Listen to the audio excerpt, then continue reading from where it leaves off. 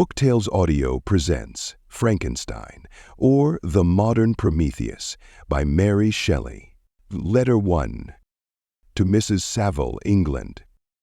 St. Petersburg, Dec, 1117. You will rejoice to hear that no disaster has accompanied the commencement of an enterprise which you have regarded with such evil forebodings. I arrived here yesterday, and my first task is to assure my dear sister of my welfare and increasing confidence in the success of my undertaking. I am already far north of London, and as I walk in the streets of Petersburg, I feel a cold northern breeze play upon my cheeks, which braces my nerves and fills me with delight. Do you understand this feeling? This breeze which has traveled from the regions towards which I am advancing gives me a foretaste of those icy climes. Inspirited by this wind of promise, my daydreams become more fervent and vivid. I try in vain to be persuaded that the pole is the seat of frost and desolation. It ever presents itself to my imagination as the region of beauty and delight. There, Margaret, the sun is forever visible, its broad disk just skirting the horizon and diffusing a perpetual splendor. Therefore, with your leave, my sister, I will put some trust in preceding navigators. Their snow and frost are banished, and, sailing over a calm sea, we may be wafted to a land surpassing in wonders and in beauty every region hitherto discovered on the habitable globe. Its productions and features may be without example, as the phenomena of the heavenly bodies undoubtedly are in those undiscovered solitudes. What may not be expected in a country of eternal light, I may there discover the wondrous power which attracts the needle and may regulate 1,000 celestial observations that require only this voyage to render their seeming eccentricities consistent forever. I shall satiate my ardent curiosity with the sight of a part of the world never before visited, and may tread a land never before imprinted by the foot of man. These are my enticements, and they are sufficient to conquer all fear of danger or death, and to induce me to commence this laborious voyage with the joy a child feels when he embarks in a little boat with his holiday mates on an expedition of discovery up his native river. But supposing all these conjectures to be false, you cannot contest the inestimable benefit which I shall confer on all mankind, to the last generation, by discovering a passage near the pole to those countries, to reach which at present so many months are requisite, or by ascertaining the secret of the magnet, which, if at all possible, can only be effected by an undertaking such as mine. These reflections have dispelled the agitation with which I began my letter, and I feel my heart glow with an enthusiasm which elevates me to heaven, for nothing contributes so much to tranquillities the mind as a steady purpose, a point on which the soul may fix its intellectual eye. This expedition has been the favorite dream of my early years. I have read with ardor the accounts of the various voyages which have been made in the prospect of arriving at the North Pacific Ocean through the seas which surround the pole. You may remember that a history of all the voyages made for purposes of discovery composed the whole of our good Uncle Thomas's library. My education was neglected, yet I was passionately fond of reading. These volumes were my study day and night, and my familiarity with them increased that regret which I had felt as a child on learning that my father's dying injunction had forbidden my uncle to allow me to embark in a seafaring life. These visions faded when I perused for the first time those poets whose effusions entranced my soul and lifted it to heaven. I also became a poet, and for 1 year lived in a paradise of my own creation. I imagined that I also might obtain a niche in the temple where the names of Homer and Shakespeare are consecrated. You are well acquainted with my failure, and how heavily I bore the disappointment. But just at that time I inherited the fortune of my cousin, and my thoughts were turned into the channel of their earlier bent. 6 years have passed since I resolved on my present undertaking. I can, even now, remember the hour from which I dedicated myself to this great enterprise. I commenced by inuring my body to hardship. I accompanied the whale fishers on several expeditions to the North Sea. I voluntarily endured cold, famine, thirst, and want of sleep. I often worked harder than the common sailors during the day and devoted my nights to the study of mathematics, the theory of medicine, and those branches of physical science from which a naval adventurer might derive the greatest practical advantage. Twice I actually hired myself as an undermate in a Greenland whaler and acquitted myself to admiration. I must own I felt a little proud when my captain offered me the second dignity in the vessel and entreated me to remain with the greatest earnestness. So valuable did he consider my services. And now, dear Margaret, do I not deserve to accomplish some great purpose? Oh, my life might have been passed in ease and luxury, but I preferred glory to every enticement that wealth placed in my path. Oh, that some encouraging voice would answer in the affirmative. Ah, my courage and my resolution is firm, but my hopes fluctuate and my spirits are often depressed. I am about to proceed on a long and difficult voyage, the emergencies of which will demand all my fortitude. I am required not only to raise the spirits of others, but sometimes to sustain my own when theirs are failing. This is the most favorable period for traveling in Russia. They fly quickly over the snow in their sledges. The motion is pleasant, and in my opinion far more agreeable than that of an English stagecoach. The cold is not excessive if you are wrapped in furs, a dress which I have already adopted, for there is a great difference between walking the deck and remaining seated motionless for hours when no exercise prevents the blood from actually freezing in your veins. I have no ambition to lose my life on the post road between St. Petersburg and Archangel. I shall depart for the latter town in a fortnight or 3 weeks, and my intention is to hire a ship there, which can easily be done by paying the insurance for the owner, and to engage as many sailors as I think necessary among those who are accustomed to the whale fishing. I do not intend to sail until the month of June, and when shall I return? Ah, dear sister, how can I answer this question? If I succeed, many, many months, perhaps years, will pass before you and I may meet. If I fail, you will see me again soon or never. Farewell, my dear, excellent Margaret. Heaven shower down blessings on you, and save me, that I may again and again testify my gratitude for all your love and kindness. Your affectionate brother, R. Walton. Letter 2. To Mrs. Saville, England. Archangel, 28th March, 17. How slowly the time passes here, encompassed as I am by frost and snow. Yet, a second step is taken towards my enterprise. I have hired a vessel and am occupied in collecting my sailors. Those whom I have already engaged appear to be men on whom I can depend and are certainly possessed of dauntless courage. But I have one want which I have never yet been able to satisfy, and the absence of the object of which I now feel as a most severe evil. I have no friend, Margaret. When I am glowing with the enthusiasm of success, there will be none to participate my joy. If I am assailed by disappointment, no one will endeavor to sustain me in dejection. I shall commit my thoughts to paper, it is true, but that is a poor medium for the communication of feeling. I desire the company of a man who could sympathize with me, whose eyes would reply to mine. You may deem me romantic, my dear sister, but I bitterly feel the want of a friend. I have no one near me, gentle yet courageous, possessed of a cultivated as well as of a capacious mind, whose tastes are like my own, to approve or amend my plans. How would such a friend repair the faults of your poor brother? I am too ardent in execution and too impatient of difficulties.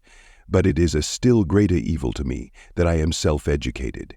For the first 14 years of my life I ran wild on a common and read nothing but our Uncle Thomas's books of voyages. At that age I became acquainted with the celebrated poets of our own country, but it was only when it had ceased to be in my power to derive its most important benefits from such a conviction that I perceived the necessity of becoming acquainted with more languages than that of my native country. Now I am 28 and am in reality more illiterate than many schoolboys of 15. It is true that I have thought more and that my daydreams are more extended and magnificent, but they want, as the painters call it, keeping. And I greatly need a friend who would have sense enough not to despise me as romantic and affection enough for me to endeavor to regulate my mind. Well, these are useless complaints. I shall certainly find no friend on the wide ocean, nor even here an archangel, among merchants and seamen. Yet some feelings, unallied to the dross of human nature, beat even in these rugged bosoms. My lieutenant, for instance, is a man of wonderful courage and enterprise. He is madly desirous of glory, or rather, to word my phrase more characteristically, of advancement in his profession. He is an Englishman, and in the midst of national and professional prejudices, unsoftened by cultivation, retains some of the noblest endowments of humanity. I first became acquainted with him on board a whale vessel. Finding that he was unemployed in this city, I easily engaged him to assist in my enterprise. The master is a person of an excellent disposition, and is remarkable in the ship for his gentleness and the mildness of his discipline. This circumstance, added to his well-known integrity and dauntless courage, made me very desirous to engage him. A youth passed in solitude, my best years spent under your gentle and feminine fosterage has so refined the groundwork of my character that I cannot overcome an intense distaste to the usual brutality exercised on board ship. I have never believed it to be necessary, and when I heard of a mariner equally noted for his kindliness of heart and the respect and obedience paid to him by his crew, I felt myself peculiarly fortunate in being able to secure his services. I heard of him first in rather a romantic manner from a lady who owes to him the happiness of her life. This, briefly, is his story. Some years ago, he loved a young Russian lady of moderate fortune, and having amassed a considerable sum in prize money, the father of the girl consented to the match. He saw his mistress once before the destined ceremony, but she was bathed in tears, and throwing herself at his feet, entreated him to spare her, confessing at the same time that she loved another, but that he was poor and that her father would never consent to the union. My generous friend reassured the suppliant, and on being informed of the name of her lover, instantly abandoned his pursuit. He had already bought a farm with his money, on which he had designed to pass the remainder of his life, but he bestowed the whole on his rival, together with the remains of his prize money to purchase stock, and then himself solicited the young woman's father to consent to her marriage with her lover. But the old man decidedly refused, thinking himself bound in honor to my friend, who, when he found the father inexorable, quitted his country, nor returned until he heard that his former mistress was married according to her inclinations. What a noble fellow, you will exclaim. He is so, but then he is wholly uneducated. He is as silent as a Turk, and a kind of ignorant carelessness attends him, which, while it renders his conduct the more astonishing, detracts from the interest and sympathy which otherwise he would command. Yet do not suppose because I complain a little, or because I can conceive a consolation for my toils which I may never know, that I am wavering in my resolutions. Those are as fixed as fate, and my voyage is only now delayed until the weather shall permit my embarkation. The winter has been dreadfully severe, but the spring promises well, and it is considered as a remarkably early season, so that, perhaps I may sail sooner than I expected. I shall do nothing rashly. You know me sufficiently to confide in my prudence and considerateness whenever the safety of others is committed to my care. I cannot describe to you my sensations on the near prospect of my undertaking. It is impossible to communicate to you a conception of the trembling sensation, half pleasurable and half fearful, with which I am preparing to depart. I am going to unexplored regions, to the land of mist and snow, but I shall kill no albatross. Therefore do not be alarmed for my safety, or if I should come back to you as worn and woeful as the ancient mariner. You will smile at my illusion, but I will disclose a secret. I have often attributed my attachment to, my passionate enthusiasm for, the dangerous mysteries of ocean, to that production of the most imaginative of modern poets. There is something at work in my soul which I do not understand. I am practically industrious, painstaking, a workman to execute with perseverance and labor, but besides this, there is a love for the marvelous, a belief in the marvelous, intertwined in all my projects, which hurries me out of the common pathways of men, even to the wild sea and unvisited regions I am about to explore. But to return to dearer considerations. Shall I meet you again, after having traversed immense seas and returned by the most southern cape of Africa or America? I dare not expect such success, yet I cannot bear to look on the reverse of the picture. Continue for the present to write to me by every opportunity. I may receive your letters on some occasions when I need them most to support my spirits. I love you very tenderly. Remember me with affection, should you never hear from me again. Your affectionate brother, Robert Walton. Letter 3. To Mrs. Saville, England. July 7th, 17. My dear sister, I write a few lines in haste to say that I am safe and well advanced on my voyage. This letter will reach England by a merchantman now on its homeward voyage from Archangel, more fortunate than I, who may not see my native land perhaps for many years. I am, however, in good spirits. My men are bold and apparently firm of purpose, nor do the floating sheets of ice that continually pass us indicate to dismay them. We have already reached a very high latitude, but it is the height of summer, and although not so warm as in England, the southern gales, which blow us speedily towards those shores which I so ardently desire to attain, breathe a degree of renovating warmth which I had not expected. No incidents have hitherto befallen us that would make a figure in a letter. 1 or 2 stiff gales and the springing of a leak are accidents which experienced navigators scarcely remember to record, and I shall be well content if nothing worse happen to us during our voyage.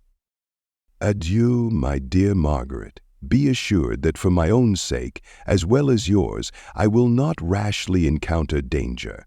I will be cool, persevering, and prudent. But success shall crown my endeavors. Wherefore not? Thus far I have gone, tracing a secure way over the pathless seas, the very stars themselves being witnesses and testimonies of my triumph. Why not still proceed over the untamed yet obedient element? What can stop the determined heart and resolved will of man? My swelling heart involuntarily pours itself out thus, but I must finish. Heaven bless my beloved sister. Or, Letter 4. To Mrs. Saville, England. August 5th, 17. So strange an accident has happened to us that I cannot forbear recording it, although it is very probable that you will see me before these papers can come into your possession. Last Monday, we were nearly surrounded by ice, which closed in the ship on all sides, scarcely leaving her the sea-room in which she floated. Our situation was somewhat dangerous, especially as we were compassed round by a very thick fog. We accordingly lay to, hoping that some change would take place in the atmosphere and weather. About 2 o'clock the mist cleared away, and we beheld stretched out in every direction vast and irregular plains of ice, which seemed to have no end. Some of my comrades groaned, and my own mind began to grow watchful with anxious thoughts when a strange sight suddenly attracted our attention and diverted our solicitude from our own situation. We perceived a low carriage, fixed on a sledge and drawn by dogs, pass on towards the north, at the distance of 1/2 mile. A being which had the shape of a man, but apparently of gigantic stature, sat in the sledge and guided the dogs. We watched the rapid progress of the traveler with our telescopes until he was lost among the distant inequalities of the ice.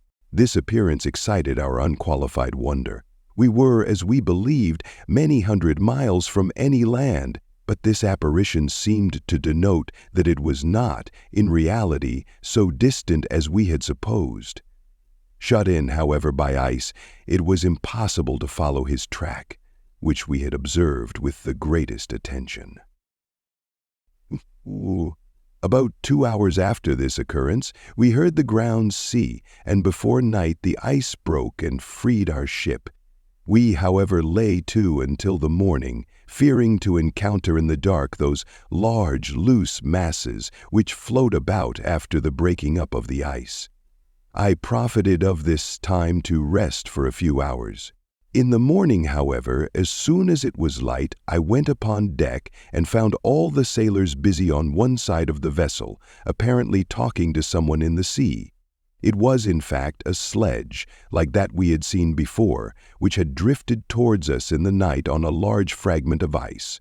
Only one dog remained alive, but there was a human being within it, whom the sailors were persuading to enter the vessel. He was not, as the other travelers seemed to be, a savage inhabitant of some undiscovered island, but a European. When I appeared on deck, the master said, "Here is our captain, and he will not allow you to perish on the open sea." On perceiving me, the stranger addressed me in English, although with a foreign accent. "Before I come on board your vessel," said he, "will you have the kindness to inform me whither you are bound?" You may conceive my astonishment on hearing such a question addressed to me from a man on the brink of disruption, and to whom I should have supposed that my vessel would have been a resource which he would not have exchanged for the most precious wealth the earth can afford. I replied, however, that we were on a voyage of discovery towards the northern pole. Upon hearing this, he appeared satisfied and consented to come on board. Good God, Margaret!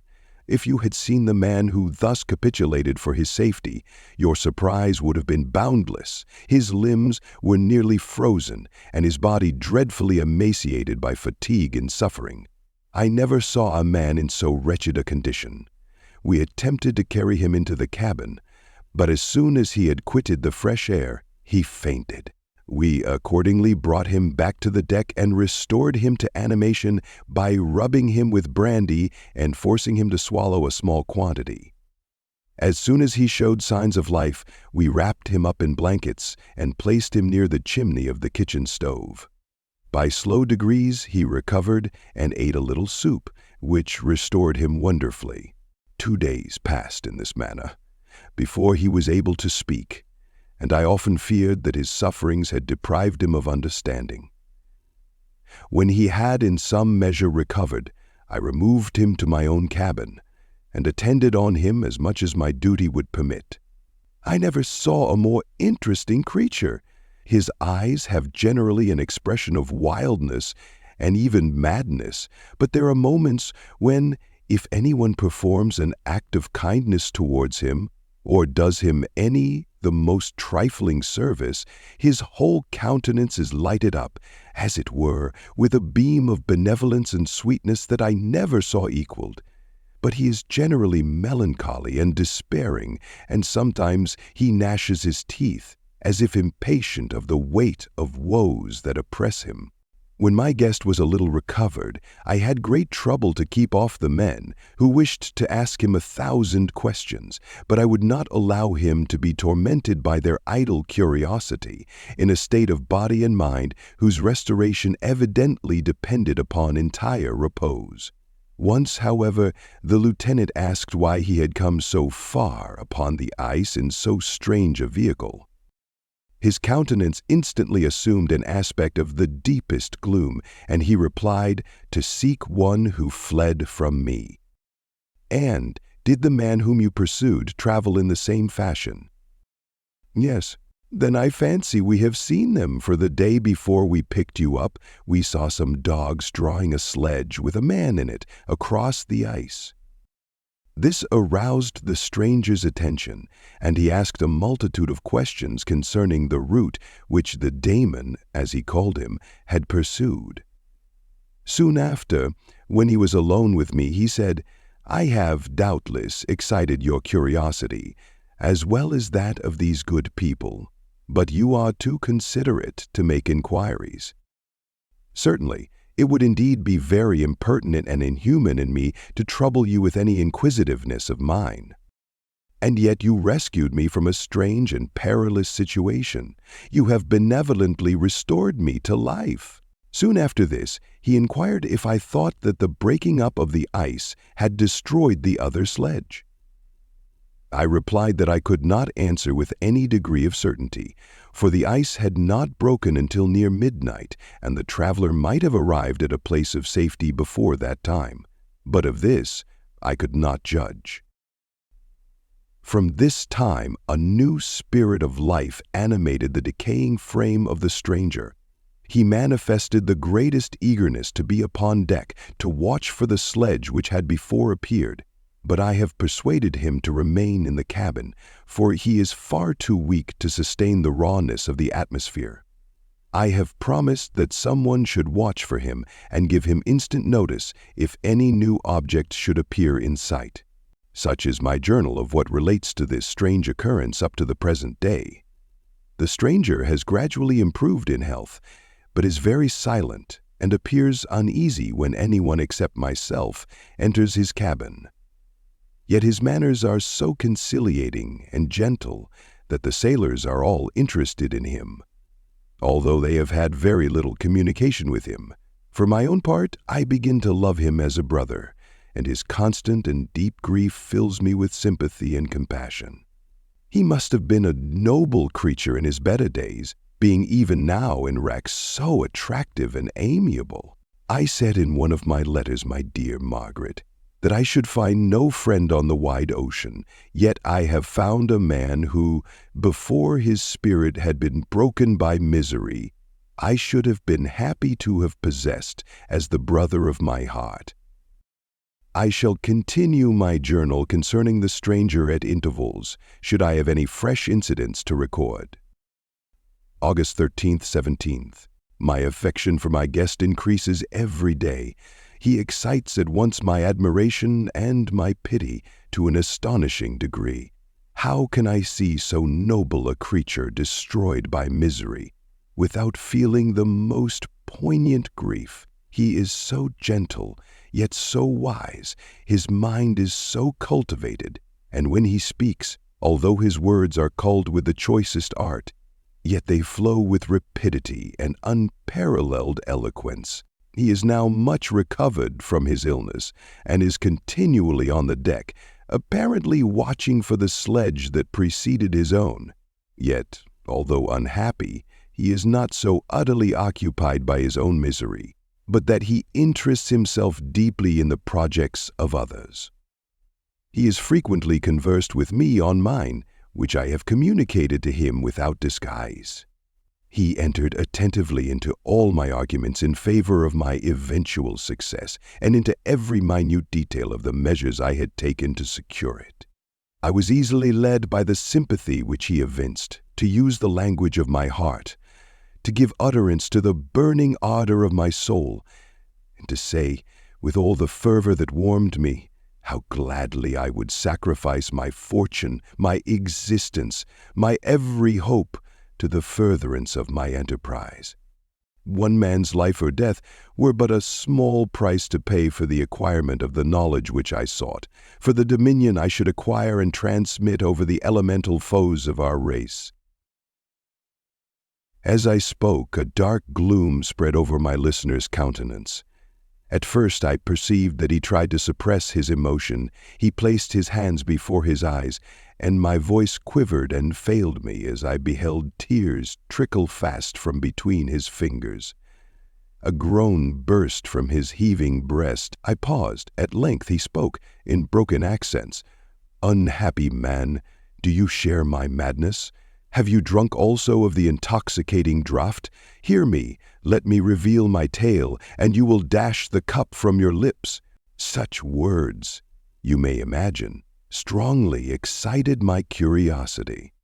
But the paroxysm of grief that had seized the stranger overcame his weakened powers, and many hours of repose and tranquil conversation were necessary to restore his composure. Having conquered the violence of his feelings, he appeared to despise himself for being the slave of passion, and quelling the dark tyranny of despair, he led me again to converse concerning myself personally. He asked me the history of my earlier years. The tale was quickly told, but it awakened various strains of reflection.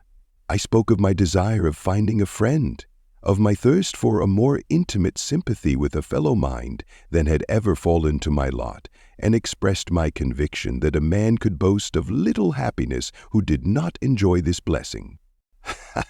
"I agree with you," replied the stranger. "We are unfashioned creatures, but half made up, if one wiser, better, dearer than ourselves. Such a friend ought to be. Do not lend his aid to perfectionate our weak and faulty natures. I once had a friend, the most noble of human creatures, and am entitled therefore to judge respecting friendship.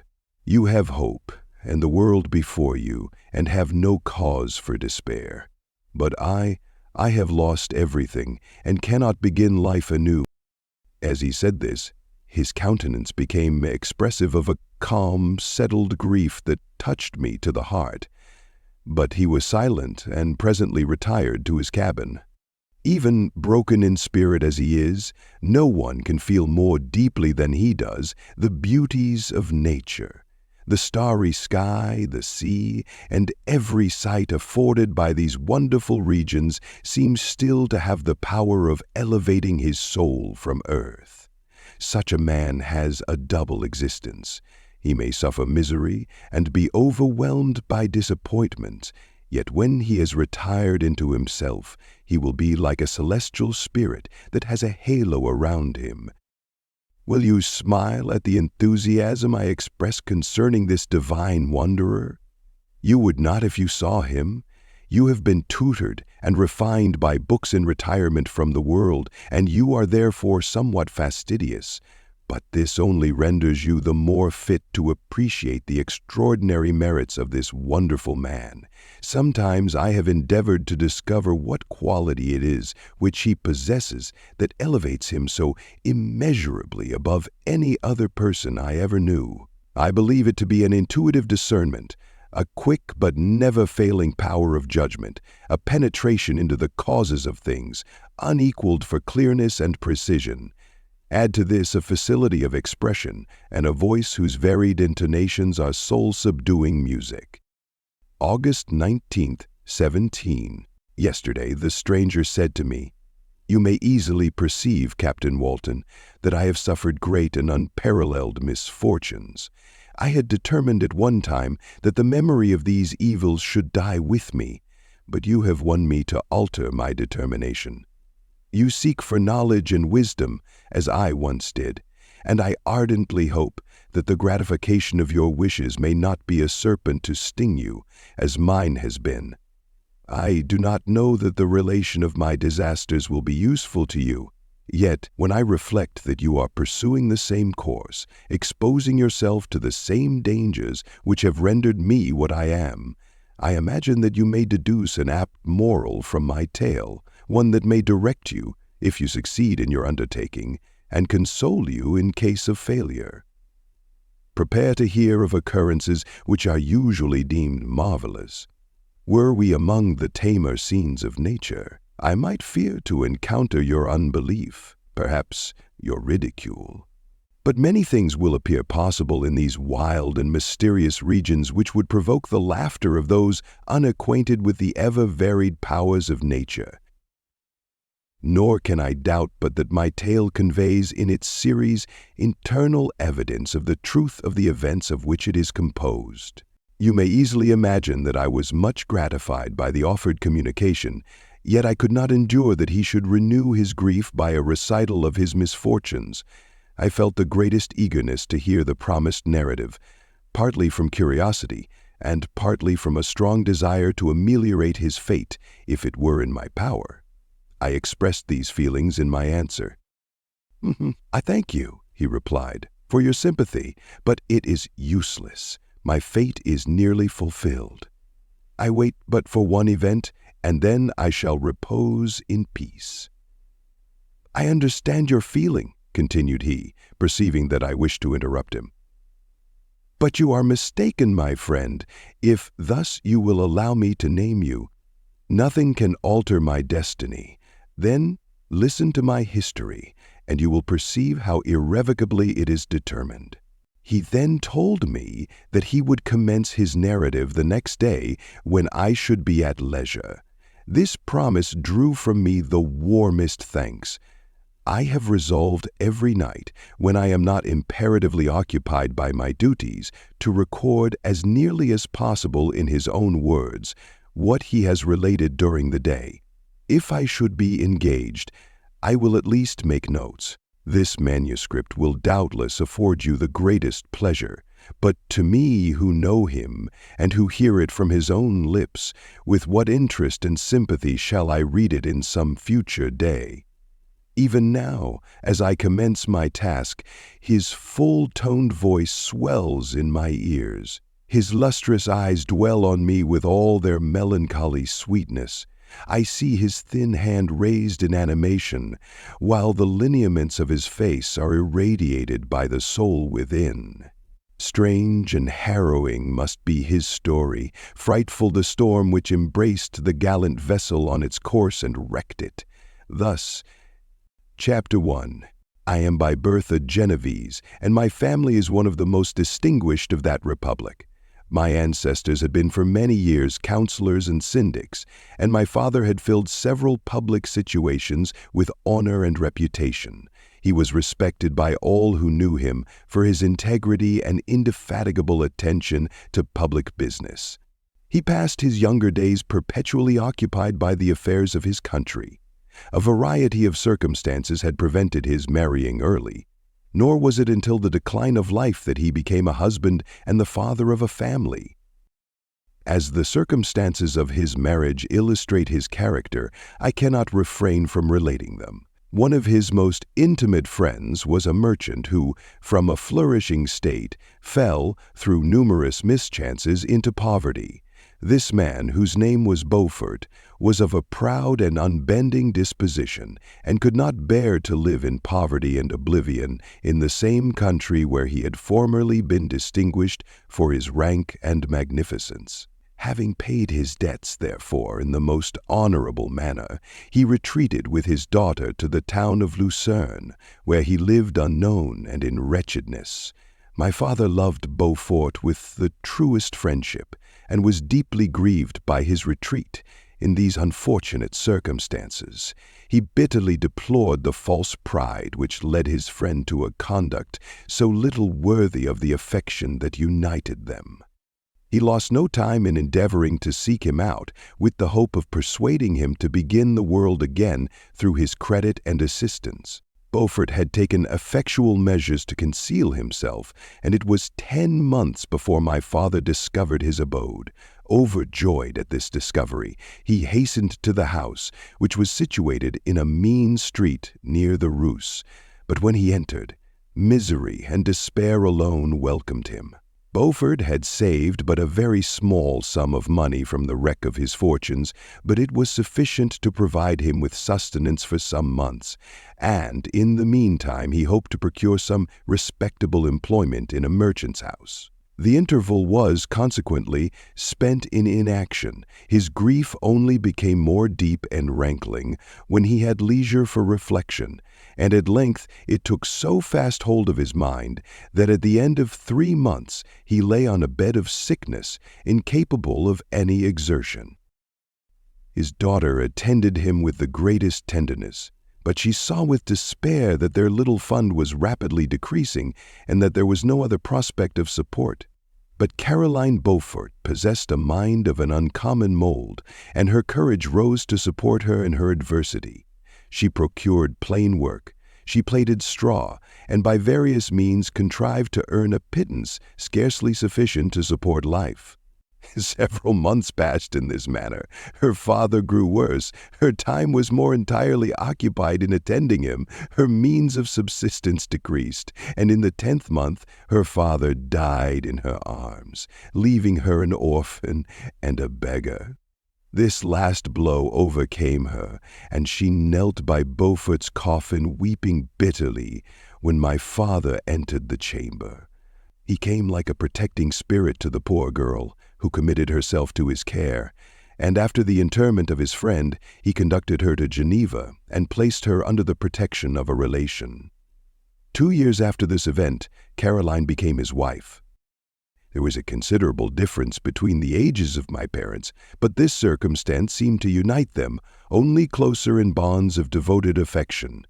There was a sense of justice in my father's upright mind which rendered it necessary that he should approve highly, to love strongly.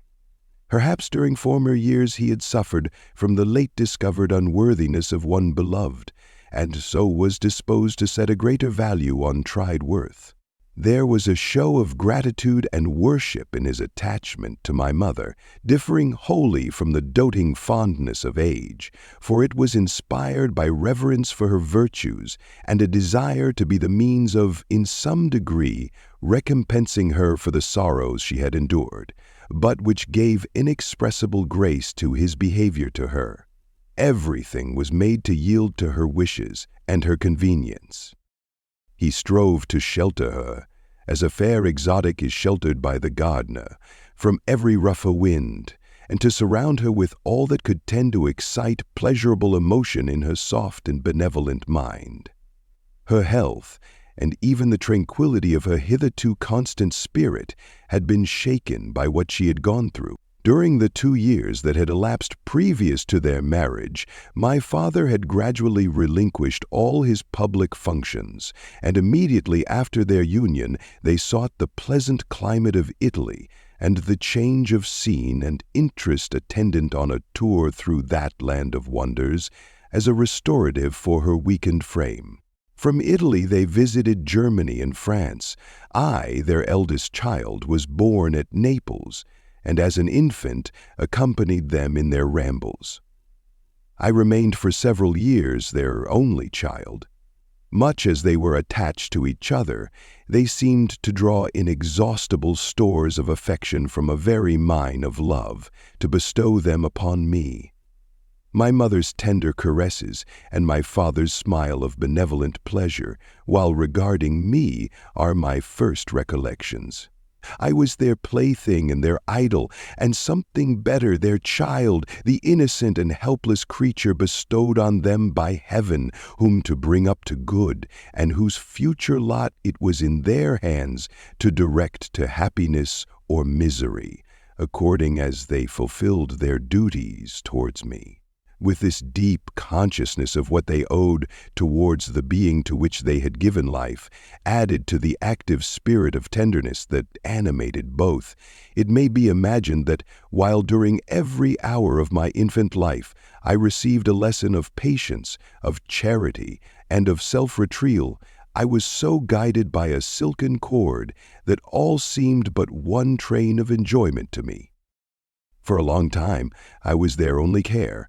My mother had much desired to have a daughter, but I continued their single offspring.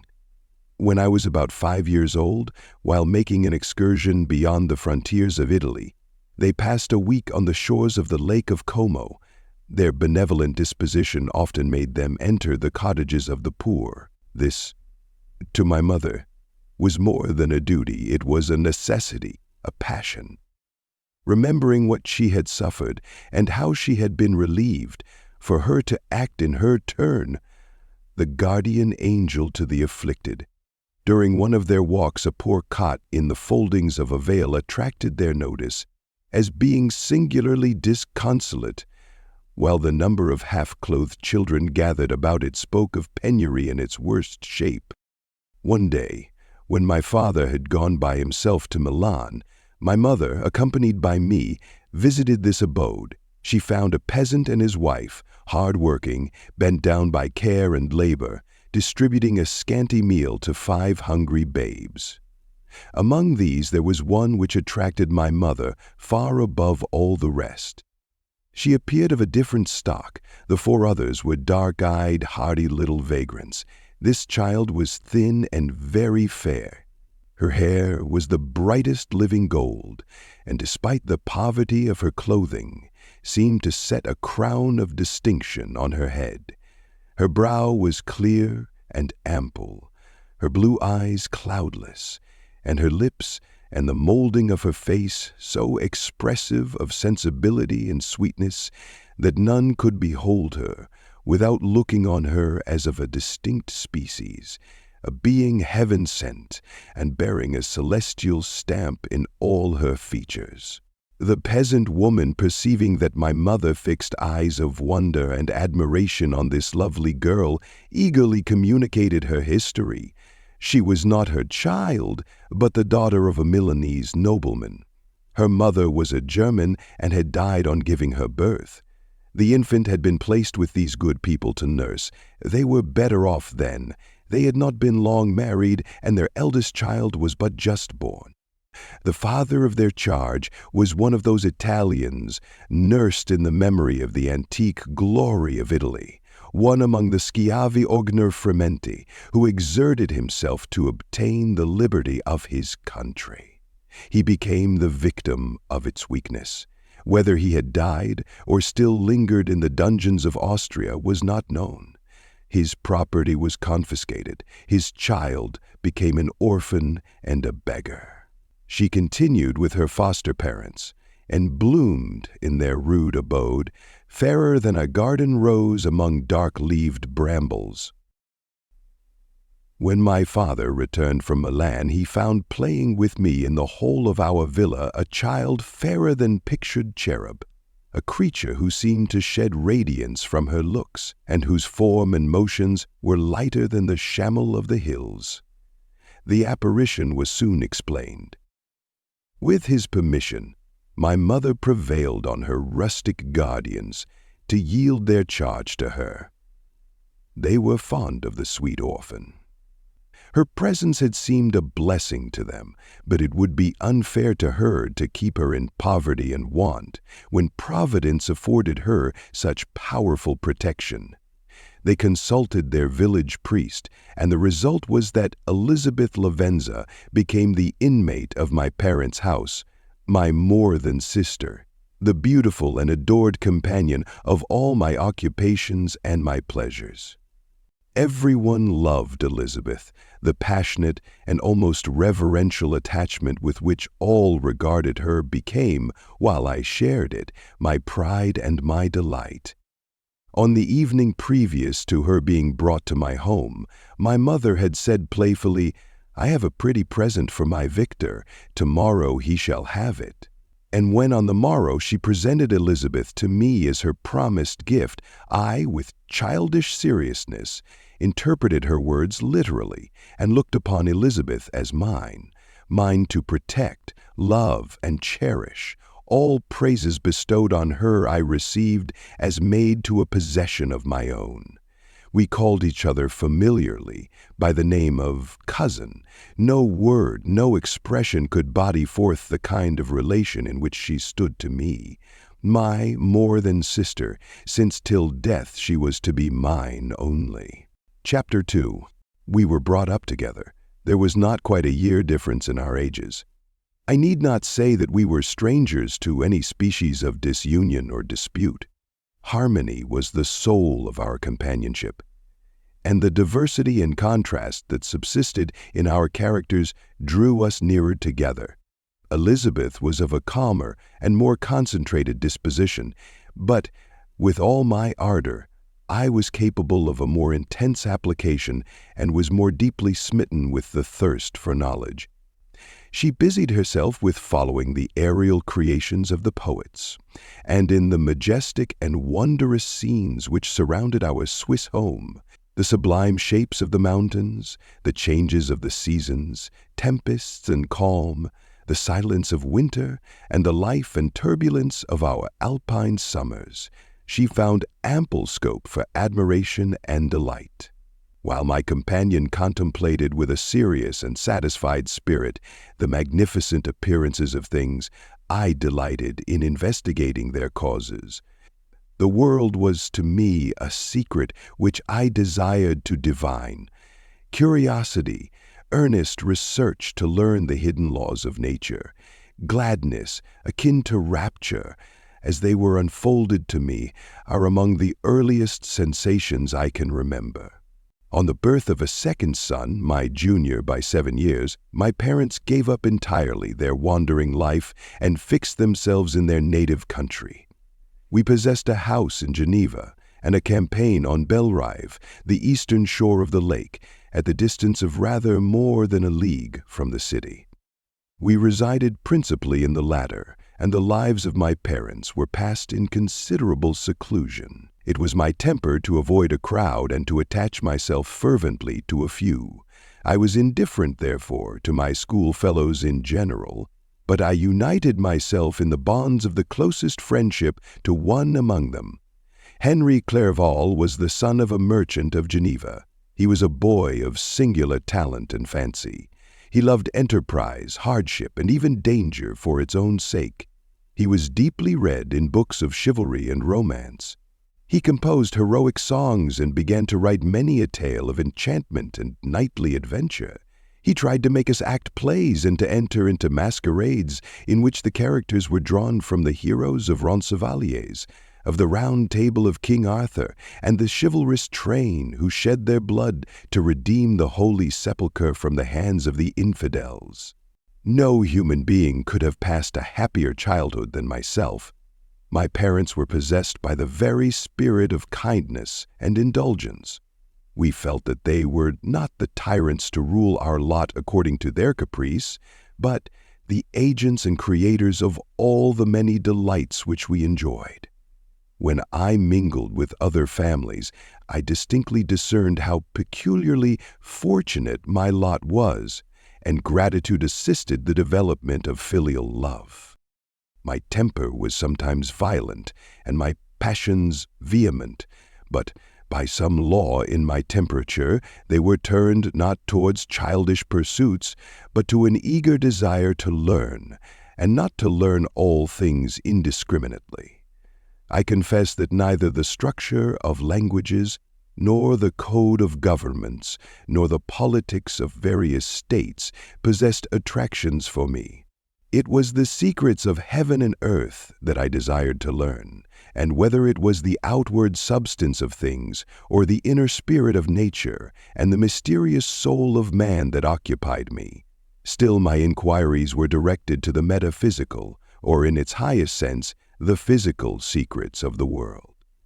Meanwhile, Clerval occupied himself, so to speak, with the moral relations of things.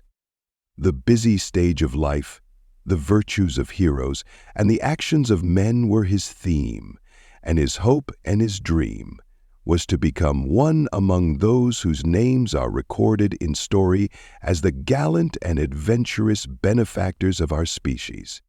The saintly souls of Elizabeth shone like a shrine-dedicated lamp in our peaceful home. Her sympathy was ours, her smile, her soft voice, the sweet glance of her celestial eyes were ever there to bless and animate us. She was the living spirit of love to soften and attract.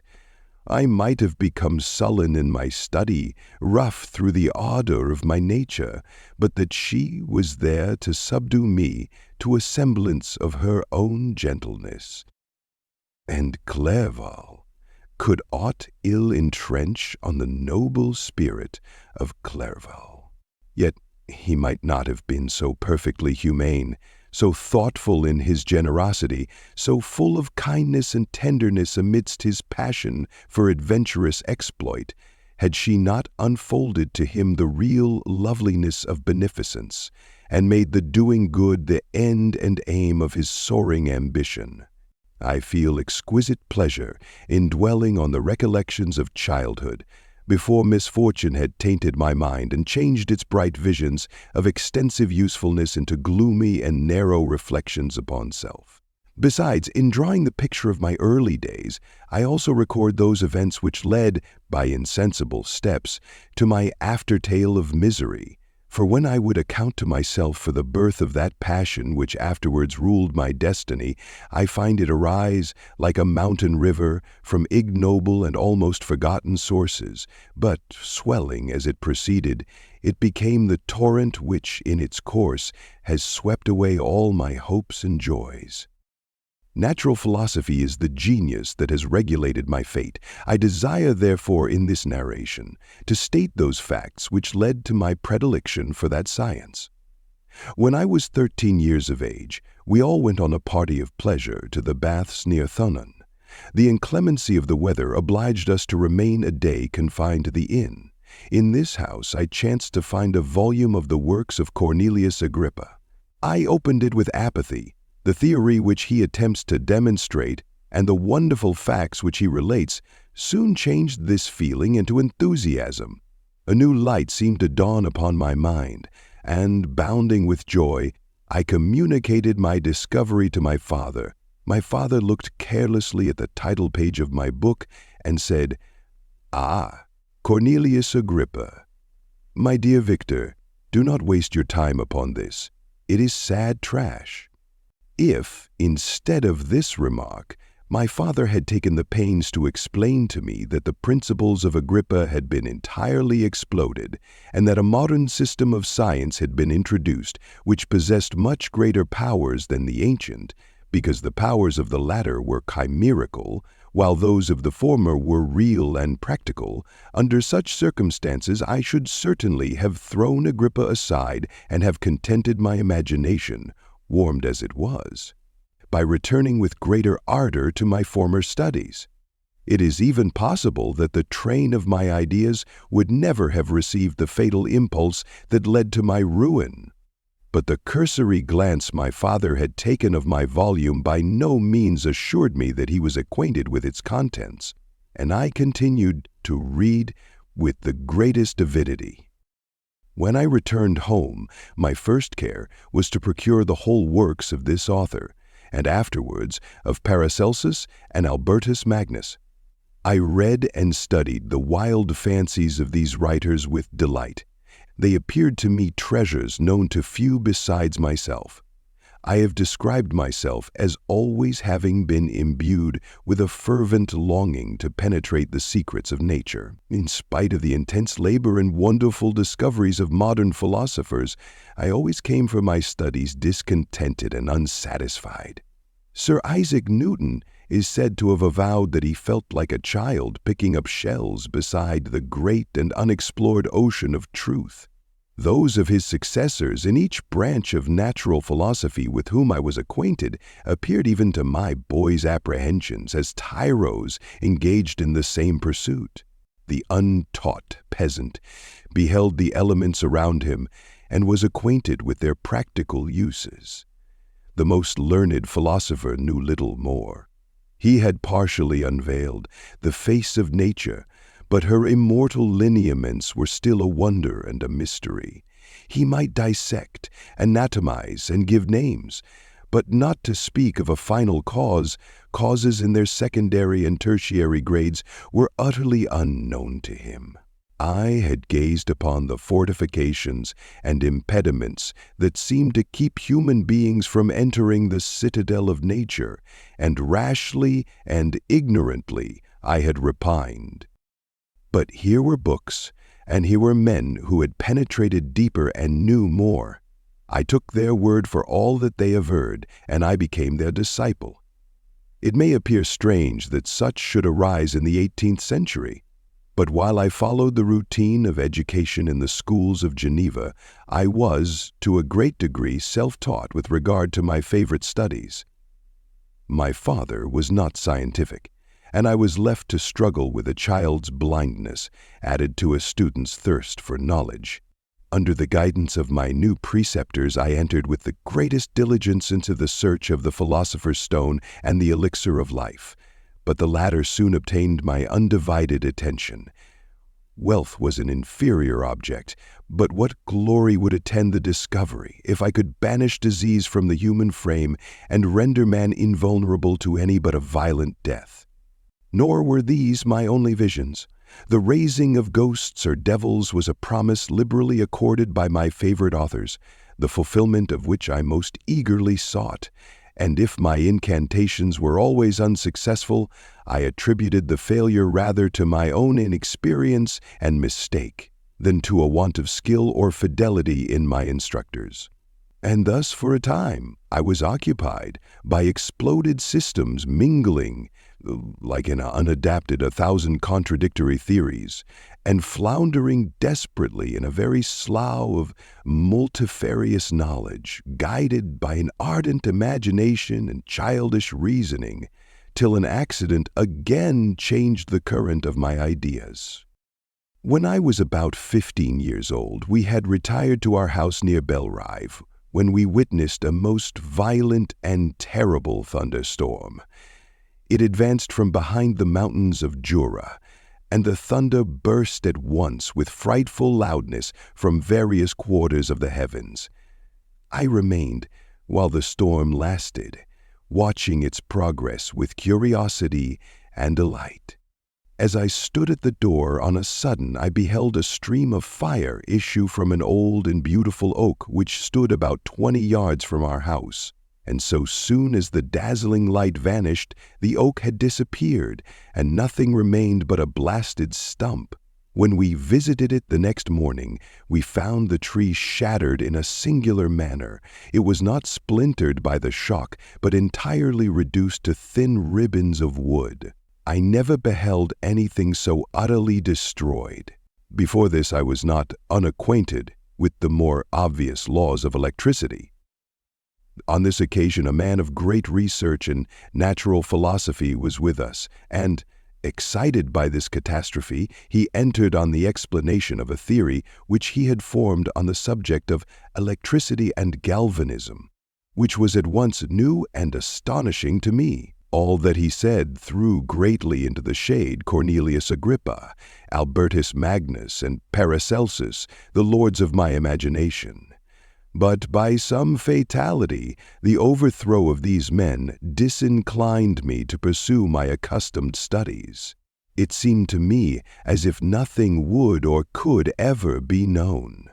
All that had so long engaged my attention suddenly grew despicable.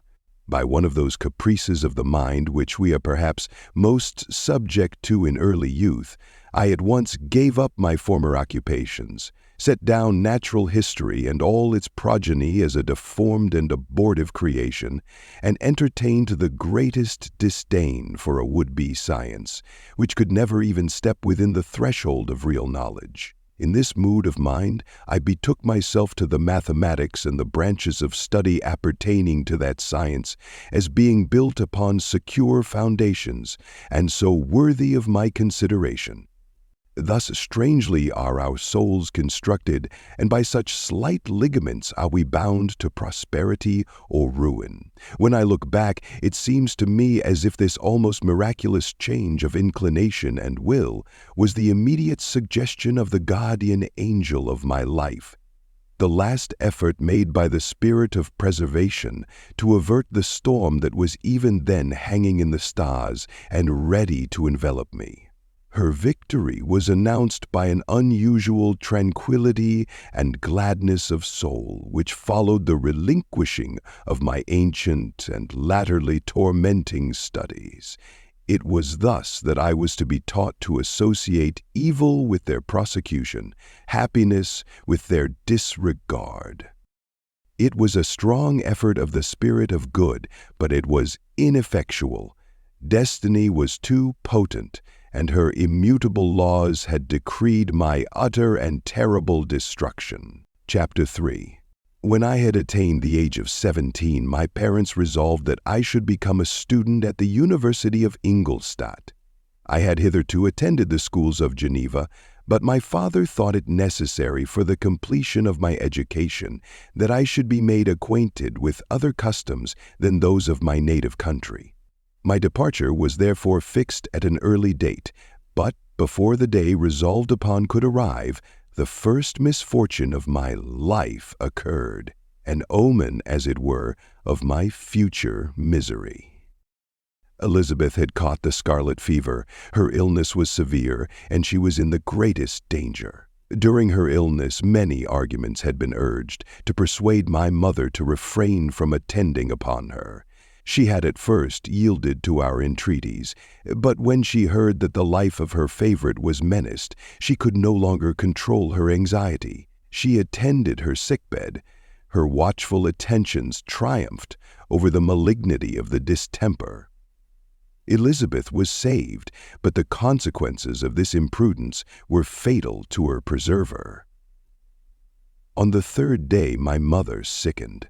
Her fever was accompanied by the most alarming symptoms, and the looks of her medical attendants prognosticated the worst event.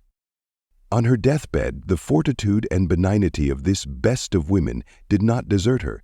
She joined the hands of Elizabeth and myself. "My children," she said, "my firmest hopes of future happiness were placed on the prospect of your union. This expectation will now be the consolation of your father. Elizabeth, my love, you must supply my place to my younger children. Alas, I regret that I am taken from you, and happy and beloved as I have been, is it not hard to quit you all? But these are not thoughts befitting me. I will endeavor to resign myself cheerfully to death, and will indulge a hope of meeting you in another world." She died calmly, and her countenance expressed affection even in death. I need not describe the feelings of those whose dearest ties are rent by that most irreparable evil, the void that presents itself to the soul, and the despair that is exhibited on the countenance. It is so long before the mind can persuade itself that she whom we saw every day, and whose very existence appeared a part of our own, can have departed forever, that the brightness of a beloved eye can have been extinguished, and the sound of a voice so familiar and dear to the ear can be hushed, never more to be heard. These are the reflections of the first days, but when the lapse of time creates more triumph and peace than the actual bitterness of grief commences. Yet from whom has not that rude hand rent away some dear connection? And why should I describe a sorrow which all have felt and must feel? The time at length arrives when grief is rather an indulgence than a necessity, and the smile that plays upon the lips, although it may be deemed a sacrilege, is not banished. My mother was dead, but we had still duties which we ought to perform. We must continue our course with the rest, and learn to think ourselves fortunate whilst one remains whom the spoiler has not seized. My departure for Ingolstadt, which had been deferred by these events, was now again determined upon. I obtained from my father a respite of some weeks. It appeared to me sacrilege so soon to leave the repose, akin to death, of the house of mourning, and to rush into the thick of life. I was new to sorrow, but it did not the less alarm me. I was unwilling to quit the sight of those that remained to me, and above all I desired to see my sweet Elizabeth in some degree consoled. She indeed veiled her grief and strove to act the comforter to us all. She looked steadily on life and assumed its duties with courage and zeal. She devoted herself to those whom she had been taught to call her uncle and cousins. Never was she so enchanting as at this time, when she recalled the sunshine of her smiles and spent them upon us. She forgot even her own regret in her endeavors to make us forget. The day of my departure at length arrived. Clerval spent the last evening with us. He had endeavored to persuade his father to permit him to accompany me and to become my fellow student, but in vain. His father was a narrow-minded trader and saw idleness and ruin in the aspirations and ambition of his son.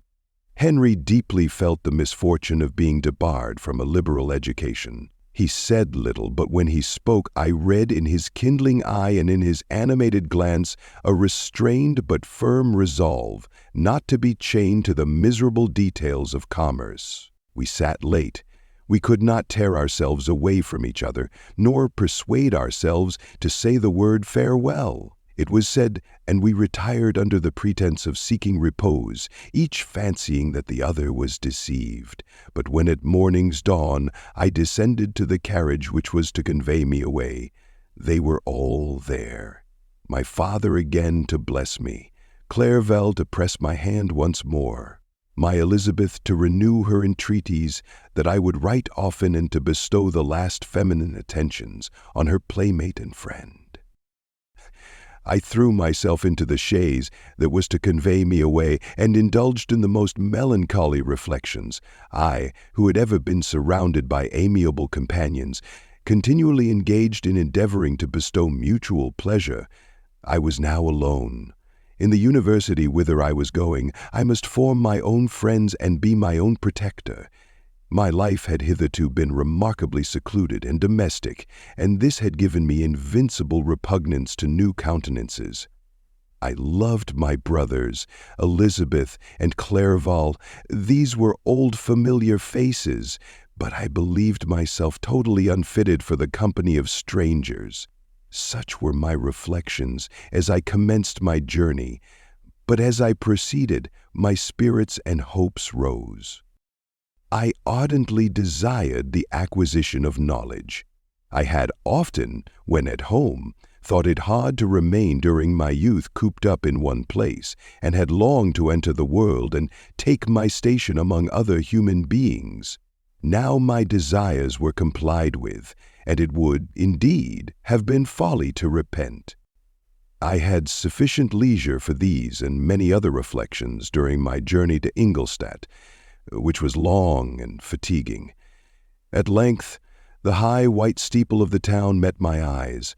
I alighted and was conducted to my solitary apartment to spend the evening as I pleased. The next morning I delivered my letters of introduction and paid a visit to some of the principal professors. Chance, or rather the evil influence, the angel of destruction, which asserted omnipotent sway over me from the moment I turned my reluctant steps from my father's door, led me first to Monsieur Krempe, professor of natural philosophy. He was an uncouth man, but deeply imbued in the secrets of his science. He asked me several questions concerning my progress in the different branches of science appertaining to natural philosophy. I replied carelessly and partly in contempt, mentioned the names of my alchemists as the principal authors I had studied. The professor stared. "Have you," he said, "really spent your time in studying such nonsense?" I replied in the affirmative. "Every minute," continued Monsieur Krempe with warmth, "every instant that you have wasted on those books is utterly and entirely lost. You have burdened your memory with exploded systems and useless names. Good God! In what desert land have you lived, where no one was kind enough to inform you that these fancies which you have so greedily imbibed are 1,000 years old, and, as musty as they are ancient, I little expected in this enlightened and scientific age to find a disciple of Albertus Magnus and Paracelsus. My dear sir, you must begin your studies entirely anew." So saying, he stepped aside and wrote down a list of several books treating of natural philosophy, which he desired me to procure, and dismissed me after mentioning that, in the beginning of the following week, He intended to commence a course of lectures upon natural philosophy in its general relations, and that Mr. Waldman, a fellow professor, would lecture upon chemistry the alternate days that he omitted.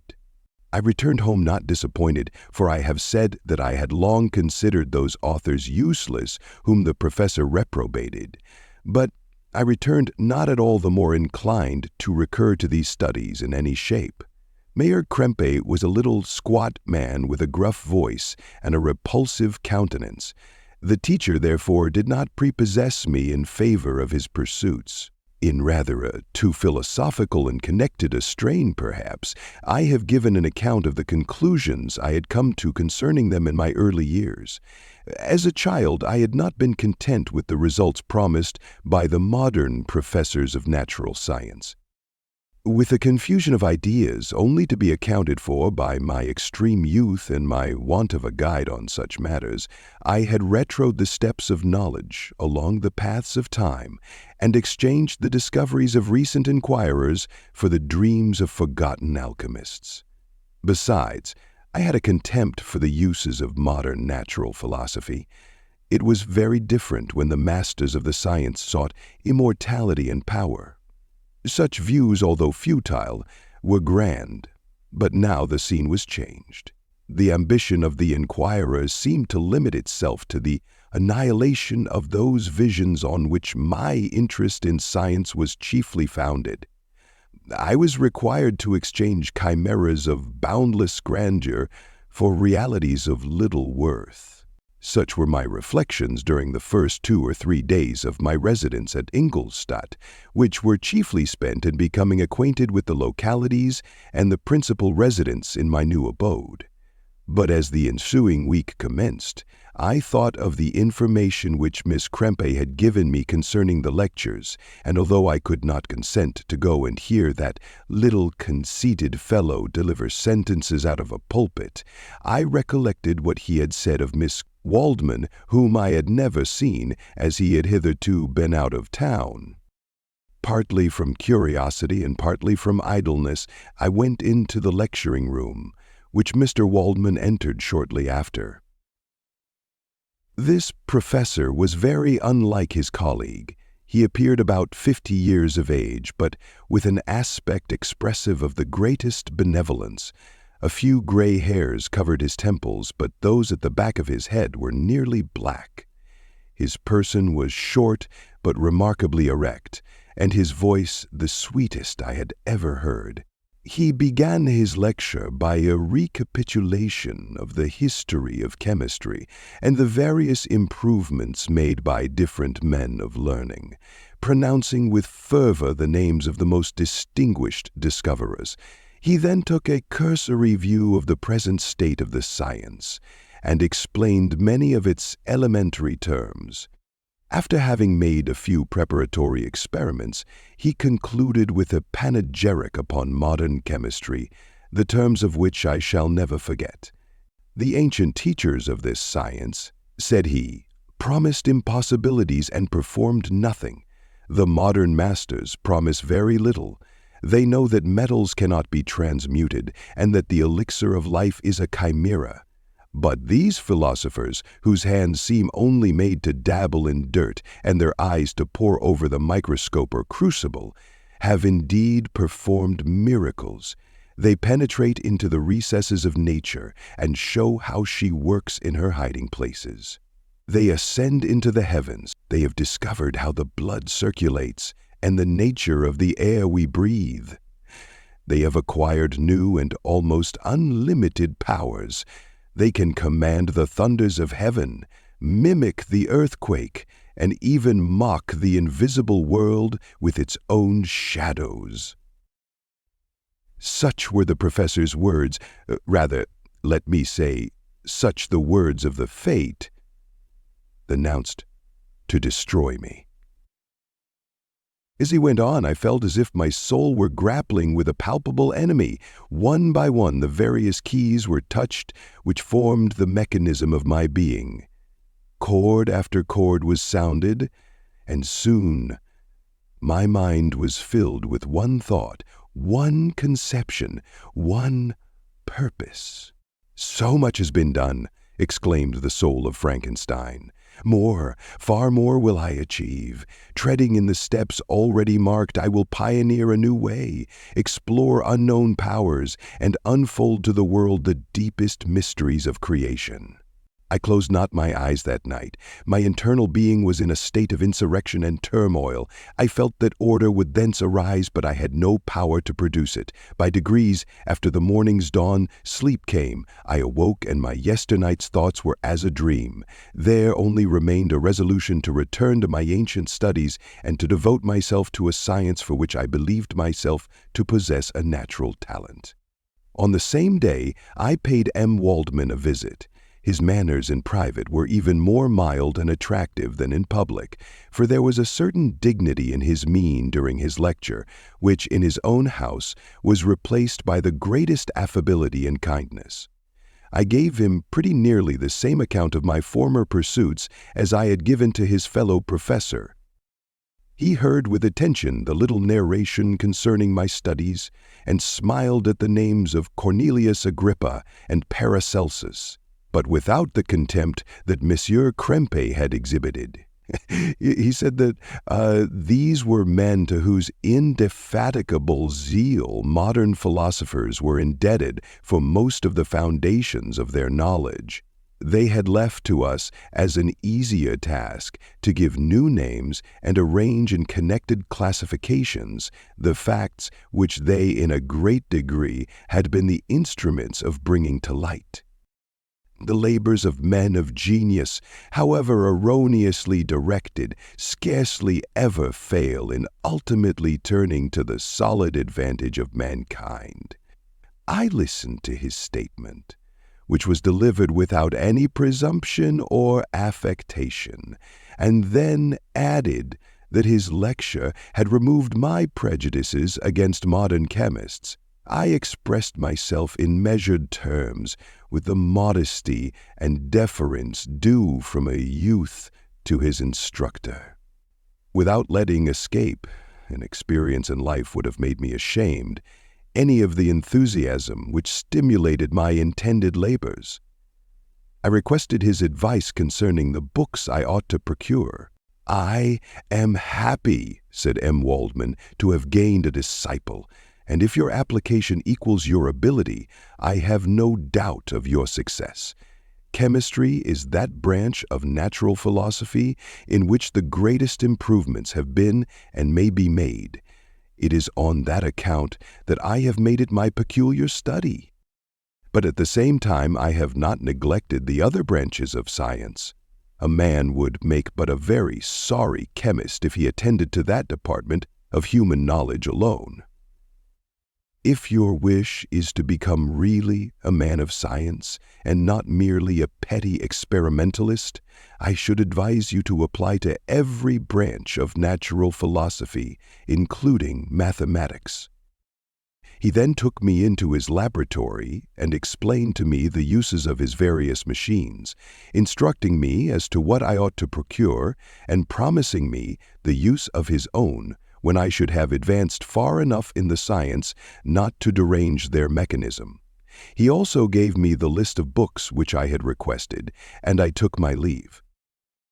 Thus ended a day memorable to me. It decided my future destiny. Chapter 4. From this day, natural philosophy, and particularly chemistry, in the most comprehensive sense of the term, became nearly my sole occupation. I read with ardor those works so full of genius and discrimination which modern inquirers have written on these subjects.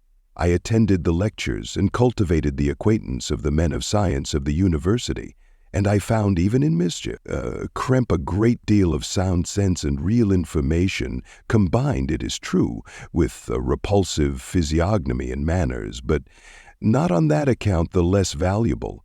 In Mr. Waldman I found a true friend. His gentleness was never tinged by dogmatism, and his instructions were given with an air of frankness and good nature that banished every idea of pedantry. In 1,000 ways he smoothed for me the path of knowledge and made the most abstruse inquiries clear and facile to my apprehension. My application was at first fluctuating and uncertain. It gained strength as I proceeded and soon became so ardent and eager that the stars often disappeared in the light of morning whilst I was yet engaged in my laboratory. As I applied so closely, it may be easily conceived that my progress was rapid. My ardor was indeed the astonishment of the students, and my proficiency that of the masters. Professor Krempe often asked me with a sly smile how Cornelius Agrippa went on, whilst Monsieur Waldman expressed the most heartfelt exultation in my progress.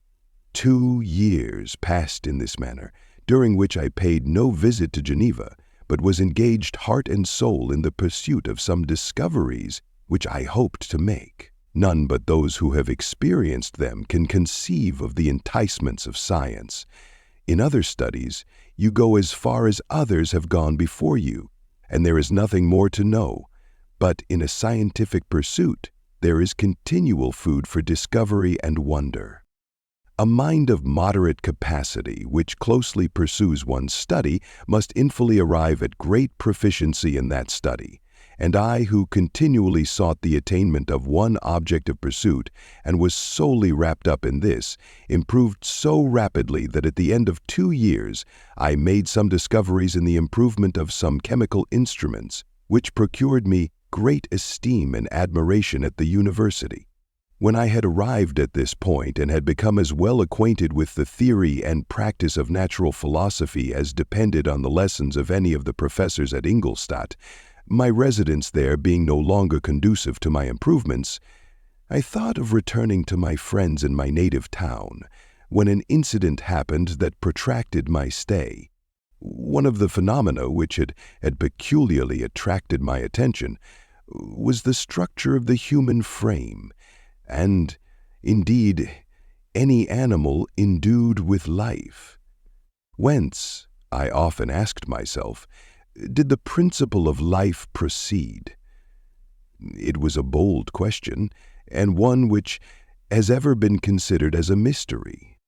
Yet with how many things are we upon the brink of becoming acquainted, if cowardice or carelessness did not restrain our enquiries? I revolved these circumstances in my mind and determined thenceforth to apply myself more particularly to those branches of natural philosophy which relate to physiology. Unless I had been animated by an almost supernatural enthusiasm, my application to this study would have been irksome and almost intolerable. To examine the causes of life, we must first have recourse to death. I became acquainted with the science of anatomy, but this was not sufficient. I must also observe the natural decay and corruption of the human body. In my education, my father had taken the greatest precautions that my mind should be impressed with no supernatural horrors. I do not ever remember to have trembled at a tale of superstition or to have feared the apparition of a spirit.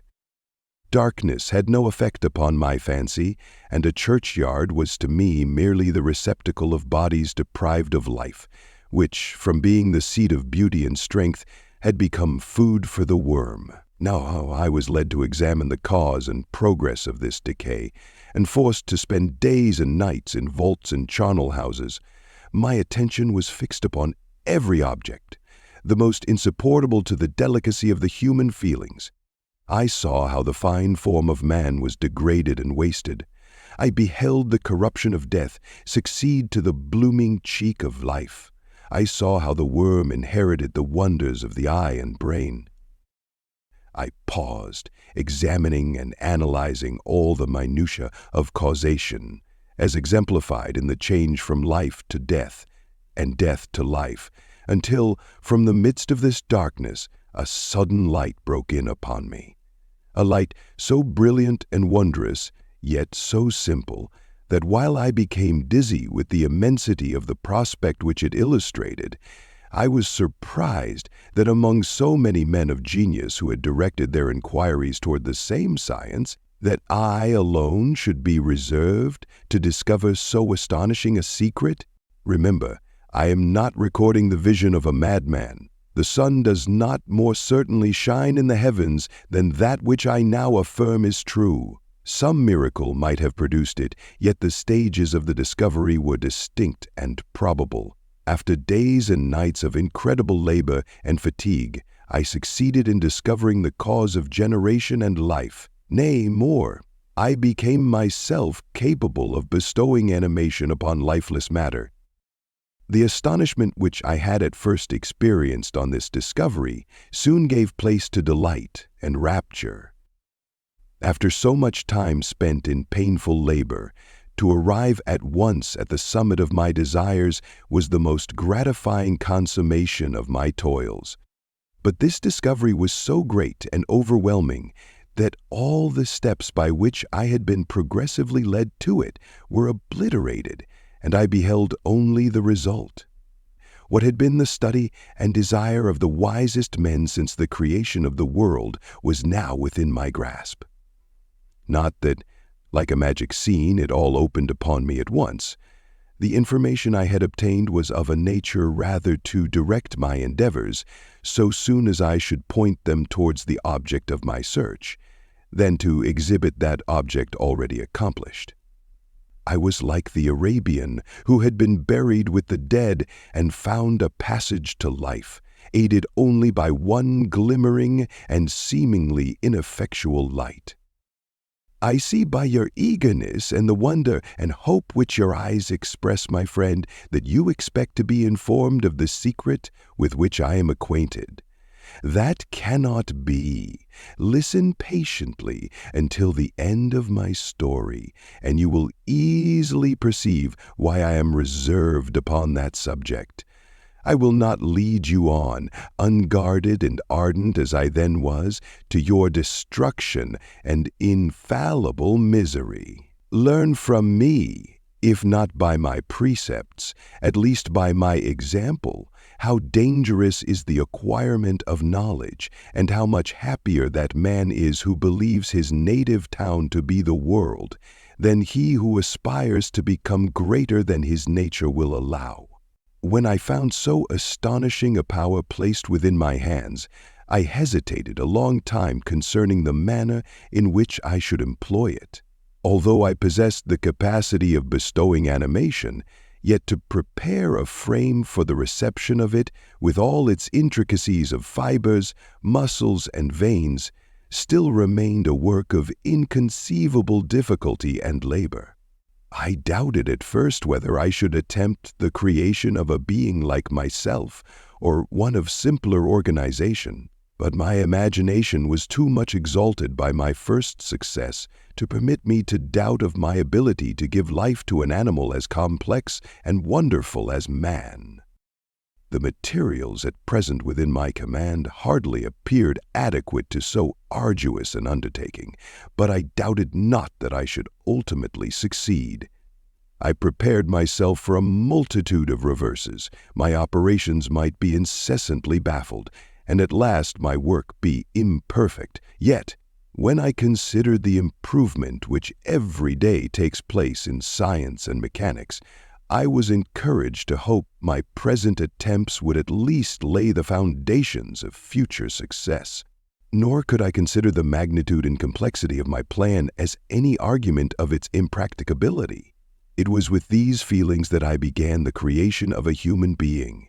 As the minuteness of the parts formed a great hindrance to my speed, I resolved, contrary to my first intention, to make the being of a gigantic stature. That is to say, about 8 feet in height, and proportionably large. After having formed this determination, and having spent some months in successfully collecting and arranging my materials, I began. No one can conceive the variety of feelings which bore me onwards, like a hurricane, in the first enthusiasm of success. Life and death appeared to me ideal bounds, which I should first break through and pour a torrent of light into our dark world. A new species would bless me as its creator and source. Many happy and excellent natures would owe their being to me. No father could claim the gratitude of his child so completely as I should deserve theirs. Pursuing these reflections, I thought that if I could bestow animation upon lifeless matter, I might in process of time, although I now found it impossible, renew life where death had apparently devoted the body to corruption. These thoughts supported my spirits while I pursued my undertaking with unremitting ardor. My cheek had grown pale with study, and my person had become emaciated with confinement. Sometimes, on the very brink of certainty, I failed, yet still I clung to the hope which the next day or the next hour might realize. One secret which I alone possessed was the hope to which I had dedicated myself, and the moon gazed on my midnight labors, while, with unrelaxed and breathless eagerness, I pursued nature to her hiding places. Who shall conceive the horrors of my secret toil as I dabbled among the unhallowed damps of the grave, or tortured the living animal to animate the lifeless clay? My limbs now tremble, and my eyes swim with the remembrance, but then a resistless and almost frantic impulse urged me forward. I seemed to have lost all soul or sensation but for this one pursuit. It was indeed but a passing trance that only made me feel with renewed acuteness so soon as, the unnatural stimulus ceasing to operate, I had returned to my old habits. I collected bones from charnel houses and disturbed with profane fingers the tremendous secrets of the human frame. In a solitary chamber, or rather cell, at the top of the house, and separated from all the other apartments by a gallery and staircase, I kept my workshop of filthy creation. My eyeballs were starting from their sockets in attending to the details of my employment. The dissecting room and the slaughterhouse furnished many of my materials, and often did my human nature turn with loathing from my occupation, whilst, still urged on by an eagerness which perpetually increased, I brought my work near to a conclusion. The summer months passed, while I was thus engaged heart and soul in one pursuit. It was a most beautiful season. Never did the fields bestow a more plentiful harvest, or the vines yield a more luxuriant vintage. But my eyes were insensible to the charms of nature, and the same feelings which made me neglect the scenes around me caused me also to forget those friends who were so many miles absent, and whom I had not seen for so long a time. I knew my silence disquieted them, and I well remembered the words of my father. I know that while you are pleased with yourself, you will think of us with affection, and we shall hear regularly from you. You must pardon me if I regard any interruption in your correspondence as a proof that your other duties are equally neglected. I knew well, therefore, what would be my father's feelings, but I could not tear my thoughts from my employment, loathsome in itself, but which had taken an irresistible hold of my imagination. I wished, as it were, to procrastinate all that related to my feelings of affection until the great object, which swallowed up every habit of my nature, should be completed. I then thought that my father would be unjust if he ascribed my neglect to vice or faultiness on my part, but I am now convinced that he was justified in conceiving that I should not be altogether free from blame. A human being in perfection ought always to preserve a calm and peaceful mind, and never to allow passion or a transitory desire to disturb his tranquillity. I do not think that the pursuit of knowledge is an exception to this rule. If the study to which you apply yourself has a tendency to weaken your affections and to destroy your taste for those simple pleasures in which no alloy can possibly mix, then that study is certainly unlawful, that is to say, not befitting the human mind. If this rule were always observed, if no man allowed any pursuit whatsoever to interfere with the tranquillity of his domestic affections, Grace had not been enslaved, Caesar would have spared his country, America would have been discovered more gradually, and the empires of Mexico and Peru had not been destroyed. But I forget that I am moralizing in the most interesting part of my tale, and your looks remind me to proceed. My father made no reproach in his letters, and only took notice of my silence by inquiring into my occupations more particularly than before. Winter, spring, and summer passed away during my labors, but I did not watch the blossom or the expanding leaves, sights which before always yielded me supreme in delight. So deeply was I engrossed in my occupation. The leaves of that year had withered before my work drew near to a close, and now every day showed me more plainly how well I had succeeded.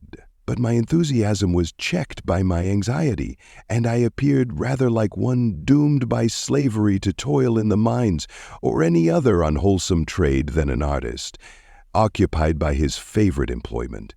Every night I was oppressed by a slow fever, and I became nervous to a most painful degree. The fall of a leaf startled me, and I shunned my fellow creatures as if I had been guilty of a crime. Sometimes I grew alarmed at the wreck I perceived that I had become. The energy of my purpose alone sustained me. My labors would soon end, and I believed that exercise and amusement would then drive away incipient disease, and I promised myself both of these when my creation should be complete. Chapter 5. It was on a dreary night of November that I beheld the accomplishment of my toils. With an anxiety that almost amounted to agony, I collected the instruments of life around me, that I might infuse a spark of being into the lifeless thing that lay at my feet. It was already 1 in the morning. The rain pattered dismally against the panes, and my candle was nearly burnt out, when, by the glimmer of the half-extinguished light, I saw the dull yellow eye of the creature open. It breathed hard, and a convulsive motion agitated its limbs. How can I describe my emotions at this catastrophe, or how delineate the wretch whom with such infinite pains and care I had endeavored to form? His limbs were in proportion, and I had selected his features as beautiful. Beautiful! Great God! His yellow skin scarcely covered the work of muscles and arteries beneath. His hair was of a lustrous black and flowing, his teeth of a pearly whiteness. But these luxuriances only formed a more horrid contrast with his watery eyes that seemed almost of the same color as the dun white sockets in which they were set, his shriveled complexion and straight black lips. The different accidents of life are not so changeable as the feelings of human nature. I had worked hard for nearly 2 years for the sole purpose of infusing life into an inanimate body. For this I had deprived myself of rest and health. I had desired it with an ardor that far exceeded moderation. But now that I had finished, the beauty of the dream vanished, and breathless horror and disgust filled my heart. Unable to endure the aspect of the being I had created, I rushed out of the room and continued a long time traversing my bedchamber, unable to compose my mind to sleep.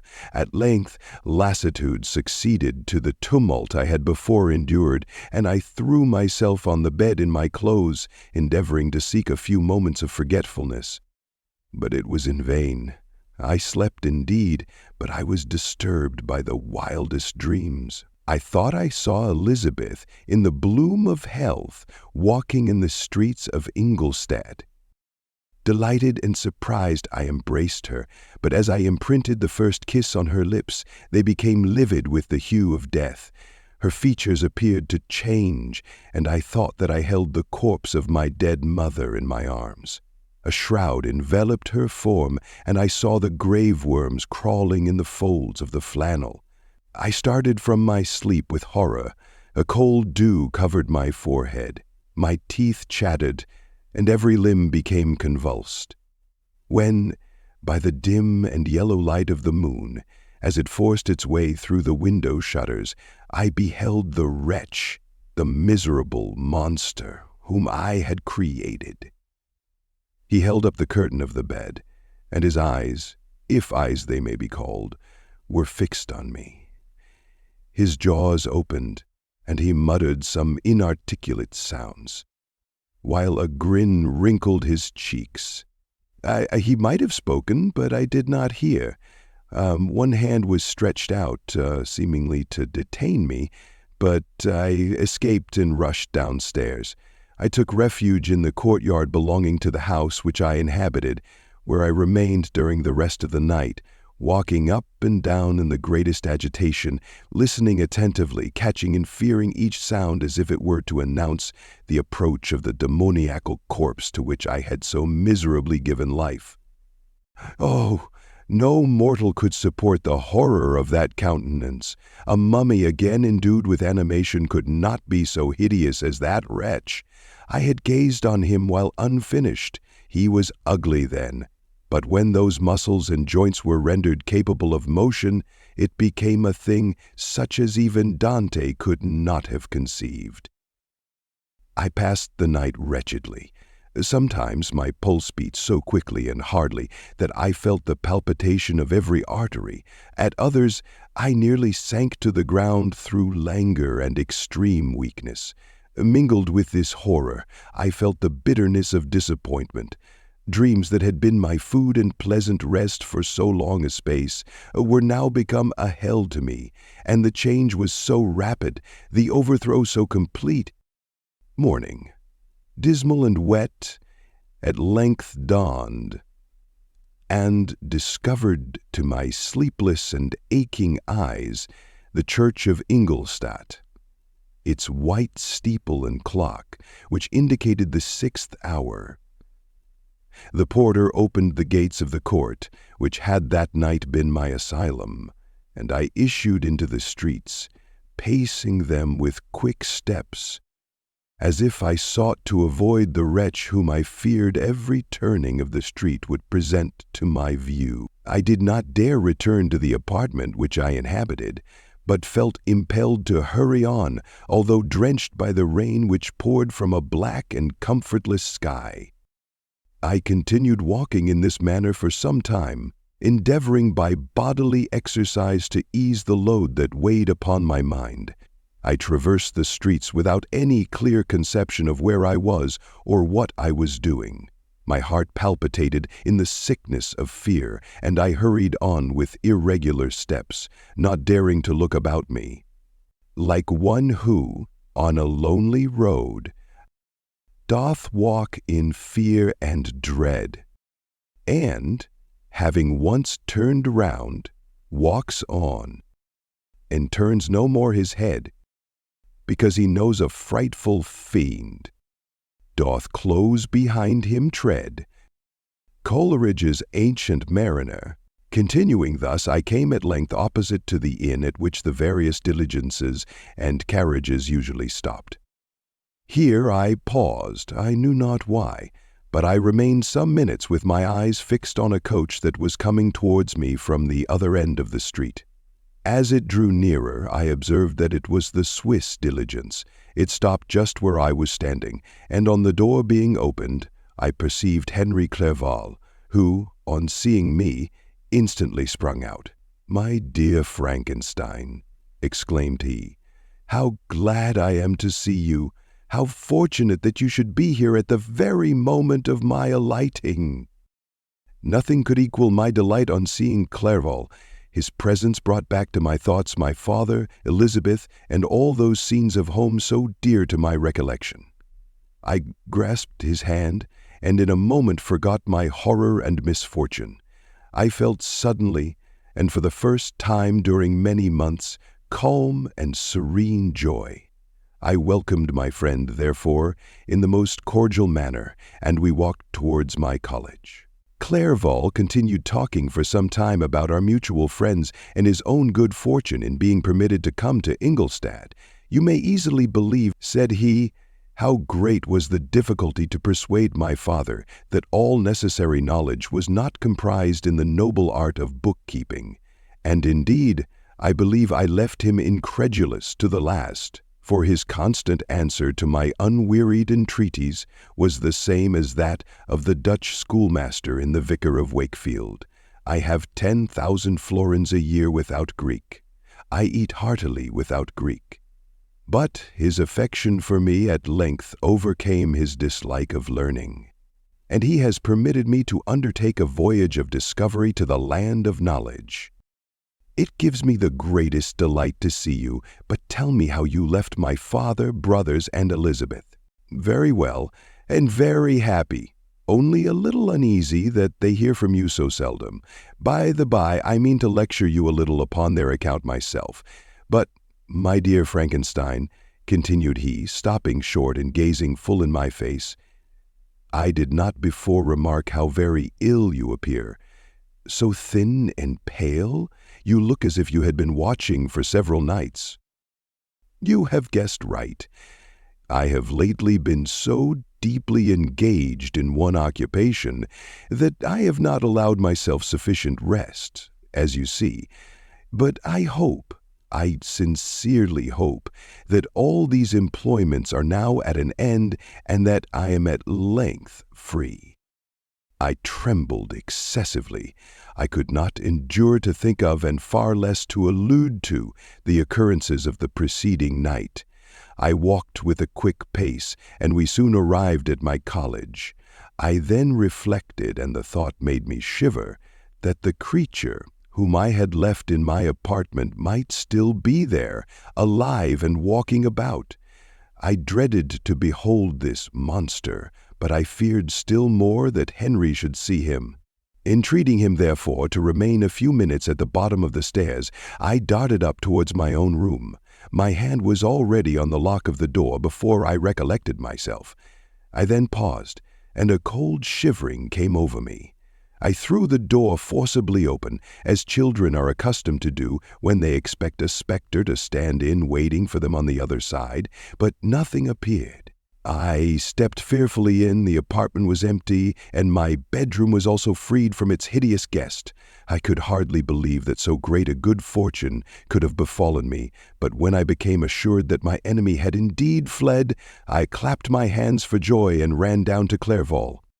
We ascended into my room, and the servant presently brought breakfast, but I was unable to contain myself.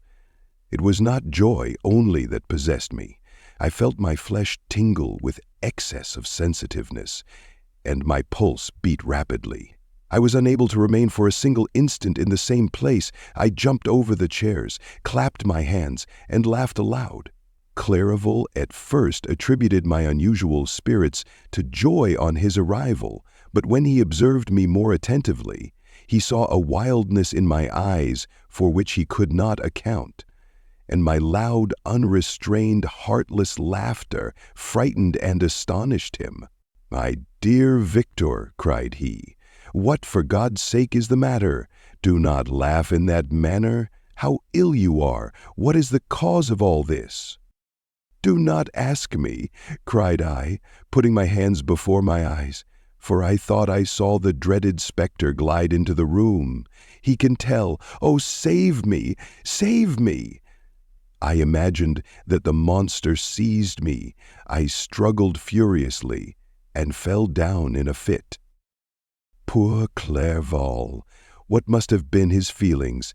A meeting which he anticipated with such joy so strangely turned to bitterness. But I was not the witness of his grief, for I was lifeless and did not recover my senses for a long, long time. This was the commencement of a nervous fever which confined me for several months. During all that time, Henry was my only nurse. I afterwards learned that, knowing my father's advanced age and unfitness for so long a journey, and how wretched my sickness would make Elizabeth, he spared them this grief by concealing the extent of my disorder. He knew that I could not have a more kind and attentive nurse than himself, and firm in the hope he felt of my recovery, he did not doubt that, instead of doing harm, he performed the kindest action that he could towards them. But I was in reality very ill, and surely nothing but the unbounded and unremitting attentions of my friend could have restored me to life. The form of the monster on whom I had bestowed existence was forever before my eyes, and I raved incessantly concerning him. Doubtless my words surprised Henry. He at first believed them to be the wanderings of my disturbed imagination, but the pertinacity with which I continually recurred to the same subject persuaded him that my disorder indeed owed its origin to some uncommon and terrible event. By very slow degrees and with frequent relapses that alarmed and grieved my friend, I recovered. I remember the first time I became capable of observing outward objects with any kind of pleasure. I perceived that the fallen leaves had disappeared, and that the young buds were shooting forth from the trees that shaded my window. It was a divine spring, and the season contributed greatly to my convalescence. I felt also sentiments of joy and affection revive in my bosom. My gloom disappeared, and in a short time I became as cheerful as before I was attacked by the fatal passion.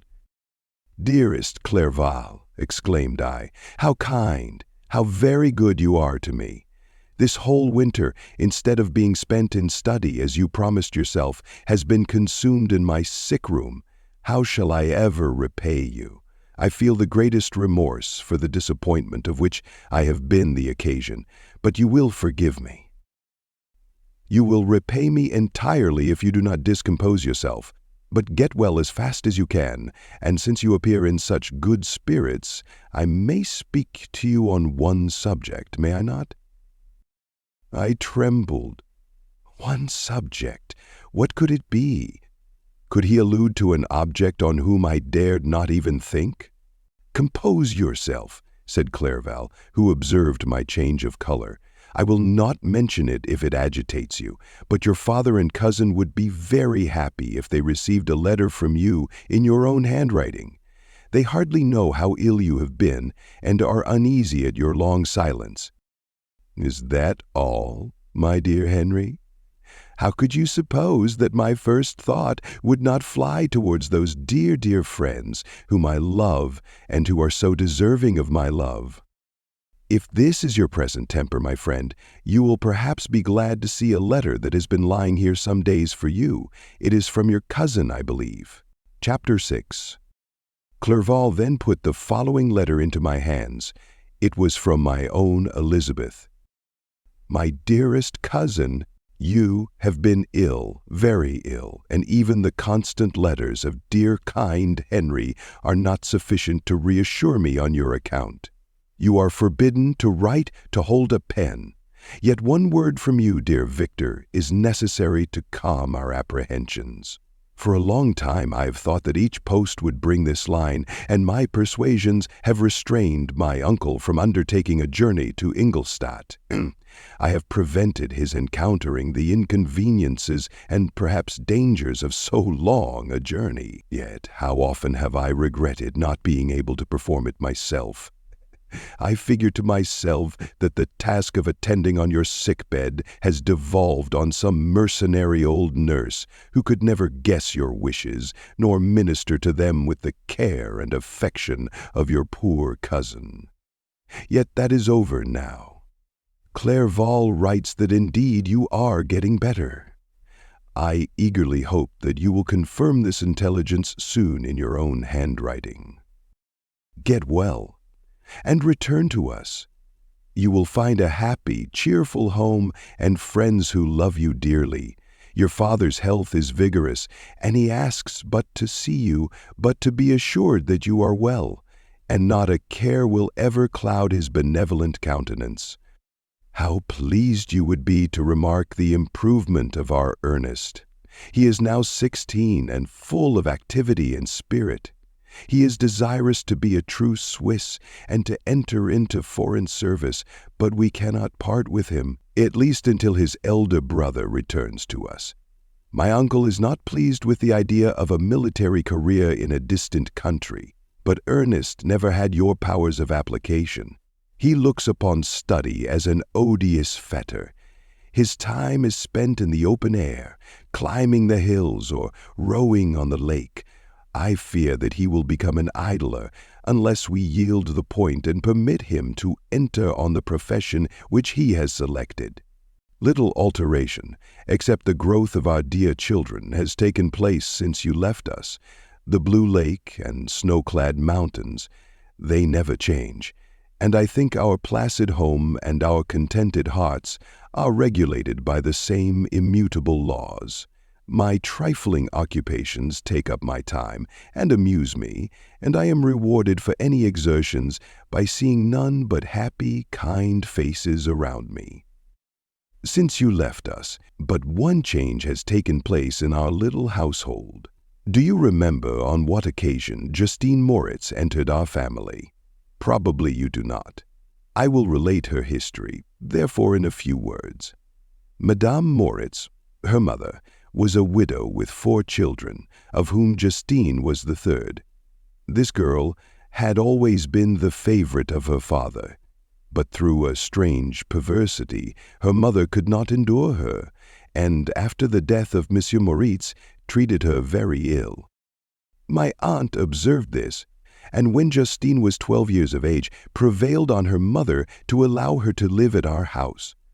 The republican institutions of our country have produced simpler and happier manners than those which prevail in the great monarchies that surround it.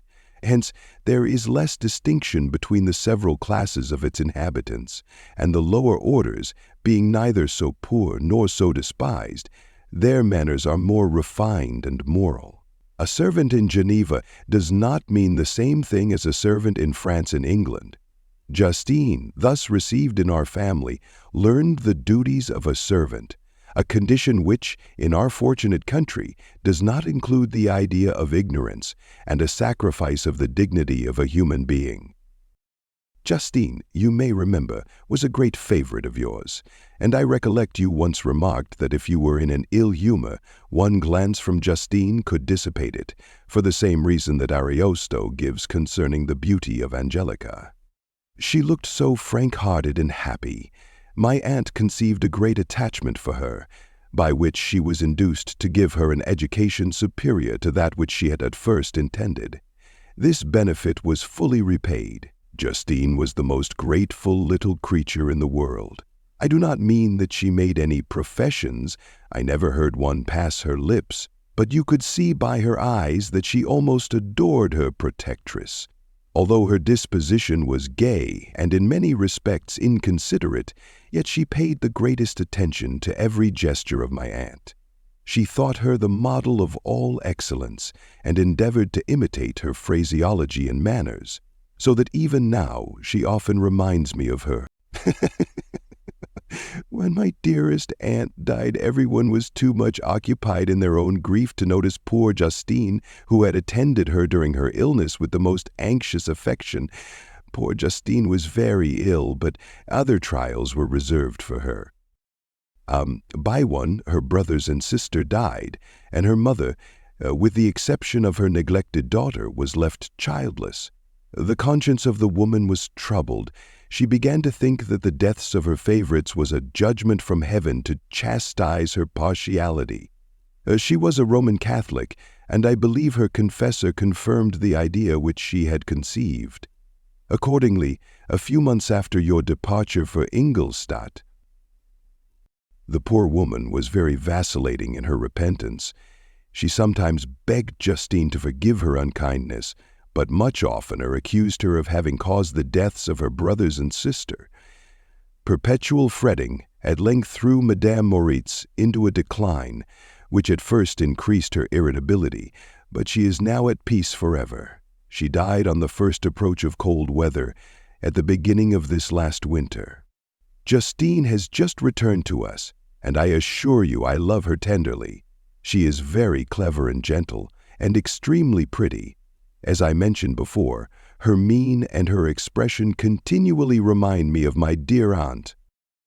I must say also a few words to you, my dear cousin, of little darling William. I wish you could see him. He is very tall of his age, with sweet, laughing blue eyes, dark eyelashes, and curling hair. When he smiles, 2 little dimples appear on each cheek, which are rosy with health. He has already had 1 or 2 little wives, but Louisa Biron is his favorite, a pretty little girl of 5 years of age. Now, dear Victor, I dare say you wish to be indulged in a little gossip concerning the good people of Geneva. The pretty Miss Mansfield has already received the congratulatory visits on her approaching marriage with a young Englishman, John Melbourne, Esquire. Her ugly sister, Manon, married Monsieur de Villard, the rich banker, last autumn. Your favorite schoolfellow, Louis Manoir, has suffered several misfortunes since the departure of Clerval from Geneva. But he has already recovered his spirits, and is reported to be on the point of marrying a lively, pretty Frenchwoman, Madame Tavernier. She is a widow, and much older than Manoir, but she is very much admired, and a favorite with everybody. I have written myself into better spirits, dear cousin, but my anxiety returns upon me as I conclude. Write, dearest Victor, one line, one word will be a blessing to us. 10,000 thanks to Henry for his kindness, his affection, and his many letters. We are sincerely grateful. Adieu, my cousin, take care of yourself, and I entreat you, write. Elizabeth Lavenza, Geneva, March 18th, 17. Dear Elizabeth, I exclaimed when I had read her letter, I will write instantly and relieve them from the anxiety they must feel. I wrote, and this exertion greatly fatigued me, but my convalescence had commenced, and proceeded regularly. In another fortnight, I was able to leave my chamber.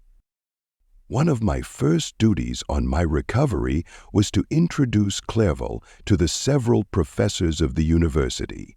In doing this, I underwent a kind of rough usage, ill befitting the wounds that my mind had sustained.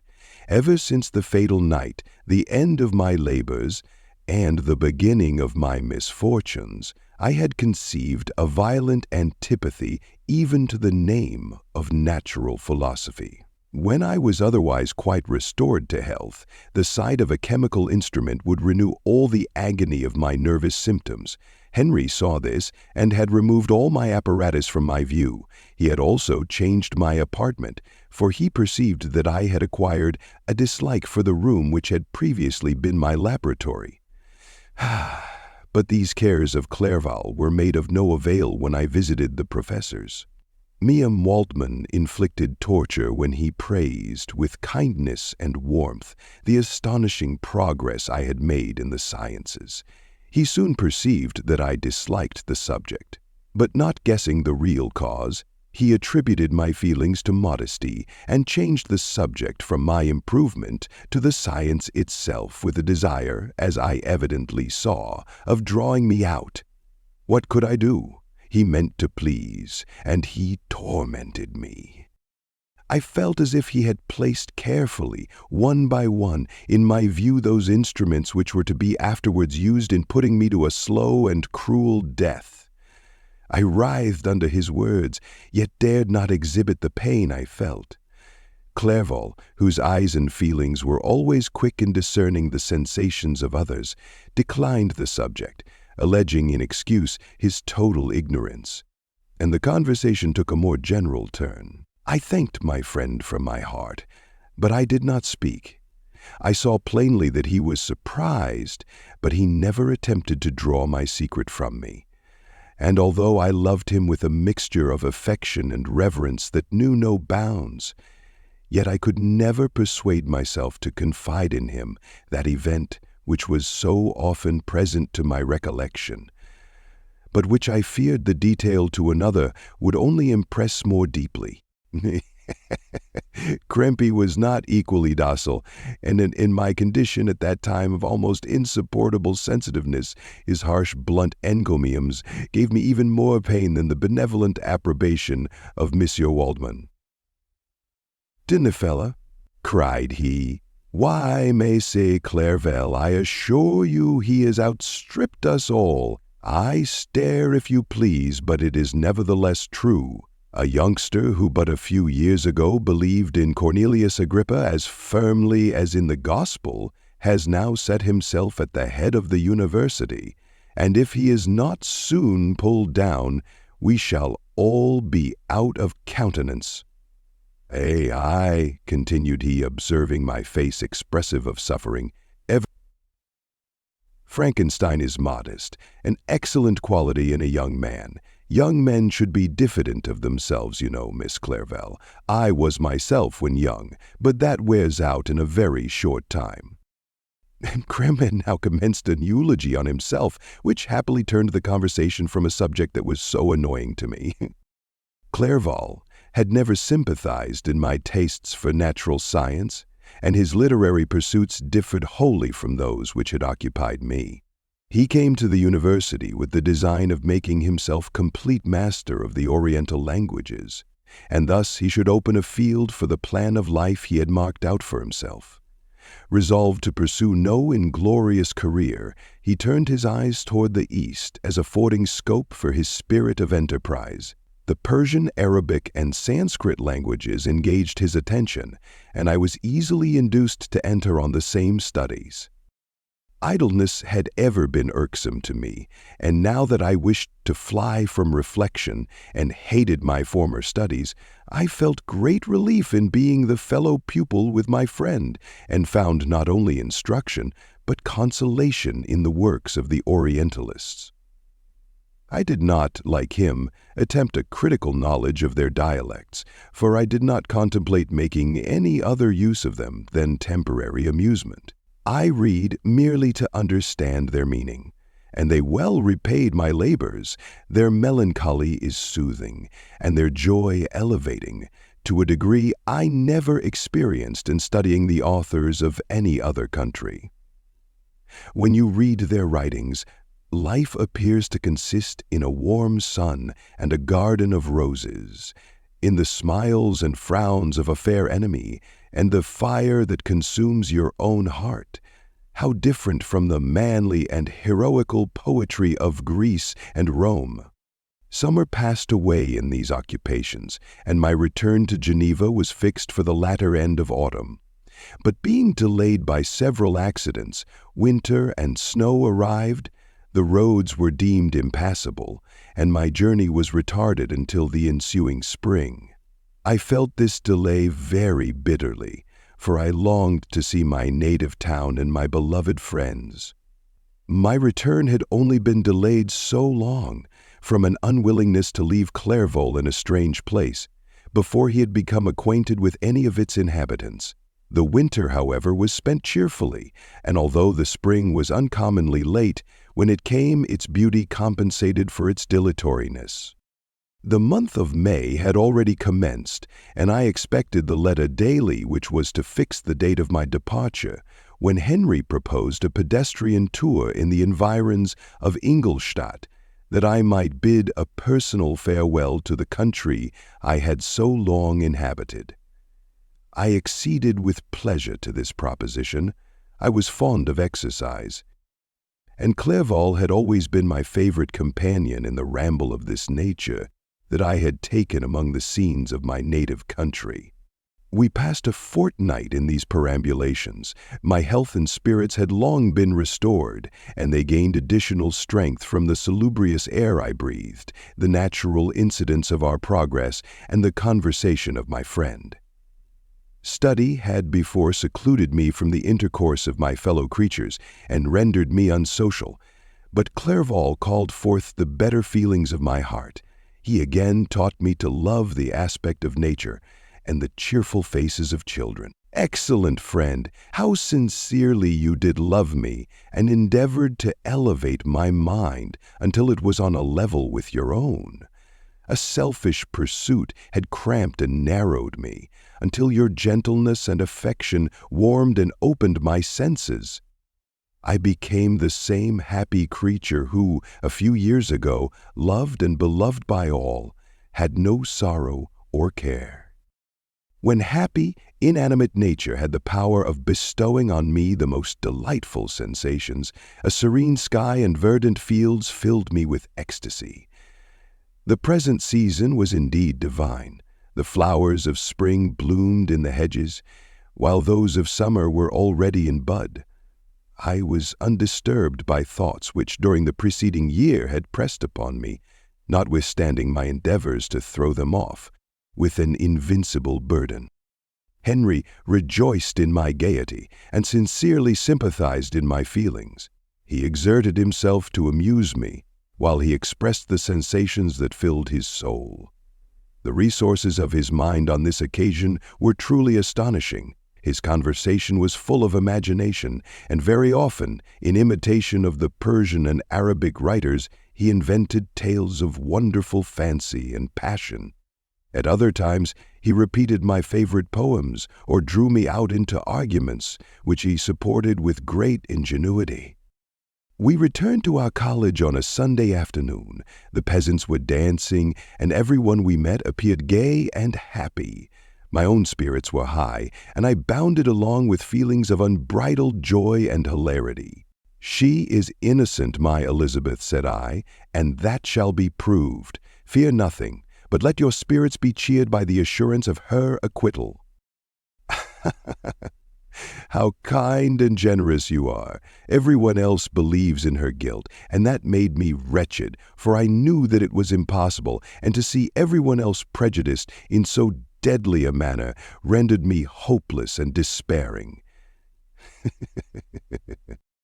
"Dearest niece," said my father, "dry your tears. If she is, as you believe, innocent, rely on the justice of our laws and the activity with which I shall prevent the slightest shadow of partiality." This speech calmed me. I was firmly convinced in my own mind that Justine, and indeed every human being, was guiltless of this murder. I had no fear, therefore, that any circumstantial evidence could be brought forward strong enough to convict her. My tale was not one to announce publicly. Its astounding horror would be looked upon as madness by the vulgar. Did any one indeed exist except I, the Creator, who would believe, unless his senses convinced him, in the existence of the living monument of presumption and rash ignorance which I had let loose upon the world? We were soon joined by Elizabeth. Time had altered her since I last beheld her. It had endowed her with loveliness surpassing the beauty of her childish years. There was the same candor, the same vivacity, but it was allied to an expression more full of sensibility and intellect. She welcomed me with the greatest affection. "Your arrival, my dear cousin," said she, "fills me with hope. You perhaps will find some means to justify my poor guiltless Justine. Alas, who is safe if she be convicted of crime? I rely on her innocence as certainly as I do upon my own. Our misfortune is doubly hard to us. We have not only lost that lovely darling boy, but this poor girl, whom I sincerely love, is to be torn away by even a worse fate. If she is condemned, I never shall know joy more. But she will not. I am sure she will not, and then I shall be happy again, even after the sad death of my little William." At that instant my father entered. I saw unhappiness deeply impressed on his countenance, but he endeavored to welcome me cheerfully, and after we had exchanged our mournful greeting, would have introduced some other topic than that of our disaster, had not Ernest exclaimed, "Good God, Papa! Victor says that he knows who was the murderer of poor William." "We do also, unfortunately," replied my father, "for indeed I had rather have been forever ignorant than have discovered so much depravity and ungratitude in one I valued so highly." "My dear father, you are mistaken. Justine is innocent." "If she is, God forbid that she should suffer as guilty. She is to be tried today, and I sincerely hope, that she will be acquitted." "I do not know what you mean," replied my brother, in accents of wonder. "But to us the discovery we have made completes our misery. No one would believe it at first, and even now Elizabeth will not be convinced, notwithstanding all the evidence. Indeed, who would credit that Justine Moritz, who was so amiable and fond of all the family, could suddenly become so capable of so frightful and a crime?" Justine Moritz. Poor girl! Is she the accused? But it is wrongfully. Everyone knows that. No one believes it, surely, Ernest.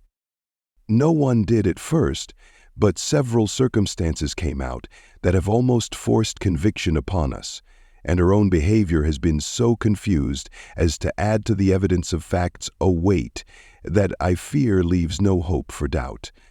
But she will be tried today, and you will then hear all. He then related that the morning on which the murder of poor William had been discovered, Justine had been taken ill and confined to her bed for several days. During this interval, one of the servants, happening to examine the apparel she had worn on the night of the murder, had discovered in her pocket the picture of my mother, which had been judged to be the temptation of the murderer. The servant instantly showed it to one of the others who, without saying a word to any of the family, went to a magistrate and, upon their deposition, Justine was apprehended. On being charged with the fact, the poor girl confirmed the suspicion in a great measure by her extreme confusion of manner.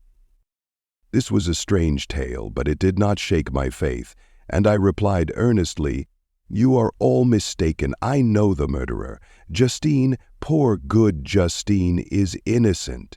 It was about 5 in the morning when I entered my father's house. I told the servants not to disturb the family and went into the library to attend their usual hour of rising. 6 years had elapsed, passed in a dream but for one indelible trace, and I stood in the same place where I had last embraced my father before my departure for Ingolstadt. Beloved and venerable parent, he still remained to me.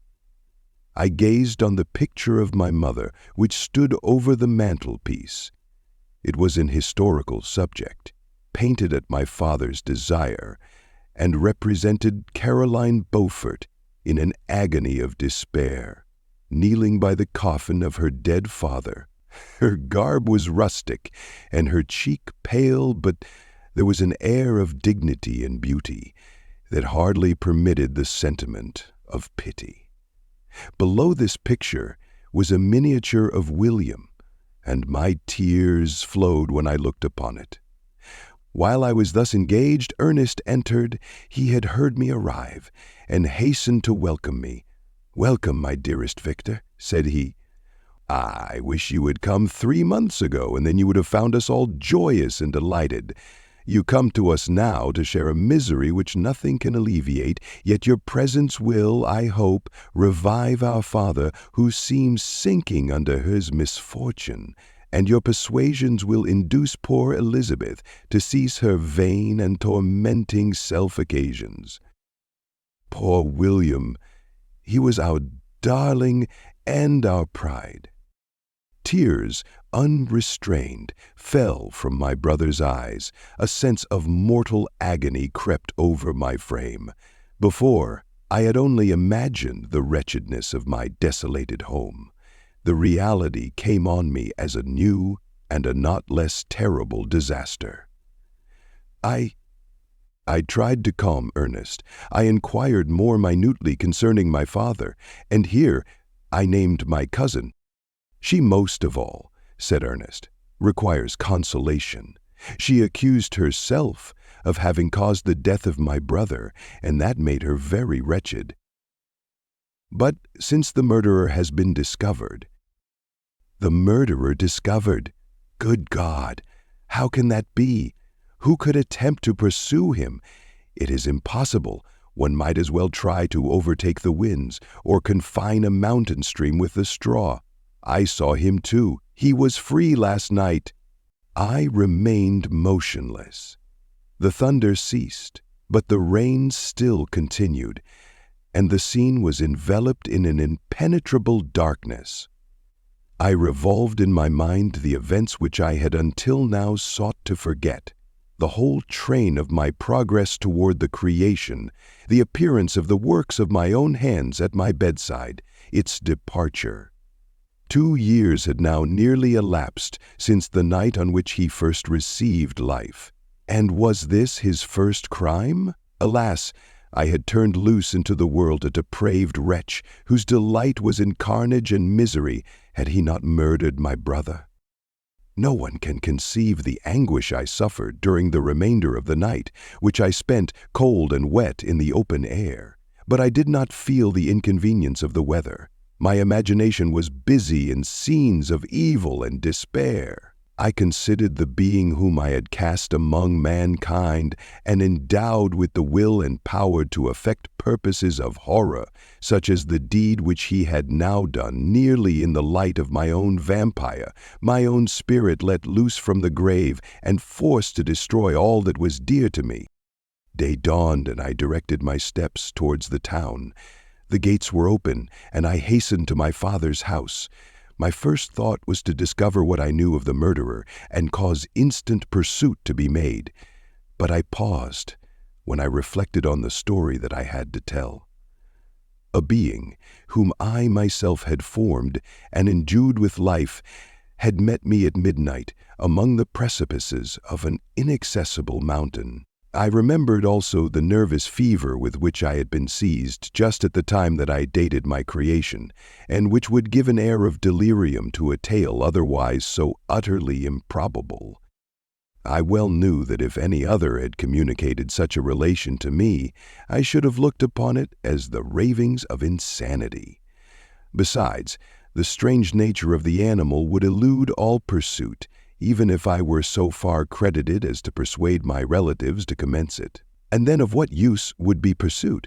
Who could arrest a creature capable of scaling the overhanging sides of Mont Salève? These reflections determined me, and I resolved to remain silent. I quitted my seat and walked on, although the darkness and storm increased every minute, and the thunder burst with a terrific crash over my head. It was echoed from Salève the Juras and the Alps of Savoy. Vivid flashes of lightning dazzled my eyes, illuminating the lake, making it appear like a vast sheet of fire. Then, for an instant, everything seemed of a pitchy darkness, until the eye recovered itself from the preceding flash. The storm, as is often the case in Switzerland, appeared at once in various parts of the heavens. The most violent storm hung exactly north of the town, over the part of the lake which lies between the promontory of Bellerive and the village of Coppet. Another storm enlightened Jura with faint flashes, and another darkened and sometimes disclosed the Mole, a peaked mountain to the east of the lake. While I watched the tempest, so beautiful yet terrific, I wandered on with a hasty step.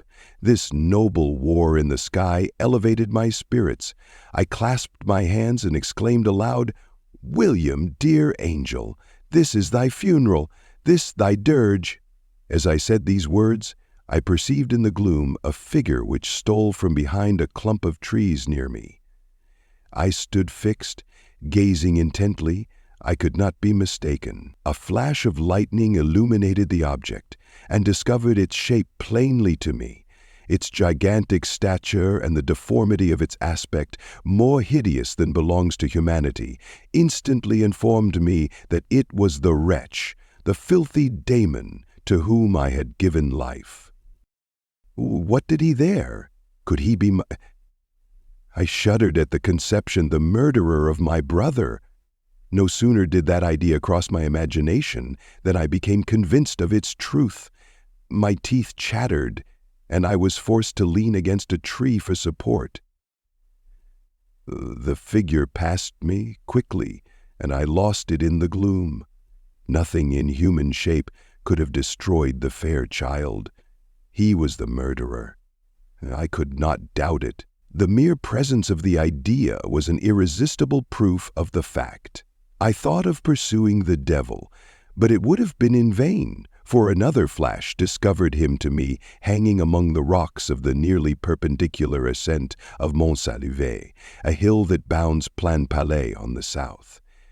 He soon reached the summit and disappeared. I remained 2 days at Lausanne in this painful state of mind.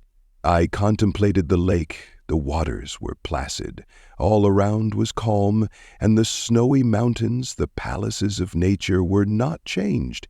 By degrees, the calm and heavenly scene restored me, and I continued my journey towards Geneva. The road ran by the side of the lake, which became narrower as I approached my native town. I discovered more distinctly the black sides of Jura and the bright summit of Mont Blanc. I wept like a child. Dear mountains, my own beautiful lake, how do you welcome your wanderer? Your summits are clear, the sky and lake are blue and placid. Is this to prognosticate peace or to mock at my unhappiness? I fear, my friend, that I shall render myself tedious by dwelling on these preliminary circumstances, but they were days of comparative happiness, and I think of them with pleasure. My country, my beloved country. Who but a native can tell the delight I took in again beholding thy streams, thy mountains, and more than all, thy lovely lake? Yet, as I drew nearer home, grief and fear again overcame me. Night also closed around, and when I could hardly see the dark mountains, I felt still more gloomily. The picture appeared a vast and dim scene of evil, and I foresaw, obscurely, that I was destined to become the most wretched of human beings.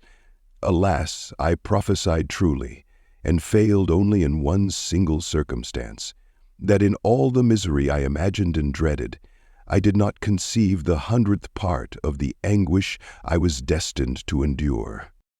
It was completely dark when I arrived in the environs of Geneva. The gates of the town were already shut, and I was obliged to pass the night at Secheron, a village at the distance of half a league from the city. The sky was serene, and, as I was unable to rest, I resolved to visit the spot where my poor William had been murdered.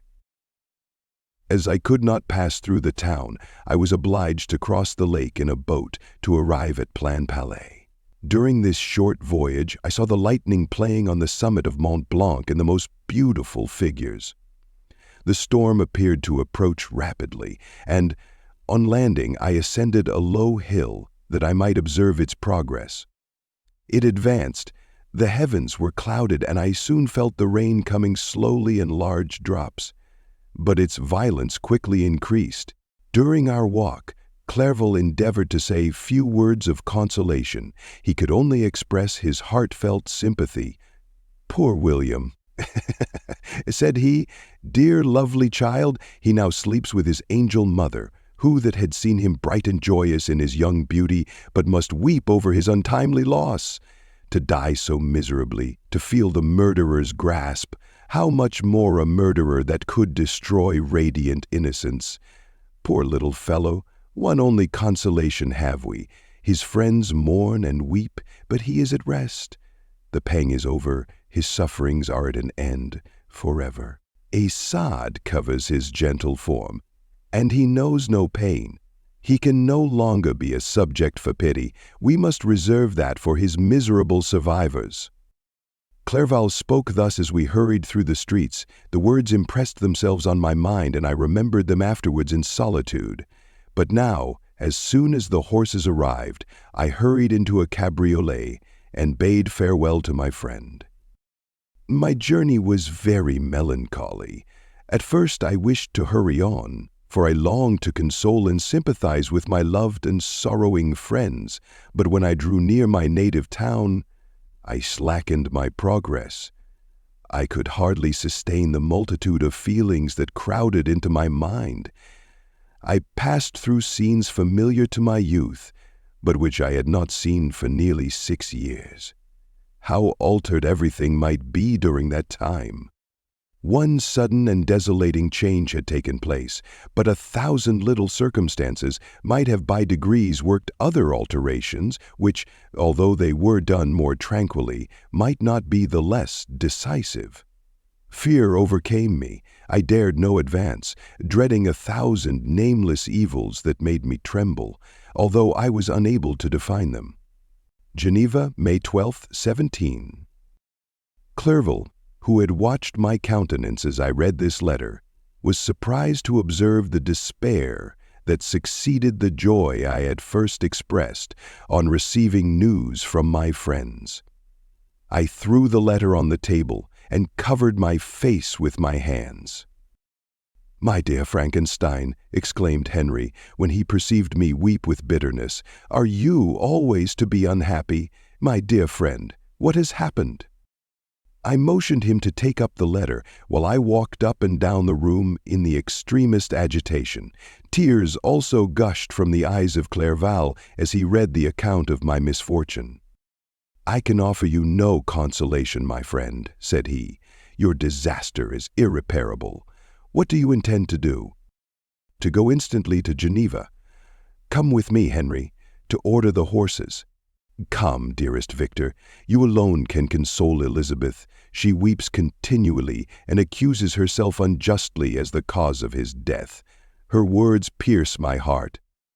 Ah, we are all unhappy, but will not that be an additional motive for you, my son, to return and be our comforter? Your dear mother. Alas, Victor, I now say thank God she did not live to witness the cruel, miserable death of her youngest darling. Come, Victor, not brooding thoughts of vengeance against the assassin, but with feelings of peace and gentleness that will heal instead of festering the wounds of our minds. Enter the house of mourning, my friend, but with kindness and affection for those who love you, and not with hatred for your enemies. Your affectionate and afflicted father, Alphonse Frankenstein. This account rather alarmed us, and we continued to search for him until night fell, when Elizabeth conjectured that he might have returned to the house. He was not there. We returned again with torches, for I could not rest when I thought that my sweet boy had lost himself and was exposed to all the damps and dews of night. Elizabeth also suffered extreme anguish. About 5 in the morning I discovered my lovely boy, whom the night before I had seen blooming and active in health, stretched on the grass, livid and motionless. The print of the murderer's finger was on his neck. Was conveyed home, and the anguish that was visible in my countenance betrayed the secret to Elizabeth. She was very earnest to see the corpse. At first I attempted to prevent her, but she persisted, and entering the room where it lay, hastily examined the neck of the victim, and clasping her hands exclaimed, "Oh, God, I have murdered my darling child." I fainted and was restored with extreme difficulty. When she again lived, it was only to weep and sigh. She told me that same evening William had teased her to let him wear a very valuable miniature that she possessed of your mother. This picture is gone, and was doubtless the temptation which urged the murderer to the deed.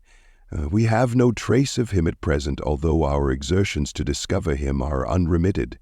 But they will not restore my beloved William. You have probably waited impatiently for a letter to fix the date of your return to us, and I was at first tempted to write only a few lines, merely mentioning the day on which I should expect you. But that would be a cruel kindness, and I dare not do it. What would be your surprise, my son, when you expected a happy and glad welcome, to behold, on the contrary, tears and wretchedness? And how, Victor, can I relate our misfortune? Absence cannot have rendered you callous to our joys and griefs. And how shall I inflict pain on my long-absent son? I wish to prepare you for the woeful news, but I know it is impossible. Even now your eye skims over the page to seek the words which are to convey to you the horrible tidings. William is dead. That sweet child, whose smiles delighted and warmed my heart, who was so gentle, yet so gay. Victor, he is murdered. I will not attempt to console you, but will simply relate the circumstances of the transaction. Last Thursday, May 7th, I, my niece, and your 2 brothers went to walk in Plain Palais. The evening was warm and serene, and we prolonged our walk farther than usual. It was already dusk before we thought of returning, and then we discovered that William and Ernest, who had gone on before, were not to be found. We accordingly rested on a seat until they should return. Presently Ernest came and inquired if we had seen his brother. He said that he had been playing with him, that William had run away to hide himself, and that he vainly sought for him, and afterwards waited for a long time, but that he did not return. Chapter 7.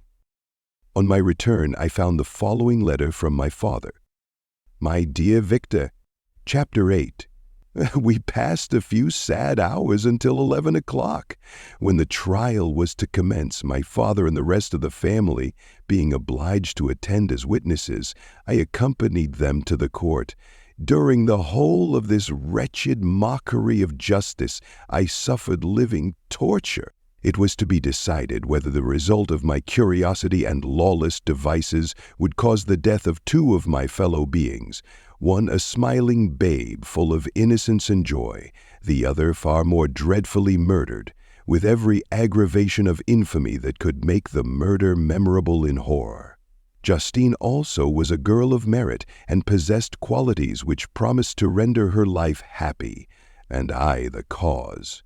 1,000 times rather would I have confessed myself guilty of the crime ascribed to Justine, but I was absent when it was committed, and such a declaration would have been considered as the ravings of a madman, and would not have exculpated her who suffered through me.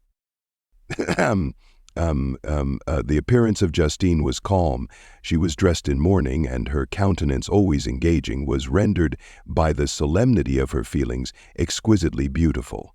Yet she appeared confident in innocence, and did not tremble, although gazed on and execrated by thousands, for all the kindness which her beauty might otherwise have excited was obliterated in the minds of the spectators by the imagination of the enormity she was supposed to have committed. She was tranquil, yet her tranquillity was evidently constrained.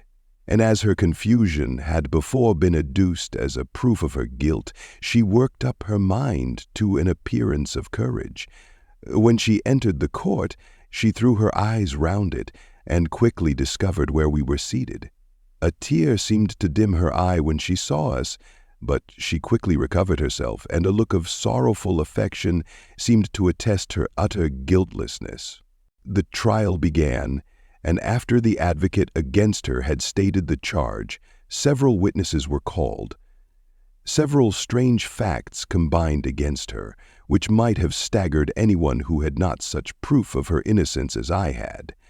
She had been out the whole of the night on which the murder had been committed, and towards morning had been perceived by a market woman not far from the spot where the body of the murdered child had been afterwards found.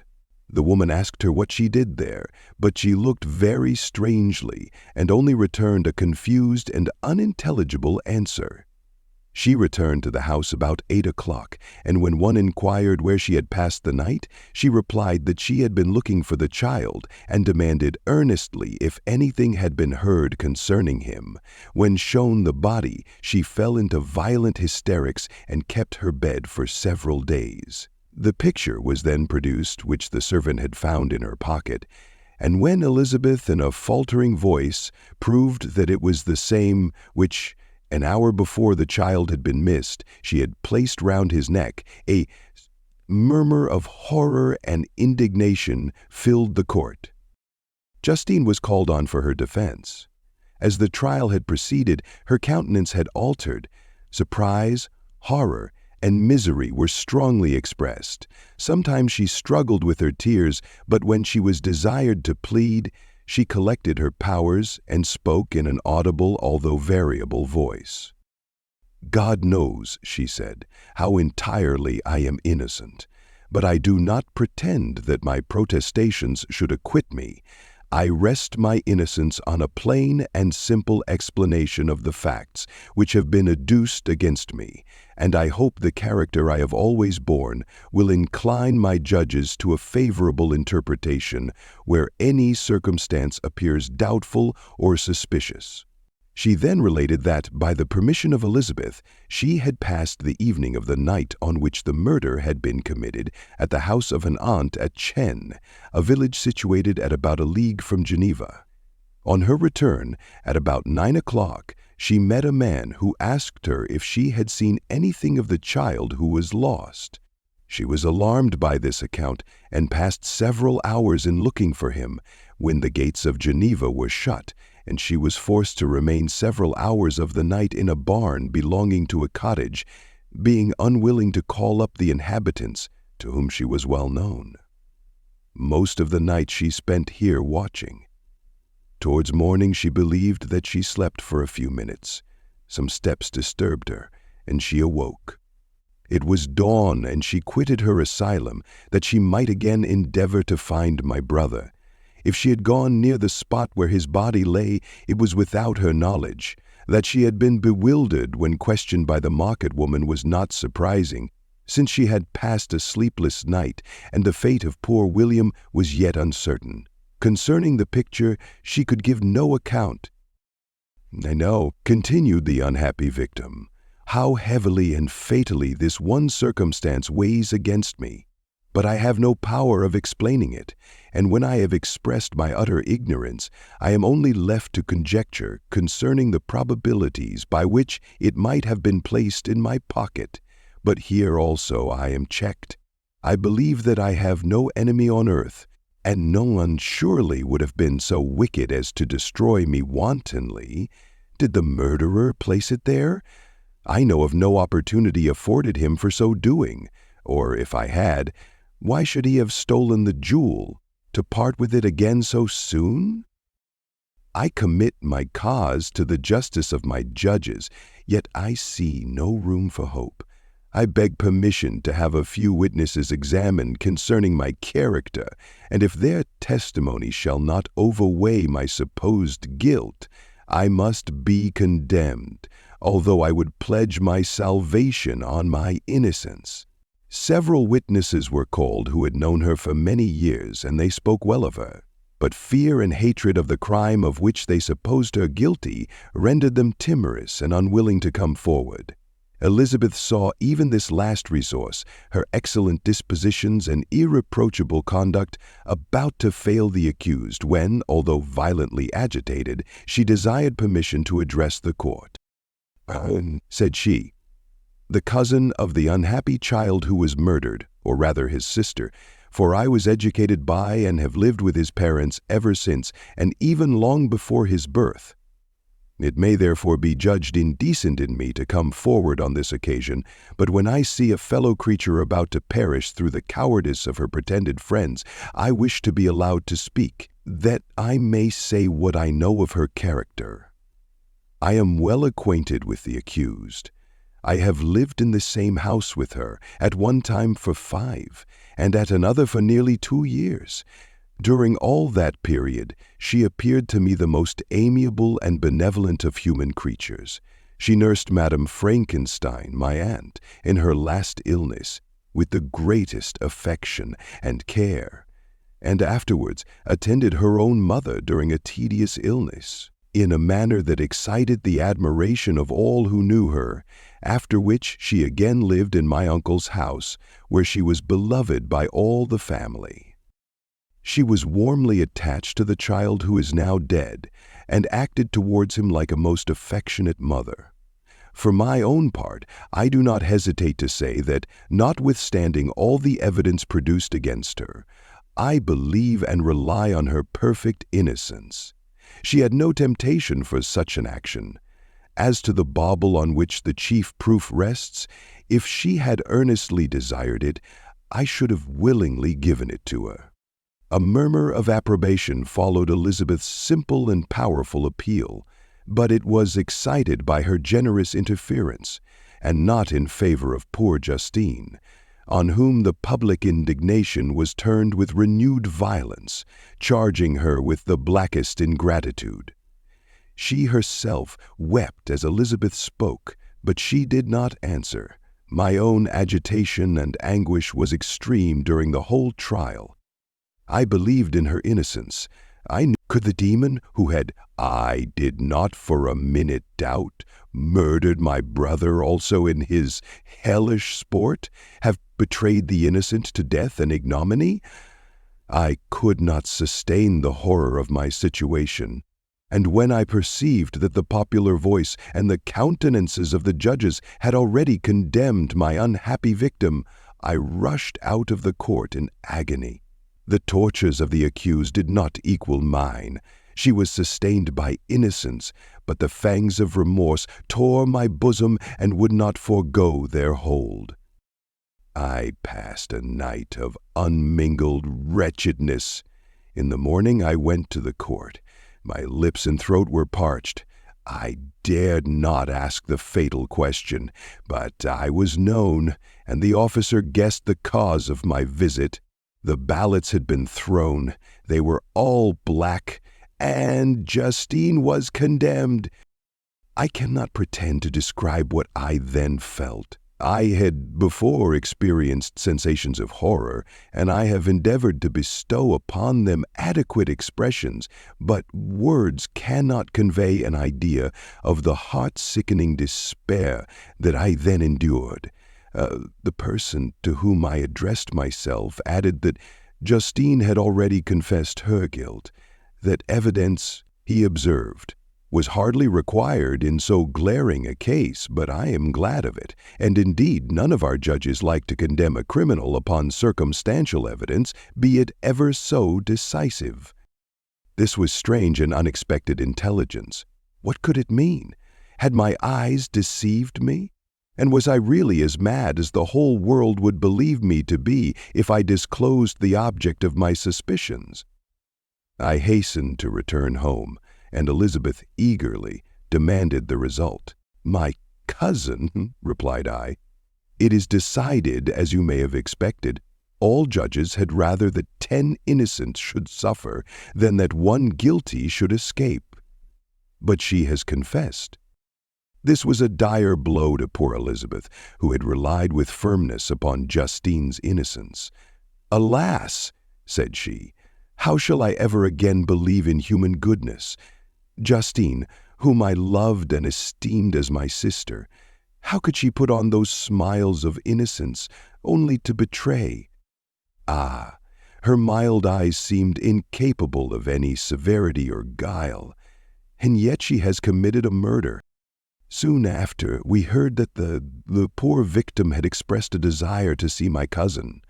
My father wished her not to go, but said that he left it to her own judgment and feelings to decide."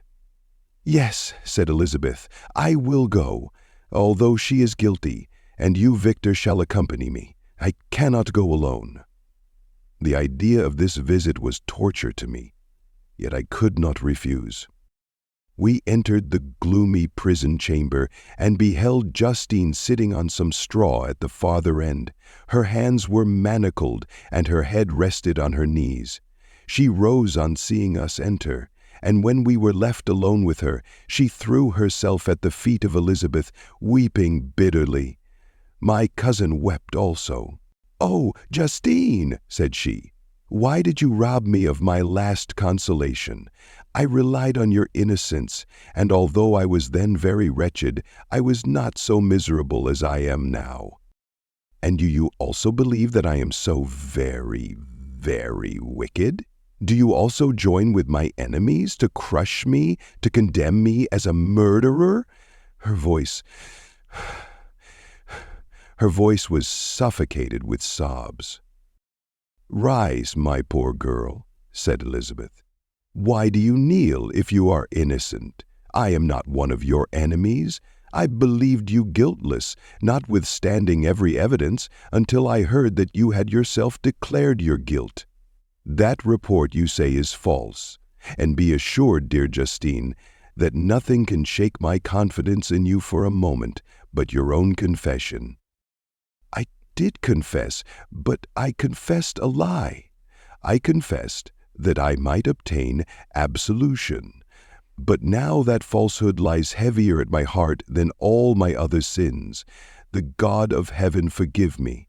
Ever since I was condemned, my confessor has besieged me. He threatened and menaced until I almost began to think that I was the monster that he said I was. He threatened excommunication and hellfire in my last moments if I continued obdurate. All looked on me as a wretch doomed to ignominy and perdition. What could I do? In an evil hour I subscribed to a lie, and now only am I truly miserable." She paused, weeping, and then continued, "I thought with horror, my sweet lady, that you should believe your Justine, whom your blessed aunt had so highly honored, and whom you loved, was a creature capable of a crime which none but the devil himself could have perpetrated. Dear William, dearest blessed child, I soon shall see you again in heaven, where we shall all be happy, and that consoles me, going as I am, to suffer ignominy and death. Oh, Justine, forgive me for having for one moment distrusted you. Why did you confess? But do not mourn, dear girl. Do not fear. I will proclaim. I will prove your innocence. I will melt the stony hearts of your enemies by my tears and prayers. You shall not die. You, my playfellow, my companion, my sister, perish on the scaffold. No, no. I never could survive so horrible a misfortune." Justine shook her head mournfully. "I do not fear to die," she said. "That pang is past. God raises my weakness and gives me courage to endure the worst. I leave a sad and bitter world, and if you remember me and think of me as of one unjustly condemned, I am resigned to the fate awaiting me. Learn from me, dear lady, to submit in patience to the will of heaven." During this conversation, I had retired to a corner of the prison room, where I could conceal the horrid anguish that possessed me. Despair. Who dared talk of that? The poor victim, who on the morrow was to pass the awful boundary between life and death, felt not, as I did, such deep and bitter agony. I gnashed my teeth and groaned them together, uttering a groan that came from my inmost soul. Justine started. When she saw who it was, she approached me and said, "Dear sir, you are very kind to visit me.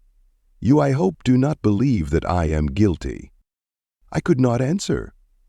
"No, Justine," said Elizabeth.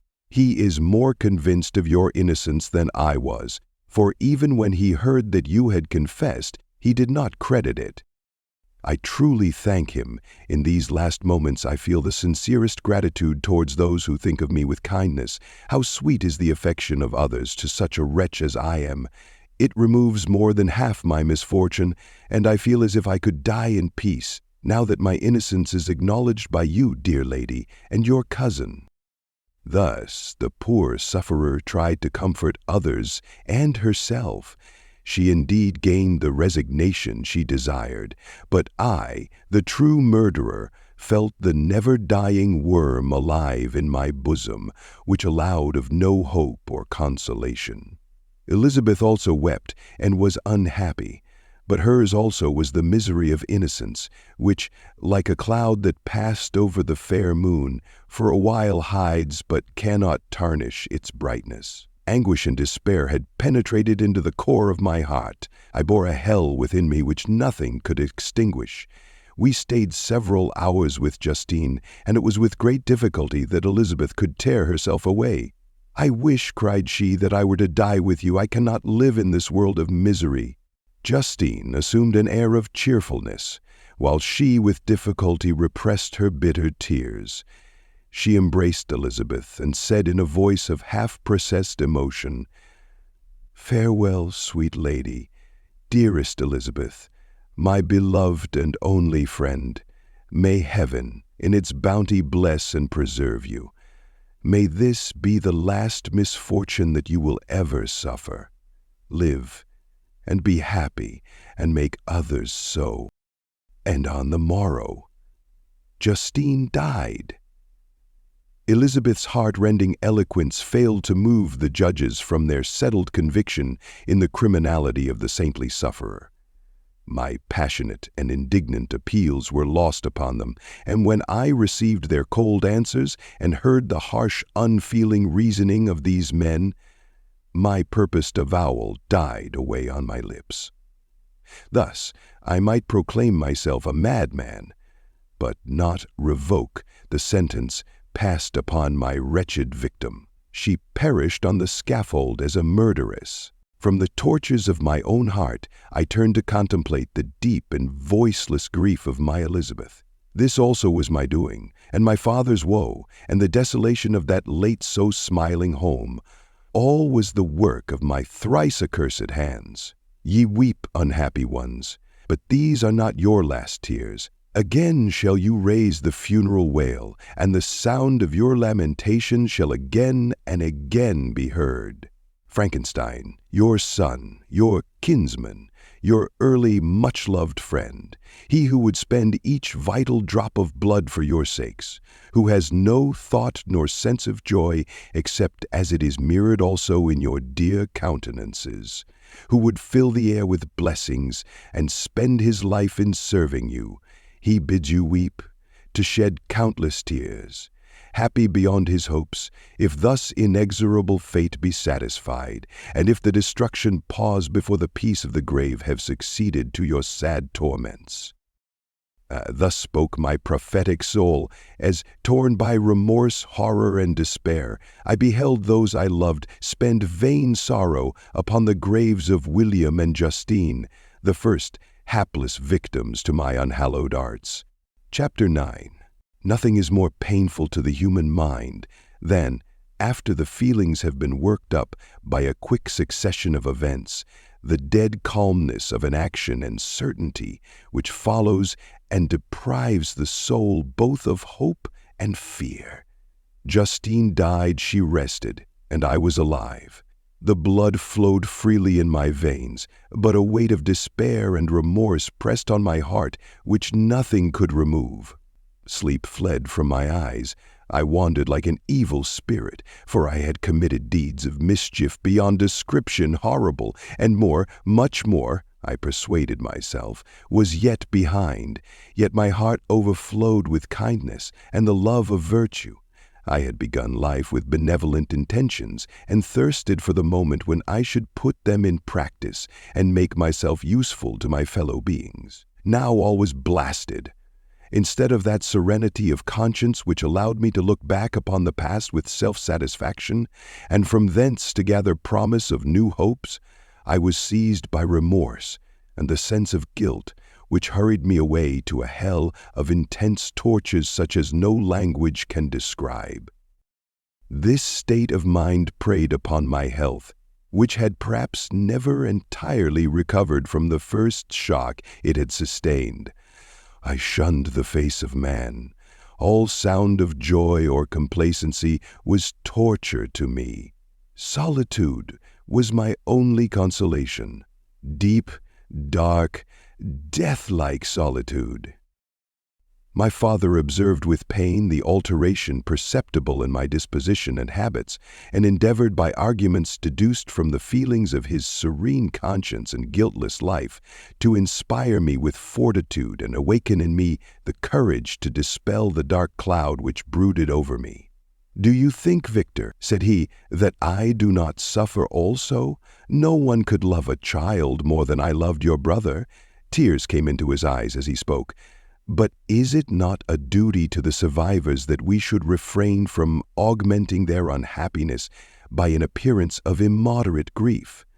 It is also a duty owed to yourself, for excessive sorrow prevents improvement or enjoyment, or even the discharge of daily usefulness, without which no man is fit for society." This advice, although good, was totally inapplicable to my case. I should have been the first to hide my grief and console my friends if remorse had not mingled its bitterness and terror its alarm with my other sensations. Now I could only answer my father with a look of despair and endeavor to hide myself from his view. About this time we retired to our house at Belrive. This change was particularly agreeable to me. The shutting of the gates regularly at 10 o'clock and the impossibility of remaining on the lake after that hour had rendered our residence within the walls of Geneva very irksome to me. I was now free.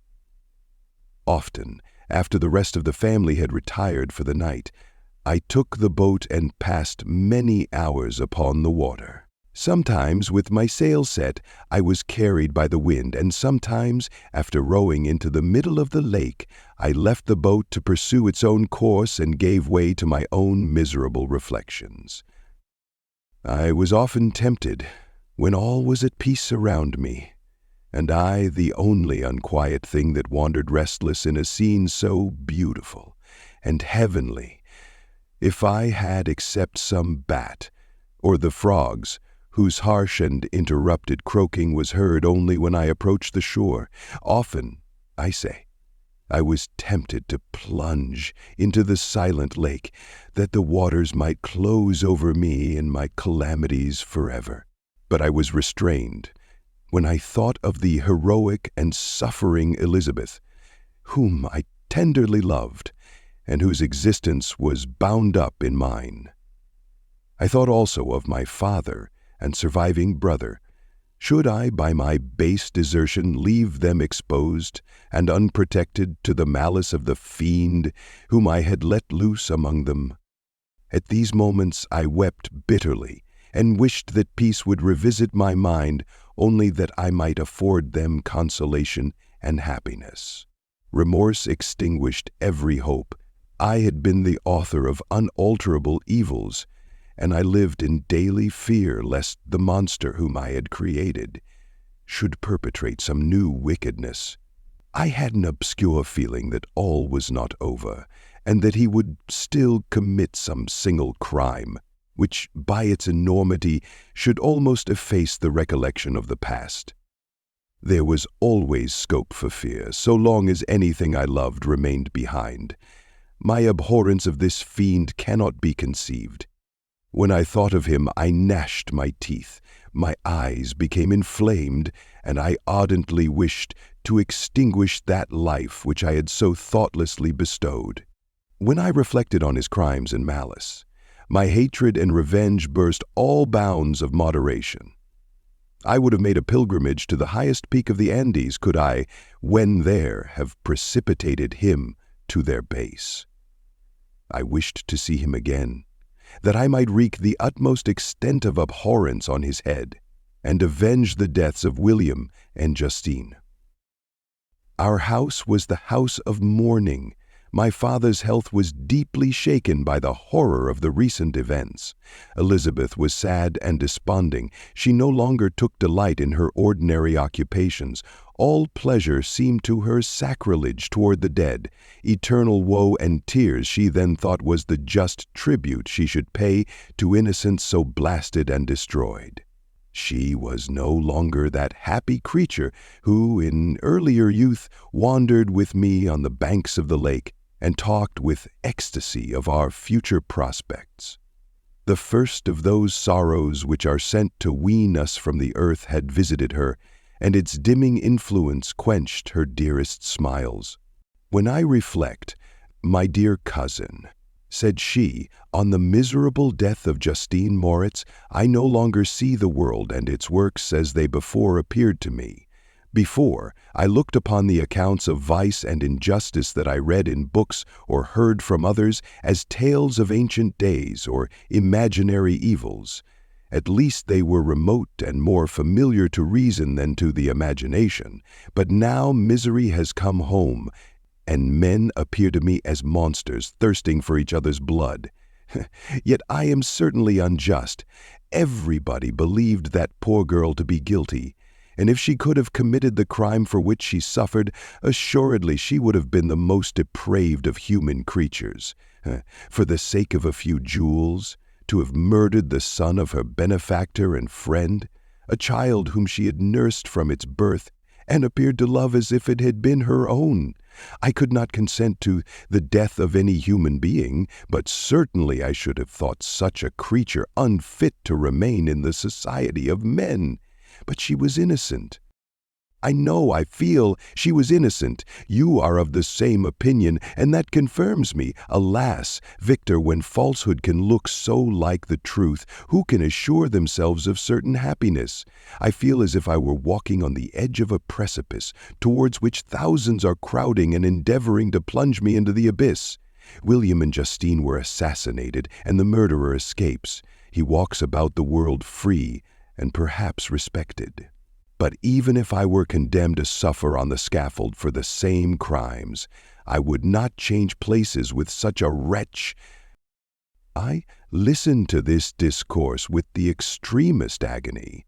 I, not in deed, but in effect, was the true murderer. Elizabeth read my anguish in my countenance, and kindly taking my hand, said, "My dearest friend, you must calm yourself. These events have affected me, God knows how deeply, but I am not so wretched as you are. There is an expression of despair and sometimes of revenge in your countenance that makes me tremble. Dear Victor, banish these dark passions. Remember the friends around you who center all their hopes in you. While we are true to each other, here in this land of peace and beauty, your native country, we may reap every tranquil blessing. What can disturb our peace and our joy in knowing that our night sky is filled with the light of the sun, rising toward the rising sun? And could not such words from her whom I fondly prized before, every other gift of fortune, suffice to chase away the fiend that lurked in my heart?" Even as she spoke, I drew near to her, as if in terror lest at that very moment the destroyer had been near to rob me of her. Thus not the tenderness of friendship, nor the beauty of earth, nor of heaven could redeem my soul from woe. The very accents of love were ineffectual. I was encompassed by a cloud which no beneficial influence could penetrate. The wounded deer dragging its fainting limbs to some untrodden brake, there to gaze upon the arrow which had pierced it, and to die was but a type of me. Sometimes I could cope with the sullen despair that overwhelmed me, but sometimes the whirlwind passions of my soul drove me to seek by bodily exercise and by change of place some relief from my intolerable sensations.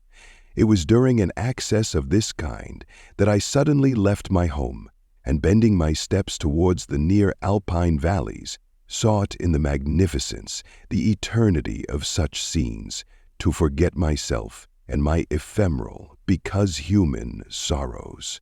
My wanderings were directed towards the valley of Chamonix. I had visited it frequently during my boyhood. 6 years had passed since then. I was a wreck, but naught had changed in those savage and enduring scenes. I performed the first part of my journey on horseback. I afterwards hired a mule, as the more sure-footed and least liable to receive injury on these rugged roads. The weather was fine. It was about the middle of the month of August, nearly 2 months after the death of Justine, that miserable epoch from which I dated all my woe. The weight upon my spirit was sensibly lightened as I plunged yet deeper in the ravine of Arve. The immense mountains and precipices that overhung me on every side, the sound of the river raging among the rocks, and the dashing of the waterfalls around spoke of a power mighty as omnipotence, and I ceased to fear or to bend before any being less almighty than that which had created and ruled the elements, here displayed in their most terrific guise. Still, as I ascended higher, the valley assumed a more magnificent and astonishing character.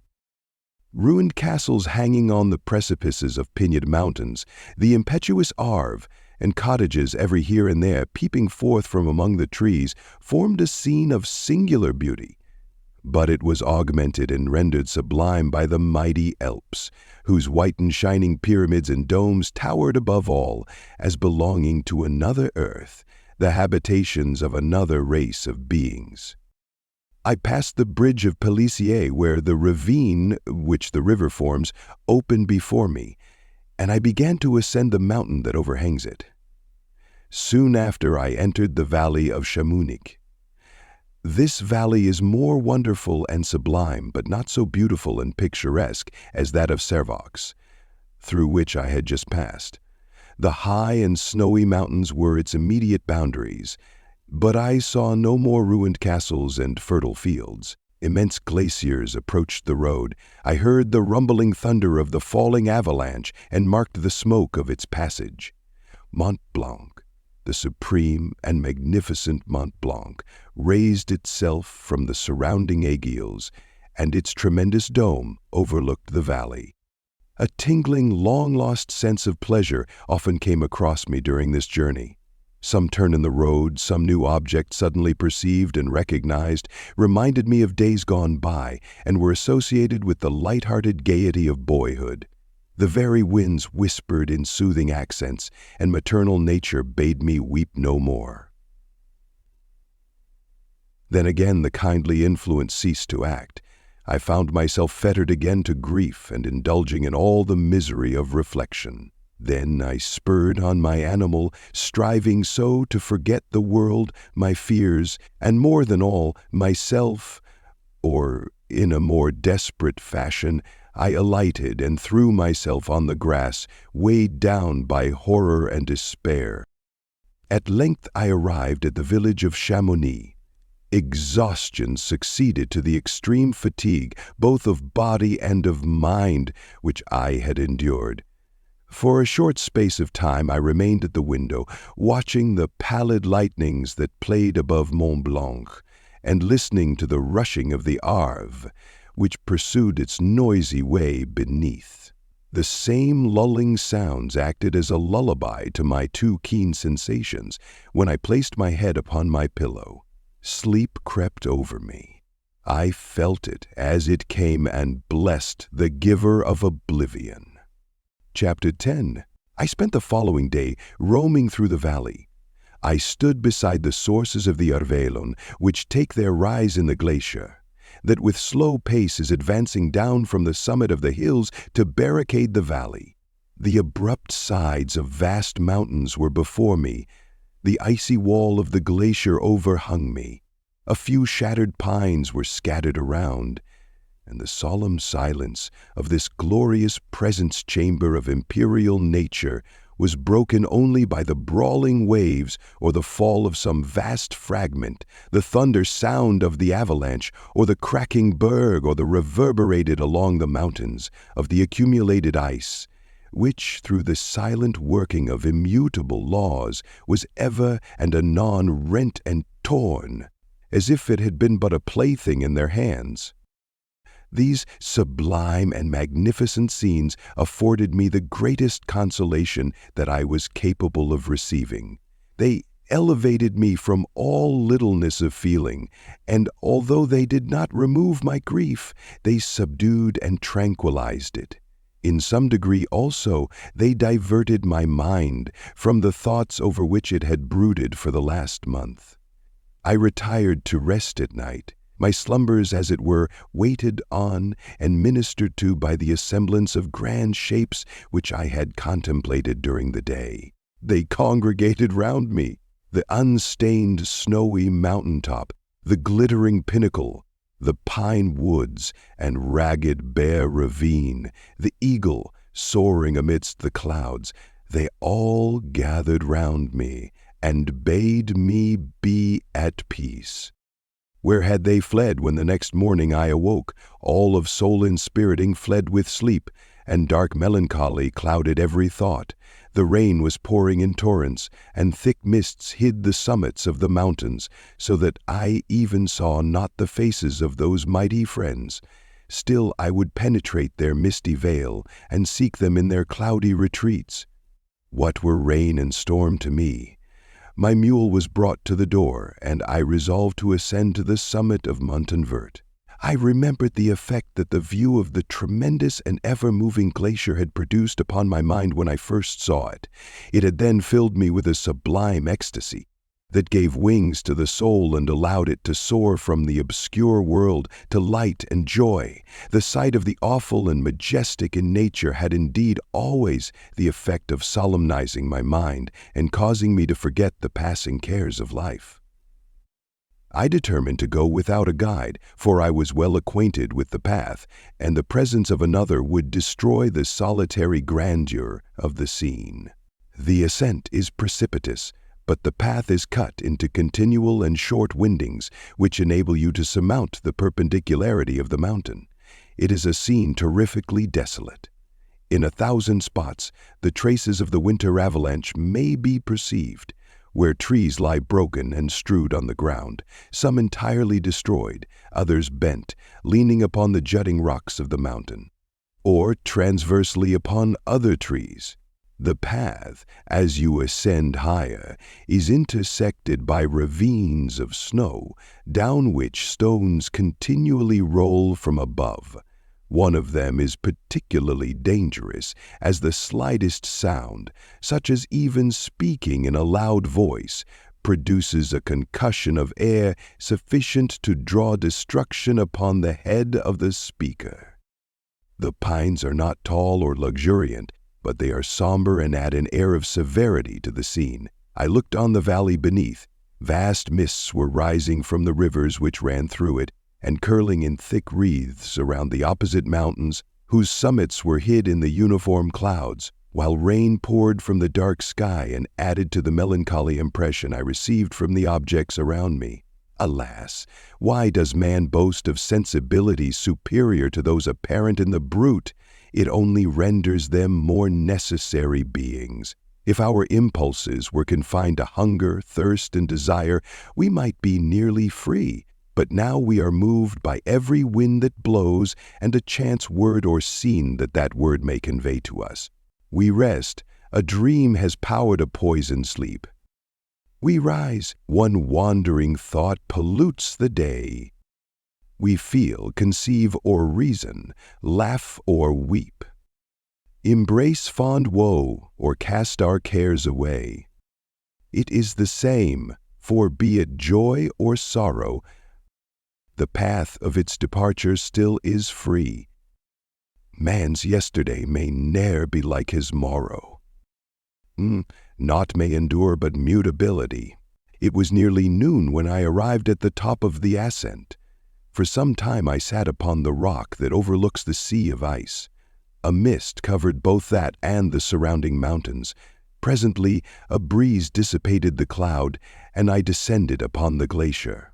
The surface is very uneven, rising like the waves of a troubled sea, descending low, and interspersed by rifts that sink deep. The field of ice is almost a league in width, but I spent nearly 2 hours in crossing it. The opposite mountain is a bare perpendicular rock. From the side where I now stood, Montanvert was exactly opposite, at the distance of a league, and above it rose Mont Blanc in awful majesty. I remained in a recess of the rock, gazing on this wonderful and stupendous scene.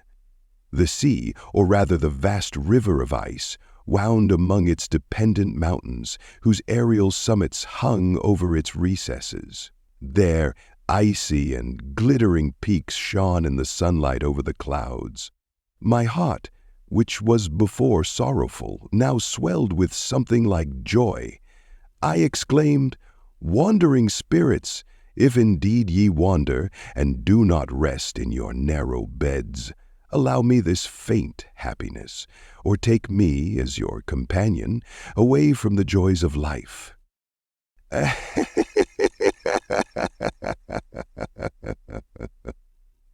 As I said this, I suddenly beheld the figure of a man at some distance, advancing towards me with superhuman speed.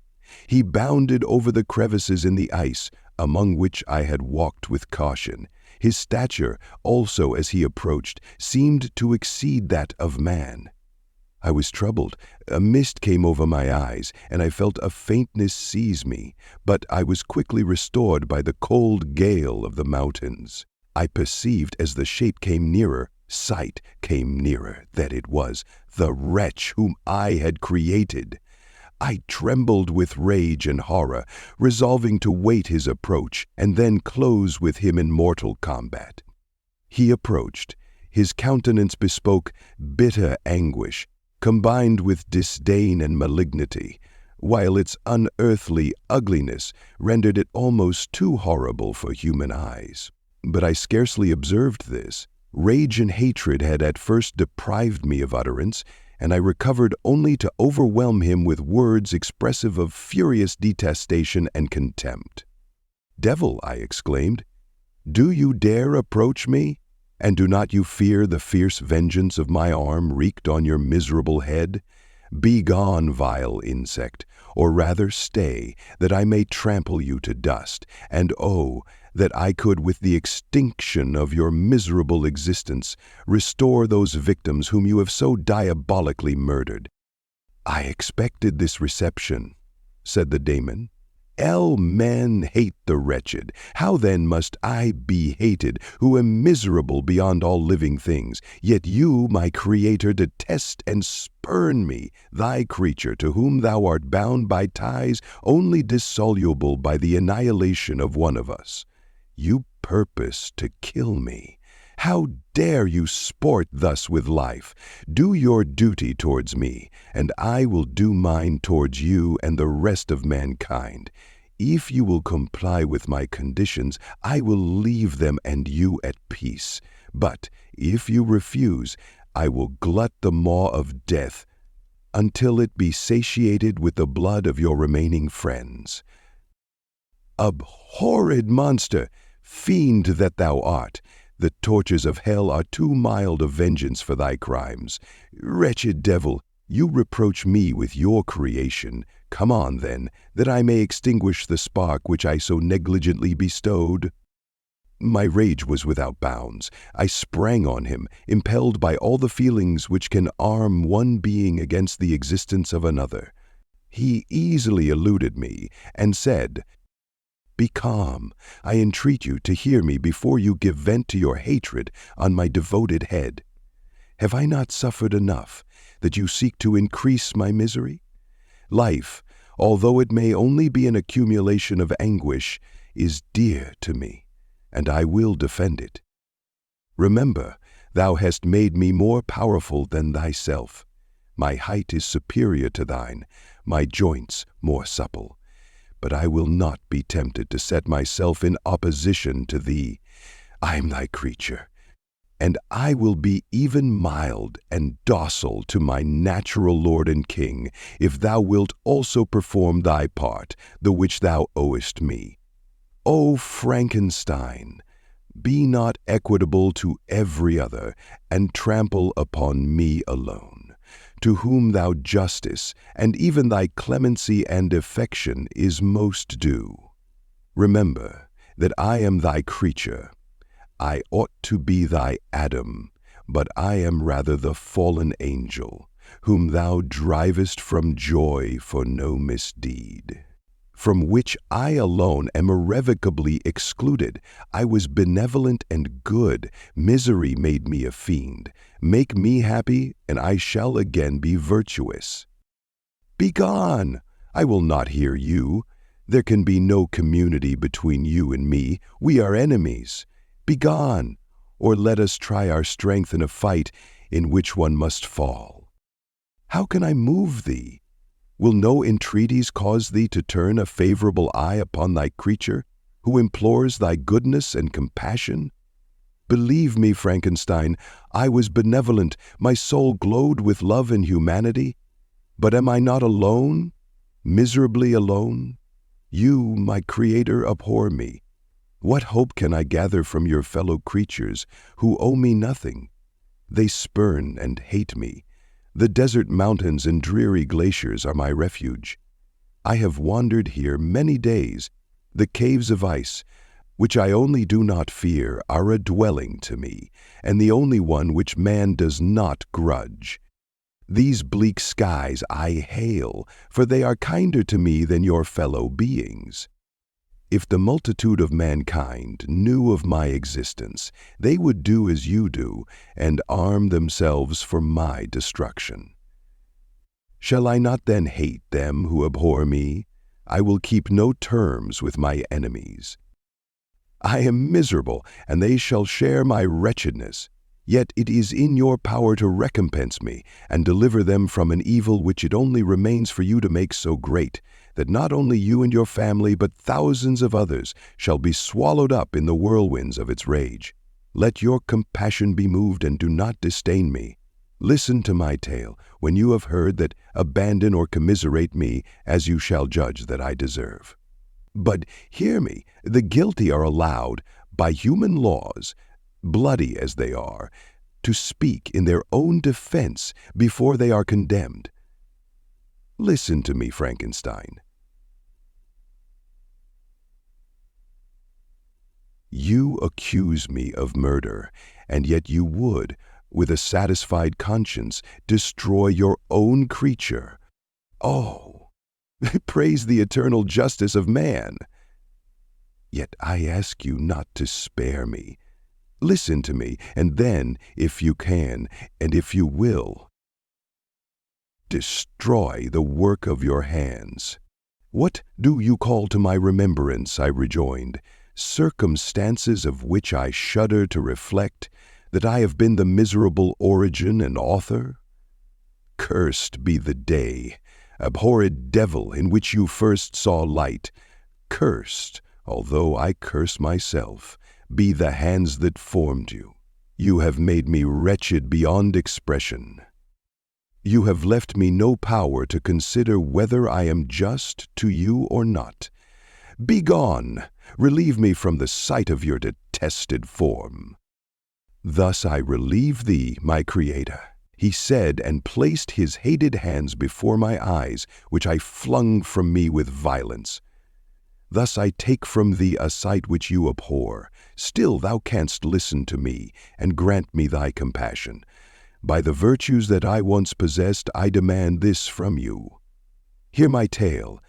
It is long and strange, and the temperature of this place is not fitting to your fine sensations. Come to the hut upon the mountain. The sun is yet high in the heavens. Before it descends to hide itself behind your snowy precipices and illuminate another world, you will have heard my story and can decide. On you it rests whether I quit forever the neighborhood of man and lead a harmless life, or become the scourge of your fellow creatures and the author of your own speedy ruin. As he said this, he led the way across the ice. I followed. My heart was full, and I did not answer him.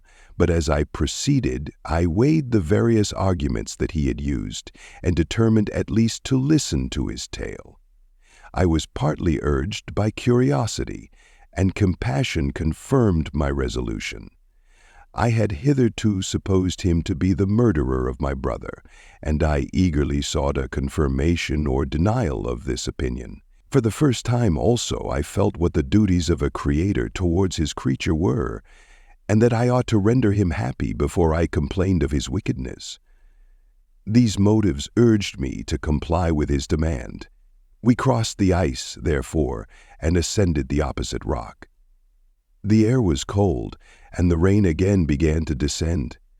We entered the hut, the fiend with an air of exultation, I with a heavy heart and depressed spirits. But I consented to listen, and, seating myself by the fire which my odious companion had lighted, he thus began his tale. Chapter 11. It is with considerable difficulty that I remember the original era of my being. All the events of that period appear confused and indistinct.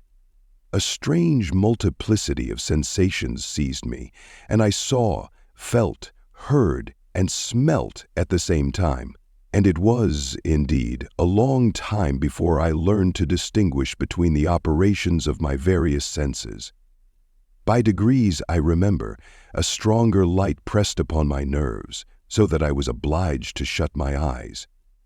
Darkness then came over me and troubled me. But hardly had I felt this when, by opening my eyes, as I now suppose, the light poured in upon me again.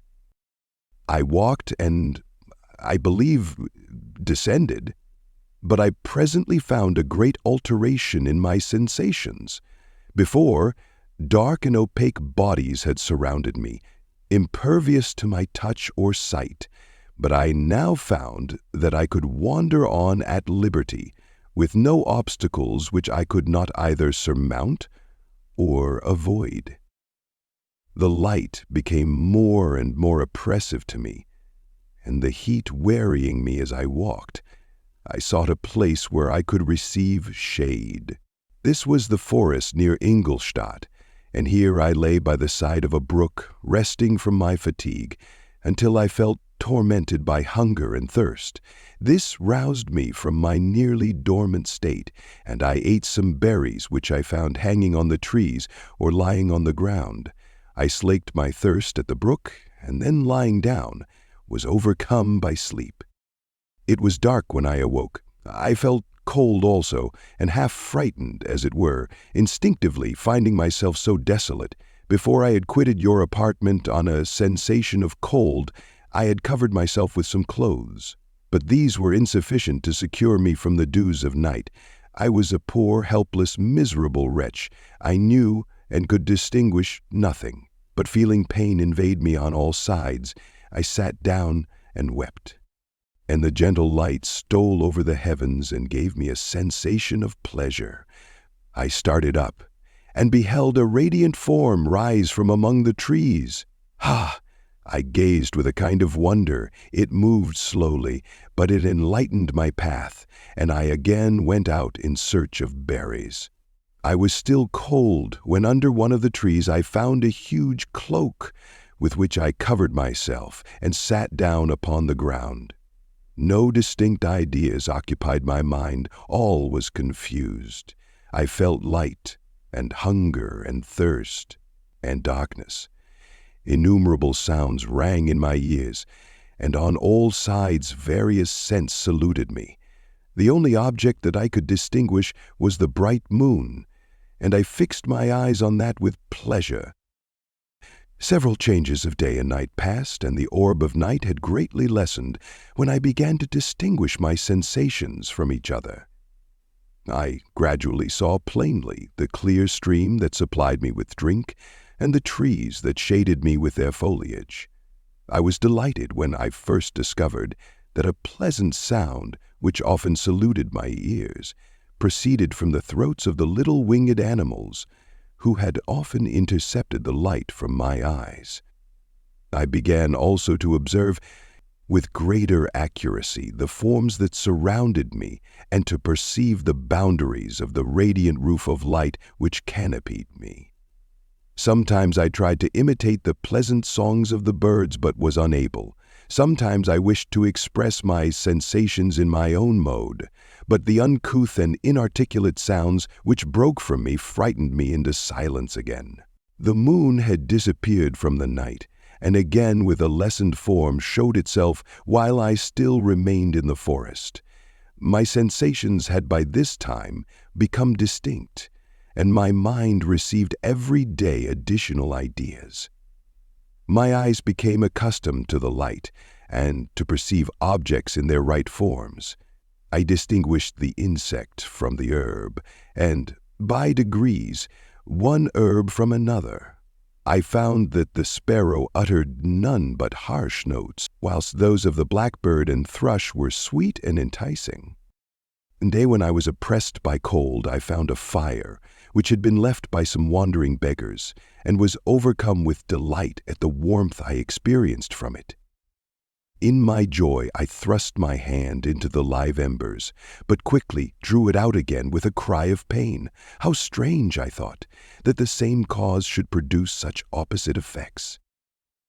I examined the materials of the fire, and to my joy found it to be composed of wood. I quickly collected some branches, but they were wet and would not burn. I was pained at this and sat still, watching the operation of the fire. The wet wood, which I had placed near the heat, dried and itself became inflamed. I reflected on this, and by touching the various branches, I discovered the cause and busied myself in collecting a great quantity of wood that I might dry it and have a plentiful supply of fire. When night came on and brought sleep with it, I was in the greatest fear lest my fire should be extinguished. I covered it carefully with dry wood and leaves, and placed wet branches upon it, and then, spreading my cloak, I lay on the ground and sank into sleep. It was morning when I awoke, and my first care was to visit the fire. I uncovered it, and a gentle breeze quickly fanned it into a flame. I observed this also, and contrived a fan of branches, which roused the embers when they were nearly extinguished. When night came again, I found with pleasure that the fire gave light as well as heat, and that the discovery of this element was useful to me in my food, for I found some of the offals that the travelers had left had been roasted, and tasted much more savory than the berries I gathered from the trees. I tried, therefore, to dress my food in the same manner, placing it on the live embers. I found that the berries were spoiled by this operation, and the nuts and roots much improved. Food, however, became scarce, and I often spent the whole day searching in vain for a few acorns to assuage the pangs of hunger. When I found this, I resolved to quit the place that I had hitherto inhabited, to seek for one where the few wants I experienced would be more easily satisfied. In this emigration, I exceedingly lamented the loss of the fire which I had obtained through accident, and knew not how to reproduce it.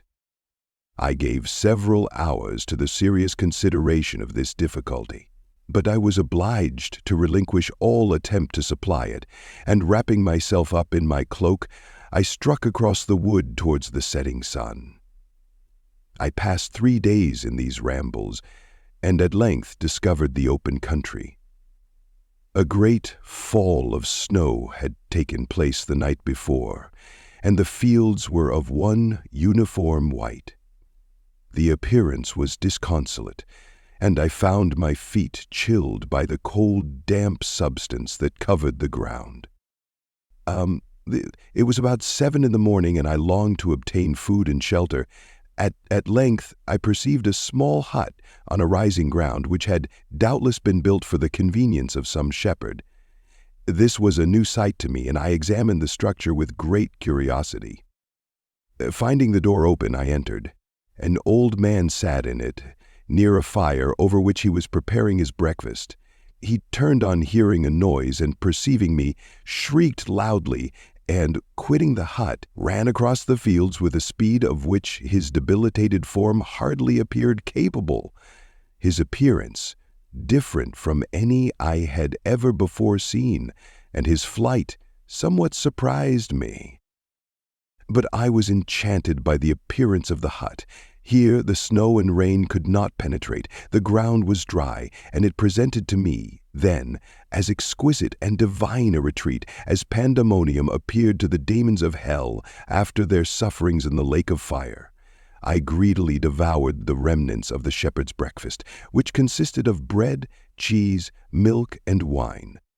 The latter, however, I did not like. Then, overcome by fatigue, I lay down among some straw and fell asleep. It was noon when I awoke, and allured by the warmth of the sun, which shone brightly on the white ground, I determined to recommence my travels, and, depositing the remains of the peasant's breakfast in a wallet I found, I proceeded across the fields for several hours, until at sunset I arrived at a village. How miraculous did this appear! The huts, the neater cottages, and stately houses engaged my admiration by turns. The vegetables in the gardens, the milk and cheese that I saw placed at the windows of some of the cottages, allured my appetite. One of the best of these I entered, but I had hardly placed my foot within the door before the children shrieked, and one of the women fainted.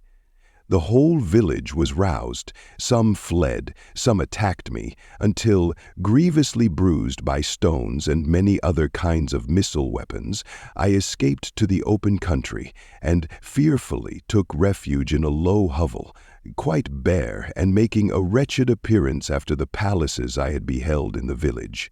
This hovel, however, joined a cottage of a neat and pleasant appearance, but after my late dearly bought experience, I dared not enter it. My place of refuge was constructed of wood, but so low that I could with difficulty sit upright in it. No wood, however, was placed on the earth which formed the floor, but it was dry, and although the wind entered it by innumerable chinks, I found it an agreeable asylum from the snow and rain. Here, then I retreated and lay down, happy to have found a shelter, however miserable, from the inclemency of the season, and still more from the barbarity of man.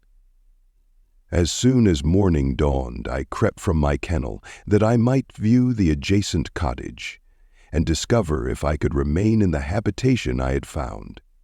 It was situated against the back of the cottage, and surrounded on the sides, which were exposed by a pigsty and a clear pool of water. One part was open, and by that I had crept in, but now I covered every crevice by which I might be perceived with stones and wood, yet in such a manner that I might move them on occasion to pass out. All the light I enjoyed came through the sty, and that was sufficient for me. Having thus arranged my dwelling and carpeted it with clean straw, I retired, for I saw the figure of a man at a distance, and I remembered too well my treatment the night before to trust myself in his power. I had first, however, provided for my sustenance for that day by a loaf of coarse bread, which I purloined, and a cup with which I could drink more conveniently than from my hand of the pure water which flowed by my retreat. The floor was a little raised, so that it was kept perfectly dry, and, by its vicinity to the chimney of the cottage, it was tolerably warm. Being thus provided, I resolved to reside in this hovel until something should occur which might alter my determination. It was indeed a paradise compared to the bleak forest, my former residence, the rain-dropping branches and dank earth. I ate my breakfast with pleasure, and was about to remove a plank to procure myself a little water, when I heard a step, and looking through a small chink, I beheld a young creature, with a pail on her head, passing before my hovel. The girl was young and of gentle demeanor, unlike what I have since found cottagers and farmhouse servants to be, yet she was meanly dressed, a coarse blue petticoat and a linen jacket being her only garb. Her fair hair was plaited, but not adorned. She looked patient, yet sad. I lost sight of her, and in about a quarter of an hour she returned, bearing the pail, which was now partly filled with milk. As she walked along, seemingly incommoded by the burden, a young man met her, whose countenance expressed a deeper despondence. Uttering a few sounds with an air of melancholy, he took the pail from her head and bore it to the cottage himself. She followed, and they disappeared. Presently, I saw the young man again, with some tools in his hand, cross the field behind the cottage, and the girl was also busied, sometimes in the house and sometimes in the yard. On examining my dwelling, I found that one of the windows of the cottage had formerly occupied a part of it, but the panes had been filled up with wood. In one of these was a small and almost imperceptible chink through which the eye could just penetrate. Through this crevice, a small room was visible, whitewashed and clean, but very bare of furniture. In one corner, near a small fire, sat an old man, leaning his head on his hands in a disconsolate attitude. The young girl was occupied in arranging the cottage, but presently she took something out of a drawer, which employed her hands, and she sat down beside the old man, who, taking up an instrument, began to play and to produce sounds sweeter than the voice of the thrush, and It was a lovely sight, even to me, poor wretch who had never beheld aught beautiful before. The silver hair and benevolent countenance of the aged cottager won my reverence, while the gentle manners of the girl enticed my love. He played a sweet mournful air, which I perceived drew tears from the eyes of his amiable companion, of which the old man took no notice, until she sobbed audibly. He then pronounced a few sounds, and the fair creature, leaving her work, knelt at his foot. He raised her and smiled with such kindness and affection that I felt sensations of a peculiar and overpowering nature. They were a mixture of pain and pleasure, such as I had never before experienced, either from hunger or cold, warmth or food. And I withdrew from the window, unable to bear these emotions. Soon after this the young man returned, bearing on his shoulders a load of wood. The girl met him at the door, helped to relieve him of his burden, and taking some of the fuel into the cottage, placed it on the fire. Then she and the youth went apart into a nook of the cottage, and he showed her a large loaf and a piece of cheese. She seemed pleased, and went into the garden for some roots and plants, which she placed in water, and then upon the fire. She afterwards continued her work, whilst the young man went into the garden and appeared busily employed in digging and pulling up roots. After he had been employed thus about an hour, the young woman joined him, and they entered the cottage together. The old man had, in the meantime, been pensive, but on the appearance of his companions he assumed a more cheerful air, and they sat down to eat. The meal was quickly dispatched. The young woman was again occupied in arranging the cottage. The old man walked before the cottage in the sun for a few minutes, leaning on the arm of the youth. Nothing could exceed in beauty the contrast between these two excellent creatures. One was old, with silver hairs and a countenance beaming with benevolence and love. The younger was slight and graceful in his figure, and his features were molded with the finest symmetry. Yet his eyes and attitude expressed the utmost sadness and despondency. The old man returned to the cottage, and the youth, with tools different from those he had used in the morning, directed his steps across the fields. Night quickly shut in, but to my extreme wonder I found that the cottagers had a means of prolonging light by the use of tapers, and was delighted to find that the setting of the sun did not put an end to the pleasure I experienced in watching my human neighbors. In the evening, the young girl and her companion were employed in various occupations which I did not understand, and the old man again took up the instrument which produced the divine sounds that had enchanted me in the morning. So soon as he had finished, the youth began not to play, but to utter sounds that were monotonous, and neither resembling the harmony of the old man's instrument nor the songs of the birds.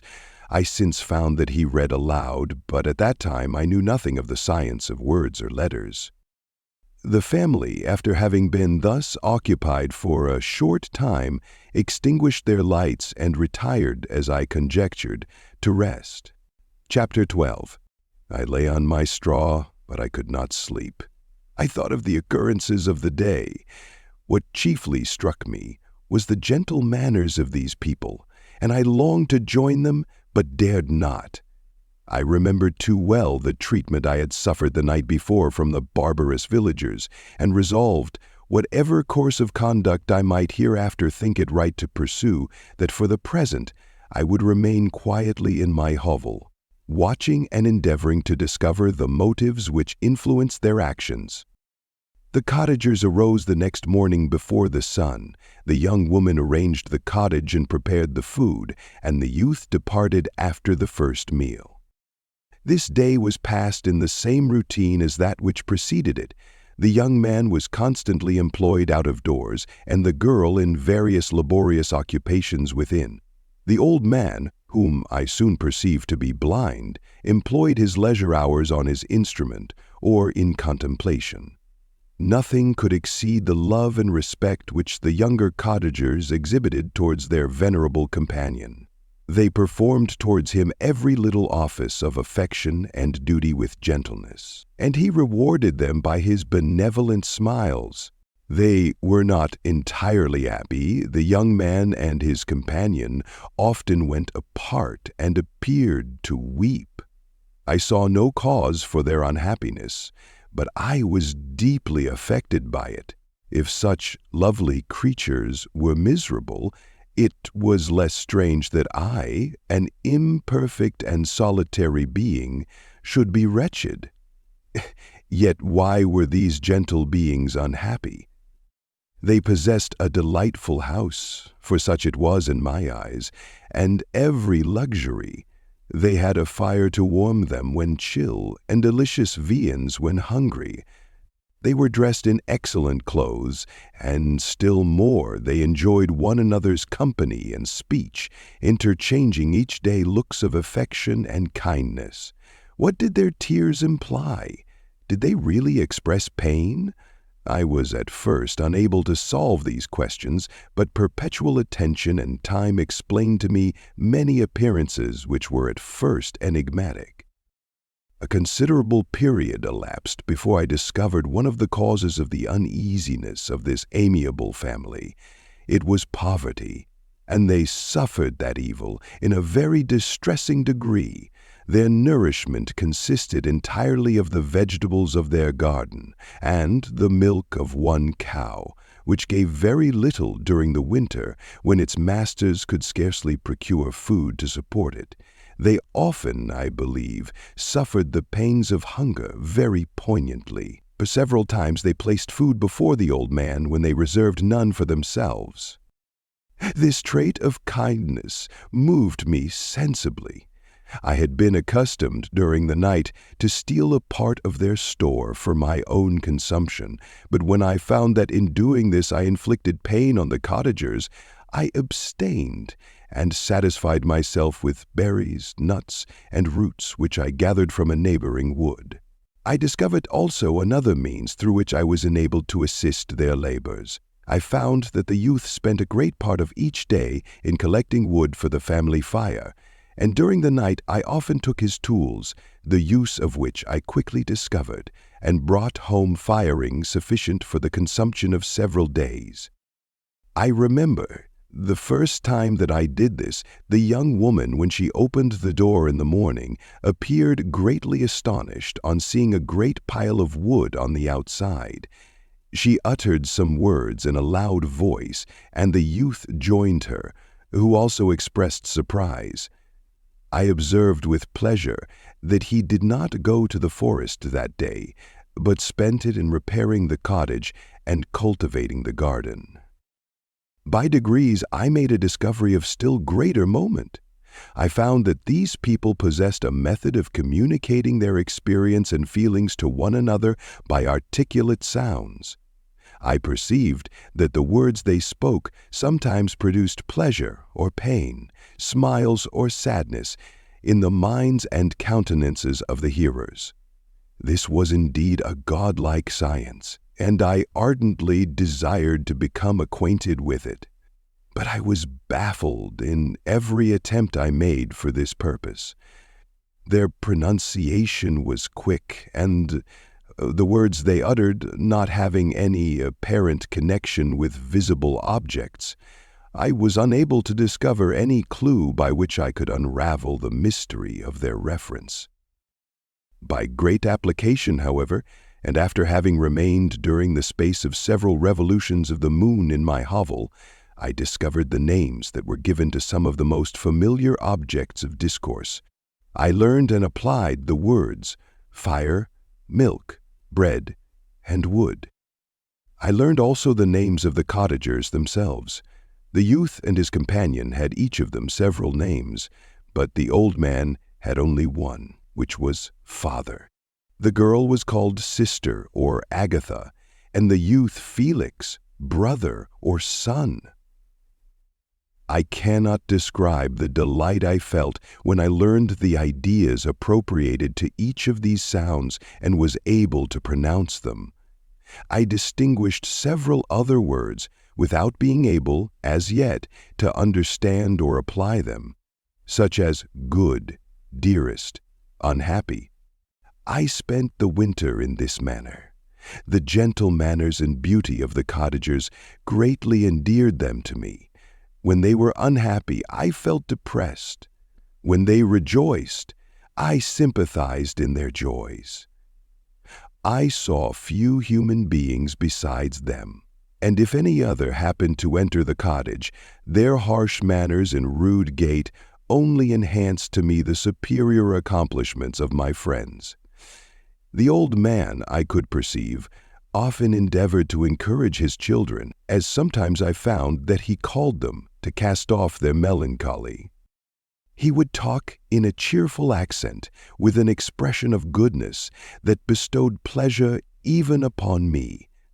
Agatha listened with respect, her eyes sometimes filled with tears, which she endeavored to wipe away unperceived, but I generally found that her countenance and tone were more cheerful after having listened to the exhortations of her father. It was not thus with Felix. He was always the saddest of the group, and even to my unpracticed senses he appeared to have suffered more deeply than his friends. But if his countenance was more sorrowful, his voice was more cheerful than that of his sister, especially when he addressed the old man. I could mention innumerable instances which, although slight, marked the dispositions of these amiable cottagers. In the midst of poverty and want, Felix carried with pleasure to his sister the first little white flower that peeped out from beneath the snowy ground. Early in the morning, before she had risen, he cleared away the snow that obstructed her path to the milk-house, drew water from the well, and brought the wood from the outhouse, where, to his perpetual astonishment, he found his store always replenished by an invisible hand. In the day I believe he worked sometimes for a neighboring farmer, because he often went forth and did not return until dinner, yet brought no wood with him. At other times he worked in the garden, but as there was little to do in the frosty season, he read to the old man and Agatha. This reading had puzzled me extremely at first, but by degrees I discovered that he uttered many of the same sounds when he read as when he talked. I conjectured, therefore, that he found on the paper signs for speech which he understood, and I ardently longed to comprehend these also. But how was that possible when I did not even understand the sounds for which they stood as signs? I improved, however, sensibly in this science, but not sufficiently to follow up any kind of conversation, although I applied my whole mind to the endeavor, for I easily perceived that, although I eagerly longed to discover myself to the cottagers, I ought not to make the attempt until I had first become master of their language, which knowledge might enable me to make them overlook the deformity of my figure, for it was this also that contrast perpetually presented to my eyes had made me acquainted. I admired the perfect forms of my cottagers, their grace, beauty, and delicate complexions, but how was I terrified when I viewed myself in a transparent pool! At first I started back, unable to believe that it was indeed I who was reflected in the mirror, and when I became fully convinced that I was in reality the monster that I am, I was filled with the bitterest sensations of despondence and mortification. Alas, I did not yet entirely know the fatal effects of this miserable deformity. As the sun became warmer and the light of day longer, the snow vanished, and I beheld the bare trees and the black earth. From this time Felix was more employed, and the heart-moving indications of impending famine disappeared. Their food, as I afterwards found, was coarse, but it was wholesome, and they procured a sufficiency of it. Several new kinds of plants sprang up in the garden, which they dressed, and these signs of comfort increased daily as the season advanced. The old man, leaning on his son, walked each day at noon, when it did not rain, as I found it was called when the heavens poured forth its waters. This frequently took place, but a high wind quickly dried the earth, and the season became far more pleasant than it had been. My mode of life in my hovel was uniform. During the morning I attended the motions of the cottagers, and when they were dispersed in various occupations, I slept. The remainder of the day was spent in observing my friends. When they had retired to rest, if there was any moon or the night was starlight, I went into the woods and collected my own food and fuel for the cottage. When I returned, as often as it was necessary, I cleared their path from the snow and performed those offices that I had seen done by Felix. I afterwards found that these labors, performed by an invisible hand, greatly astonished them, and once or twice I heard them, on these occasions, utter the words, "Good Spirit, wonderful," but I did not then understand the signification of these terms. My thoughts now became more active, and I longed to discover the motives and feelings of these lovely creatures. I was inquisitive to know why Felix appeared so miserable and Agatha so sad. I thought, foolish wretch, that it might be in my power to restore happiness to these deserving people. When I slept or was absent, the forms of the venerable blind father, the gentle Agatha, and the excellent Felix flitted before me. I looked upon them as superior beings who would be the arbiters of my future destiny. I formed in my imagination 1,000 pictures of presenting myself to them and their reception of me. I imagined that they would be disgusted, until, by my gentle demeanor and conciliating words, I should first win their favor and afterwards their love. These thoughts exhilarated me and led me to apply with fresh ardor to the acquiring the art of language. My organs were indeed harsh, but supple, and although my voice was very unlike the soft music of their tones, yet I pronounced such words as I understood with tolerable ease. It was as the ass and the lapdog, yet surely the gentle ass, whose intentions were affectionate, although his manners were rude, deserved better treatment than blows and execration. The pleasant showers and genial warmth of spring greatly altered the aspect of the earth. Men who before this change seemed to have been hid in caves dispersed themselves and were employed in various arts of cultivation. The birds sang in more cheerful notes, and the leaves began to bud forth on the trees. Happy, happy earth, fit habitation for gods, which so short a time before was bleak, damp, and unwholesome. My spirits were elevated by the enchanting appearance of nature. The past was blotted from my memory, the present was tranquil, and the future gilded by bright rays of hope and anticipations of joy. Chapter 13. I now hasten to the more moving part of my story. I shall relate events that impress me with feelings which, from what I have been, have made me what I am. Spring advanced rapidly. The weather became fine, and the skies cloudless. It surprised me that what before was desert and gloomy should now bloom with the most beautiful flowers and verdure. My senses were gratified and refreshed by 1,000 scents of delight and 1,000 sights of beauty. It was on one of these days, when my cottagers periodically rested from labor, the old man played on his guitar and the children listened to him, that I observed the countenance of Felix was melancholy beyond expression. He sighed frequently, and once his father paused in his music, and I conjectured by his manner that he inquired the cause of his son's sorrow. Felix replied in a cheerful accent, and the old man was recommencing his music when someone tapped at the door. It was a lady on horseback, accompanied by a countryman as a guide. The lady was dressed in a dark suit and covered with a thick black veil. Agatha asked a question to which the stranger only replied by pronouncing in a sweet accent the name of Felix. Her voice was musical, but unlike that of either of my friends. On hearing this word, Felix came up hastily to the lady, who, when she saw him, threw up her veil, and I beheld a countenance of angelic beauty and expression. Her hair of a shining raven black, and curiously braided. Her eyes were dark but gentle, although animated, her features of a regular proportion, and her complexion wondrously fair, each cheek tinged with a lovely pink. Felix seemed ravished with delight when he saw her.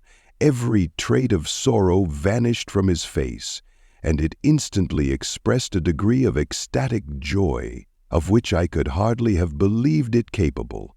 His eyes sparkled as his cheek flushed with pleasure, and at that moment I thought him as beautiful as the stranger. She appeared affected by different feelings. Wiping a few tears from her lovely eyes, she held out her hand to Felix, who kissed it rapturously and called her, as well as I could distinguish his sweet Arabian. She did not appear to understand him, but smiled. He assisted her to dismount, and, dismissing her guide, conducted her into the cottage. Some conversation took place between him and his father, and the young stranger knelt at the old man's feet and would have kissed his hand, but he raised her and embraced her affectionately. I soon perceived that although the stranger uttered articulate sounds and appeared to have a language of her own, she was neither understood by nor herself understood the cottagers. They made many signs which I did not comprehend, but I saw that her presence diffused gladness through the cottage, dispelling their sorrow as the sun dissipates the morning mists. Felix seemed peculiarly happy, and with smiles of delight welcomed his Arabian. Agatha, the ever-gentle Agatha, kissed the hands of the lovely stranger, and, pointing to her brother, made signs which appeared to me to mean that he had been sorrowful until she came. Some hours passed thus, while they by their countenances expressed joy, the cause of which I did not comprehend. Presently I found, by the frequent recurrence of some sound which the stranger repeated after them, that she was endeavoring to learn their language, and the idea instantly occurred to me that I should make use of the same instructions to the same end. The stranger learned about 20 words at the first lesson. Most of them, indeed, were those which I had before understood, but I profited by the others. As night came on, Agatha and the Arabian retired early. When they separated, Felix kissed the hand of the stranger and said, "Good night, sweet Safie."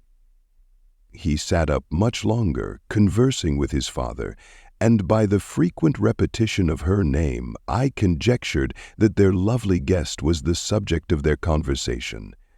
I ardently desired to understand them, and bent every faculty towards that purpose, but found it utterly impossible.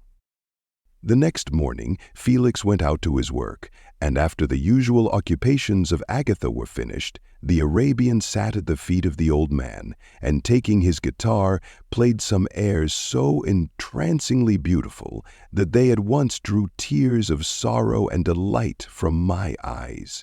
She sang, and her voice flowed in a rich cadence, swelling or dying away like a nightingale of the woods. When she had finished, she gave the guitar to Agatha, who at first declined it. She played a simple air, and her voice accompanied it in sweet accents, but unlike the wondrous strain of the stranger. The old man appeared enraptured, and said some words which Agatha endeavored to explain to Safie, and by which he appeared to wish to express that she bestowed on him the greatest delight by her music. The days now passed as peaceably as before, with the sole alteration that joy had taken place of sadness in the countenances of my friends. Safie was always gay and happy. She and I improved rapidly in the knowledge of language, so that in 2 months I began to comprehend most of the words uttered by my protectors. In the meanwhile, also, the black ground was covered with herbage, and the green banks interspersed with innumerable flowers, sweet to the scent and the eyes, stars of pale radiance among the moonlight woods. The sun became warmer, the nights clear and balmy, and my nocturnal rambles were an extreme pleasure to me, although they were considerably shortened by the late setting and early rising of the sun, for I never ventured abroad during daylight, fearful of meeting with the same treatment I had formerly endured in the first village which I entered. My days were spent in close attention, that I might more speedily master the language, and I may boast that I improved more rapidly than the Arabian, who understood very little and conversed in broken accents, whilst I comprehended and could imitate almost every word that was spoken.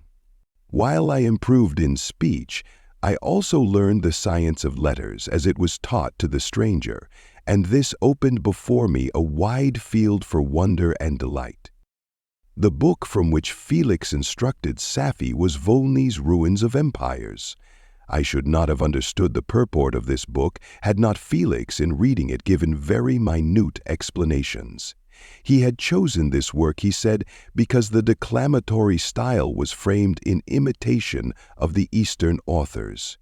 Through this work I obtained a cursory knowledge of history and a view of the several empires at present existing in the world.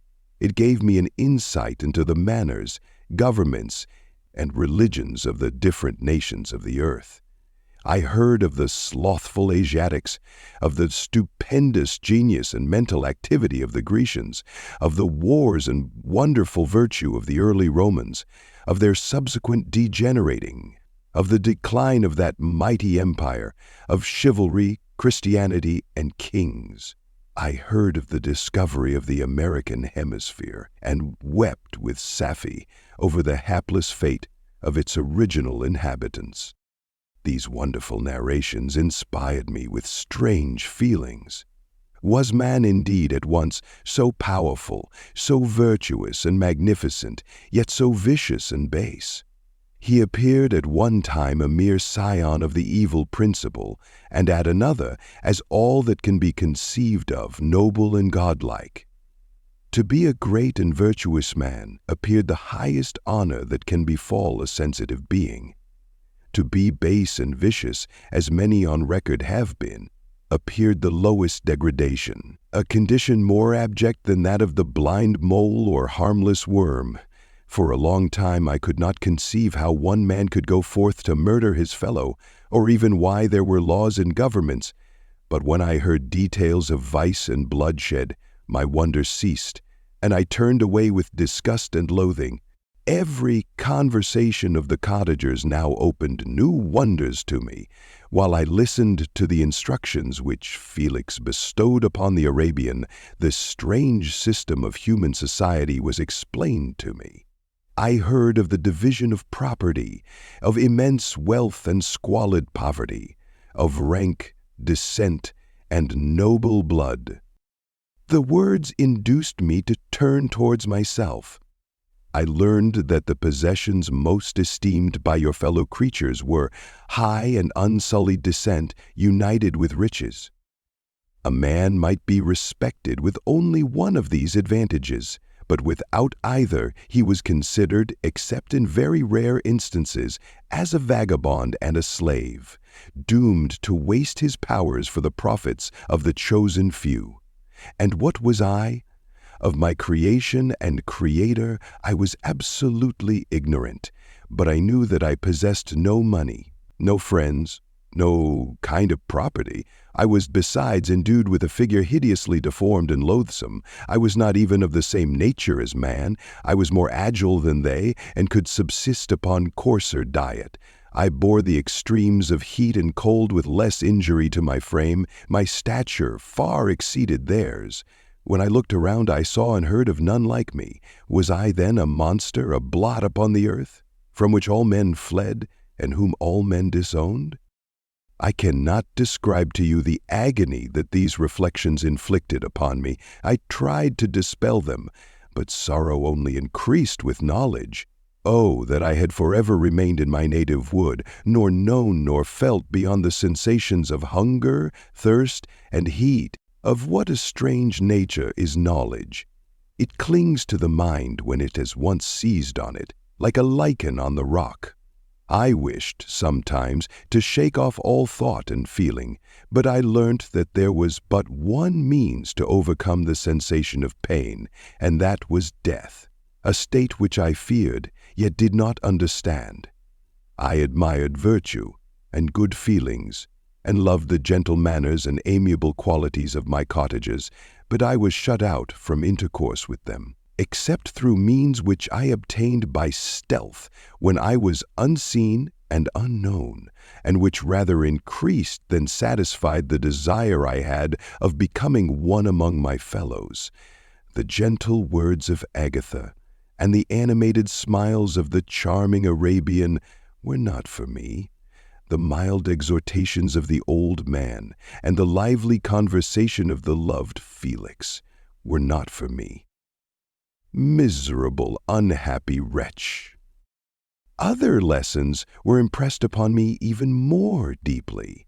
I heard of the difference of sexes and the birth and growth of children, how the father doted on the smiles of the infant and the lively sallies of the older child, how all the life and cares of the mother were wrapped up in the precious charge, how the mind of youth expanded and gained knowledge of brother, sister, and all the various relationships which bind one human being to another in mutual bonds.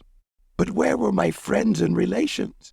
No father had watched my infant days. No mother had blessed me with smiles and caresses. Or, if they had, all my past life was now a blot, a blind vacancy in which I distinguished nothing. From my earliest remembrance I had been as I then was in height and proportion. I had never yet seen a being resembling me, or who claimed any intercourse with me. What was I? The question again recurred, to be answered only with groans. I will soon explain to what these feelings tended, but allow me now to return to the cottagers, whose story excited in me such various feelings of indignation, delight, and wonder, but which all terminated in additional love and reverence for my protectors, for so I loved, in an innocent, half-painful self-deceit, to call them. Chapter 14. Some time elapsed before I learned the history of my friends. It was one which could not fail to impress itself deeply on my mind, unfolding as it did a number of circumstances, each interesting and wonderful to one so utterly inexperienced as I was. The name of the old man was de Lacy. He was descended from a good family in France, where he had lived for many years in affluence, respected by his superiors and beloved by his equals. His son was bred in the service of his country, and Agatha had ranked with ladies of the highest distinction. A few months before my arrival, they had lived in a large and luxurious city called Paris, surrounded by friends and possessed of every enjoyment which virtue, refinement of intellect, or taste, accompanied by a moderate fortune, could afford. The father of Safie had been the cause of their ruin. He was a Turkish merchant and had inhabited Paris for many years when, for some reason which I could not learn, he became obnoxious to the government. He was seized and cast into prison the very day that Safie arrived from Constantinople to join him. He was tried and condemned to death. The injustice of his sentence was very flagrant. All Paris was indignant, and it was judged that his religion and wealth, rather than the crime alleged against him, had been the cause of his condemnation. Felix had accidentally been present at the trial. His horror and indignation were uncontrollable when he heard the decision of the court. He made, at that moment, a solemn vow to deliver him, and then looked around for the means.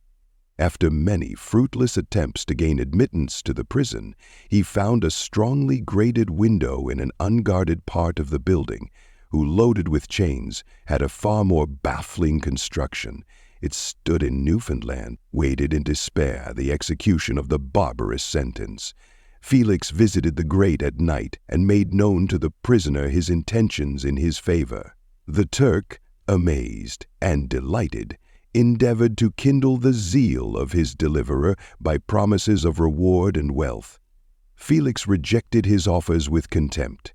Yet when he saw the lovely Safie, who was allowed to visit her father, and who by her gestures expressed her lively gratitude, the youth could not help owning to his own mind that the captive possessed a treasure which would fully reward his toil and hazard.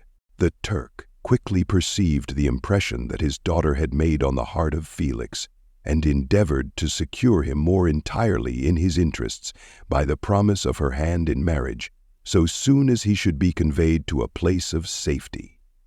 Felix was too delicate to accept this offer, yet he looked forward to the probability of the event as to the consummation of his happiness. During the ensuing days, while the preparations were going forward for the escape of the merchant, the zeal of Felix was warmed by several letters that he received from this lovely girl, who found means to express her thoughts in the language of her lover by the aid of an old man, a servant of her father who understood French. She thanked him in the most ardent terms for his intended services towards her parent, and at the same time she gently deplored her own fate.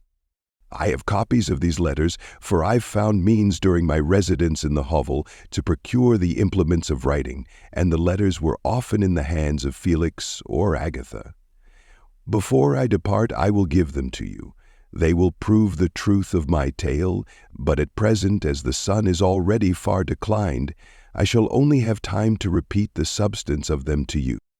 Safie related that her mother was a Christian Arab, seized and made a slave by the Turks. Recommended by her beauty, she had won the heart of the father of Safie, who married her. The young girl spoke in high and enthusiastic terms of her mother, who, born in freedom, spurned the bondage to which she was now reduced. She instructed her daughter in the tenets of her religion and taught her to aspire to higher powers of intellect and an independence of spirit forbidden to the female followers of Muhammad.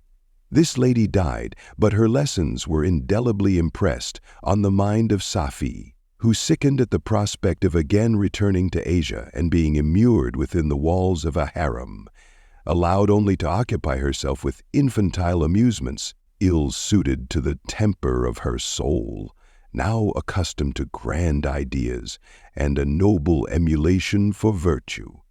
The prospect of marrying a Christian and remaining in a country where women were allowed to take a rank in society was enchanting to her. The day for the execution of the Turk was fixed, but on the night previous to it he quitted his prison and before morning was distant many leagues from Paris.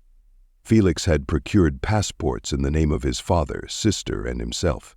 He had previously communicated his plan to the former, who aided the deceit by quitting his house under the pretense of a journey, and concealed himself with his daughter in an obscure part of Paris. Felix conducted the fugitives through France to Lyons and across Mont-Cenis to Leghorn, where the merchant had decided to wait a favorable opportunity of passing into some part of the Turkish dominions. Safie resolved to remain with her father until the moment of his departure, before which time the Turk renewed his promise that she should be united to his deliverer, and Felix remained with them in expectation of that event. And in the meantime he enjoyed the society of the Arabian, who exhibited towards him the simplest and tenderest affection. They conversed with one another through the means of an interpreter, and sometimes with the interpretation of looks, and Safie sang to him the divine airs of her native country. The Turk allowed this intimacy to take place and encouraged the hopes of the youthful lovers, while in his heart he had formed far other plans. He loathed the idea that his daughter should be united to a Christian, but he feared the resentment of Felix if he should appear lukewarm, for he knew that he was still in the power of his deliverer if he should choose to betray him to the Italian state which they inhabited. He revolved 1,000 plans by which he should be enabled to prolong the deceit until it might be no longer necessary, and secretly to take his daughter with him when he departed. His plans were facilitated by the news which arrived from Paris. The government of France were greatly enraged at the escape of their victim and spared no pains to detect and punish his deliverer. The plot of Felix was quickly discovered, and De Lacy and Agatha were thrown into prison. The news reached Felix and roused him from his dream of pleasure. His blind and aged father and his gentle sister lay in a noisome dungeon, while he enjoyed the free air and the society of her whom he loved. This idea was torture to him. He quickly arranged with the Turk that if the latter should find a favorable opportunity for escape before Felix could return to Italy, Safie should remain as a boarder at a convent at Leghorn, and then, quitting the lovely Arabian, he hastened to Paris and delivered himself up to the vengeance of the law, hoping to free De Lacy and Agatha by this proceeding. Did not succeed. They remained confined for 5 months before the trial took place, the result of which deprived them of their fortune and condemned them to a perpetual exile from their native country. They found a miserable asylum in the cottage in Germany, where I discovered them. Felix soon learned that the treacherous Turk, for whom he and his family endured such unheard-of oppression, on discovering that his deliverer was thus reduced to poverty and ruin, became a traitor to good feeling and honor, and had quitted Italy with his daughter, insultingly sending Felix a pittance of money to aid him, as he said, in some plan of future maintenance. Such were the events that preyed on the heart of Felix and rendered him, when I first saw him, the most miserable of his family. He could have endured poverty, and while this distress had been the meed of his virtue, he gloried in it. But the ingratitude of the Turk and the loss of his beloved Safie were misfortunes more bitter and irreparable. The arrival of the Arabian now infused new life into his soul. When the news reached Leghorn that Felix was deprived of his wealth and rank, the merchant commanded his daughter to think no more of her lover, but to prepare to return to her native country. The generous nature of Safie was outraged by this command. She attempted to expostulate with her father, but he left her angrily, reiterating his tyrannical mandate. A few days after, the Turk entered his daughter's apartment and told her hastily that he had reason to believe that his residence at Leghorn had been divulged and that he should speedily be delivered up to the French government. He had consequently hired a vessel to convey him to Constantinople, for which city he should sail in a few hours. He intended to leave his daughter under the care of a confidential servant, to follow at her leisure with the greater part of his property, which had not yet arrived at Leghorn. With a loan, Safie resolved in her own mind the plan of conduct that it would become her to pursue in this emergency. A residence in Turkey was abhorrent to her. Her religion and her feelings were alike averse to it. By some papers of her father which fell into her hands, she heard of the exile of her lover, and learnt the name of the spot where he then resided. She hesitated some time, but at length she formed her determination. Taking with her some jewels that belonged to her, and a sum of money, she quitted Italy with an attendant, a native of Leghorn, but who understood the common language of Turkey, and departed for Germany. She arrived in safety at a town about 20 leagues from the cottage of De Lacy, when her attendant fell dangerously ill.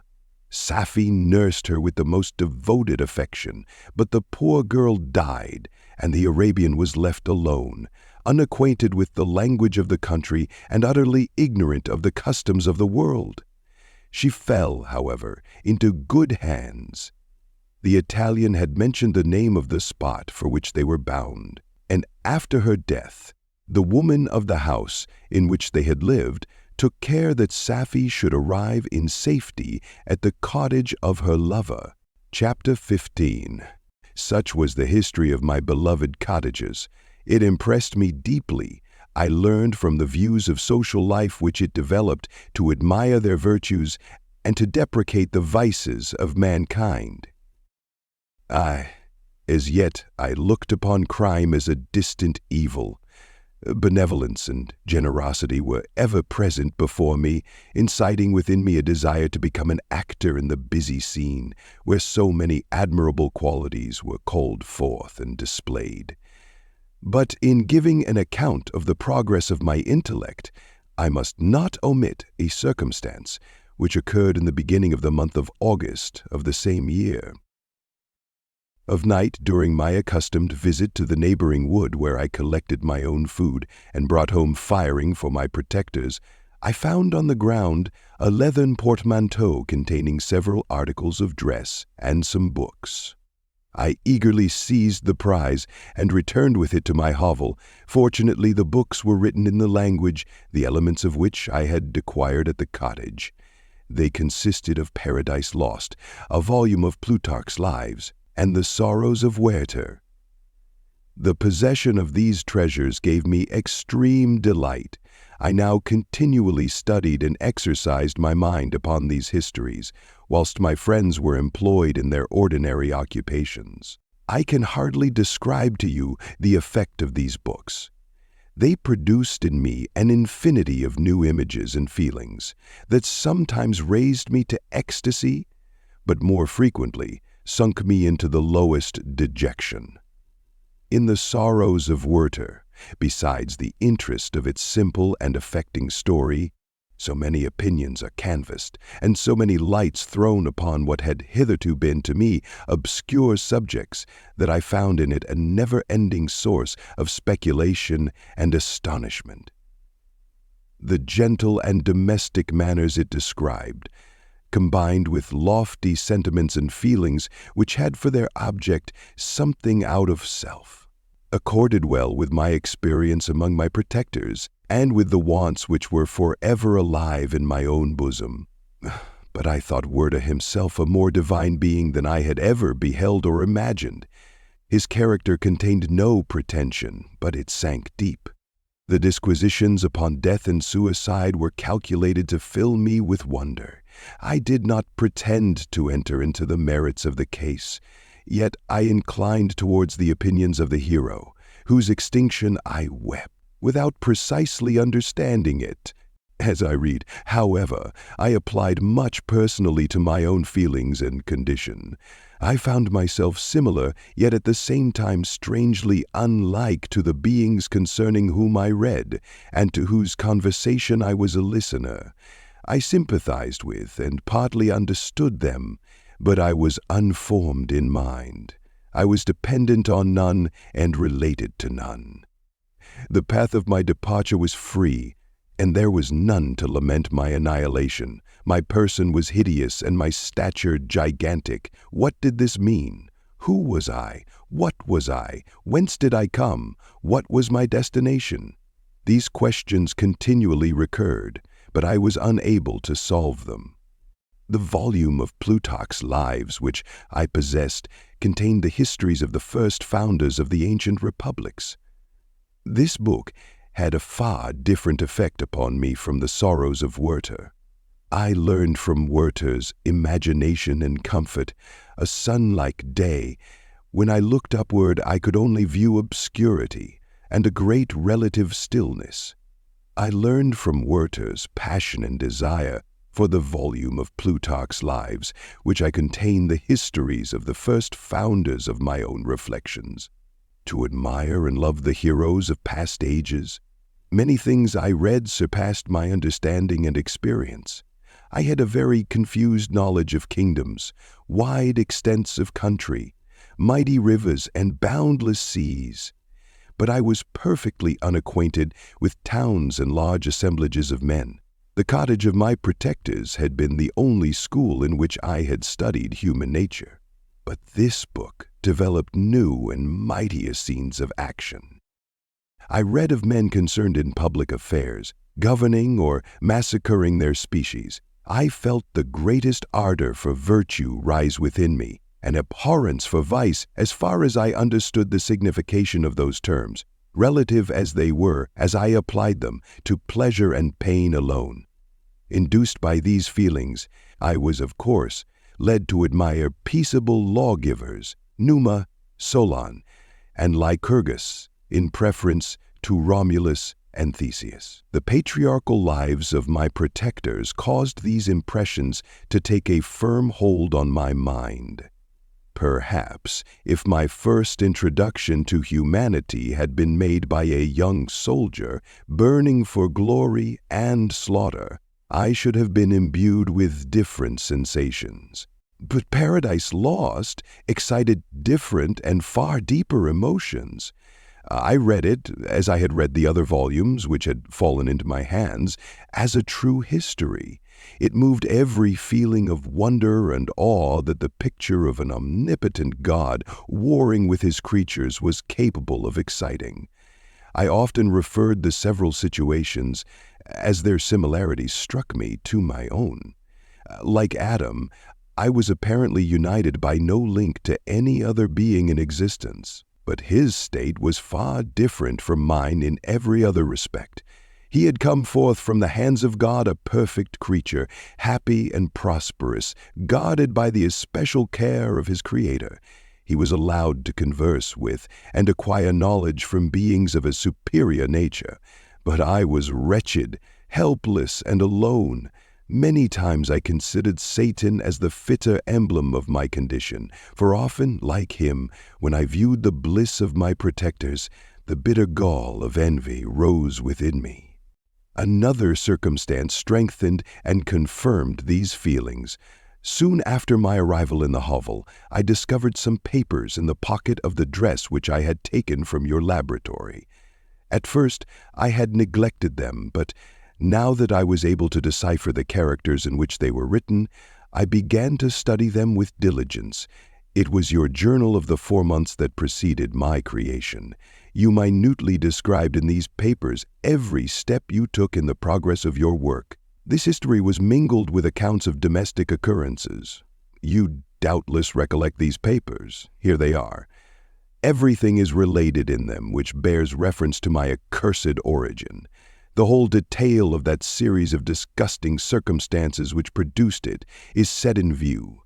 The minutest description of my odious and loathsome person is given in language which painted your own horrors and rendered mine indelible. I sickened as I read. Hateful day when I received life, I exclaimed in agony, "Accursed Creator! Why did you form a monster so hideous that even you turn from me in disgust? God, in pity, made man beautiful and alluring, after his own image. But my form is a filthy type of yours, more horrid even from the very resemblance." Satan had his companions, fellow devils, to admire and encourage him, but I am solitary and abhorred. These were the reflections of my hours of despondency and solitude, but when I contemplated the virtues of the cottagers, their amiable and benevolent dispositions, I persuaded myself that when they should become acquainted with my admiration of their virtues, they would compassionate me and overlook my personal deformity. Could they turn from their door one, however monstrous, who solicited their compassion and friendship, but in every way to fit myself for an interview with them which would decide my fate. I postponed this attempt for some months longer, for the importance attached to its success inspired me with a dread lest I should fail.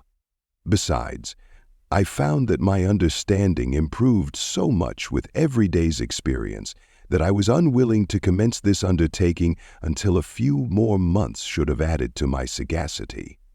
Several changes in the meantime took place in the cottage. The presence of Safie diffused happiness among its inhabitants, and I also found that a greater degree of plenty reigned there.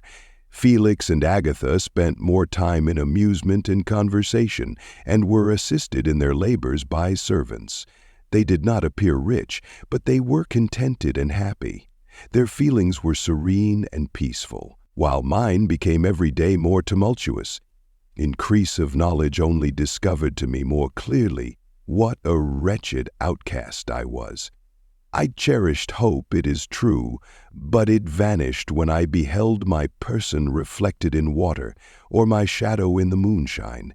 Even as that frail image and that inconstant shade, I endeavored to crush these fears and to fortify myself for the trial which in a few months I resolved to undergo, and sometimes I allowed my thoughts, unchecked by reason, to ramble in the fields of paradise, and dared to fancy amiable and lovely creatures sympathizing with my feelings and cheering my gloom. Their angelic countenances breathed smiles of consolation, but it was all a dream. No Eve soothed my sorrows, nor shared my thoughts. I was alone. I remembered Adam's supplication to his Creator, but where was mine? He had abandoned me, and in the bitterness of my heart I cursed him. Autumn passed thus. I saw, with surprise and grief, the leaves decay and fall, and nature again assumed the barren and bleak appearance it had worn when I first beheld the woods and the lovely moon. Yet I did not heed the bleakness of the weather. I was better fitted by my conformation for the endurance of cold than heat. But my chief delights were the sight of the flowers, the birds, and all the gay apparel of summer. When those deserted me, I turned with more attention towards the cottagers. Their happiness was not decreased by the absence of summer.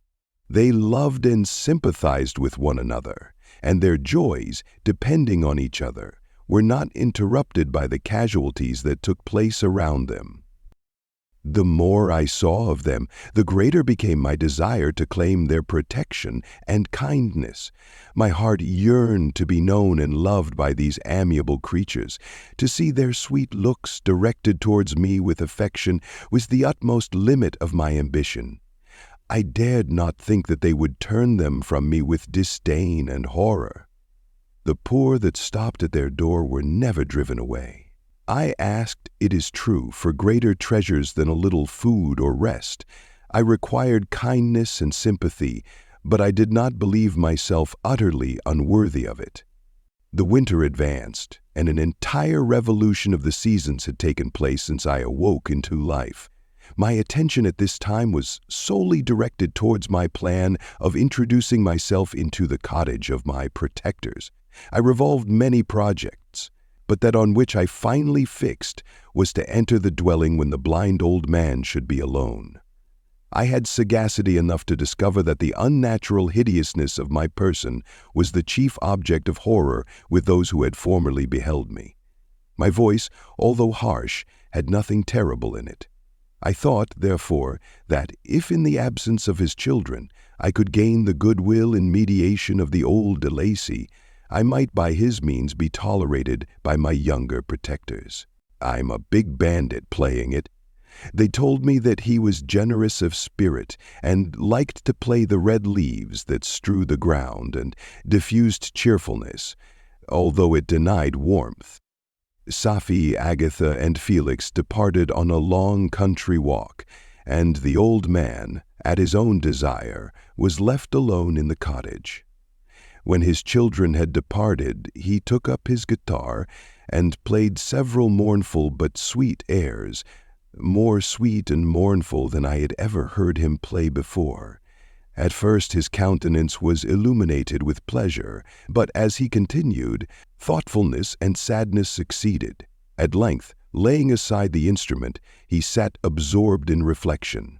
My heart beat quick. This was the hour and moment of trial, which would decide my hopes or realize my fears. The servants were gone to a neighboring fair. All was silent in and around the cottage. It was an excellent opportunity, yet when I proceeded to execute my plan, my limbs failed me, and I sank to the ground. Again I rose, and exerting all the firmness of which I was master, removed the planks which I had placed before my hovel to conceal my retreat. The fresh air revived me, and with renewed determination I approached the door of their cottage. I knocked. "Who is there?" said the old man. "Come in." I entered. "Pardon this intrusion," said I. "I am a traveler in want of a little rest. You would greatly oblige me if you would allow me to remain a few minutes before the fire." "Enter," said de Lacy, "and I will try in what manner I can to relieve your wants. But unfortunately my children are from home, and as I am blind, I am afraid I shall find it difficult to procure food for you. Do not trouble yourself, my kind host. I have food. It is warmth and rest only that I need." I sat down, and a silence ensued. I knew that every minute was precious to me, yet I remained irresolute in what manner to commence the interview, when the old man addressed me. "By your language, stranger, I suppose you are my countryman. Are you French?" "No, but I was educated by a French family and understand that language only. I am now going to claim the protection of some friends whom I sincerely love and of whose favor I have some hopes."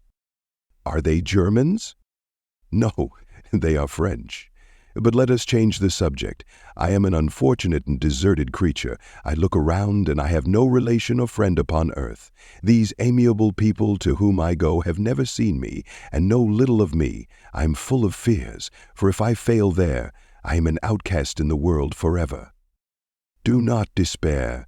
To be friendless is indeed to be unfortunate, but the hearts of men, when unprejudiced by any obvious self-interest, are full of brotherly love and charity. Rely therefore on your hopes, and if these friends are good and amiable, do not despair. They are kind, they are the most excellent creatures in the world, but, unfortunately, they are prejudiced against me. I have good dispositions. My life has been hitherto harmless and in some degree beneficial, but a fatal prejudice clouds their eyes, and where they ought to see a feeling and kind friend, they behold only a detestable monster." "That is indeed unfortunate. But if you are really blameless, cannot you undeceive them?" "I am about to undertake that task, and it is on that account that I feel so many overwhelming terrors. I tenderly love these friends. I have, unknown to them, been for many months in the habits of daily kindness towards them, but they believe that I wish to injure them, and it is that prejudice which I wish to overcome." "Where do these friends reside?" "Near this spot."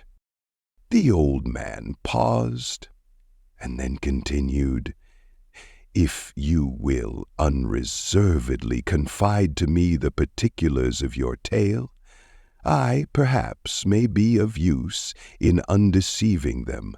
I am blind, and cannot judge of your countenance, but there is something in your words which persuades me that you are sincere. I'm poor and an exile, but it will afford me true pleasure to be in any way serviceable to a human creature." "Excellent man, I thank you and accept your generous offer. You raise me from the dust by this kindness, and I trust that by your aid I shall not be driven from the society and sympathy of your fellow creatures." "Heaven forbid, even if you were really criminal, for that can only drive you to desperation and not instigate you to virtue. I also am unfortunate. I and my family have been condemned, although innocent. Judge, therefore, if I do not feel for your misfortunes." "How can I thank you, my best and only benefactor? From your lips first have I heard the voice of kindness directed towards me. I shall be forever grateful, and your present humanity assures me of success with those friends whom I am on the point of meeting." "May I know the names and residence of those friends?" I paused. This, I thought, was the moment of decision. which was to rob me of or bestow happiness on me, forever. I struggled vainly for firmness sufficient to answer him, but the effort destroyed all my remaining strength. I sank on the chair and sobbed aloud. At that moment, I heard the steps of my younger protectors. I had not a moment to lose, but seizing the hand of the old man, I cried, "Now is the time. Save and protect me. You and your family are the friends whom I seek. Do not you desert me in the hour of trial." "Great God!" exclaimed the old man. "Who are you?" At that instant the cottage door was opened, and Felix, Safie, and Agatha entered. Who can describe their horror and consternation on beholding me? Agatha fainted, and Safie, unable to attend to her friend, rushed out of the cottage. Felix darted forward, and with supernatural force tore me from his father, to whose knees I clung. In a transport of fury he dashed me to the ground, and struck me violently with a stick.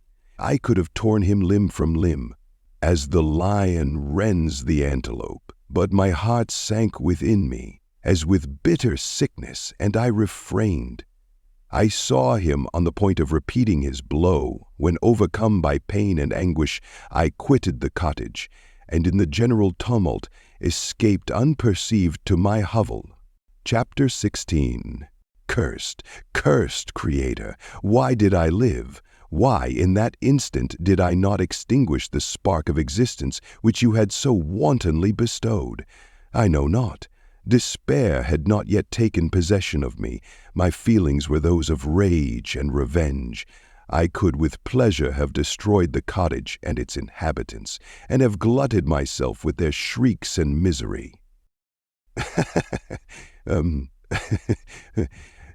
When night came, I quitted my retreat and wandered in the wood, and now, no longer restrained by the fear of discovery, I gave vent to my anguish in fearful howlings. I was like a wild beast that had broken the toils. I was like a wild beast that had obstructed me and ranging through the wood with a stag-like swiftness. Oh, what a miserable night I passed! The cold stars shone in mockery, and the bare trees waved their branches above me. Now and then the sweet voice of a bird burst forth amidst the universal stillness. All save I were at rest or in enjoyment. I, like the arch-fiend, bore a hell within me, and finding myself unsympathized with, wished to tear up the trees, spread havoc and destruction around me, and then to have sat down and enjoyed the ruin. But this was a luxury of sensation that could not endure. I became fatigued with excess of bodily exertion, and sank on the damp grass in the sick impotence of despair. There was none among the myriads of men that existed who would pity or assist me, and should I feel kindness towards my enemies? No. From that moment I declared everlasting war against the species, and more than all, against him who had formed me and sent me forth to this insupportable misery. The sun rose. I heard the voices of men, and knew that it was impossible to return to my retreat during that day. Accordingly, I hid myself in some thick underwood, determining to devote the ensuing hours to reflection on my situation. The pleasant sunshine and the pure air of day restored me to some degree of tranquility, and when I considered what had passed at the cottage, I could not help believing that I had been too hasty in my conclusions. I had certainly acted imprudently. It was apparent that my conversation had interested the father in my behalf, and I was a fool in having exposed my person to the horror of his children. I ought to have familiarized the old de Lacy to me, and by degrees to have discovered myself to the rest of his family, when they should have been prepared for my approach. But I did not believe my errors to be irretrievable, and after much consideration I resolved to return to the cottage, seek the old man, and by my representations win him to my party.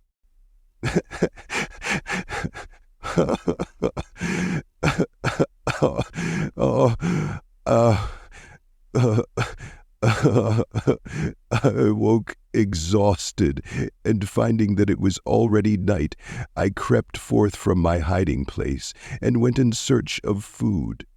I woke exhausted, and finding that it was already night, I crept forth from my hiding place and went in search of food.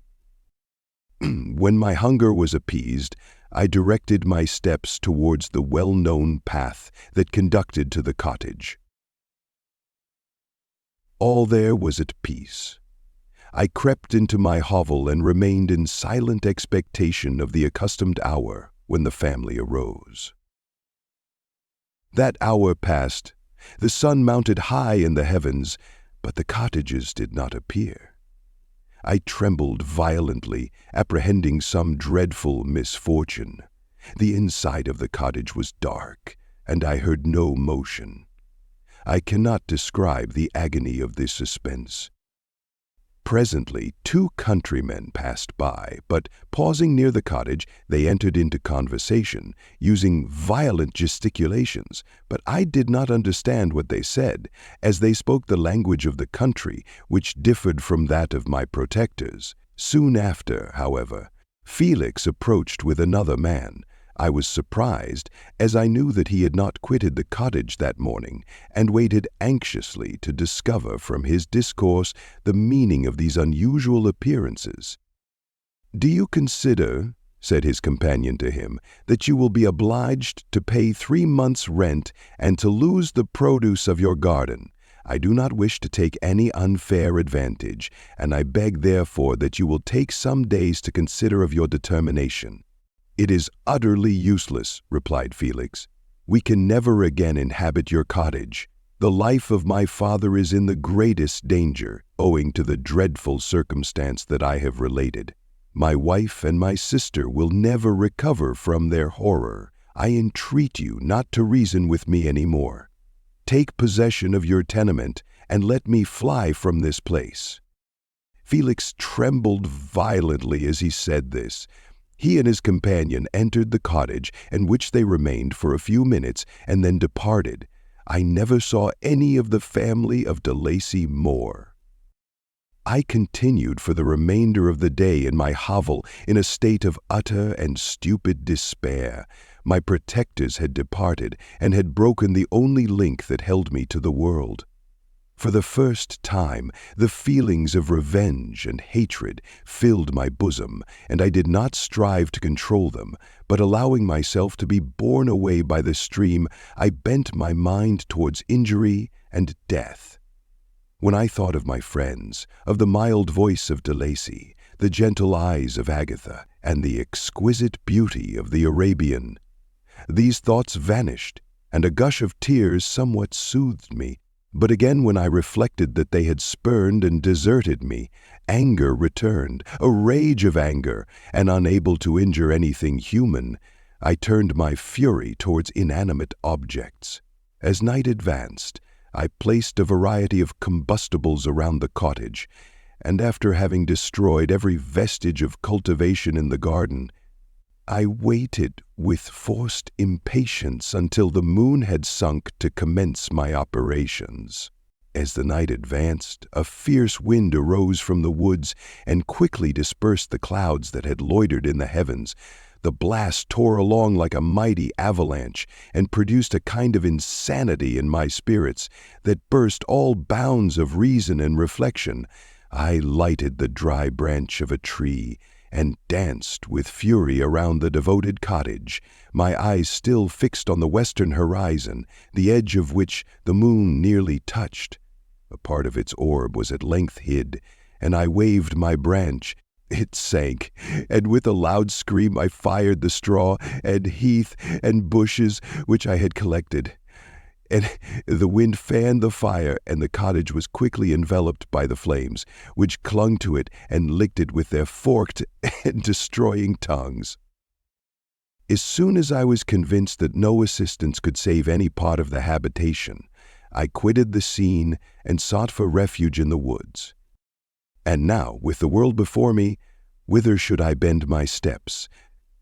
I resolved to fly far from the scene of my misfortunes, but to me, Hated and despised, every country must be equally horrible. At length, the thought of you crossed my mind. I learned from your papers that you were my father, my creator. And to whom could I apply with more fitness than to him who had given me life? Among the lessons that Felix had bestowed upon Safie, geography had not been omitted. I had learned from these the relative situations of the different countries of the earth. You had mentioned Geneva as the name of your native town, and towards this place I resolved to proceed. But how was I to direct myself? I knew that I must travel in a southwesterly direction to reach my destination, but the sun was my only guide. I did not know the names of the towns that I was to pass through, nor could I ask information from a single human being. But I did not despair. From you only could I hope for succor, although towards you I felt no sentiment but that of hatred. Unfeeling, heartless creator. You had endowed me with perceptions and passions, and then cast me abroad an object for the scorn and horror of mankind. But on you only had I any claim for pity and redress, and from you I determined to seek that justice which I vainly attempted to gain from any other being that wore the human form. My travels were long, and the sufferings I endured intense. It was late in autumn when I quitted the district where I had so long resided. I traveled only at night, fearful of encountering the visage of a human being. Nature decayed around me, and the sun became heatless. Rain and snow poured around me. Mighty rivers were frozen. The surface of the earth was hard and chill and bare, and I found no shelter. O earth! How often did I imprecate curses on the cause of my being? The mildness of my nature had fled, and all within me was turned to gall and bitterness. The nearer I approached your habitation, the more deeply did I feel the spirit of revenge enkindled in my heart. Snow fell, and the waters were hardened, but I rested not. A few incidents now and then directed me, and I possessed a map of the country. But I often wandered wide from my path. The agony of my feelings allowed me no respite.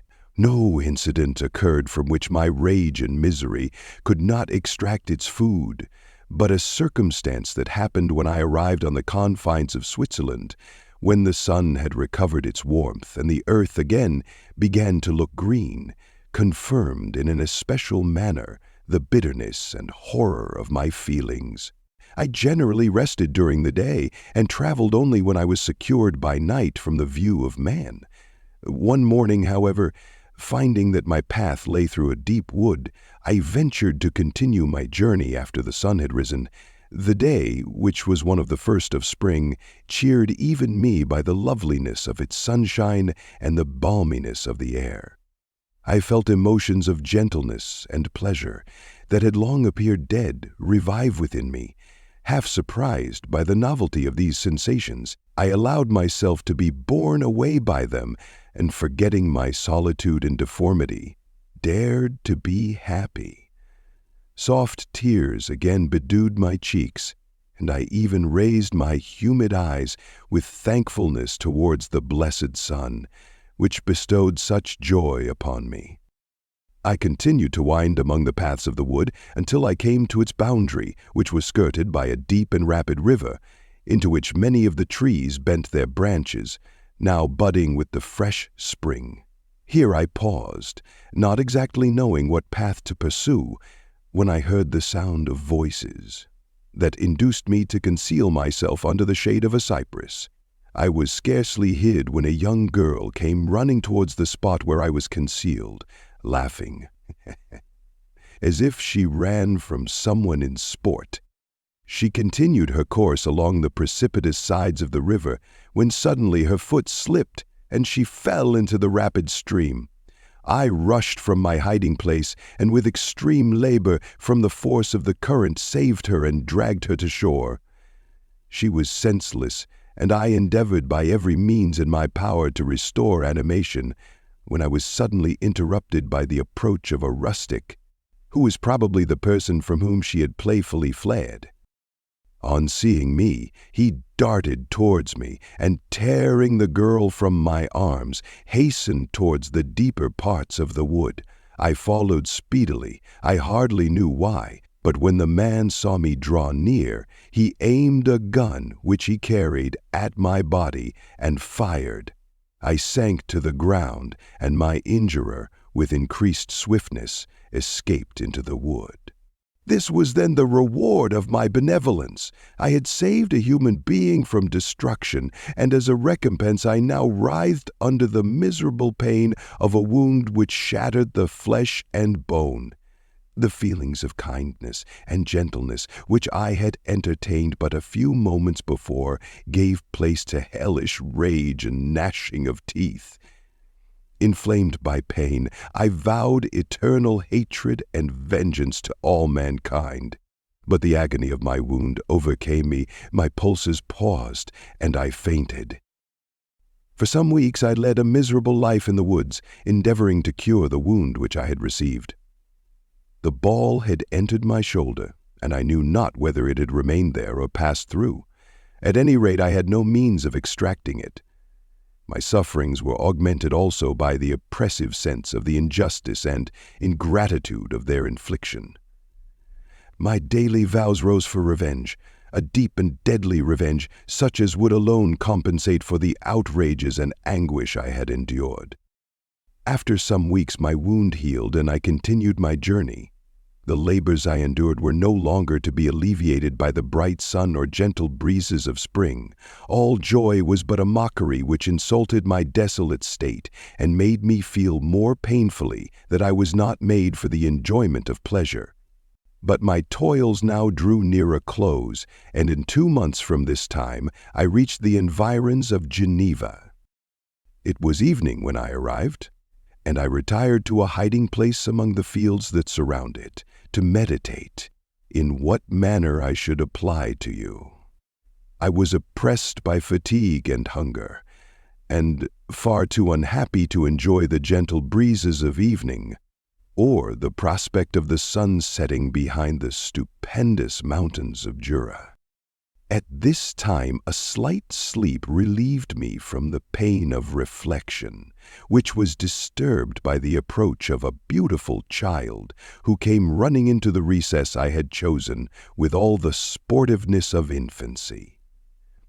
Suddenly, as I gazed on him, an idea seized me that this little creature was unprejudiced and had lived too short a time to have imbibed a horror of deformity. If, therefore, I could seize him and educate him as my companion and friend, I should not be so desolate in this peopled earth.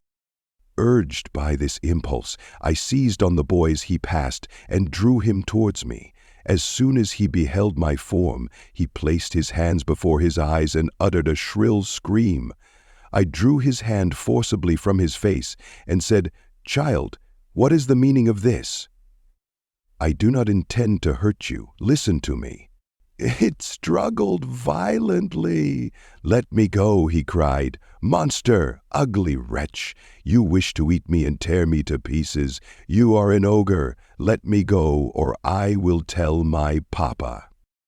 "Boy, you will never see your father again. You must come with me." "Hideous monster, let me go. My papa is a syndic. He is M. Frankenstein. He will punish you. You dare not keep me." "Frankenstein, you belong then to my enemy, to him towards whom I have sworn eternal revenge. You shall be my first victim." The child still struggled and loaded me with epithets which carried despair to my heart. I grasped his throat to silence him, and in a moment he lay dead at my feet. I gazed on my victim, and my heart swelled with exultation and hellish triumph. Clapping my hands, I exclaimed, "I too can create desolation. My enemy is not invulnerable. This death will carry despair to him, and 1,000 other miseries shall torment and destroy him." As I fixed my eyes on the child, I saw something glittering on his breast. I took it. It was a portrait of a most lovely woman. In spite of my malignity, it softened and attracted me. For a few moments I gazed with delight on her dark eyes, fringed by deep lashes, and her lovely lips. But presently my rage returned.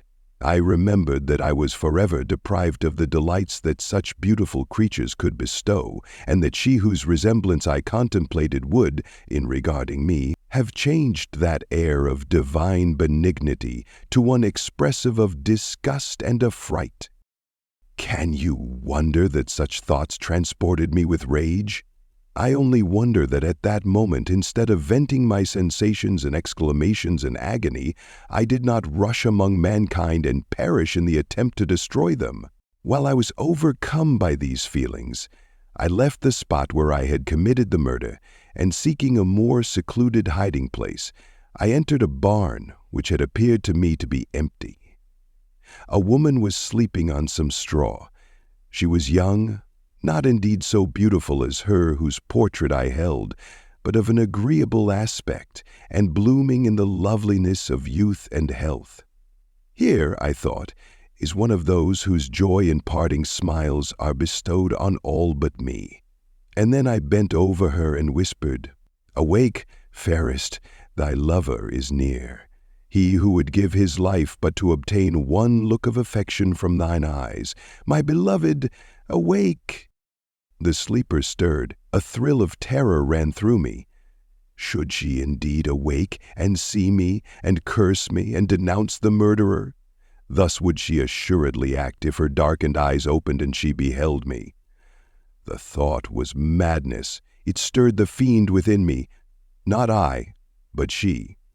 Shall suffer the murder I have committed because I am forever robbed of all that she could give me. She shall atone.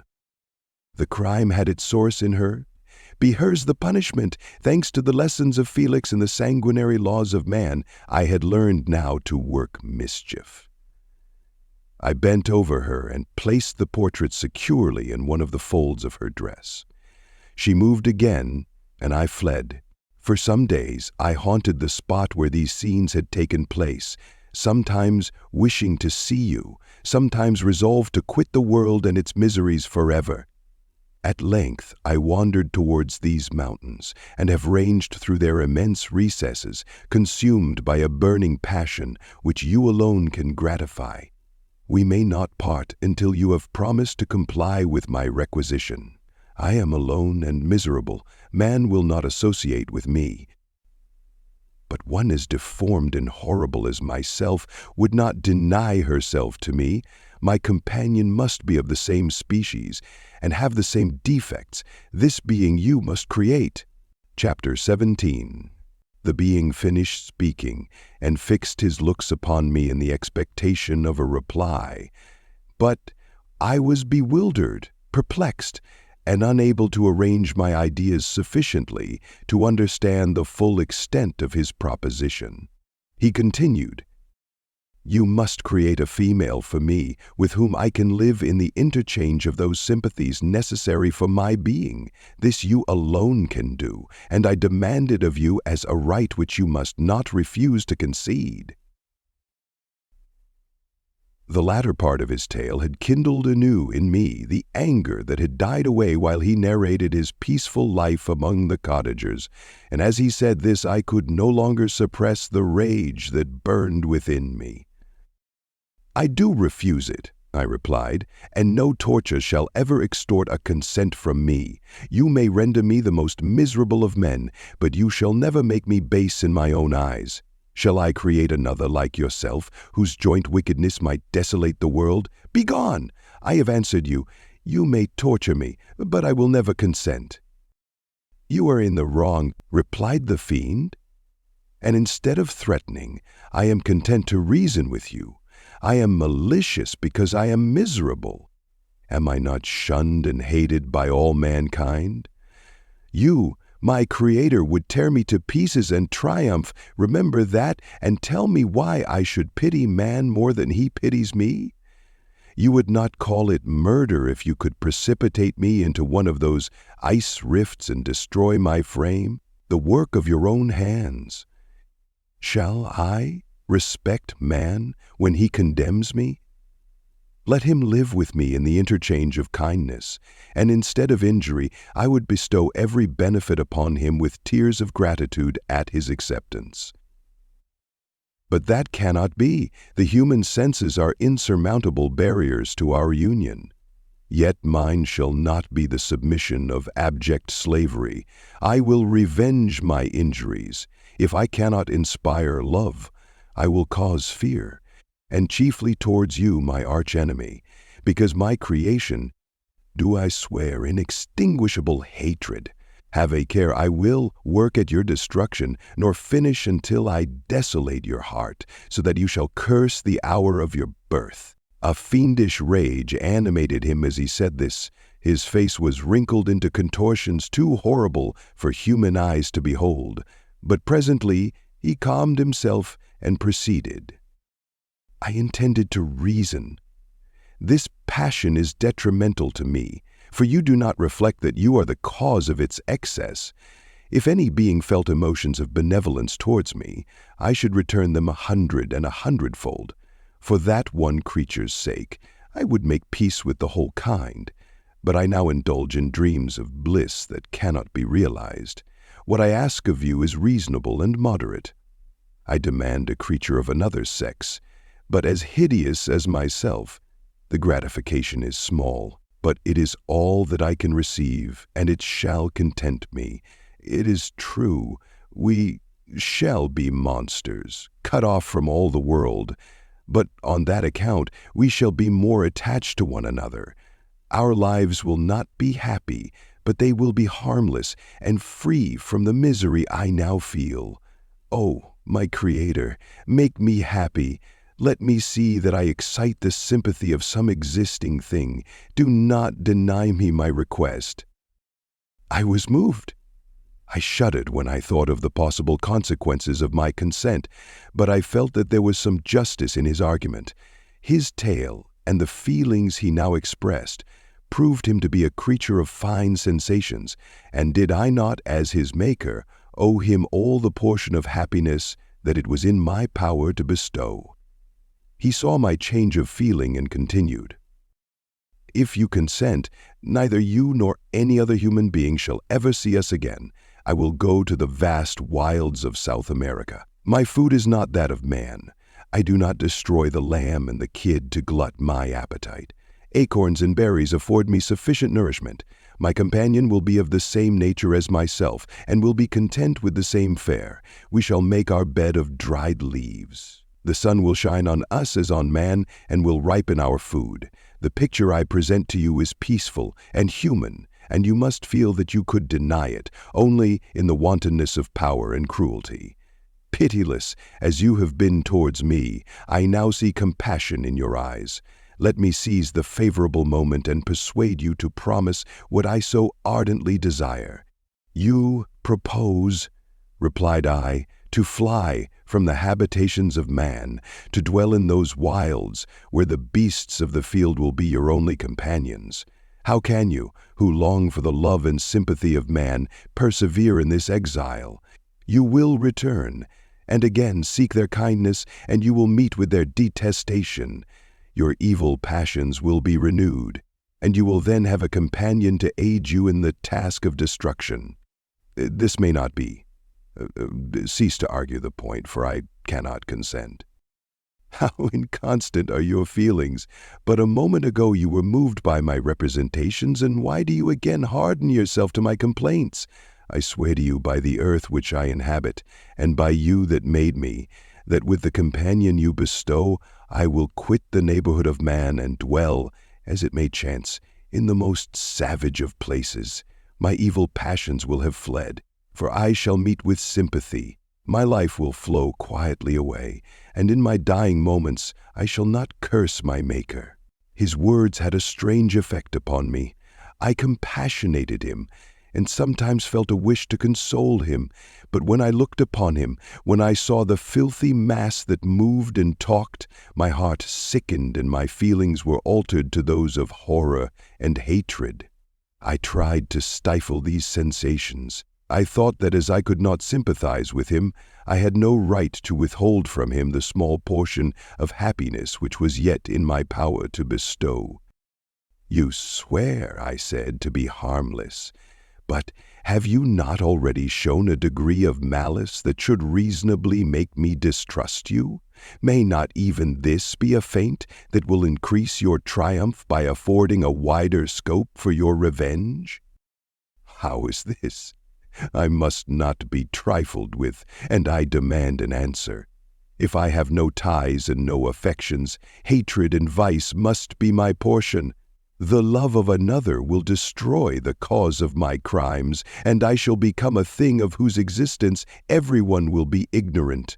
My vices are the children of a forced solitude that I abhor, and my virtues will necessarily arise when I live in communion with an equal.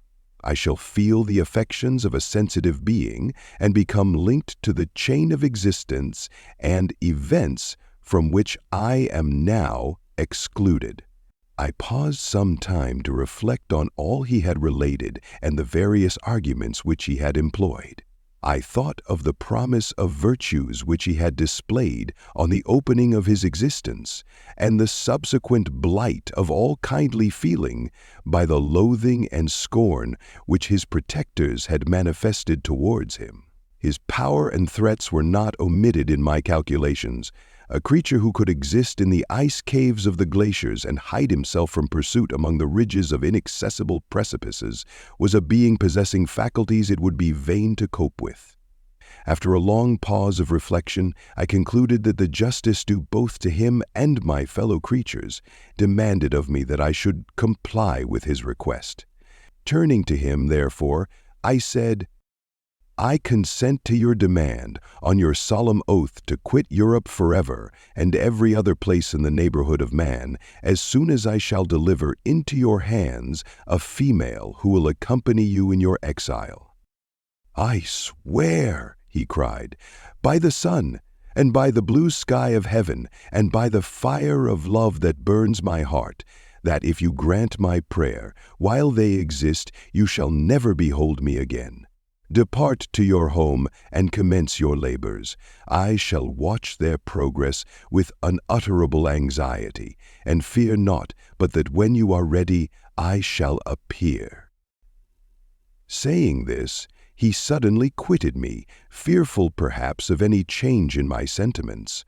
I saw him descend the mountain with greater speed than the flight of an eagle, and quickly lost among the undulations of the sea of ice. His tale had occupied the whole day, and the sun was upon the verge of the horizon when he departed. I knew that I ought to hasten my descent towards the valley, as I should soon be encompassed in darkness, but my heart was heavy and my steps slow. The labor of winding among the little paths of the mountain and fixing my feet firmly as I advanced perplexed me, occupied as I was by the emotions which the occurrences of the day had produced. Night was far advanced when I came to the halfway resting place and seated myself beside the fountain. The stars shone at intervals as the clouds passed from over them. The dark pines rose before me, and every here and there a broken tree lay on the ground.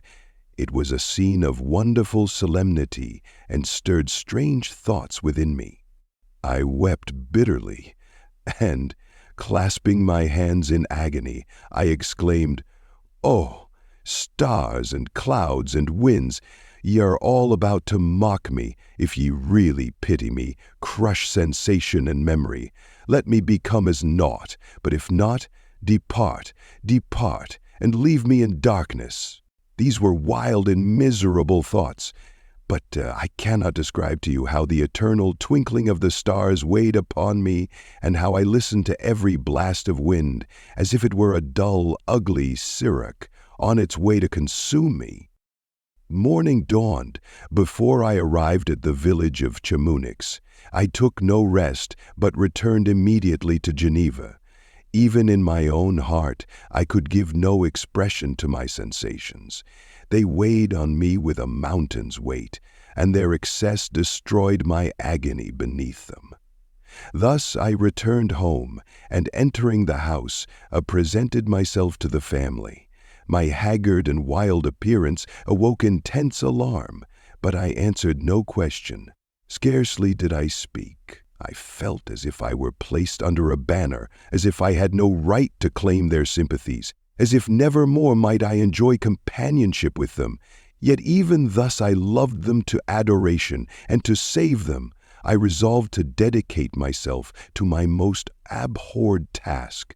The prospect of such an occupation made every other circumstance of existence pass before me like a dream, and that thought only had to me the reality of life. Chapter 18. Day after day, week after week, passed away on my return to Geneva, and I could not collect the courage to recommence my work. I feared the vengeance of the disappointed fiend, yet I was unable to overcome my repugnance to the task which was enjoined me. I found that I could not compose a female without again devoting several months to profound study and laborious disquisition. I had heard of some discoveries having been made by an English philosopher, the knowledge of which was material to my success, and I sometimes thought of obtaining my father's consent to visit England for this purpose, but I clung to every pretense of delay, and shrank from taking the first step in an undertaking whose immediate necessity began to appear less absolute to me. A change indeed had taken place in me. My health, which had hitherto declined, was now much restored, and my spirits, when unchecked by the memory of my unhappy promise, rose proportionably. My father saw this change with pleasure, and he turned his thoughts towards the best method of eradicating the remains of my melancholy, which every now and then would return by fits, and with a devouring blackness overcast the approaching sunshine. At these moments I took refuge in the most perfect solitude. I passed whole days on the lake alone, in a little boat, watching the clouds and listening to the rippling of the waves, silent and listless. But the fresh air and bright sun seldom failed to restore me to some degree of composure, and on my return I met the salutations of my friends with a readier smile and a more cheerful heart. It was after my return from one of these rambles that my father, calling me aside, thus addressed me. "I am happy to remark, my dear son, that you have resumed your former pleasures and seem to be returning to yourself. And yet you are still unhappy, and still avoid our society.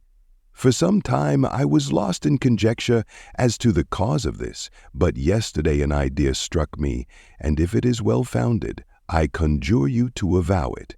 Reserve on such a point would be not only useless, but draw down treble misery on us all." I trembled violently at his exordium, and my father continued, "I confess, my son, that I have always looked forward to your marriage with our dear Elizabeth as the tie of our domestic comfort and the stay of my declining years. You were attached to each other from your earliest infancy. You studied together and appeared in dispositions and tastes entirely suited to one another. But so blind is the experience of man that what I conceived to be the best assistance to my plan may have entirely destroyed it. You, perhaps, regard her as your sister, without any wish that she might become your wife. Nay, you may have met with another whom you may love, and considering yourself as bound in honor to Elizabeth, this struggle may occasion the poignant misery which you appear to feel. My dear father, reassure yourself.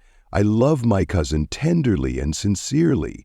I never saw any woman who excited, as Elizabeth does, my warmest admiration and affection. My future hopes and prospects are entirely bound up in the expectation of our union. The expression of your sentiments of this subject, my dear Victor, gives me more pleasure than I have for some time experienced. If you feel thus, we shall assuredly be happy, however present events may cast a gloom over us. But it is this gloom which appears to have taken so strong a hold of your mind that I wish to dissipate. Tell me, therefore, whether you object to an immediate solemnization of the marriage.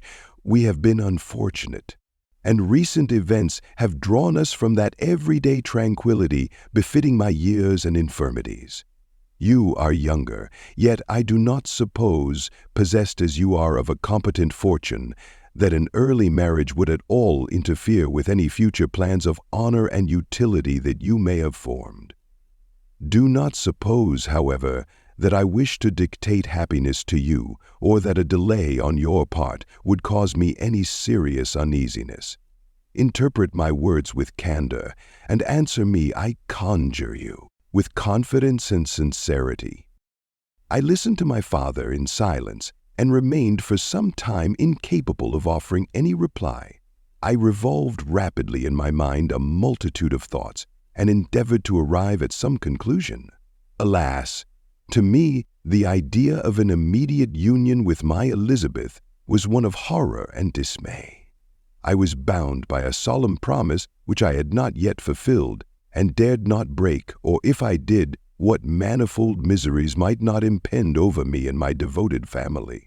Could I enter to a festival with this deadly weight yet hanging round my neck and bowing me to the ground?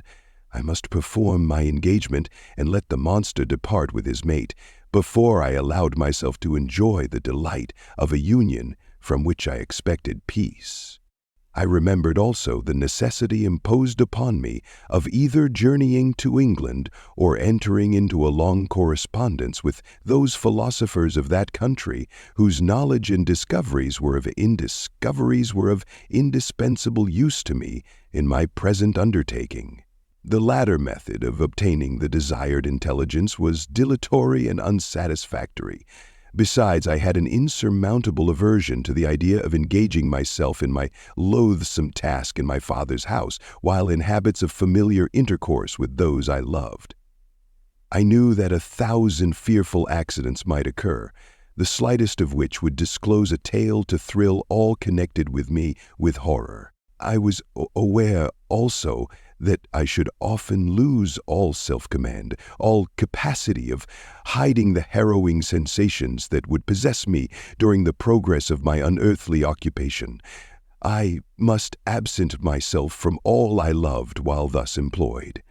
Once commenced, it would quickly be achieved, and I might be restored to my family in peace and happiness. My promise fulfilled, the monster would depart forever.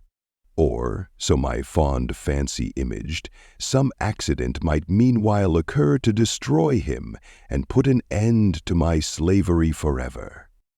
These feelings dictated my answer to my father.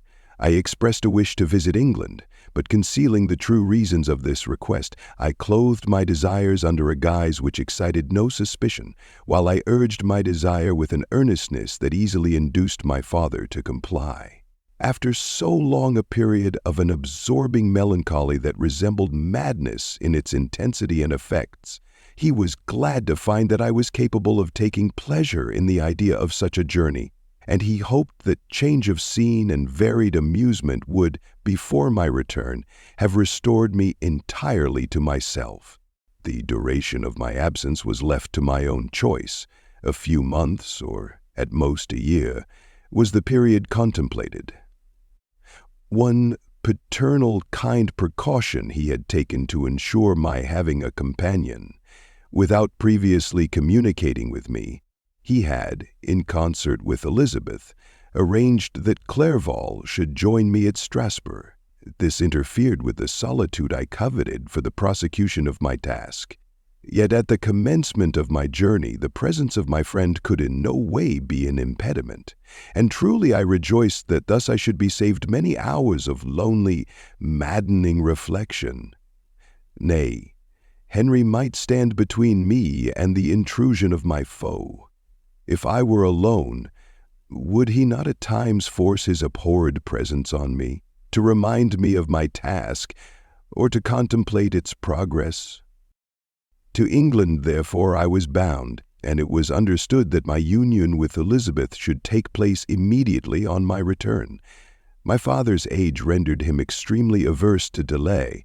For myself, there was one reward I promised myself from my detested toils, one consolation for my unparalleled sufferings.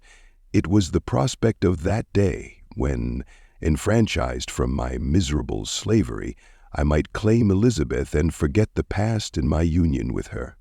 I now made arrangements for my journey, but one feeling haunted me, which filled me with fear and agitation. During my absence, I should leave my friends unconscious of the existence of their enemy and unprotected from his attacks, exasperated as he might be by my departure. But he had promised to follow me wherever I might go, and would he not accompany me to England? This imagination was dreadful in itself, but soothing inasmuch as it supposed the safety of my friends. I was agonized with the idea of the possibility that the reverse of this might happen, but through the whole period during which I was the slave of my creature, I allowed myself to be governed by the impulses of the moment, and my present sensations strongly intimated that the fiend would follow me and exempt my family from the danger of his machinations. It was in the latter end of September that I again quitted my native country. My journey had been my own suggestion, and Elizabeth therefore acquiesced, but she was filled with disquiet at the idea of my suffering, away from her, the inroads of misery and grief. It had been her care which provided me a companion in Clerval, and yet a man is blind to 1,000 minute circumstances which call forth a woman's sedulous attention. She longed to bid me hasten my return. 1,000 conflicting emotions rendered her mute as she bade me a tearful, silent farewell. I threw myself into the carriage that was to convey me away, hardly knowing whither I was going, and careless of what was passing around. I remembered only, and it was with a bitter anguish that I reflected on it, to order that my chemical instruments should be packed to go with me. Filled with dreary imaginations, I passed through many beautiful and majestic scenes, but my eyes were fixed and unobserving. I could only think of the bourne of my travels and the work which was to occupy me whilst they endured. After some days spent in listless indolence, during which I traversed many leagues, I arrived at Strasbourg, where I waited 2 days for Clerval. He came. Alas, how great was the contrast between us! He was alive to every new scene, joyful when he saw the beauties of the setting sun, and more happy when he beheld it rise and recommence a new day. He pointed out to me the shifting colors of the landscape and the appearances of the sky. "This is what it is to live," he cried. "Now I enjoy existence. But you, my dear Frankenstein, wherefore are you desponding and sorrowful?" In truth, I was occupied by gloomy thoughts, and neither saw the descent of the evening star nor the golden sunrise reflected in the Rhine. And you, my friend, would be far more amused with the journal of Clerval, who observed the scenery with an eye of feeling and delight, than in listening to my reflections. I, a miserable wretch, haunted by a curse that shut up every avenue to enjoyment. We had agreed to descend the Rhine in a boat from Strasbourg to Rotterdam, whence we might take shipping for London. During this voyage, we passed many willowy islands and saw several beautiful towns. We stayed a day at Mannheim, and on the 5th from our departure from Strasbourg, arrived at Mainz. The course of the Rhine below Mainz becomes much more picturesque. The river descends rapidly and winds between hills, not high but steep, and of beautiful forms. We saw many ruined castles standing on the edges of precipices, surrounded by black woods, high and inaccessible. This part of the Rhine, indeed, presents a singularly variegated landscape.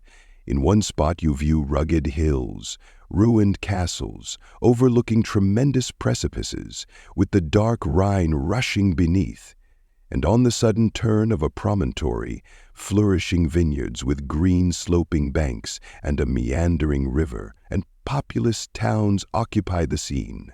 We traveled at the time of the vintage and heard the song of the laborers as we glided down the stream. Even I, depressed in mind and my spirits continually agitated by gloomy feelings, even I was pleased. I lay at the bottom of the boat, and as I gazed on the cloudless blue sky, I seemed to drink in a tranquility to which I had long been a stranger. And if these were my sensations, who can describe those of Sammy? He felt as if he had been transported to fairyland and enjoyed a happiness seldom tasted by man. I have seen, he said, the most beautiful scenes of my own country. I have visited the lakes of Lucerne and Uri, where the snowy mountains descend almost perpendicularly to the water, casting black and impenetrable shades, which would cause a gloomy and mournful appearance, were it not for the most verdant islands that relieve the eye by their gay appearance. I have seen this lake agitated by a tempest, when the wind tore up whirlwinds of water and gave you an idea of what the waterspout must be on the great ocean, and the waves dash with fury the base of the mountain, where the priest and his mistress were overwhelmed by an avalanche, and where their dying voices are still said to be heard amid the pauses of the nightly wind.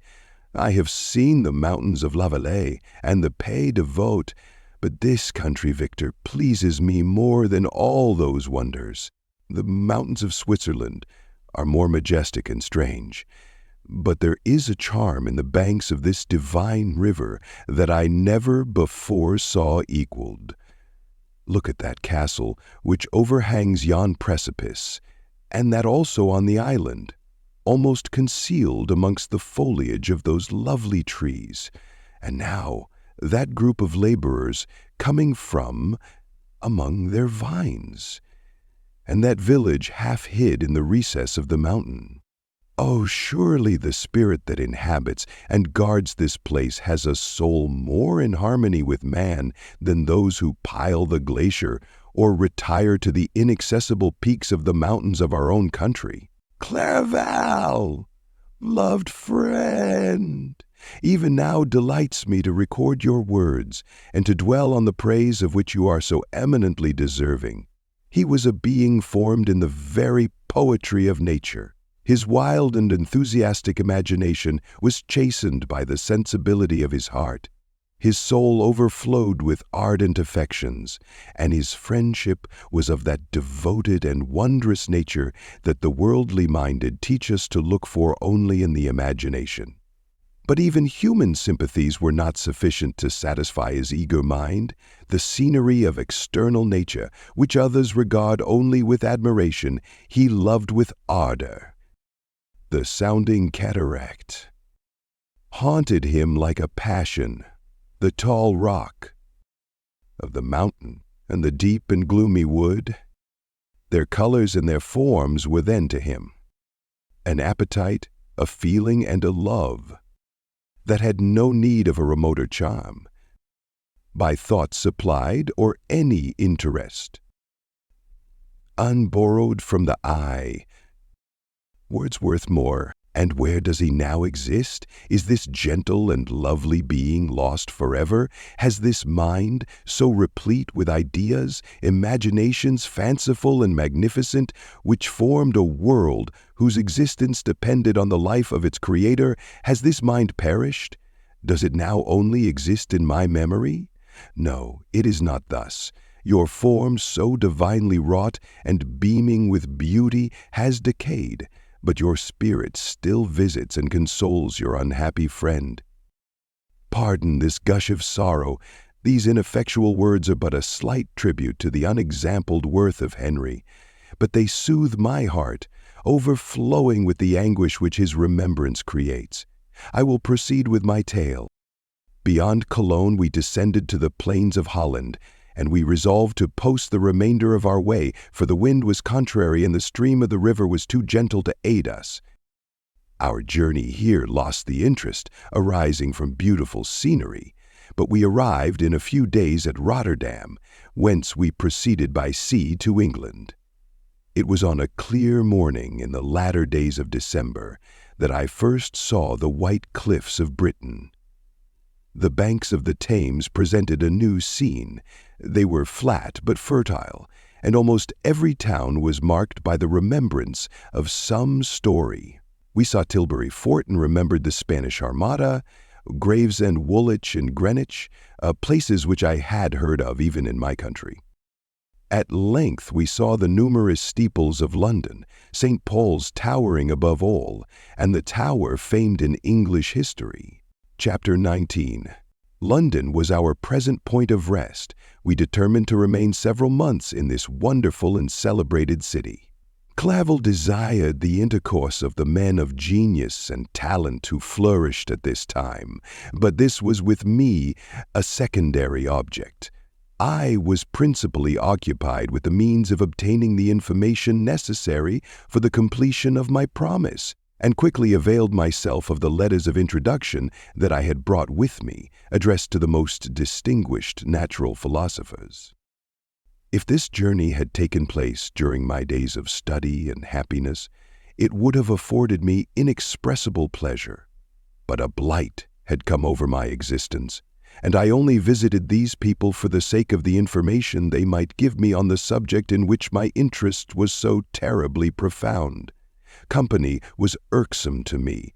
When alone, I could fill my mind with the sights of heaven and earth. The voice of Henry soothed me, and I could thus cheat myself into a transitory peace. But busy, uninteresting, joyous faces brought back despair to my heart. I saw an insurmountable barrier placed between me and my fellow men. This barrier was sealed with the blood of William and Justine, and to reflect on the events connected with those names filled my soul with anguish. But in Clerval, I saw the image of my former self. He was inquisitive and anxious to gain experience and instruction. The difference of manners which he observed was to him an inexhaustible source of instruction and amusement. He was also pursuing an object he had long had in view. His design was to visit India in the belief that he had in his knowledge of its various languages, and in the views he had taken of its society, the means of materially assisting the progress of European colonization and trade. In Britain only could he further the execution of his plan.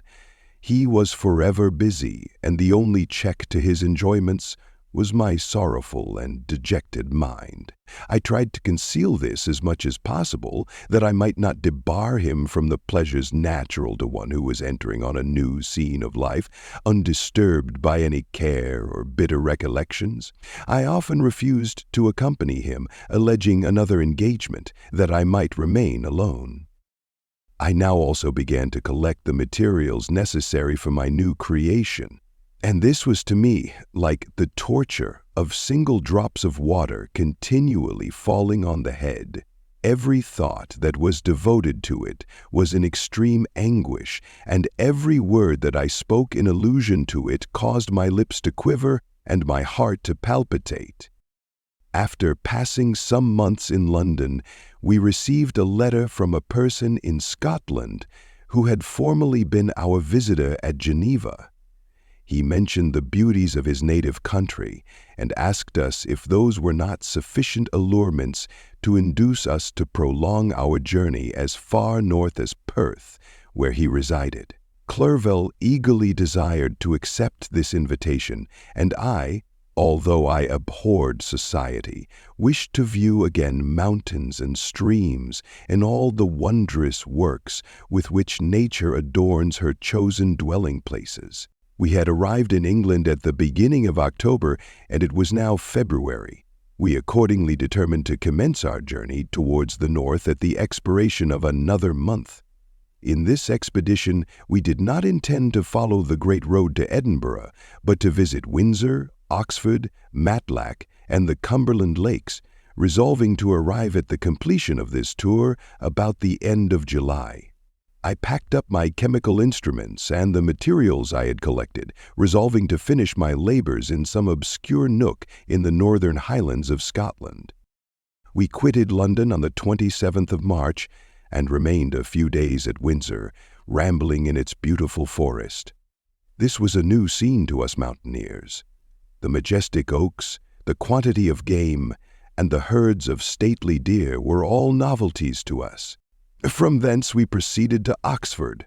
As we entered this city, our minds were filled with the remembrance of the events that had been transacted there more than a century and a half before. It was here that Charles I had collected his forces.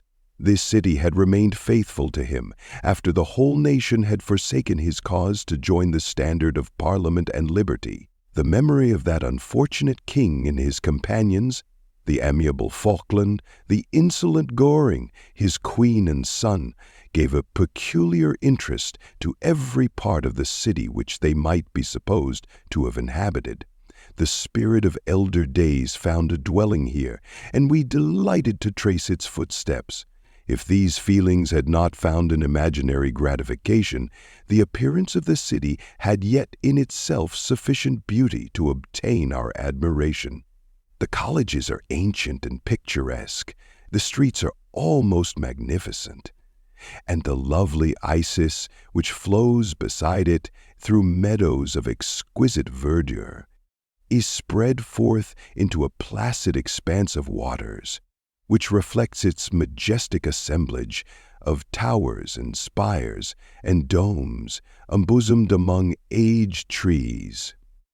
I enjoyed this scene, and yet my enjoyment was embittered both by the memory of the past and the anticipation of the future.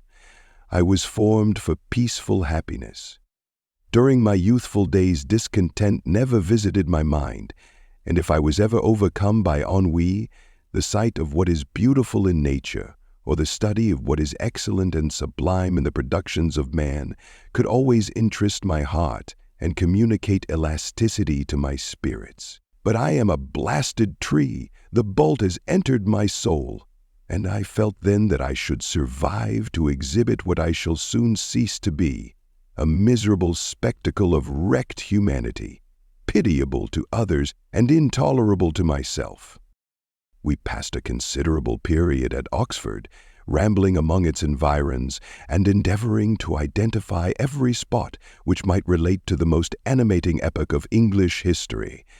Our little voyages of discovery were often prolonged by the successive objects that presented themselves. We visited the tomb of the illustrious Hampden and the field on which that patriot fell. For a moment my soul was elevated from its debasing and miserable fears to contemplate the divine ideas of liberty and self-sacrifice of which these sights were the monuments and the remembrances. For an instant I dared to shake off my chains and look around me with a free and lofty spirit. But the iron had eaten into my flesh, and I sank again, trembling and hopeless, into my miserable self. We left Oxford with regret and proceeded to Matlock, which was our next place of rest. The country in the neighborhood of this village resembled, to a greater degree, the scenery of Switzerland, but everything is on a lower scale, and the green hills want the crown of distant white Alps, which always attend on the Pinia Mountains of my native country. We visited the wondrous cave and the little cabinets of natural history, where the curiosities are disposed in the same manner as in the collections at Servox and Chamonix. The latter name made me tremble when pronounced by Henry, and I hastened to quit Matlock, with which that terrible scene was thus associated. From Derby, still journeying northwards, we passed 2 months in Cumberland and Westmoreland. I could now almost fancy myself among the Swiss mountains. The little patches of snow which yet lingered on the northern sides of the mountains, the lakes, and the dashing of the rocky streams were all familiar and dear sights to me. Here also we made some acquaintances who almost contrived to cheat me into happiness. The delight of Clerval was proportionably greater than mine. His mind expanded in the company of men of talent, and he found in his own nature greater capacities and resources than he could have imagined himself to have possessed while he associated with his inferiors. "I could pass my life here," said he to me, and among these mountains I should scarcely regret Switzerland and the Rhine. But he found that a traveler's life is one that includes much pain amidst its enjoyments. His feelings are forever on the stretch, and when he begins to sink into repose, he finds himself obliged to quit that on which he rests in pleasure for something new, which again engages his attention, and which also he forsakes for other novelties. We had scarcely visited the various lakes of Cumberland and Westmoreland, and conceived an affection for some of the inhabitants, when the period of our appointment with our Scotch friend approached, and we left them to travel on. For my own part, I was not sorry. I had now neglected my promise for some time, and I feared the effects of the daemon's disappointment. He might remain in Switzerland and wreak his vengeance on my relatives. This idea pursued me and tormented me at every moment from which I might otherwise have snatched repose and peace. I waited for my letters with feverish impatience. If they were delayed, I was miserable and overcome by 1,000 fears, and when they arrived and I saw the superscription of Elizabeth or my father, I hardly dared to read and ascertain my fate. Sometimes I thought that the fiend followed me and might expedite my remissness by murdering my companion. When these thoughts possessed me, I would not quit Henry for a moment, but followed him as his shadow to protect him from the fancied rage of his destroyer. I felt as if I had committed some great crime, the consciousness of which haunted me. I was guiltless, but I had indeed drawn down a horrible curse upon my head, as mortal as that of crime. I visited Edinburgh with languid eyes and mind, and yet that city might have interested the most unfortunate being. Clerval did not like it so well as Oxford, for the antiquity of the latter city was more pleasing to him, but the beauty and regularity of the new town of Edinburgh, its romantic castle and its environs, the most delightful in the world, Arthur's Seat, St. Bernard's Well, and the Pentland Hills, compensated him for the change and filled him with cheerfulness and admiration. But I was impatient to arrive at the termination of my journey. We left Edinburgh in a week, passing through Cooper, St. Andrews, and along the banks of the Tay, to Perth, where our friend expected us. But I was in no mood to laugh and talk with strangers, or enter into their feelings or plans with the good humor expected from a guest, and accordingly I told Clerval that I wished to make the tour of Scotland alone. "Do you," said I, "enjoy yourself, and let this be our rendezvous. I may be absent a month or two, but do not interfere with my motions, I entreat you. Leave me to peace and solitude for a short time, and when I return I hope it will be with a lighter heart, more congenial to your own temper." Henry wished to dissuade me, but seeing me bent on this plan, ceased to remonstrate. He entreated me to write often. "I had rather be with you," he said, "in your solitary rambles, than with these Scotch people whom I do not know. Hasten then, my dear friend, to return, that I may again feel myself somewhat at home, which I cannot do in your absence." Having parted from my friend, I determined to visit some remote spot of Scotland and finish my work in solitude. I did not doubt but that the monster followed me and would discover himself to me when I should have finished, that he might receive his companion. With this resolution I traversed the northern highlands and fixed on one of the remotest of the Orkneys as the scene of my labors. It was a place fitted for such a work, being hardly more than a rock whose high sides were continually beaten upon by the waves. The soil was barren, scarcely affording pasture for a few miserable cows, and oatmeal for its inhabitants, which consisted of 5 persons, whose gaunt and scraggy limbs gave tokens of their miserable fare. Vegetables and bread, when they indulged in such luxuries, and even fresh water, was to be procured from the mainland, which was about 5 miles distant. On the whole island there were but 3 miserable huts, and one of these was vacant when I arrived. This I hired. It contained but 2 rooms, and these exhibited all the squalidness of the most miserable penury. The thatch had fallen in, the walls were unplastered, and the door was off its hinges.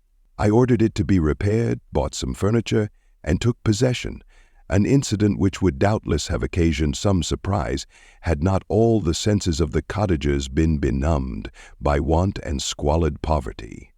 As it was, I lived ungazed at and unmolested, hardly thanked for the pittance of food and clothes which I gave. So much does suffering blunt even the coarsest sensations of men. In this retreat I devoted the morning to labor, but in the evening, when the weather permitted, I walked on the stony beach of the sea to listen to the waves as they roared and dashed at my feet. It was a monotonous yet ever-changing scene. I thought of Switzerland. It was far different from this desolate and appalling landscape. Its hills are covered with vines, and its cottages are scattered thickly in the plains. Its fair lakes reflect a blue and gentle sky, and when troubled by the winds, their tumult is but as the play of a lively infant when compared to the roarings of the giant ocean. In this manner I distributed my occupations when I first arrived, but as I proceeded in my labor it became every day more horrible and irksome to me. Sometimes I could not prevail on myself to enter my laboratory for several days, and at other times I toiled day and night in order to complete my work. It was indeed a filthy process in which I was engaged. During my first experiment, a kind of enthusiastic frenzy had blinded me to the horror of my employment. My mind was intently fixed on the consummation of my labor, and my eyes were shut to the horror of my proceedings. But now I went to it in cold blood, and my heart often sickened at the work of my hands. Thus situated, employed in the most detestable occupation, immersed in a solitude where nothing could for an instant call my attention from the actual scene in which I was engaged, my spirits became unequal. I grew restless and nervous. Every moment I feared to meet my persecutor. Sometimes I sat with my eyes fixed on the ground, fearing to raise them lest they should encounter the object which I so much dreaded to behold. I feared to wander from the sight of my fellow creatures, lest, when alone, he should come to claim his companion. In the meantime I worked on, and my labor was already considerably advanced. I looked towards its completion with a tremulous and eager hope, which I dared not trust myself to question, but which was intermixed with obscure forebodings of evil that made my heart sicken in my bosom. Chapter 20. I sat one evening in my laboratory. The sun had set, and the moon was just rising from the sea. I had not sufficient light for my employment, and I remained idle, in a pause of consideration, of whether I should leave my labor for the night or hasten its conclusion by an unremitting attention to it. As I sat, a train of reflection occurred to me, which led me to consider the effects of what I was now doing. 3 years before, I was engaged in the same manner, and had created a fiend whose unparalleled barbarity had desolated my heart and filled it forever with the bitterest remorse. I was now about to form another being, of whose dispositions I was alike ignorant. She might become 10,000 times more malignant than her mate, and delight, for its own sake, in murder and wretchedness. He had sworn to quit the neighborhood of man, and hide himself in deserts, but she had not. And she, who in all probability was to become a thinking and reasoning animal, might refuse to comply with a compact made before her creation. They might even hate each other. The creature who already lived loathed his own deformity, and might he not conceive a greater abhorrence for it when it came before his eyes in the female form? She also might turn with disgust from him to the superior beauty of man. She might quit him, and he be again alone, exasperated by the fresh provocation of being deserted by one of his own species.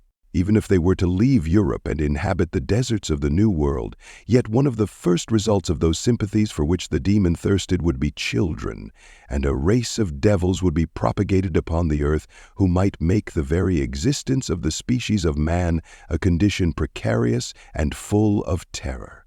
Had I right, for my own benefit, to inflict this curse upon everlasting generations? I had before been moved by the sophisms of the being I had created. I had been struck senseless by his fiendish threats. But now, for the first time, the wickedness of my promise burst upon me. I shuddered to think that future ages might curse me as their pest, whose selfishness had not hesitated to buy its own peace at the price, perhaps, of the existence of the whole human race. I trembled, and my heart failed within me when, on looking up, I saw by the light of the moon the daemon at the casement. A ghastly grin wrinkled his lips as he gazed on me, where I sat fulfilling the task which he had allotted to me. Yes, he had followed me in my travels. He had loitered in forests, hid himself in caves, or taken refuge in wide and desert heaths, and he now came to mark my promise and claim the fulfillment of my promise. As I looked on him, his countenance expressed the utmost extent of malice and treachery. I thought with a sensation of madness on my promise of creating another like to him, and trembling with passion, tore to pieces the thing on which I was engaged. The wretch saw me destroy the creature on whose future existence he depended for happiness, and with a howl of devilish despair and revenge, withdrew. I left the room, and, locking the door, made a solemn vow in my own heart never to resume my labors, and then, with trembling steps, I sought my own apartment. I was alone. None were near me to dissipate the gloom and relieve me from the sickening oppression of the most terrible reveries. Several hours passed, and I remained near my window, gazing on the sea.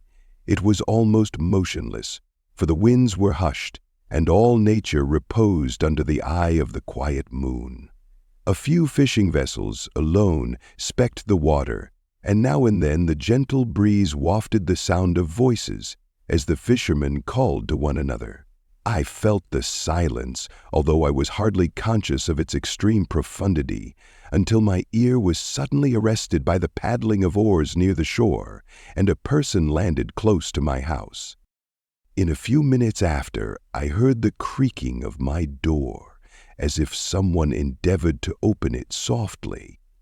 I trembled from head to foot. I felt a presentiment of who it was, and wished to rouse one of the peasants who dwelt in a cottage not far from mine, but I was overcome by the sensation of helplessness, so often felt in frightful dreams, when you in vain endeavor to fly from an impending danger, and was rooted to the spot.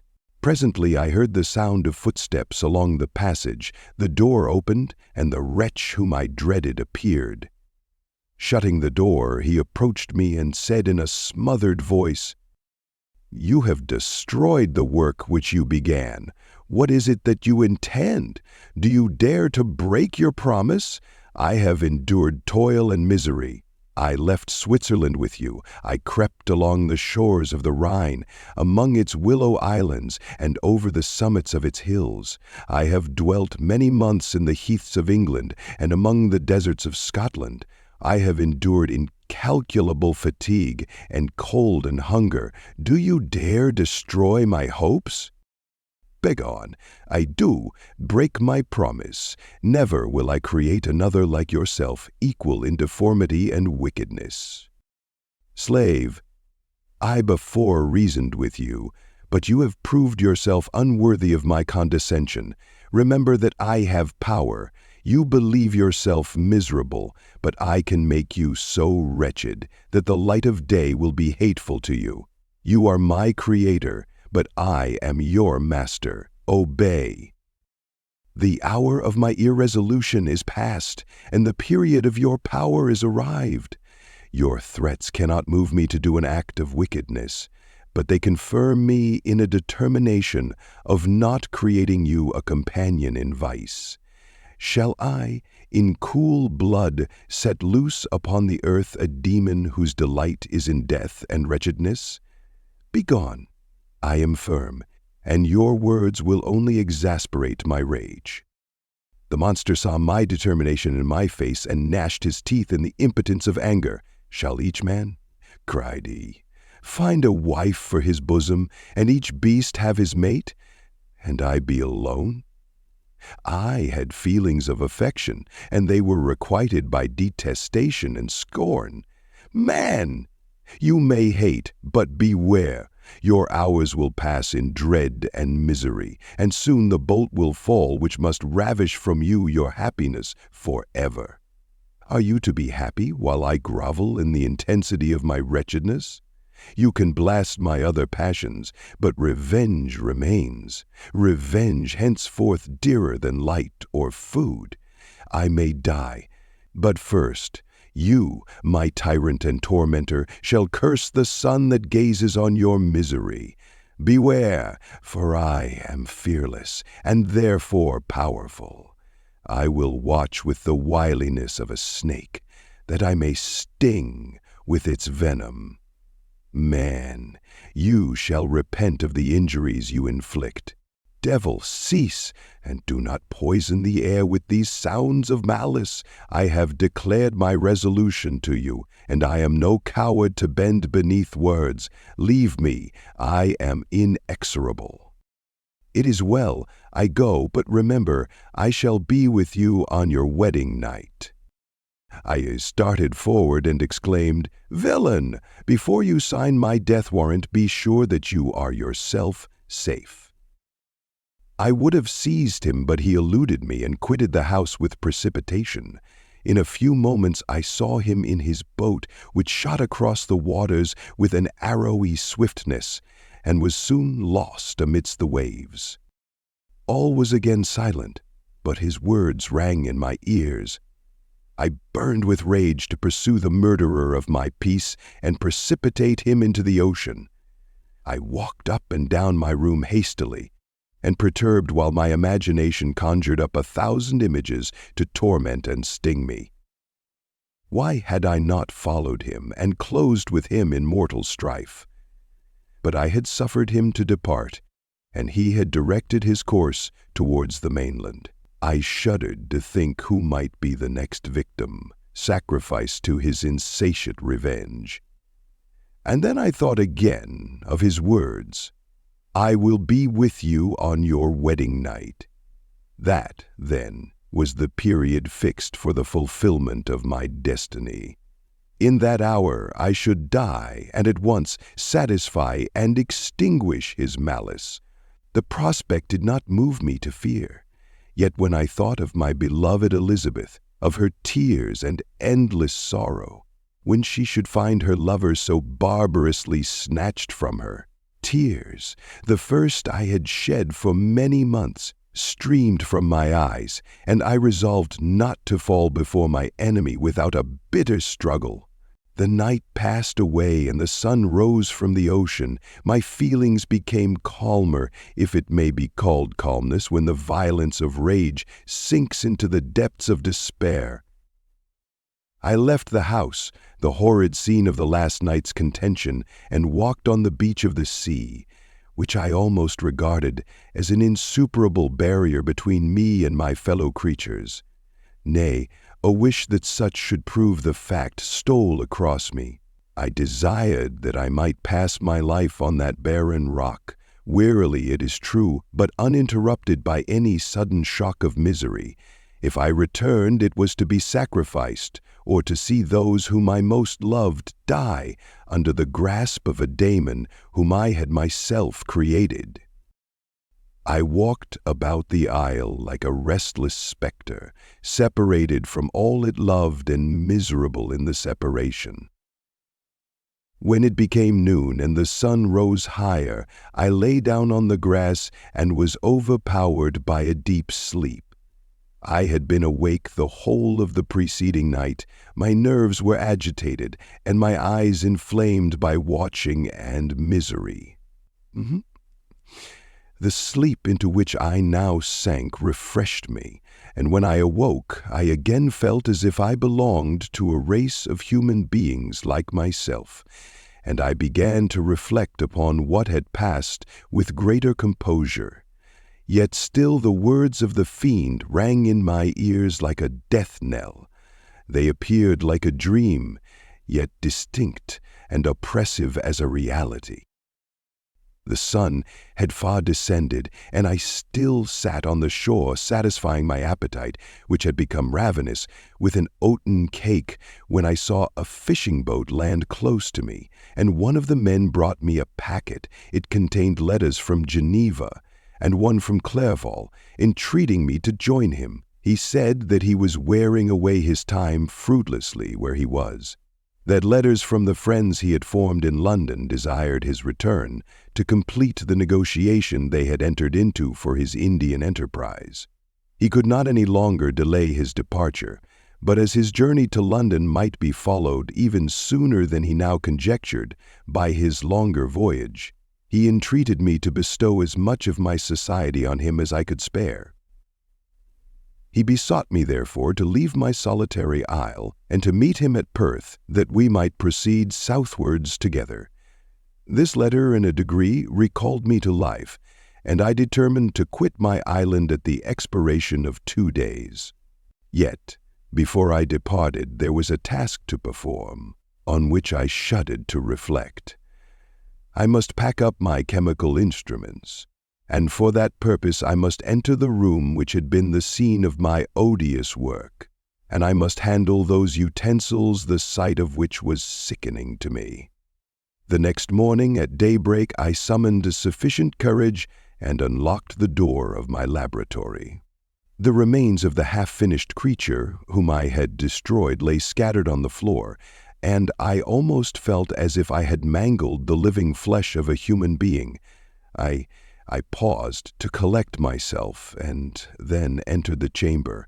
With trembling hand I conveyed the instruments out of the room, but I reflected that I ought not to leave the relics of my work to excite the horror and suspicion of the peasants, and I accordingly put them into a basket with a great quantity of stones, and laying them up, determined to throw them into the sea that very night, and in the meantime I sat upon the beach, employed in cleaning and arranging my chemical apparatus. Nothing could be more complete than the alteration that had taken place in my feelings since the night of the appearance of the daemon. I had before regarded my promise with a gloomy despair as a thing that, with whatever consequences, must be fulfilled. But I now felt as if a film had been taken from before my eyes, and that I, for the first time, saw clearly. The idea of renewing my labors did not for one instant occur to me. The threat I had heard weighed on my thoughts, but I did not reflect that a voluntary act of mine could avert it. I had resolved in my own mind that to create another like the fiend I had first made would be an act of the basest and most atrocious selfishness, and I banished from my mind every thought that could lead to a different conclusion. Between 2 and 3 in the morning the moon rose, and I then, putting my basket aboard a little skiff, sailed out about 4 miles from the shore. The scene was perfectly solitary. A few boats were returning towards land, but I sailed away from them. I felt as if I was about the commission of a dreadful crime, and avoided with shuddering anxiety any encounter with my fellow creatures. At one time the moon, which had before been clear, was suddenly overspread by a thick cloud, and I took advantage of the moment of darkness and cast my basket into the sea. I listened to the gurgling sound as it sank, and then sailed away from the spot. The sky became clouded, but the air was pure, although chilled by the northeast breeze that was then rising. But it refreshed me and filled me with such agreeable sensations that I resolved to prolong my stay on the water, and, fixing the rudder in a direct position, stretched myself at the bottom of the boat. Clouds hid the moon, everything was obscure, and I heard only the sound of the boat as its keel cut through the waves. The murmur lulled me, and in a short time I slept soundly. I do not know how long I remained in this situation, but when I awoke I found that the sun had already mounted considerably. The wind was high, and the waves continually threatened the safety of my little skiff. I found that the wind was northeast and must have driven me far from the coast from which I had embarked.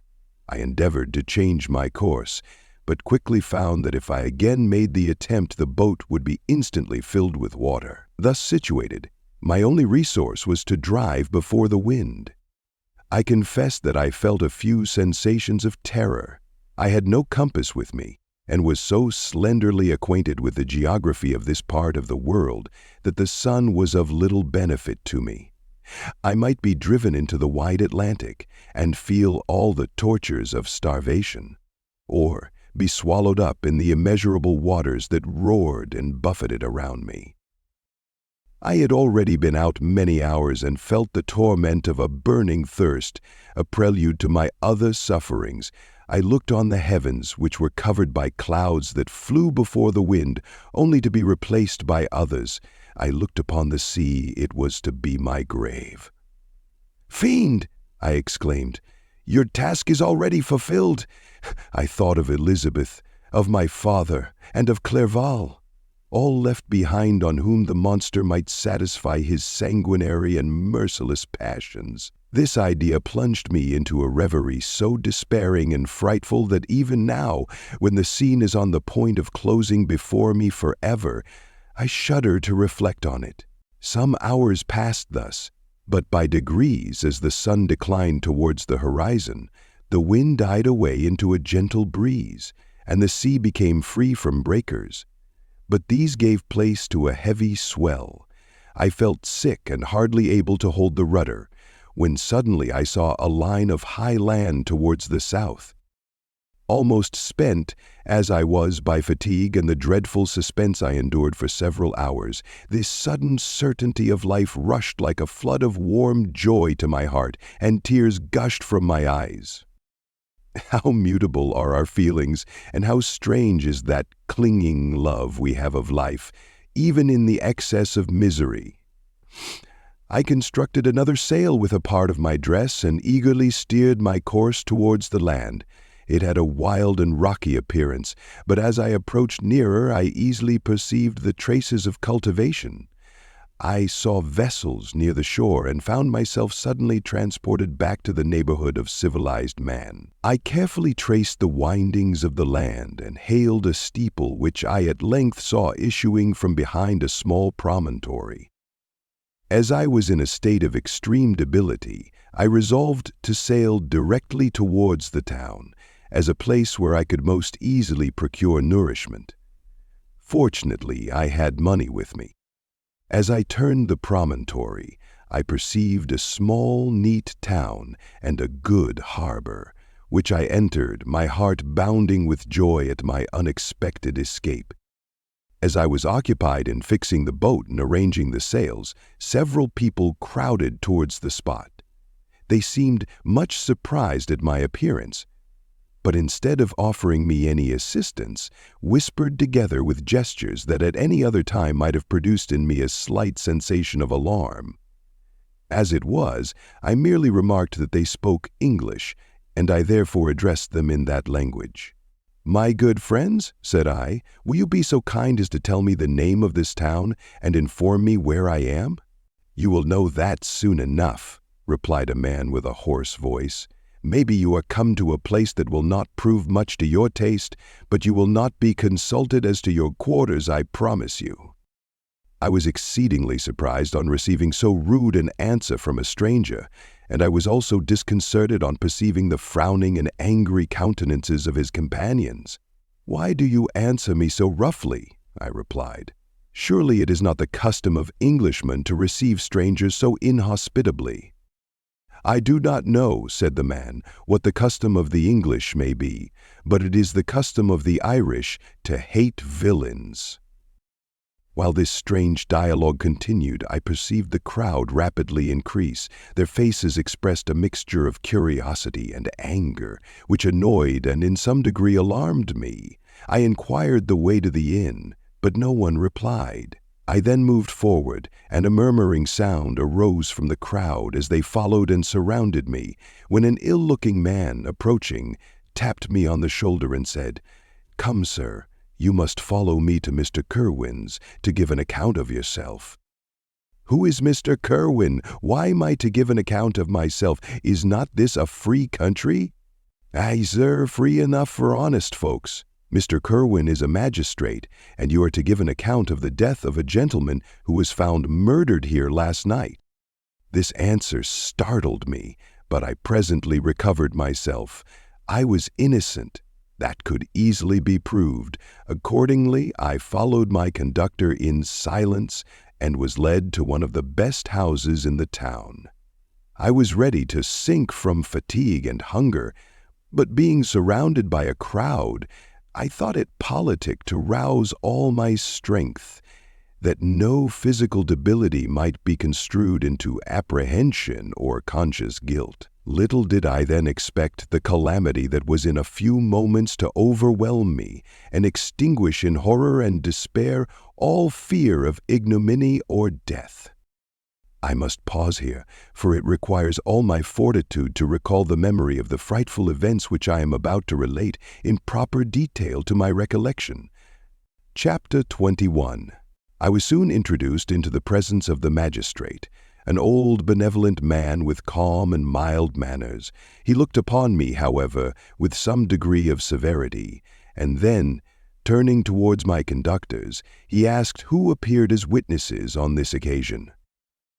About half a dozen men came forward, and, one being selected by the magistrate, he deposed that he had been out fishing the night before with his son and brother-in-law, Daniel Nugent, when, about 10 o'clock, they observed a strong northerly blast rising, and they accordingly put in for port. It was a very dark night, as the moon had not yet risen. They did not land at the harbor, but as they had been accustomed at a creek about 2 miles below. He walked on first, carrying a part of the fishing tackle, and his companions followed him at some distance. As he was proceeding along the sands, he struck his foot against something and fell at his length on the ground. His companions came up to assist him, and by the light of their lantern they found that he had fallen on the body of a man who was to all appearance dead.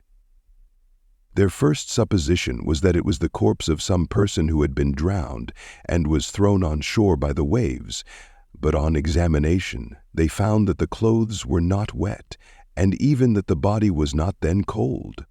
They instantly carried it to the cottage of an old woman near the spot, and endeavored, but in vain, to restore it to life. It appeared to be a handsome young man, about 25 years of age.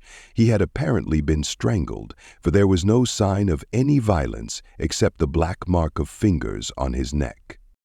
The first part of this deposition did not in the least interest me, but when the mark of the fingers was mentioned, I remembered the murder of my brother and felt myself extremely agitated.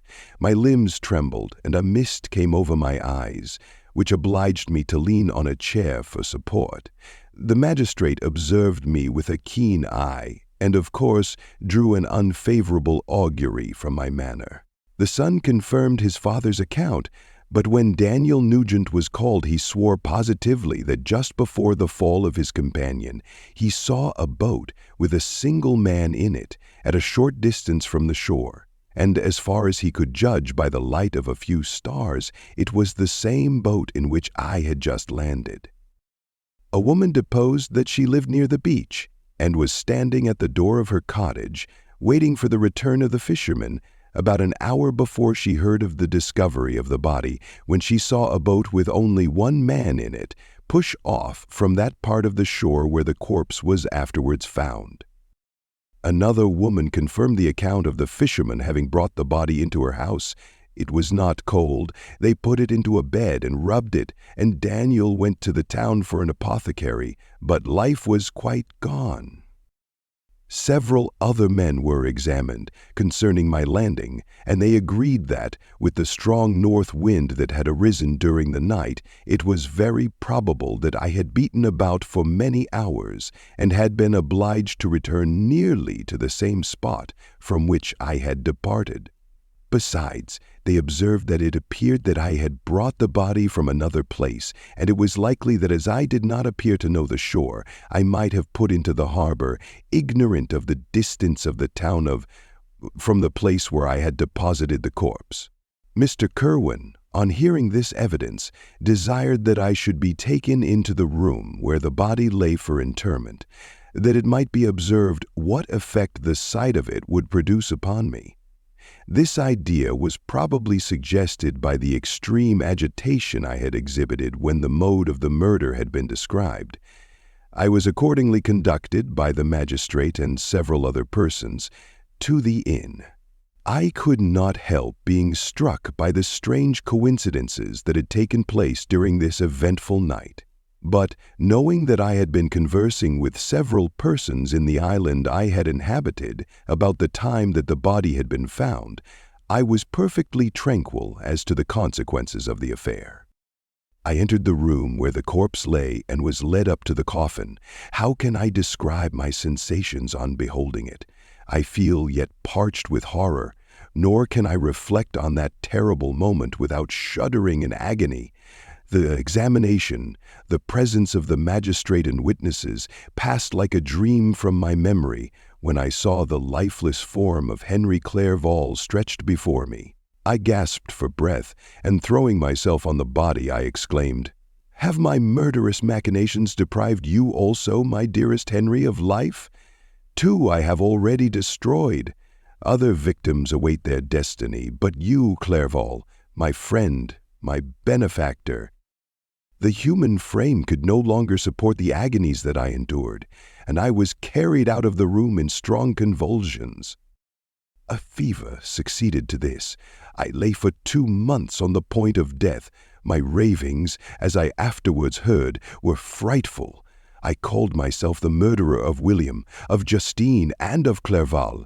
Sometimes I entreated my attendants to assist me in the destruction of the fiend by whom I was tormented, and at others I felt the fingers of the monster already grasping my neck, and screamed aloud with agony and terror. Fortunately, as I spoke my native language, Mr. Kirwan alone understood me, but my gestures and bitter cries were sufficient to affright the other witnesses. Why did I not die?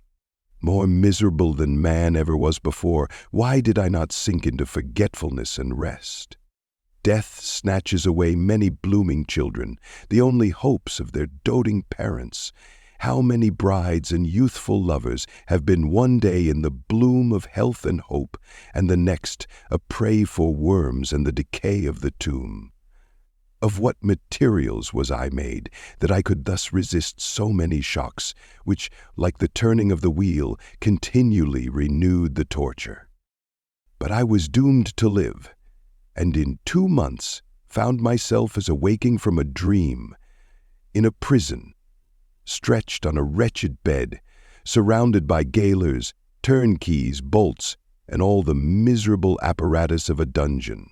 It was morning, I remember, when I thus awoke to understanding. I had forgotten the particulars of what had happened, and only felt as if some great misfortune had suddenly overwhelmed me. But when I looked around and saw the barred windows and the squalidness of the room in which I was, all flashed across my memory, and I groaned bitterly. This sound disturbed an old woman who was sleeping in a chair beside me. She was a hired nurse, the wife of one of the turnkeys, and her countenance expressed all those bad qualities which often characterize that class. The lines of her face were hard and rude, like that of persons accustomed to see, without sympathizing, in sights of misery. Her tone expressed her entire indifference. She addressed me in English, and the voice struck me as one that I had heard during my sufferings. "Are you better now, sir?" said she. I replied in the same language with a feeble voice. I believe I am, but if it be all true, if indeed I did not dream, I am sorry that I am still alive to feel this misery and horror." "For that matter," replied the old woman, "if you mean about the gentleman you murdered, I believe that it were better for you if you were dead, for I fancy it will go hard with you. However, that's none of my business. I am sent to nurse you and get you well. I do my duty with a safe conscience. It were well if everybody did the same." I turned with loathing from the woman who could utter so unfeeling a speech to a person just saved on the very edge of death, but I felt languid and unable to reflect on all that had passed. The whole series of my life appeared to me as a dream. I sometimes doubted if indeed it were all true, for it never presented itself to my mind with the force of reality. As the images that floated before me became more distinct, I grew feverish. A darkness pressed around me. No one was near me who soothed me with the gentle voice of love. No dear hand supported me. The physician came and prescribed medicines, and the old woman prepared them for me, but utter carelessness was visible in the first, and the expression of brutality was strongly marked in the visage of the second. Who could be interested in the fate of a murderer but the hangman who would gain his fee? These were my first reflections, but I soon learned that Mr. Kirwin had shown me extreme kindness. He had caused the best room in the prison to be prepared for me. Wretched indeed was the best, and it was he who had provided a physician and a nurse. It is true, he seldom came to see me, for although he ardently desired to relieve the sufferings of every human creature, he did not wish to be present at the agonies and miserable ravings of a murderer. He came, therefore, sometimes to see that I was not neglected, but his visits were short and with long intervals. One day, while I was gradually recovering, I was seated in a chair, my eyes half open and my cheeks livid like those in death. I was overcome by gloom and misery, and often reflected I had better seek death than desire to remain in a world which to me was replete with wretchedness. At one time I considered whether I should not declare myself guilty and suffer the penalty of the law, less innocent than poor Justine had been. Such were my thoughts when the door of my apartment was opened and Mr. Kirwin entered. His countenance expressed sympathy and compassion. He drew a chair close to mine and addressed me in French.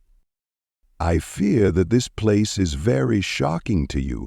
Can I do anything to make you more comfortable?"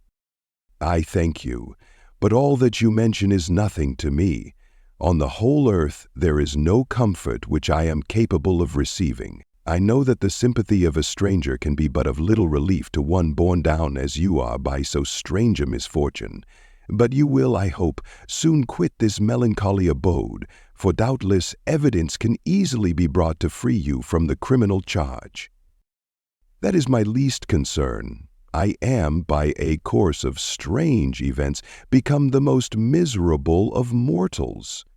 Persecuted and tortured as I am, and have been, can death be any evil to me?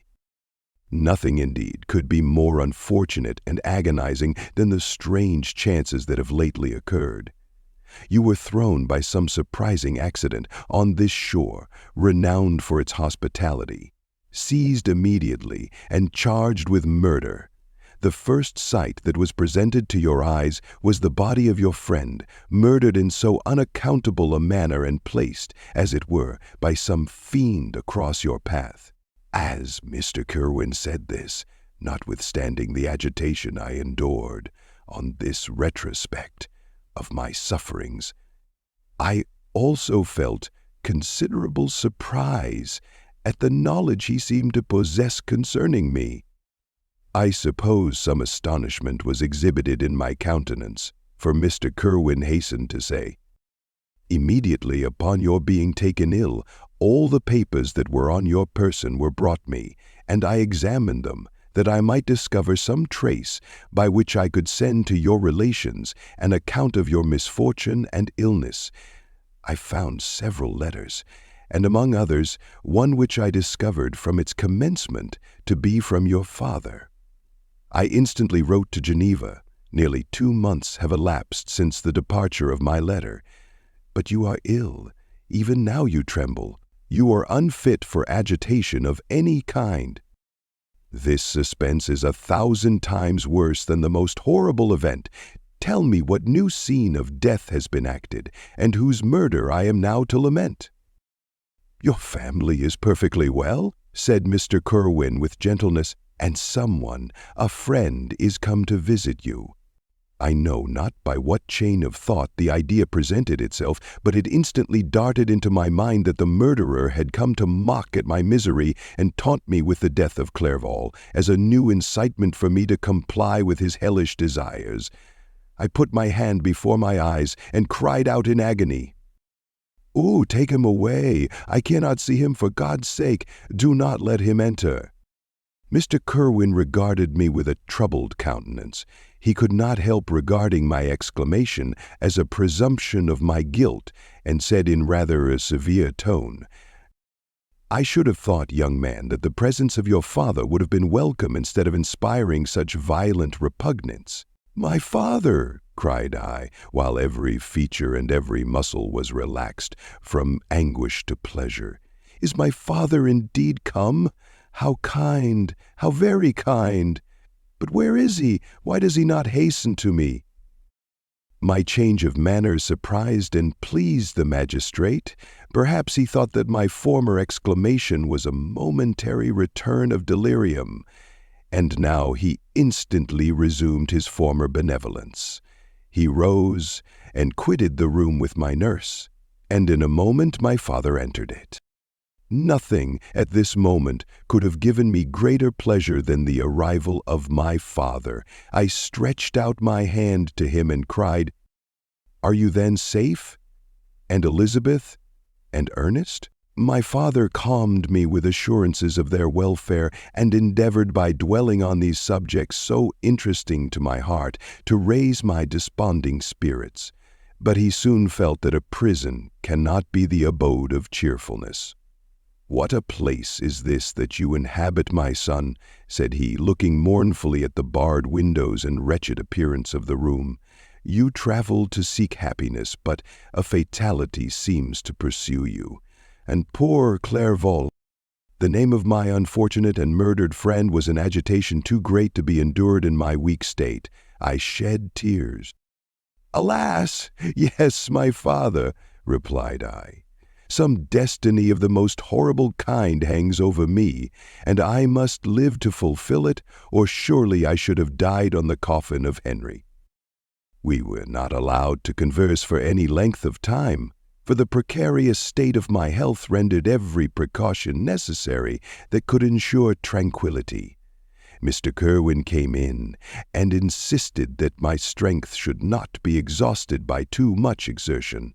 But the appearance of my father was to me like that of my good angel, and I gradually recovered my health. As my sickness quitted me, I was absorbed by a gloomy and black melancholy that nothing could dissipate. The image of Clerval was forever before me, ghastly and murdered.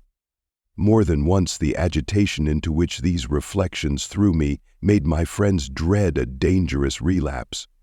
Alas! Why did they preserve so miserable a detested a life?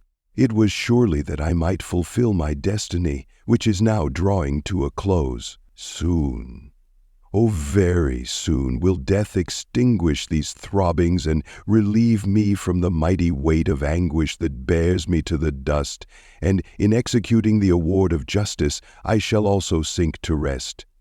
Then the appearance of death was distant, although the wish was ever present to my thoughts, and I often sat for hours motionless and speechless, wishing for some mighty revolution that might bury me and my destroyer in its ruins. The season of the assizes approached. I had already been 3 months in prison, and although I was still weak and in continual danger of a relapse, I was obliged to travel nearly 100 miles to the country town where the court was held.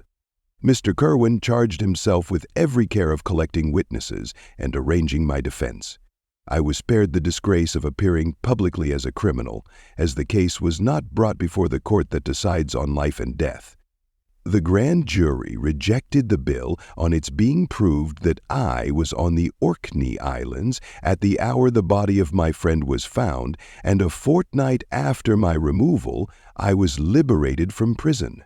My father was enraptured on finding me freed from the vexations of a criminal charge, that I was again allowed to breathe the fresh atmosphere and permitted to return to my native country.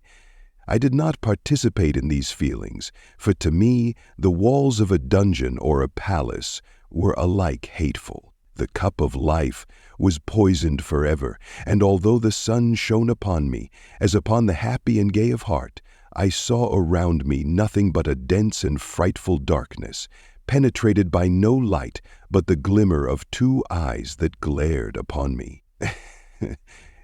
Sometimes they were the expressive eyes of Henry, languishing in death, the dark orbs nearly covered by the lids and the long black lashes that fringed them. Sometimes it was the watery, clouded eyes of the monster, as I first saw them in my chamber at Ingolstadt. My father tried to awaken in me the feelings of affection. He talked of Geneva, which I should soon visit, of Elizabeth and Ernest, but these words only drew deep groans from me. Sometimes, indeed, I felt a wish for happiness and thought with melancholy delight of my beloved cousin, or longed, with a devouring malady to pay, to see once more the blue lake and rapid Rhone that had been so dear to me in early childhood. But my general state of feeling was a torpor, in which a prison was as welcome a residence as the divinest scene in nature, and these fits were seldom interrupted but by paroxysms of anguish and despair. At these moments, I often endeavored to put an end to the existence I loathed, and it required unceasing attendance and vigilance to restrain me from committing some dreadful act of violence.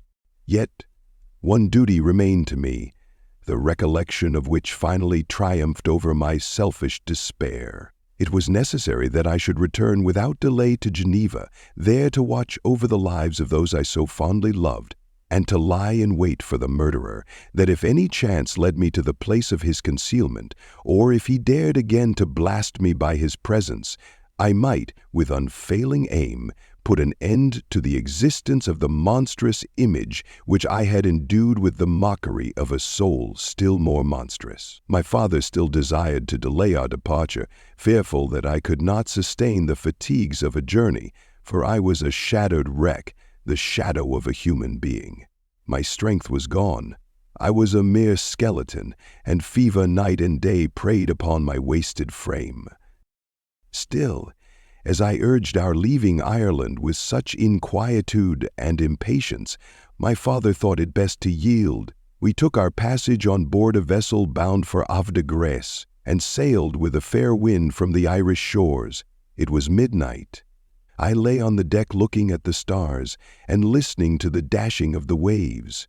I hailed the darkness that shut Ireland from my sight, and my pulse beat with a feverish joy when I reflected that I should soon see Geneva. The past appeared to me in the light of a frightful dream, yet the vessel in which I was, the wind that blew me from the detested shore of Ireland, and the sea which surrounded me, told me too forcibly that I was deceived by no vision, and that Clerval, my friend and dearest companion, had fallen a victim to me and the monster of my creation. I repassed in my memory my whole life, my quiet happiness while residing with my family in Geneva, the death of my mother, and my departure for Ingolstadt. I remembered, shuddering, the mad enthusiasm that hurried me on to the creation of my hideous enemy, and I called to mind the night in which he first lived. I was unable to pursue the train of thought. 1,000 feelings pressed upon me, and I wept bitterly. Ever since my recovery from the fever, I had been in the custom of taking every night a small quantity of laudanum, for it was by means of this drug only that I was enabled to gain the rest necessary for the preservation of life. Oppressed by the recollection of my various misfortunes, I now swallowed double my usual quantity, and soon slept profoundly. But sleep did not afford me respite from thought and misery. My dreams presented 1,000 objects that scared me. Towards morning, I was possessed by a kind of nightmare. I felt the fiend's grasp in my neck and could not free myself from it. Groans and cries rang in my ears. My father, who was watching over me, perceiving my restlessness, awoke me. The dashing waves were around, the cloudy sky above. The fiend was not here. A sense of security, a feeling that a truce was established between the present hour and the irresistible, disastrous future, imparted to me a kind of calm forgetfulness, of which the human mind is, by its structure, peculiarly susceptible. Chapter 22. The voyage came to an end. We landed and proceeded to Paris. I soon found that I had overtaxed my strength and that I must repose before I could continue my journey. My father's care and attentions were indefatigable, but he did not know the origin of my sufferings and sought erroneous methods to remedy the incurable ill. He wished me to seek amusement in society. I abhorred the face of man. Oh, not abhorred. They were my brethren, my fellow beings, and I felt attracted even to the most repulsive among them, as to creatures of an angelic nature and celestial mechanism. But I felt that I had no right to share their intercourse. I had unchained an enemy among them, whose joy it was to shed their blood and to revel in their groans. How they would, each and all, abhor me and hunt me from the world, did they know my unhallowed acts and the crimes which had their source in me.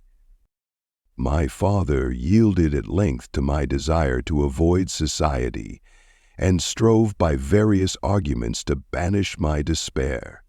Sometimes he thought that I felt deeply the degradation of being obliged to answer a charge of murder, and he endeavored to prove to me the futility of pride. "Alas, my father," said I, "how little do you know me! Human beings, their feelings and passions, would indeed be degraded if such a wretch as I felt pride. Justine, poor unhappy Justine, was as innocent as I, and she suffered the same charge. She died for it, and I am the cause of this. I murdered her. William, Justine, and Henry, they all died by my hands." My father had often, during my imprisonment, heard me make the same assertion. When I thus accused myself, he sometimes seemed to desire an explanation, and at others he appeared to consider it as the offspring of delirium, and that, during my illness, some idea of this kind had presented itself to my imagination, the remembrance of which I preserved in my convalescence. I avoided explanation and maintained a continual silence concerning the wretch I had created. I had a persuasion that I should be supposed mad, and this in itself would forever have chained my tongue. But besides, I could not bring myself to disclose a secret which would fill my hearer with consternation and make fear and unnatural horror the inmates of his breast. I checked, therefore, a third of my impatient thirst for sympathy, and was silent when I would have given the world to have confided the fatal secret. Yet, still, words like those I have recorded would burst uncontrollably from me. I could offer no explanation of them, but their truth in part relieved the burden of my mysterious woe. Upon this occasion my father said with an expression of unbounded wonder, "My dearest Victor, what infatuation is this? My dear son, I entreat you never to make such an assertion again." "I am not mad," I cried energetically. "The sun in the heavens, who have viewed my operations, can bear witness of my truth. I am the assassin of those most innocent victims. They died by my machinations. 1,000 times would I have shed my own blood, drop by drop, to have saved their lives. But I could not, My father, indeed I could not sacrifice the whole human race." The conclusion of this speech convinced my father that my ideas were deranged, and he instantly changed the subject of our conversation and endeavored to alter the course of my thoughts. He wished as much as possible to obliterate the memory of the scenes that had taken place in Ireland, and never alluded to them or suffered me to speak of my misfortunes. As time passed away, I became more calm. Misery had her dwelling in my heart, but I no longer talked in the same incoherent manner of my own crimes. Sufficient for me was the consciousness of them. By the utmost self-violence I curbed the imperious voice of wretchedness, which sometimes desired to declare itself to the whole world, and my manners were calmer and more composed than they had ever been since my journey to the Sea of Ice. A few days before we left Paris, on our way to Switzerland, I received the following letter from Elizabeth. "My dear friend, it gave me the greatest pleasure to receive a letter from my uncle dated at Paris. You are no longer at a formidable distance, and I may hope to see you in less than a fortnight. My poor cousin, how much you must have suffered. I expect to see you looking even more ill than when you quitted Geneva. This winter has been passed most miserably, tortured as I have been by anxious suspense. Yet I hope to see peace in your countenance, and to find that your heart is not totally void of comfort and tranquility.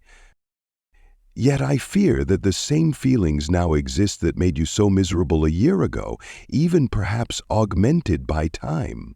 I would not disturb you at this period, when so many misfortunes weigh upon you.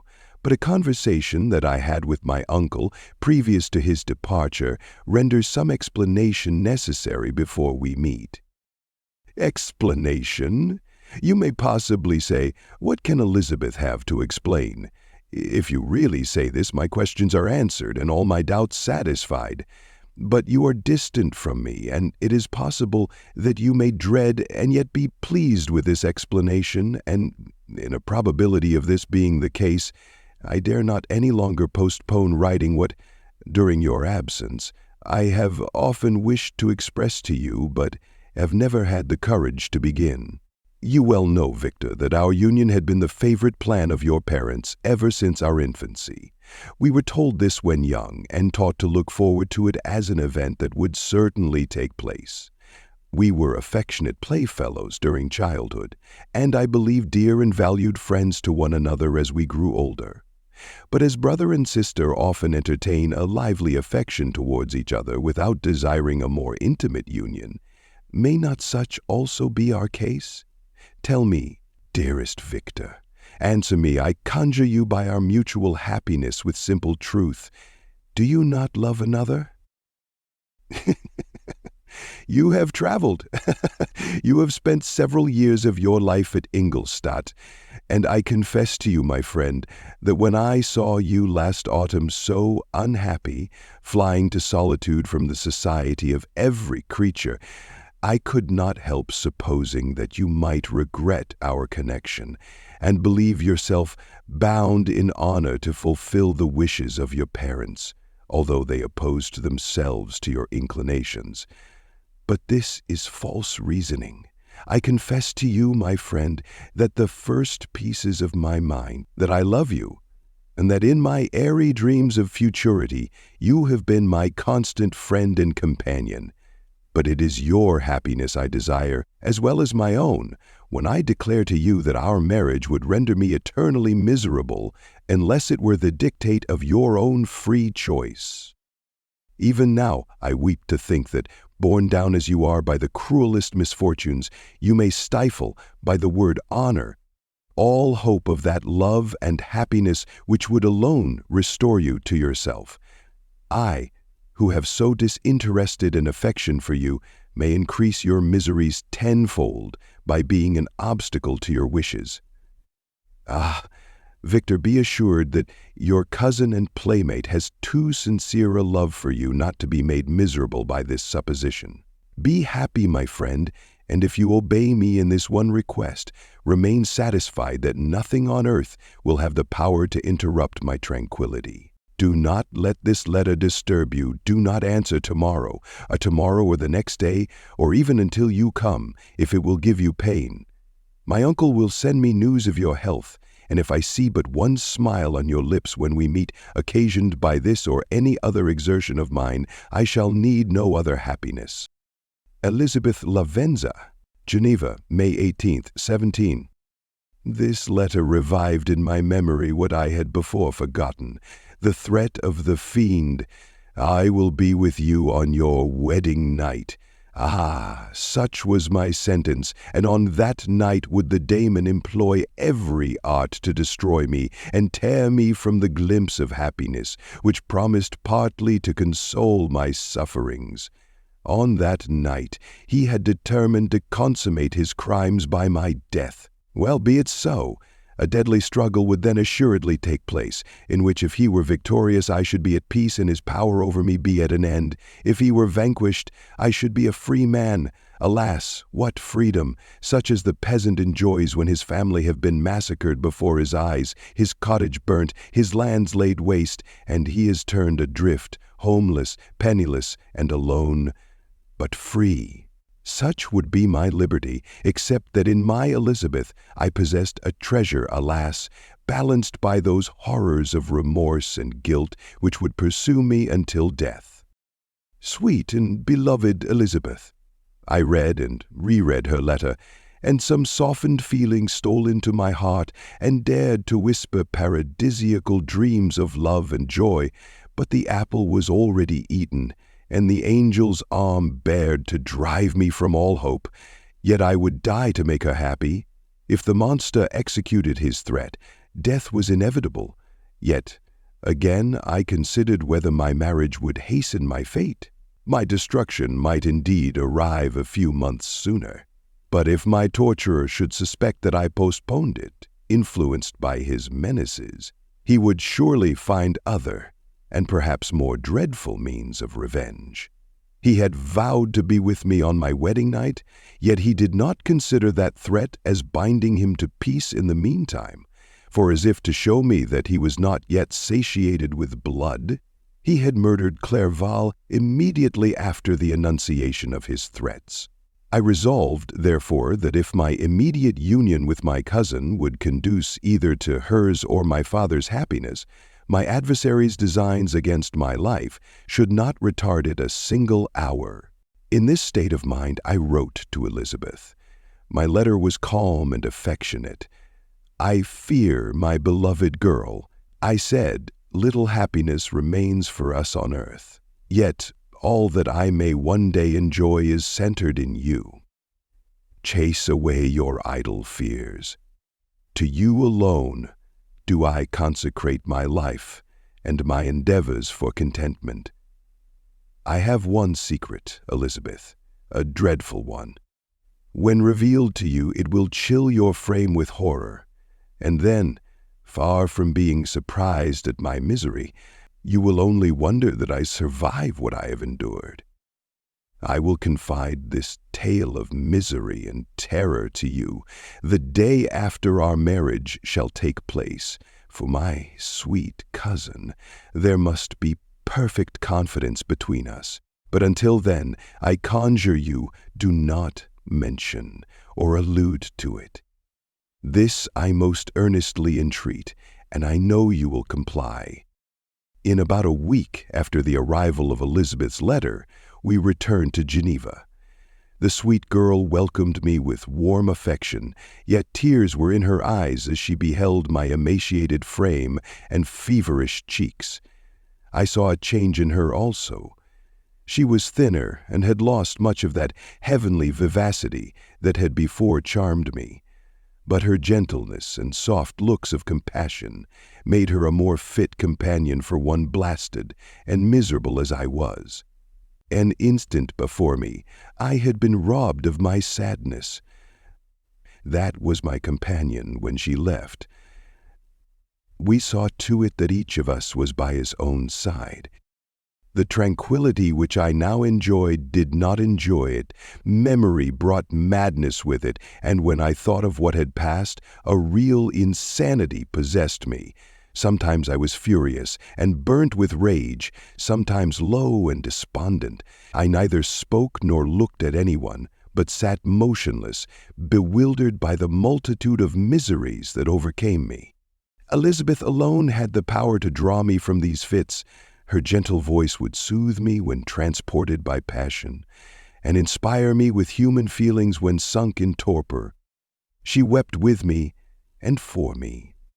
When reason returned, she would remonstrate and endeavor to inspire me with resignation. Ah, it is well for the unfortunate to be resigned, but for the guilty there is no peace. The agonies of remorse poison the luxury there is otherwise sometimes found in indulging the excess of grief. Soon after my arrival, my father spoke of my immediate marriage with Elizabeth. I remained silent. "Have you then some other attachment?" "None on earth. I love Elizabeth and look forward to our union with delight. Let the day therefore be fixed, and on it I will consecrate myself, in life or death, to the happiness of my cousin." "My dear Victor, do not speak thus. Heavy misfortunes have befallen us, but let us only cling closer to what remains, and transfer our love for those whom we have lost to those who yet live. Our circle will be small, but bound close by the ties of affection and mutual misfortune. And when time shall have softened your despair, new and dear objects of care will be born to replace those of whom we have been so cruelly deprived." Such were the lessons of my father, but to me the remembrance of the threat returned, nor can you wonder that, omnipotent as the fiend had yet been in his deeds of blood, I should almost regard him as invincible, and that when he had pronounced the words, "I shall be with you on your wedding night," I should regard the threatened fate as unavoidable. But death was no evil to me if the loss of Elizabeth were balanced with it, and I therefore, with a contented and even cheerful countenance, agreed with my father that if my cousin would consent, the ceremony should take place in 10 days, and thus put, as I imagined, the seal to my fate. Great God! If for one instant I had thought what might be the hellish intention of my fiendish adversary, I would rather have banished myself forever from my native country and wandered a friendless outcast over the earth than have consented to this miserable marriage. But, as if possessed of magic powers, the monster had blinded me to his real intentions, and when I thought that I had prepared only my own death, I hastened that of a far dearer victim. As the period fixed for our marriage drew nearer, whether from cowardice or a prophetic feeling, I felt my heart sink within me. But I concealed my feelings by an appearance of hilarity that brought smiles and joy to the countenance of my father, but hardly deceived the ever-watchful and devout eye of Elizabeth. She looked forward to our union with placid contentment, not unmingled with a little fear, which past misfortunes had impressed, that what now appeared certain and tangible happiness might soon dissipate into an airy dream, and leave no trace but deep and everlasting regret. Preparations were made for the event, congratulatory visits were received, and all wore a smiling appearance.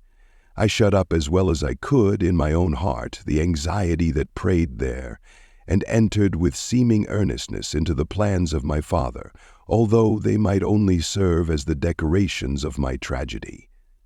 Through my father's exertions, a part of the inheritance of Elizabeth had been restored to her by the Austrian government. A small possession on the shores of Como belonged to her. It was agreed that, immediately after our union, we should proceed to Villa Lavenza and spend our first days of happiness beside the beautiful lake near which it stood. In the meantime, I took every precaution to defend my person in case the fiend should openly attack me.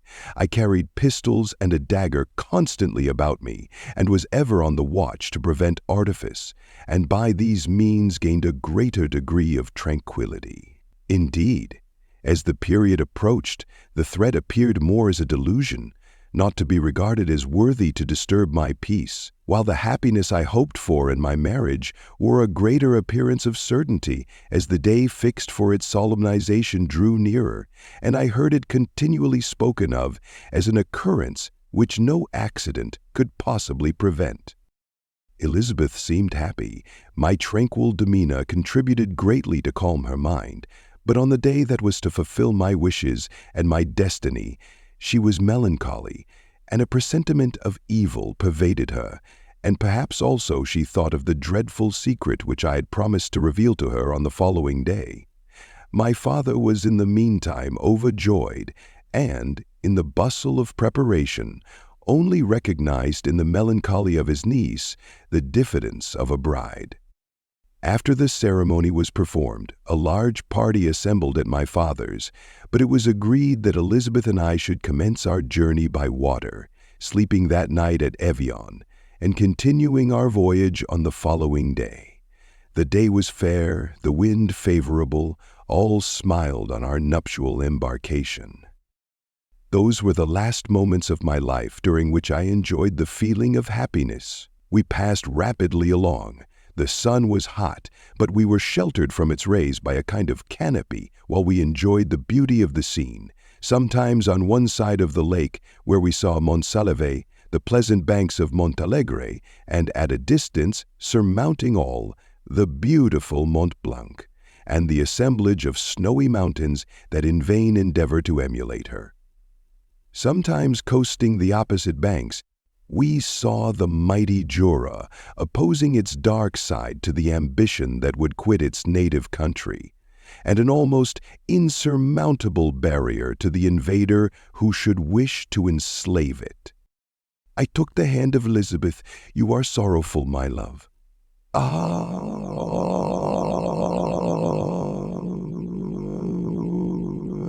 If you knew what I have suffered and what I may yet endure, you would endeavor to let me taste the quiet and freedom from despair that this one day at least permits me to enjoy. "Be happy, my dear Victor," replied Elizabeth. "There is, I hope, nothing to distress you, and be assured that if a lively joy is not painted in my face, my heart is contented. Something whispers to me not to depend too much on the prospect that is opened before us, but I will not listen to such a sinister voice.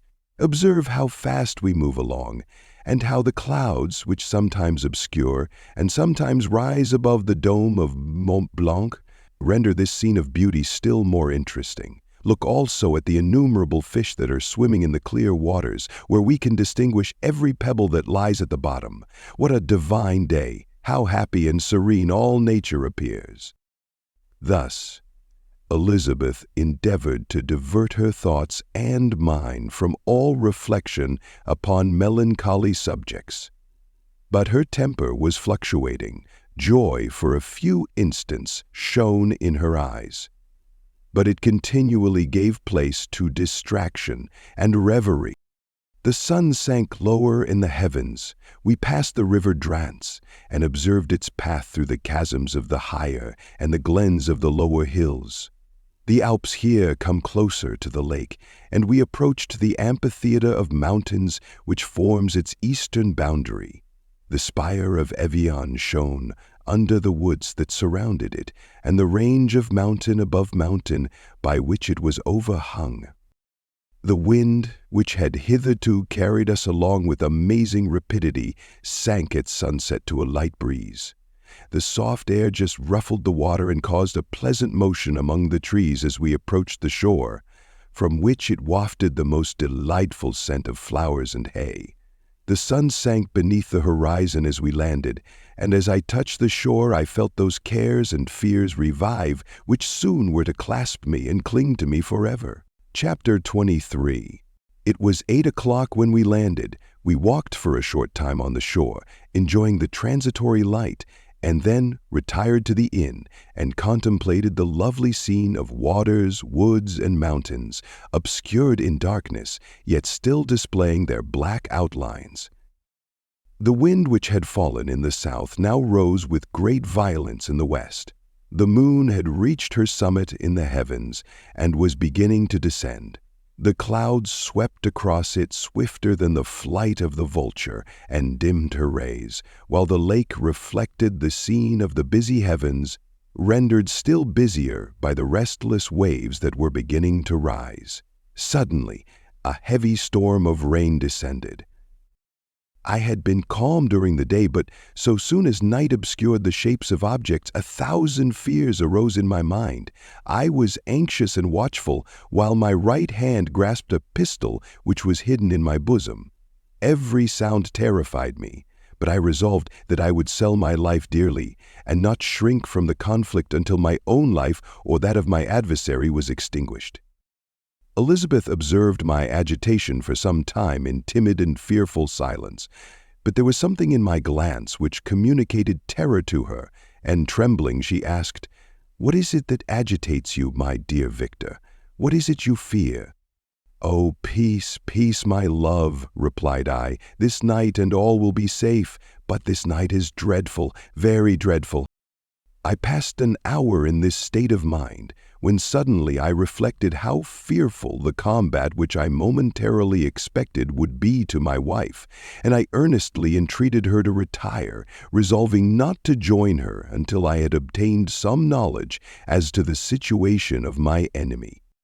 She left me, and I continued some time walking up and down the passages of the house and inspecting every corner that might afford a retreat to my adversary. But I discovered no trace of him, and was beginning to conjecture that some fortunate chance had intervened to prevent the execution of his menaces, when suddenly I heard a shrill and dreadful scream. It came from the room into which Elizabeth had retired. As I heard it, the whole truth rushed into my mind, my arms dropped, the motion of every muscle and fiber was suspended. I could feel the blood trickling in my veins and tingling in the extremities of my limbs. This state lasted but for an instant. The scream was repeated, and I rushed into the room. Great God! Why did I not then expire? Why am I here to relate the destruction of the best hope and the purest creature on earth? She was there, lifeless and inanimate, thrown across the bed, her head hanging down and her pale and distorted features half covered by her hair. Everywhere I turn, I see the same figure, her bloodless arms and relaxed form flung by the murderer on its bridal bier. Could I behold this and live? Alas! Life is obstinate and clings closest where it is most hated. For a moment only did I lose recollection. I fell senseless on the ground. When I recovered, I found myself surrounded by the people of the inn. Their countenances expressed a breathless terror, but the horror of others appeared only as a mockery, a shadow of the feelings that oppressed me.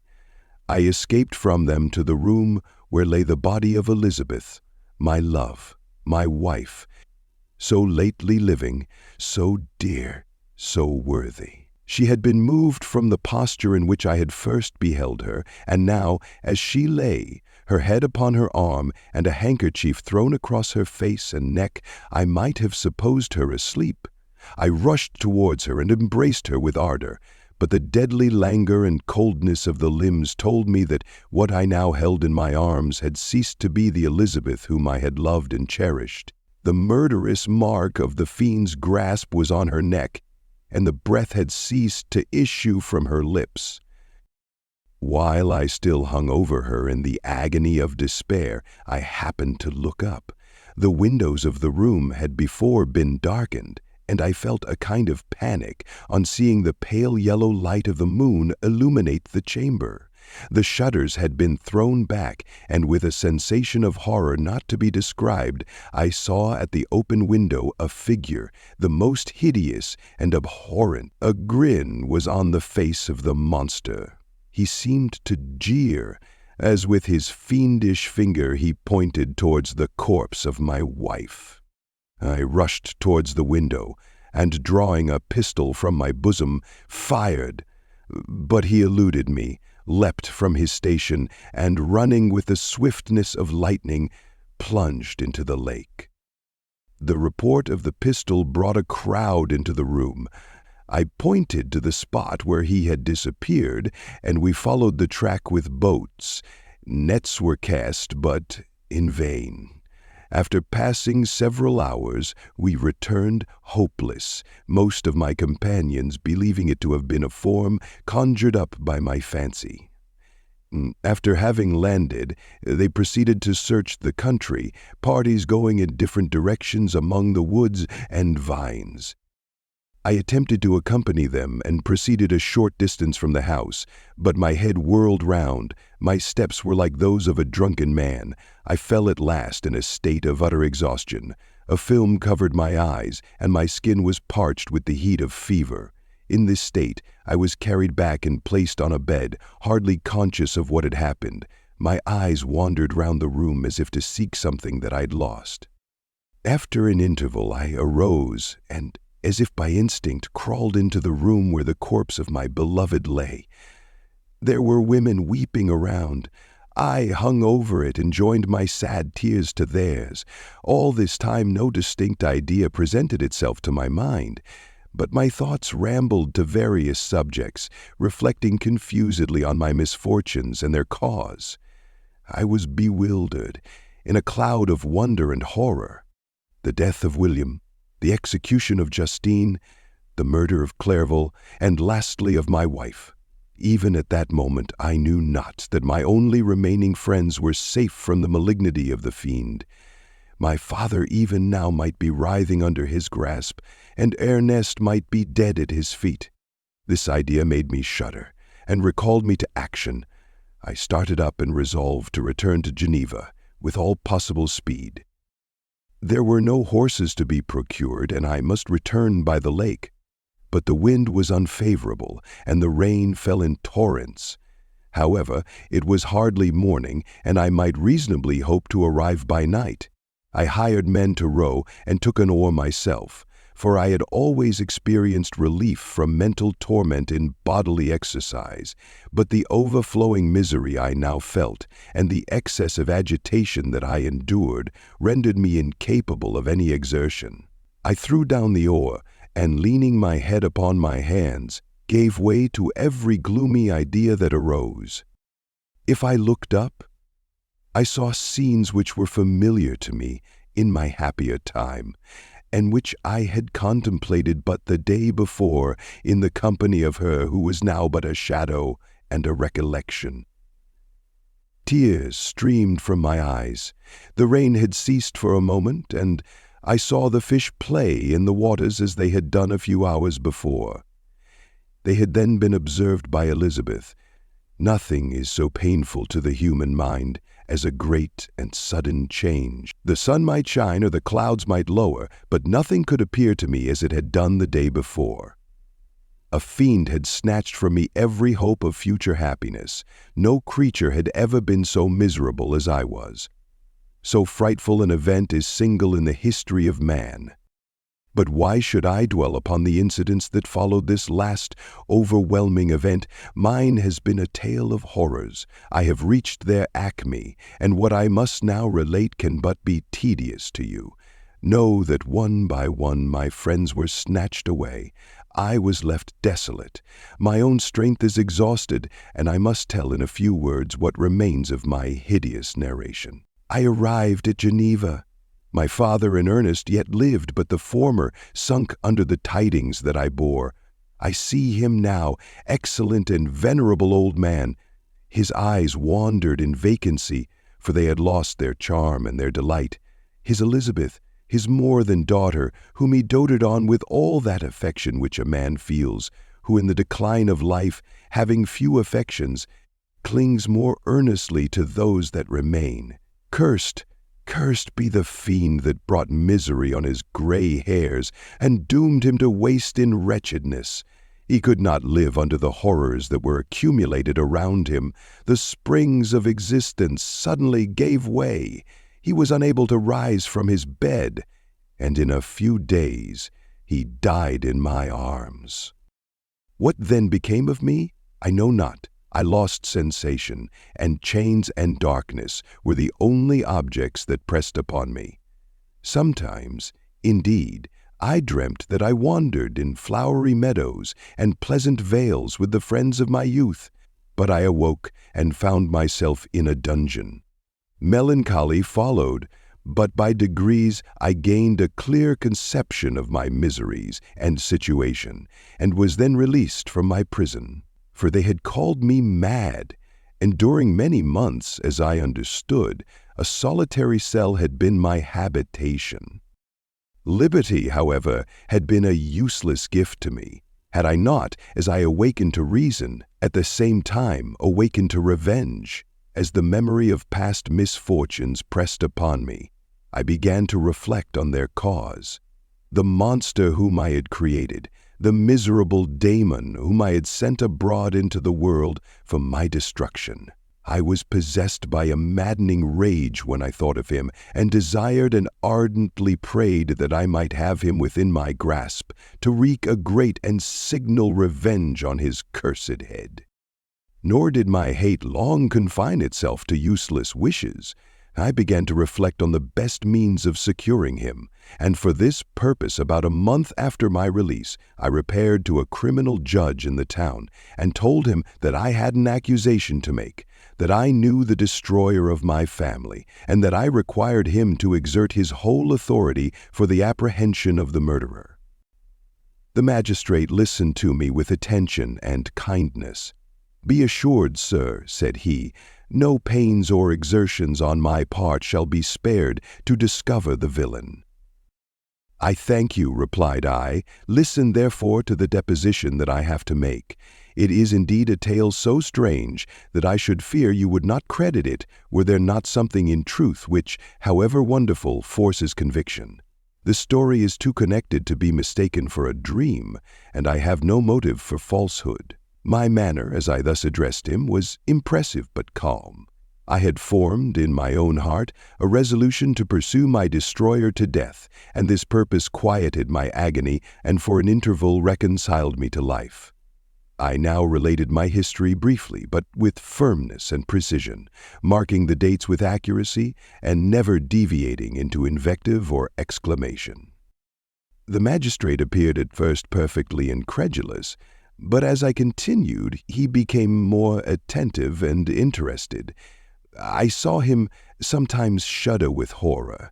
At others, a lively surprise, unmingled with disbelief, was painted on his countenance. When I had concluded my narration, I said, "This is the being whom I accuse, and for whose seizure and punishment I call upon you to exert your whole power.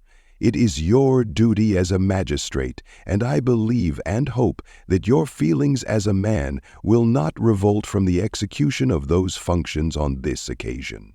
This address caused a considerable change in the physiognomy of my own auditor. He had heard my story with that half kind of belief that is given to a tale of spirits and supernatural events, but when he was called upon to act officially in consequence, the whole tide of his incredulity returned.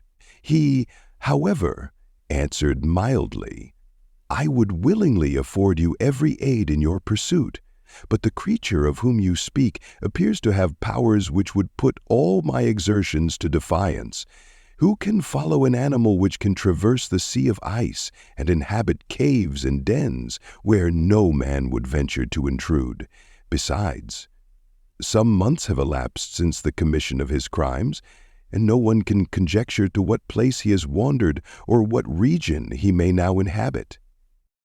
I do not doubt that he hovers near the spot which I inhabit, and if he has indeed taken refuge in the Alps, he may be hunted like the chamois and destroyed as a beast of prey. But I perceive your thoughts. You do not credit my narrative, and do not intend to pursue my enemy with the punishment which is his desert." As I spoke, rage sparkled in my eyes. The magistrate was intimidated. "You are mistaken," said he. "I will exert myself, and if it is in my power to seize the monster, be assured that he shall suffer punishment proportionate to his crimes. But I fear, from what you have yourself described to be his properties, that this will prove impracticable. And thus, while every proper measure is pursued, you should make up your mind to disappointment. That cannot be, but all that I can say will be of little avail. My revenge is of no moment to you, yet while I allow it to be a vice, I confess that it is the devouring and only passion of my soul. My rage is unspeakable when I reflect that the murderer, whom I have turned loose upon society, still exists. You refuse my just demand. I have but one resource, and I devote myself, either in my life or death, to his destruction." I trembled with excess of agitation as I said this. There was a frenzy in my manner, and something, I doubt not, of that haughty fierceness which the martyrs of old are said to have possessed. But to a Genevan magistrate, whose mind was occupied by far other ideas than those of devotion and heroism, this elevation of mind had much the appearance of madness. He endeavored to soothe me as a nurse does a child, and reverted to my tale as the effects of delirium. "Man," I cried, "how ignorant art thou in thy pride of wisdom! Cease, you know not what it is you say." I broke from the house, angry and disturbed, and retired to meditate on some other mode of action.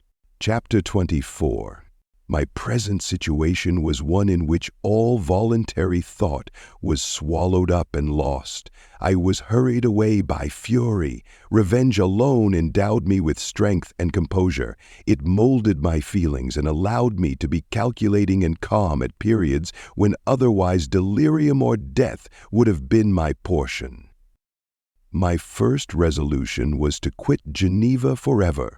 My country, which when I was happy and beloved was dear to me, now, in my adversity, became hateful. I provided myself with a sum of money, together with a few jewels which had belonged to my mother, and departed. And now my wanderings began, which are to cease but with life. I have traversed a vast portion of the earth, and have endured all the hardships which travelers in deserts and barbarous countries are wont to meet.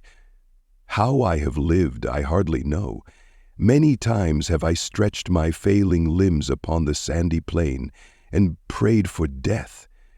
But revenge kept me alive. I dared not die and leave my adversary in being.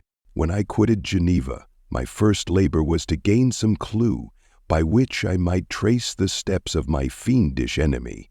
But my plan was unsettled, and I wandered many hours round the confines of the town, uncertain what path I should pursue.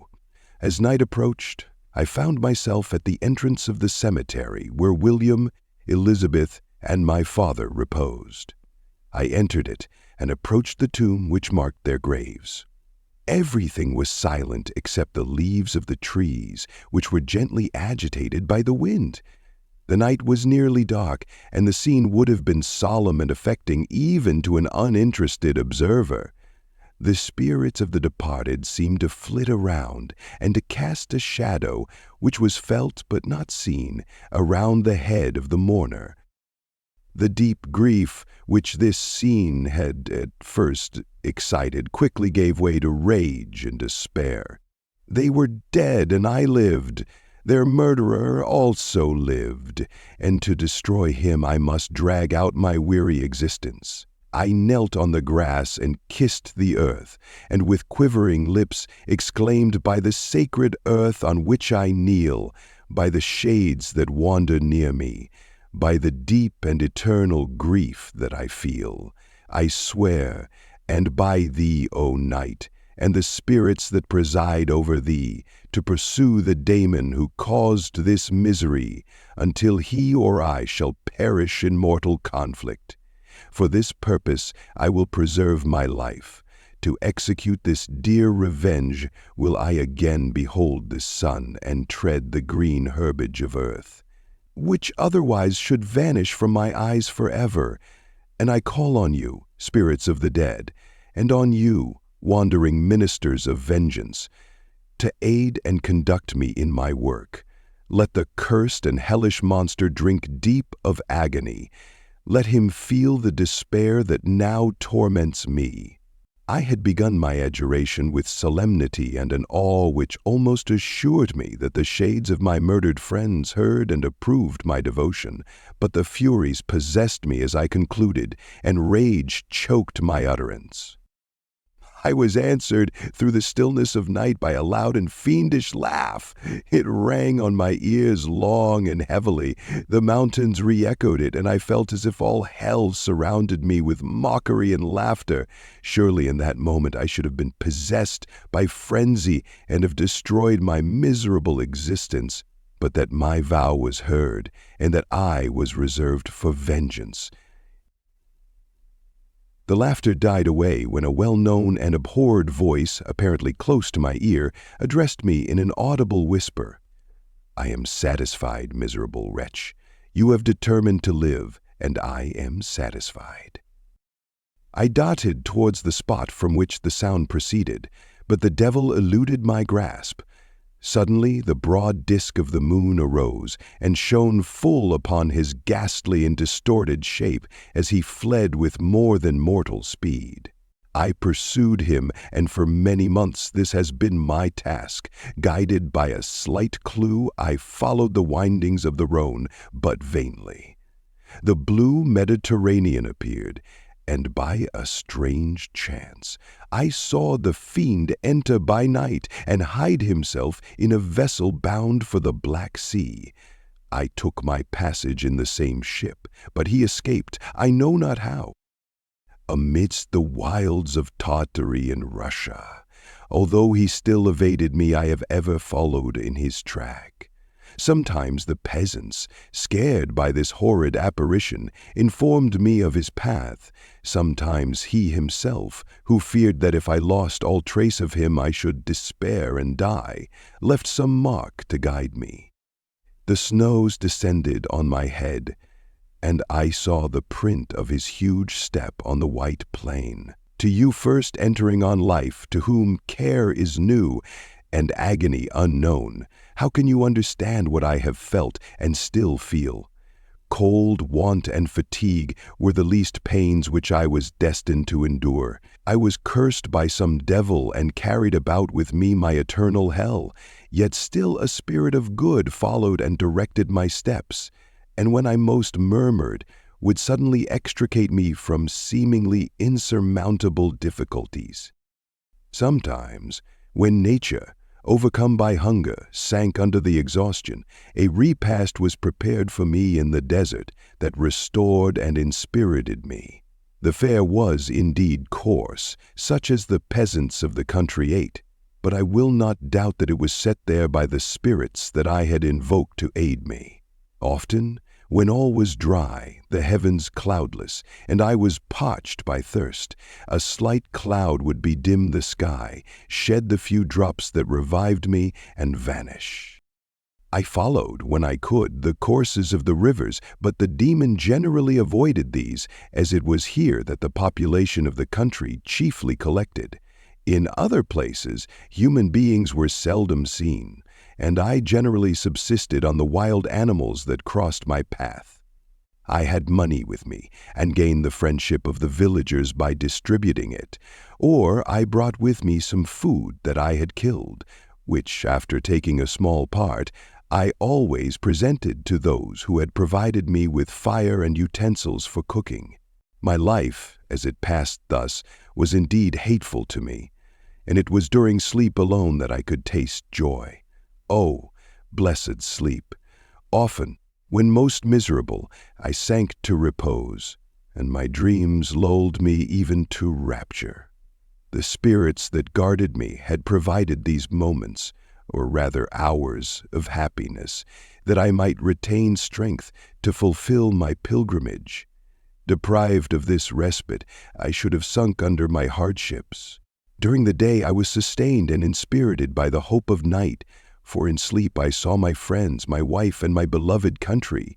Again I saw the benevolent countenance of my father, heard the silver tones of my Elizabeth's voice, and beheld Clerval enjoying health and youth. Often, when wearied by a toilsome march, I persuaded myself that I was dreaming, until night should come, and that I should then enjoy reality in the arms of my dearest friends. What agonizing fondness did I feel for them! How did I cling to their dear forms, as sometimes they haunted even my waking hours, and persuade myself that they still lived! At such moments, vengeance, that burned within me, died in my heart, and I pursued my path towards the destruction of the demon more as a task enjoined by heaven, as the mechanical impulse of some power of which I was unconscious, than as the ardent desire of my soul. What his feelings were, whom I pursued, I cannot know. Sometimes, indeed, he left marks in writing on the barks of the trees or cut in stone that guided me and instigated my fury. My reign is not yet over. These words were legible in one of these inscriptions. You live, and my power is complete. Follow me. I seek the everlasting ices of the north, where you will feel the misery of cold and frost, to which I am impassive. You will find near this place, if you follow not too tardily, a dead hare. Eat and be refreshed. Come on, my enemy, we have yet to wrestle for our lives, but many hard and miserable hours must you endure until that period shall arrive. Scoffing devil, again do I vow vengeance, again do I devote thee, miserable fiend, to torture and death. Never will I give up my search until he or I perish, and then with what ecstasy shall I join my Elizabeth and my departed friends, who even now prepare for me the reward of my tedious toil and horrible pilgrimage. As I still pursued my journey to the northward, the snows thickened and the cold increased in a degree almost too severe to support. The peasants were shut up in their hovels, and only a few of the most hardy ventured forth to seize the animals whom starvation had forced from their hiding places to seek for prey. The rivers were covered with ice, and no fish could be procured, and thus I was cut off from my chief article of maintenance. The triumph of my enemy increased with the difficulty of my labors. One inscription that he left was in these words: Prepare. Your toils only begin. Wrap yourself in furs and provide food, for we shall soon enter upon a journey where your sufferings will satisfy my everlasting hatred. My courage and perseverance were invigorated by these scoffing words. I resolved not to fail in my purpose, and calling on heaven to support me, I continued with unabated fervor to traverse immense deserts until the ocean appeared at a distance and formed the utmost boundary of the horizon. Oh, how unlike it was to the blue seasons of the south! Covered with ice, it was only to be distinguished from land by its superior wildness and ruggedness. The Greeks wept for joy when they beheld the Mediterranean from the hills of Asia, and hailed with rapture the boundary of their toils. I did not weep, but I knelt down, and with a full heart thanked my guiding spirit for conducting me in safety to the place where I hoped, notwithstanding my adversary's gibe, to meet and grapple with him. Some weeks before this period, I had procured a sledge and dogs, and thus traversed the snows with inconceivable speed.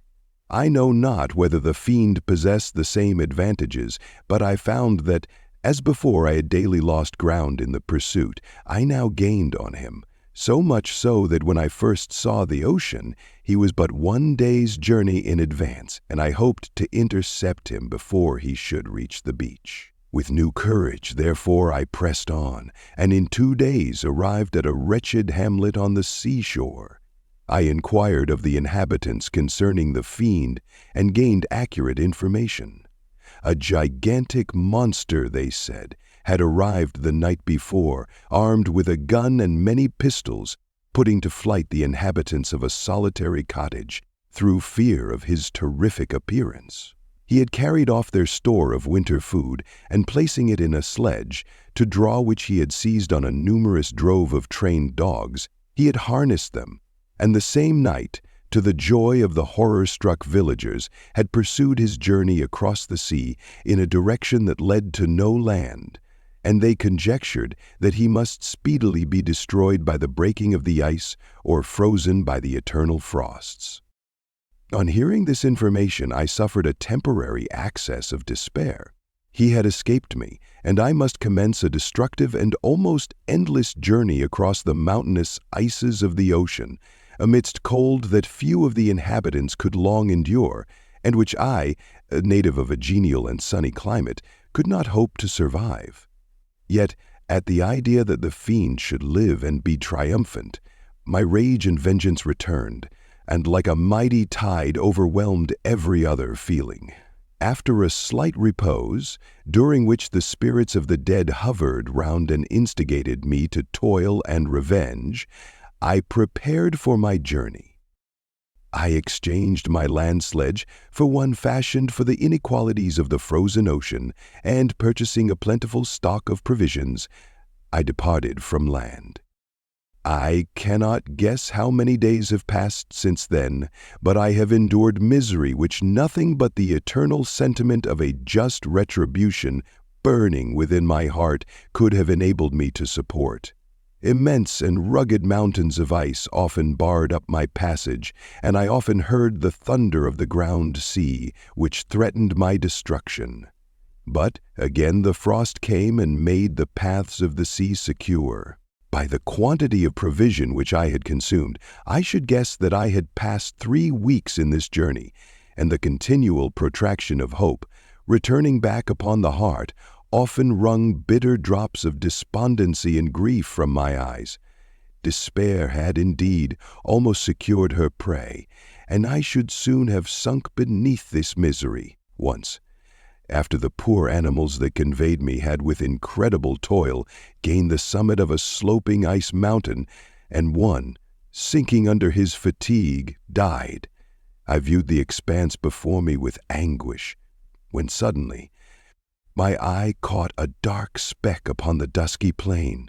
I strained my sight to discover what it could be, and uttered a wild cry of ecstasy, when I distinguished a sledge and the distinctive proportions of a well-known form within. Oh, with what a burning gush did hope revisit my heart! Warm tears filled my eyes, which I hastily wiped away that they might not intercept the view I had of the demon. But still my sight was dimmed by the burning drops, until, giving way to the emotions that oppressed me, I wept aloud. But this was not the time for delay. I disencumbered the dogs of their dead companion, gave them a plentiful portion of food, and after an hour's rest, which was absolutely necessary, and yet which was bitterly irksome to me, I continued my route. The sledge was still visible, nor did I again lose sight of it, except at the moments when for a short time some ice rock concealed it with its intervening crags. I indeed perceptibly gained on it, and when after nearly 2 days' journey I beheld my enemy at no more than a mile distant, my heart bounded within me. But now, when I appeared almost within grasp of my foe, my hopes were suddenly extinguished, and I lost all trace of him more utterly than I had ever done before. A growling sea was heard. The thunder of its progress, as the waters rolled and swelled beneath me, became every moment more ominous and terrific. I pressed on, but in vain. The wind arose, the sea roared, and, as with the mighty shock of an earthquake, it split and cracked with a tremendous and overwhelming sound. The work was soon finished. In a few minutes a tumultuous sea rolled between me and my enemy, and I was left drifting on a scattered piece of ice that was continually lessening, and thus preparing for me a hideous death. In this manner many appalling hours passed. Several of my dogs died, and I myself was about to sink under the accumulation of distress when I saw your vessel riding at anchor and holding forth to me hopes of succor and life. I had no conception that vessels ever came so far north, and was astounded at the sight. I quickly destroyed part of my sledge to construct oars, and by these means was enabled, with infinite fatigue, to move my ice raft in the direction of your ship. I had determined, if you were going southwards, still to trust myself to the mercy of the seas rather than abandon my purpose. I hoped to induce you to grant me a boat with which I could pursue my enemy. But your direction was northwards. You took me on board when my vigor was exhausted, and I should soon have sunk under my multiplied hardships into a death which I still dread, for my task is unfulfilled. Oh, when will my guiding spirit in conducting me to the demon allow me the rest I so much desire, or must I die and he yet live? If I do, swear to me, Walton, that he shall not escape, that you will seek him and satisfy my vengeance in his death. And do I dare to ask of you to undertake my pilgrimage, to endure the hardships that I have undergone? No, I am not so selfish. Yet, when I am dead, if he should appear, if the ministers of vengeance should conduct him to you, swear that he shall not live, swear that he shall not triumph over my accumulated woes, and survive to add to the list of his dark crimes. He is eloquent and persuasive, and once his words had even power over my heart. But trust him not. His soul is as hellish as his form, full of treachery and fiend-like malice. Hear him not. Call on the names of William, Justine, Clerval, Elizabeth, my father, and of the wretched Victor, and thrust your sword into his heart. I will hover near and direct the steel aright. Walton in continuation. August 26, 17. You have read this strange and terrific story, Margaret, and do you not feel your blood congeal with horror, like that which even now curdles mine? Sometimes, seized with sudden agony, he could not continue his tale. At others, his voice broken, yet piercing, uttered with difficulty the words so replete with anguish. His fine and lovely eyes were now lighted up with indignation, now subdued to downcast sorrow and quenched in infinite wretchedness.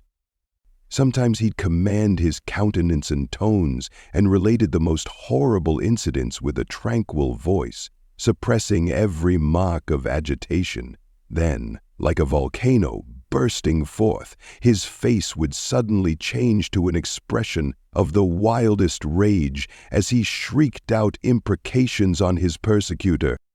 His tale is connected and told with an appearance of the simplest truth, yet I own to you that the letters of Felix and Safie, which he showed me, and the apparition of the monster seen from our ship, brought to me a greater conviction of the truth of his narrative than his asseverations, however earnest and connected. Such a monster has, then, really existence. I cannot doubt it, yet I am lost in surprise and admiration. Sometimes I endeavored to gain from Frankenstein the particulars of his creature's formation, but on this point he was impenetrable. "Are you mad, my friend?" said he, "or whither does your senseless curiosity lead you? Would you also create for yourself and the world a demoniacal enemy? Peace, peace! Learn my miseries and do not seek to increase your own." Frankenstein discovered that I made notes concerning his history. He asked to see them, and then himself corrected and augmented them in many places, but principally in giving the life and spirit to the conversations he held with his enemy. "Since you have preserved my narration," said he, "I would not that a mutilated one should go down to posterity. Thus has a week passed away, while I have listened to the strangest tale that ever imagination formed.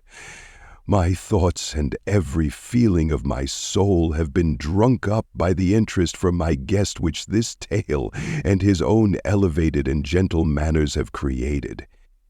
I wish to soothe him, yet can I counsel one so infinitely miserable, so destitute of every hope of consolation, to live? Oh, no.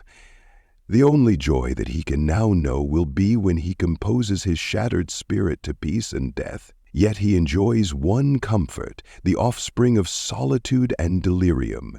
He believes that when in dreams he holds converse with his friends and derives from that communion consolation for his miseries or excitements to his vengeance, that they are not the creations of his fancy, but the beings themselves, who visit him from the regions of a remote world. This faith gives a solemnity to his reveries that render them to me almost as imposing and interesting as truth. Our conversations are not always confined to his own history and misfortunes. On every point of general literature he displays unbounded knowledge and a quick and piercing apprehension. His eloquence is forcible and touching, nor can I hear him when he relates a pathetic incident or endeavors to move the passions of pity or love without tears. What a glorious creature must he have been in the days of his prosperity, when he is thus noble and godlike in ruin. He seems to feel his own worth and the greatness of his fall. "Well, younger," said he, "I believed myself destined for some great enterprise. My feelings are profound, but I possessed a coolness of judgment that fitted me for illustrious achievements. This sentiment of the worth of my nature supported me when others would have been oppressed, for I deemed it criminal to throw away in useless grief those talents that might be useful to my fellow creatures. When I reflected on the work I had completed, no less a one than the creation of a sensitive and rational animal, I could not rank myself with the herd of common projectors, but this thought, which supported me in the commencement of my career, now serves only to plunge me lower in the dust. All my speculations and hopes are as nothing, and like the archangel who aspired to omnipotence, I am chained in an eternal hell. My imagination was vivid, yet my powers of analysis and application were intense. By the union of these qualities, I conceived the idea and executed the creation of a man. Even now I cannot recollect without passion my reveries while the work was incomplete. I trod heaven in my thoughts, now exulting in my powers, now burning with the idea of their effects. From my infancy I was imbued with high hopes and a lofty ambition, but how am I sunk? Ooh, my friend, if you had known me as I once was, you would not recognize me in this state of degradation. Despondency rarely visited my heart. A high destiny seemed to bear me on, until I fell, never, never again to rise. Must I then lose this admirable being? I have longed for a friend. I have sought one who would sympathize with and love me. Behold, on these desert seas I have found such a one, but I fear I have gained him only to know his value and lose him. I would reconcile him to life, but he repulses the idea. I thank you, Walton, he said, for your kind intentions toward so miserable a wretch. But when you speak of new ties and fresh affections, think you that any can replace those who are gone? Can any man be to me as Clerval was, or any woman another Elizabeth? Even where the affections are not strongly moved by any superior excellence, the companions of our childhood always possess a certain power over our minds, which hardly any later friend can obtain.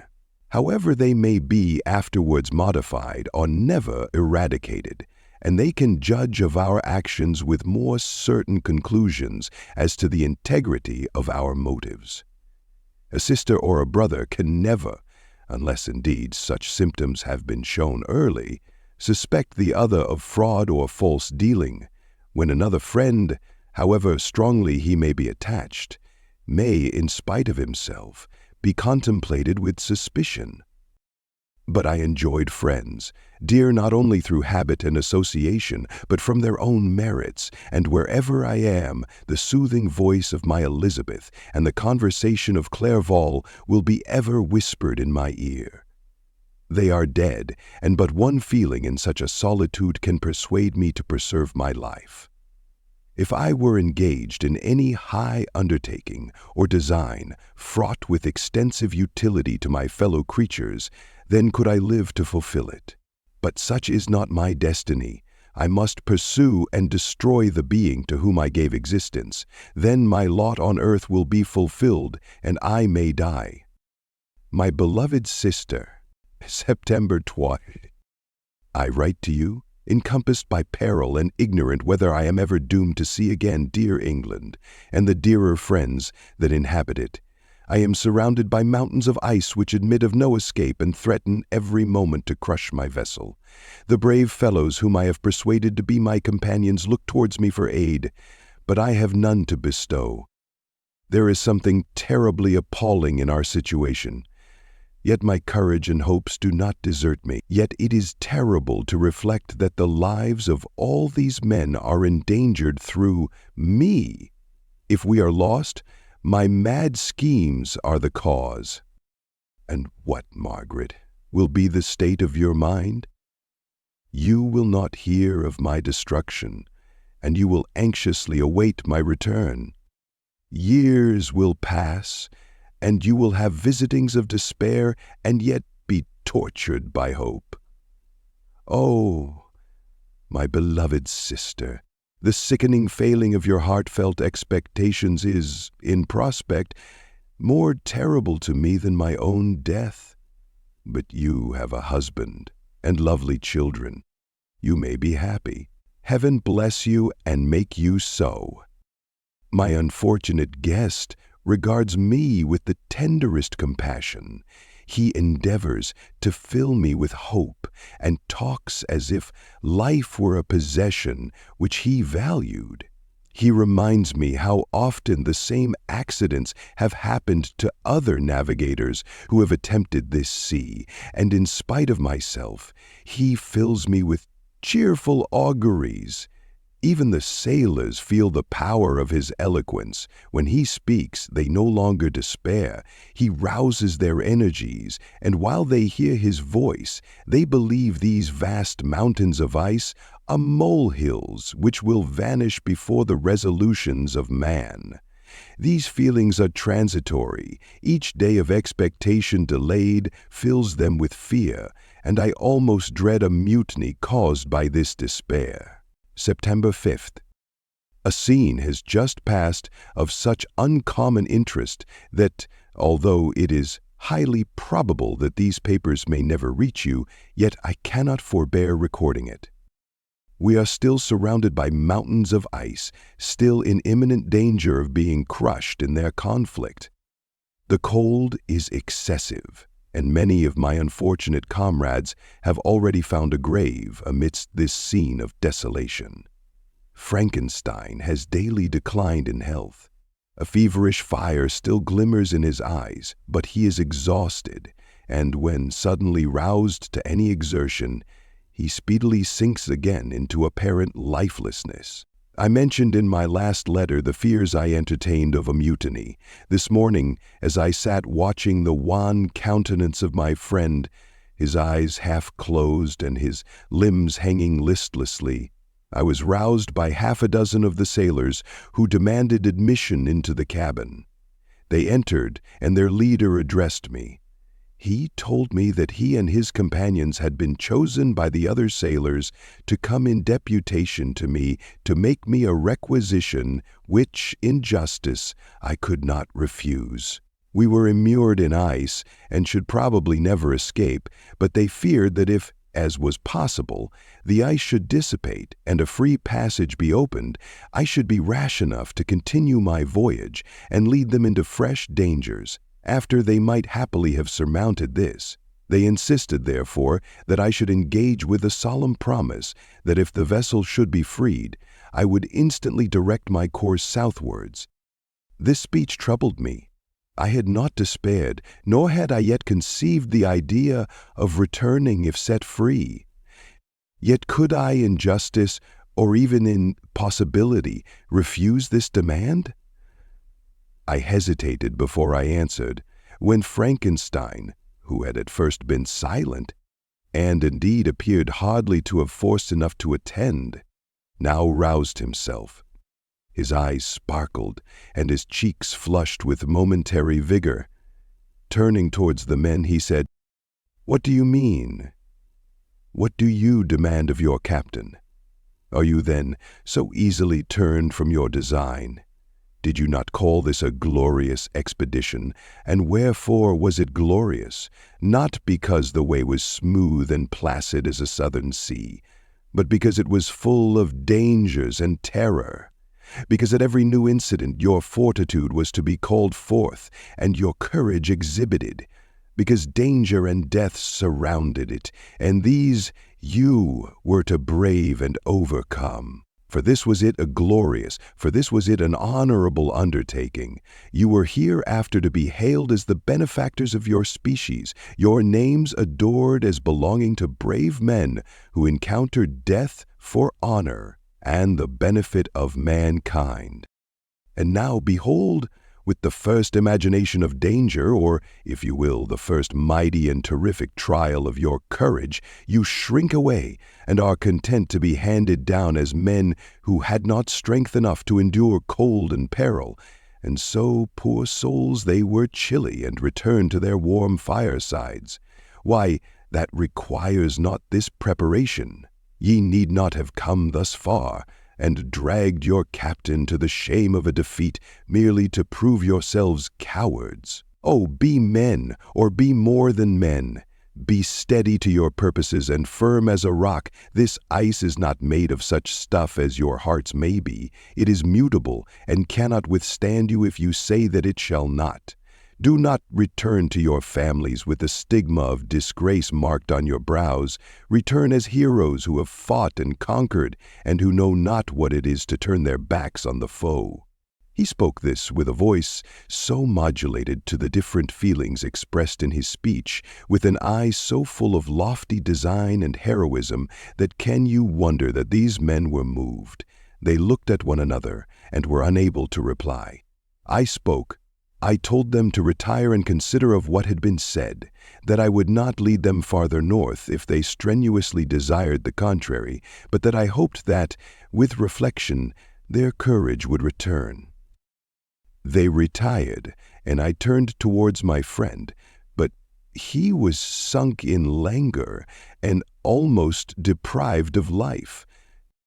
How all this will terminate I know not, but I had rather die than return shamefully, my purpose unfulfilled.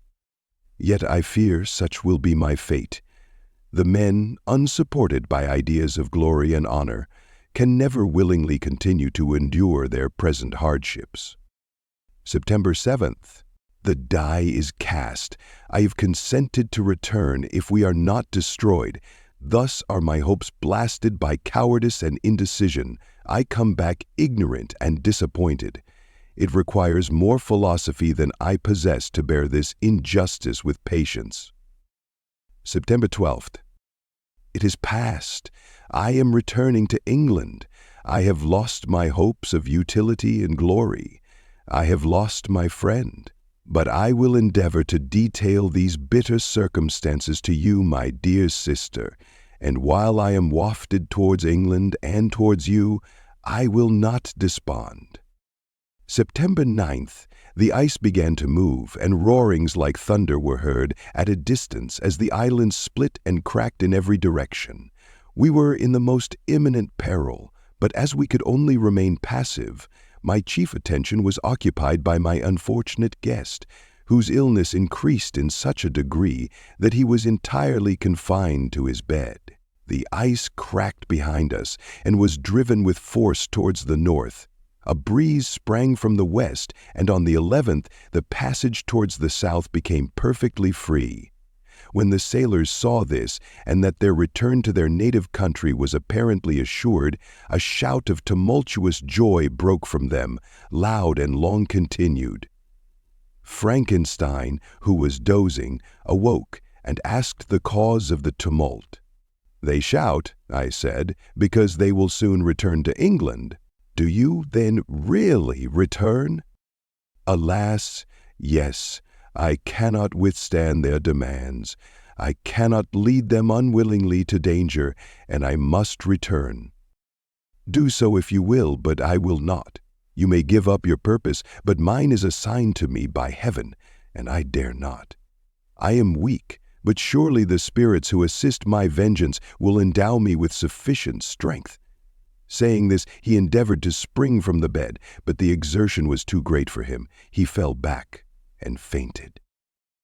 It was long before he was restored, and I often thought that life was entirely extinct. At length he opened his eyes. He breathed with difficulty and was unable to speak. The surgeon gave him a composing draught and ordered us to leave him undisturbed. In the meantime, he told me that my friend had certainly not many hours to live. His sentence was pronounced, and I could only grieve and be patient. I sat by his bed watching him. His eyes were closed, and I thought he slept.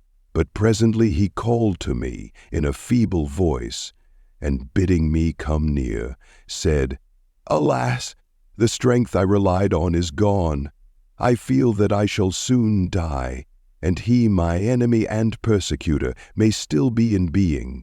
Think not, Walton, that in the last moments of my existence I feel that burning hatred and ardent desire of revenge I once expressed. But I feel myself justified in desiring the death of my adversary.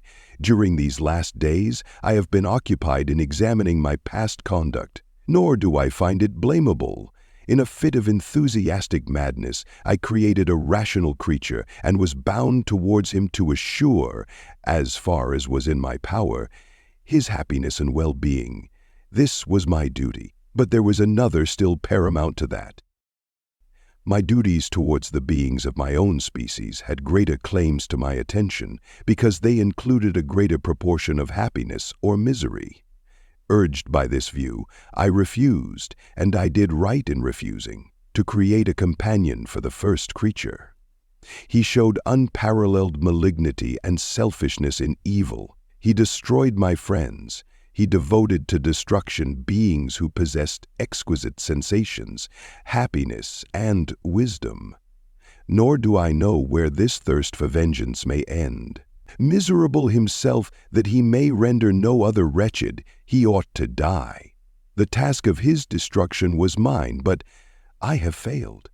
When, actuated by selfish and vicious motives, I asked you to undertake my unfinished work, and I renew this request now, when I am only induced by reason and virtue. Yet I cannot ask you to renounce your country and friends to fulfill this task. And now that you are returning to England, you will have little chance of meeting with him. But the consideration of these points, and the well-balancing of what you may esteem your duties, I leave to you. My judgment and ideas are already disturbed by the near approach of death. I dare not ask you to do what I think right, for I may still be misled by passion. That he should live to be an instrument of mischief disturbs me. In other respects, this hour when I momentarily expect my release is the only happy one which I have enjoyed for several years. The forms of the beloved dead flit before me, and I hasten to their arms. Farewell, Walton. Seek happiness in tranquility and avoid ambition, even if it be only the apparently innocent one of distinguishing yourself in science and discoveries. Yet why do I say this? I have myself been blasted in these hopes, yet another may succeed. His voice became fainter as he spoke, and at length, exhausted by his effort, he sank into silence. About half an hour afterwards, he attempted again to speak, but was unable. He pressed my hand feebly, and his eyes closed forever, while the irradiation of a gentle smile passed away from his lips. Margaret, what comment can I make on the untimely extinction of this glorious spirit? What can I say that will enable you to understand the depth of my sorrow? All that I should express would be inadequate and feeble. My tears flow. My mind is overshadowed by a cloud of disappointment. But I journey towards England, and I may there find consolation. I am interrupted. What do these sounds portend? It is midnight, the breeze blows fairly, and the watch on deck scarcely stir. Again there is a sound, as of a human voice, but hoarser. It comes from the cabin where the remains of Frankenstein still lie. I must arise and examine. Good night, my sister. Great God! What a scene has just taken place! I am yet dizzy with the remembrance of it. I hardly know whether I shall have the power to detail it, yet the tale which I have recorded would be incomplete without this final and wonderful catastrophe. I entered the cabin where lay the remains of my ill-fated and admirable friend. Over him hung a form which I cannot find words to describe. Gigantic in stature, yet uncouth and distorted in its proportions. As he hung over the coffin, his face was concealed by long locks of ragged hair, but one vast hand was extended, in color and apparent texture, like that of a mummy. When he heard the sound of my approach, he ceased to utter exclamations of grief and horror, and sprung toward the window. Never did I behold a vision so horrible as his face, of such loathsome yet appalling hideousness. I shut my eyes involuntarily, and endeavored to recollect what were my duties with regard to this destroyer. I called on him to stay. He paused, looking on me with wonder, and again turning towards the lifeless form of his creator. He seemed to forget my presence, and every feature and gesture seemed instigated by the wildest rage of some uncontrollable passion. "That is also my victim," he exclaimed. "In his murder my crimes are consummated. The miserable series of my being is wound to its close. O Frankenstein, generous and self-devoted being! What does it avail that I now ask thee to pardon me? I, who irretrievably destroyed thee by destroying all thou lovest. Alas, he is cold, he cannot answer me." His voice seemed suffocated, and my first impulses, which had suggested to me the duty of obeying the dying request of my friend in destroying his enemy, were now suspended by a mixture of curiosity and compassion. I approached this tremendous being. I dared not again raise my eyes to his face. There was something so scaring and unearthly in his ugliness. I attempted to speak, but the words died away on my lips. The monster continued to utter wild and incoherent self-reproaches. At length, I gathered resolution to address him in a pause of the tempest of his passion. "Your repentance," I said, "is now superfluous. If you had listened to the voice of conscience and heeded the stings of remorse before you had urged your diabolical vengeance to this extremity, Frankenstein would yet have lived." "And do you dream?" said the daemon. "Do you think that I was then dead to agony and remorse? He continued, pointing to the corpse, "he suffered not in the consummation of the deed. Oh, not the 10,000th portion of the anguish that was mine during the lingering detail of its execution. A frightful selfishness hurried me on, while my heart was poisoned with remorse. Think you that the groans of Clerval were music to my ears? My heart was fashioned to be susceptible of love and sympathy, and when wrenched by misery to vice and hatred, it did not endure the violence of the change without torture such as you cannot even imagine. After the murder of Clerval, I returned to Switzerland, heartbroken and overcome. I pitied Frankenstein. My pity amounted to horror.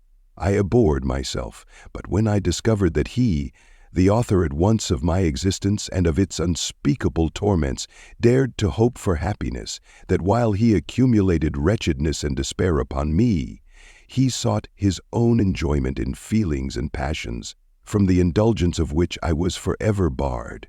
Then, impotent envy and bitter indignation filled me with an insatiable thirst for vengeance. I recollected my threat and resolved that it should be accomplished.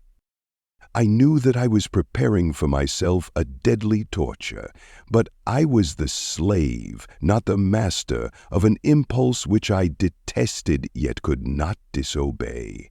Yet when she died, nay, then I was not miserable. I had cast off all feeling, subdued all anguish, to riot in the excess of my despair. Evil thenceforth became my good. Urged thus far, I had no choice but to adapt my nature to an element which I had willingly chosen. The completion of my demoniacal design became an insatiable passion, and now it is ended. There is my last victim. I was at first touched by the expressions of his misery, yet when I called to mind what Frankenstein had said of his powers of eloquence and persuasion, and when I again cast my eyes on the lifeless form of my friend, indignation was rekindled within me. "Wretch," I said, "it is well that you come here to whine over the desolation that you have made. You throw a torch into a pile of buildings, and when they are consumed, you sit among the ruins and lament the fall. Hypocritical fiend! If he whom you mourn still lived, still would he be the object, again would he become the prey of your accursed vengeance. It is not pity that you feel. You lament only because the victim of your malignity is withdrawn from your power." "Oh, it is not this, not thus," interrupted the being. "Yet such must be the impression conveyed to you by what appears to be the purport of my actions. Yet I seek not a fellow-feeling in my misery. No sympathy may I ever find. When I first sought it, it was the love of virtue, the feelings of happiness and affection with which my whole being overflowed, that I wished to be participated. But now that virtue has become to me a shadow, and that happiness and affection are turned into bitter and loathing despair, in what should I seek for sympathy? I am content to suffer alone, while my suffering shall endure. When I die, I am well satisfied that abhorrence and opprobrium should load my memory. Once my fancy was soothed with dreams of virtue, of fame, and of enjoyment. Once I falsely hoped to meet with beings who, pardoning my outward form, would love me for the excellent qualities which I was capable of unfolding. I was nourished with high thoughts of honor and devotion. But now crime has degraded me beneath the meanest animal. No guilt, no mischief, no malignity, no misery can be found comparable to mine. When I run over the frightful catalogue of my sins, I cannot believe that I am the same creature whose thoughts were once filled with sublime and transcendent visions of the beauty and the majesty of goodness. But it is even so. The fallen angel becomes a malignant devil. Yet even that enemy of God and man had friends and associates in his desolation. I am alone. You, who call Frankenstein your friend, seem to have a knowledge of my crimes and his misfortunes. But in the detail which he gave you of them, he could not sum up the hours and months of misery which I endured wasting in impotent passions. For while I destroyed his hopes, I did not satisfy my own desires. They were forever ardent and craving. Still I desired love and fellowship, and I was still spurned. Was there no injustice in this?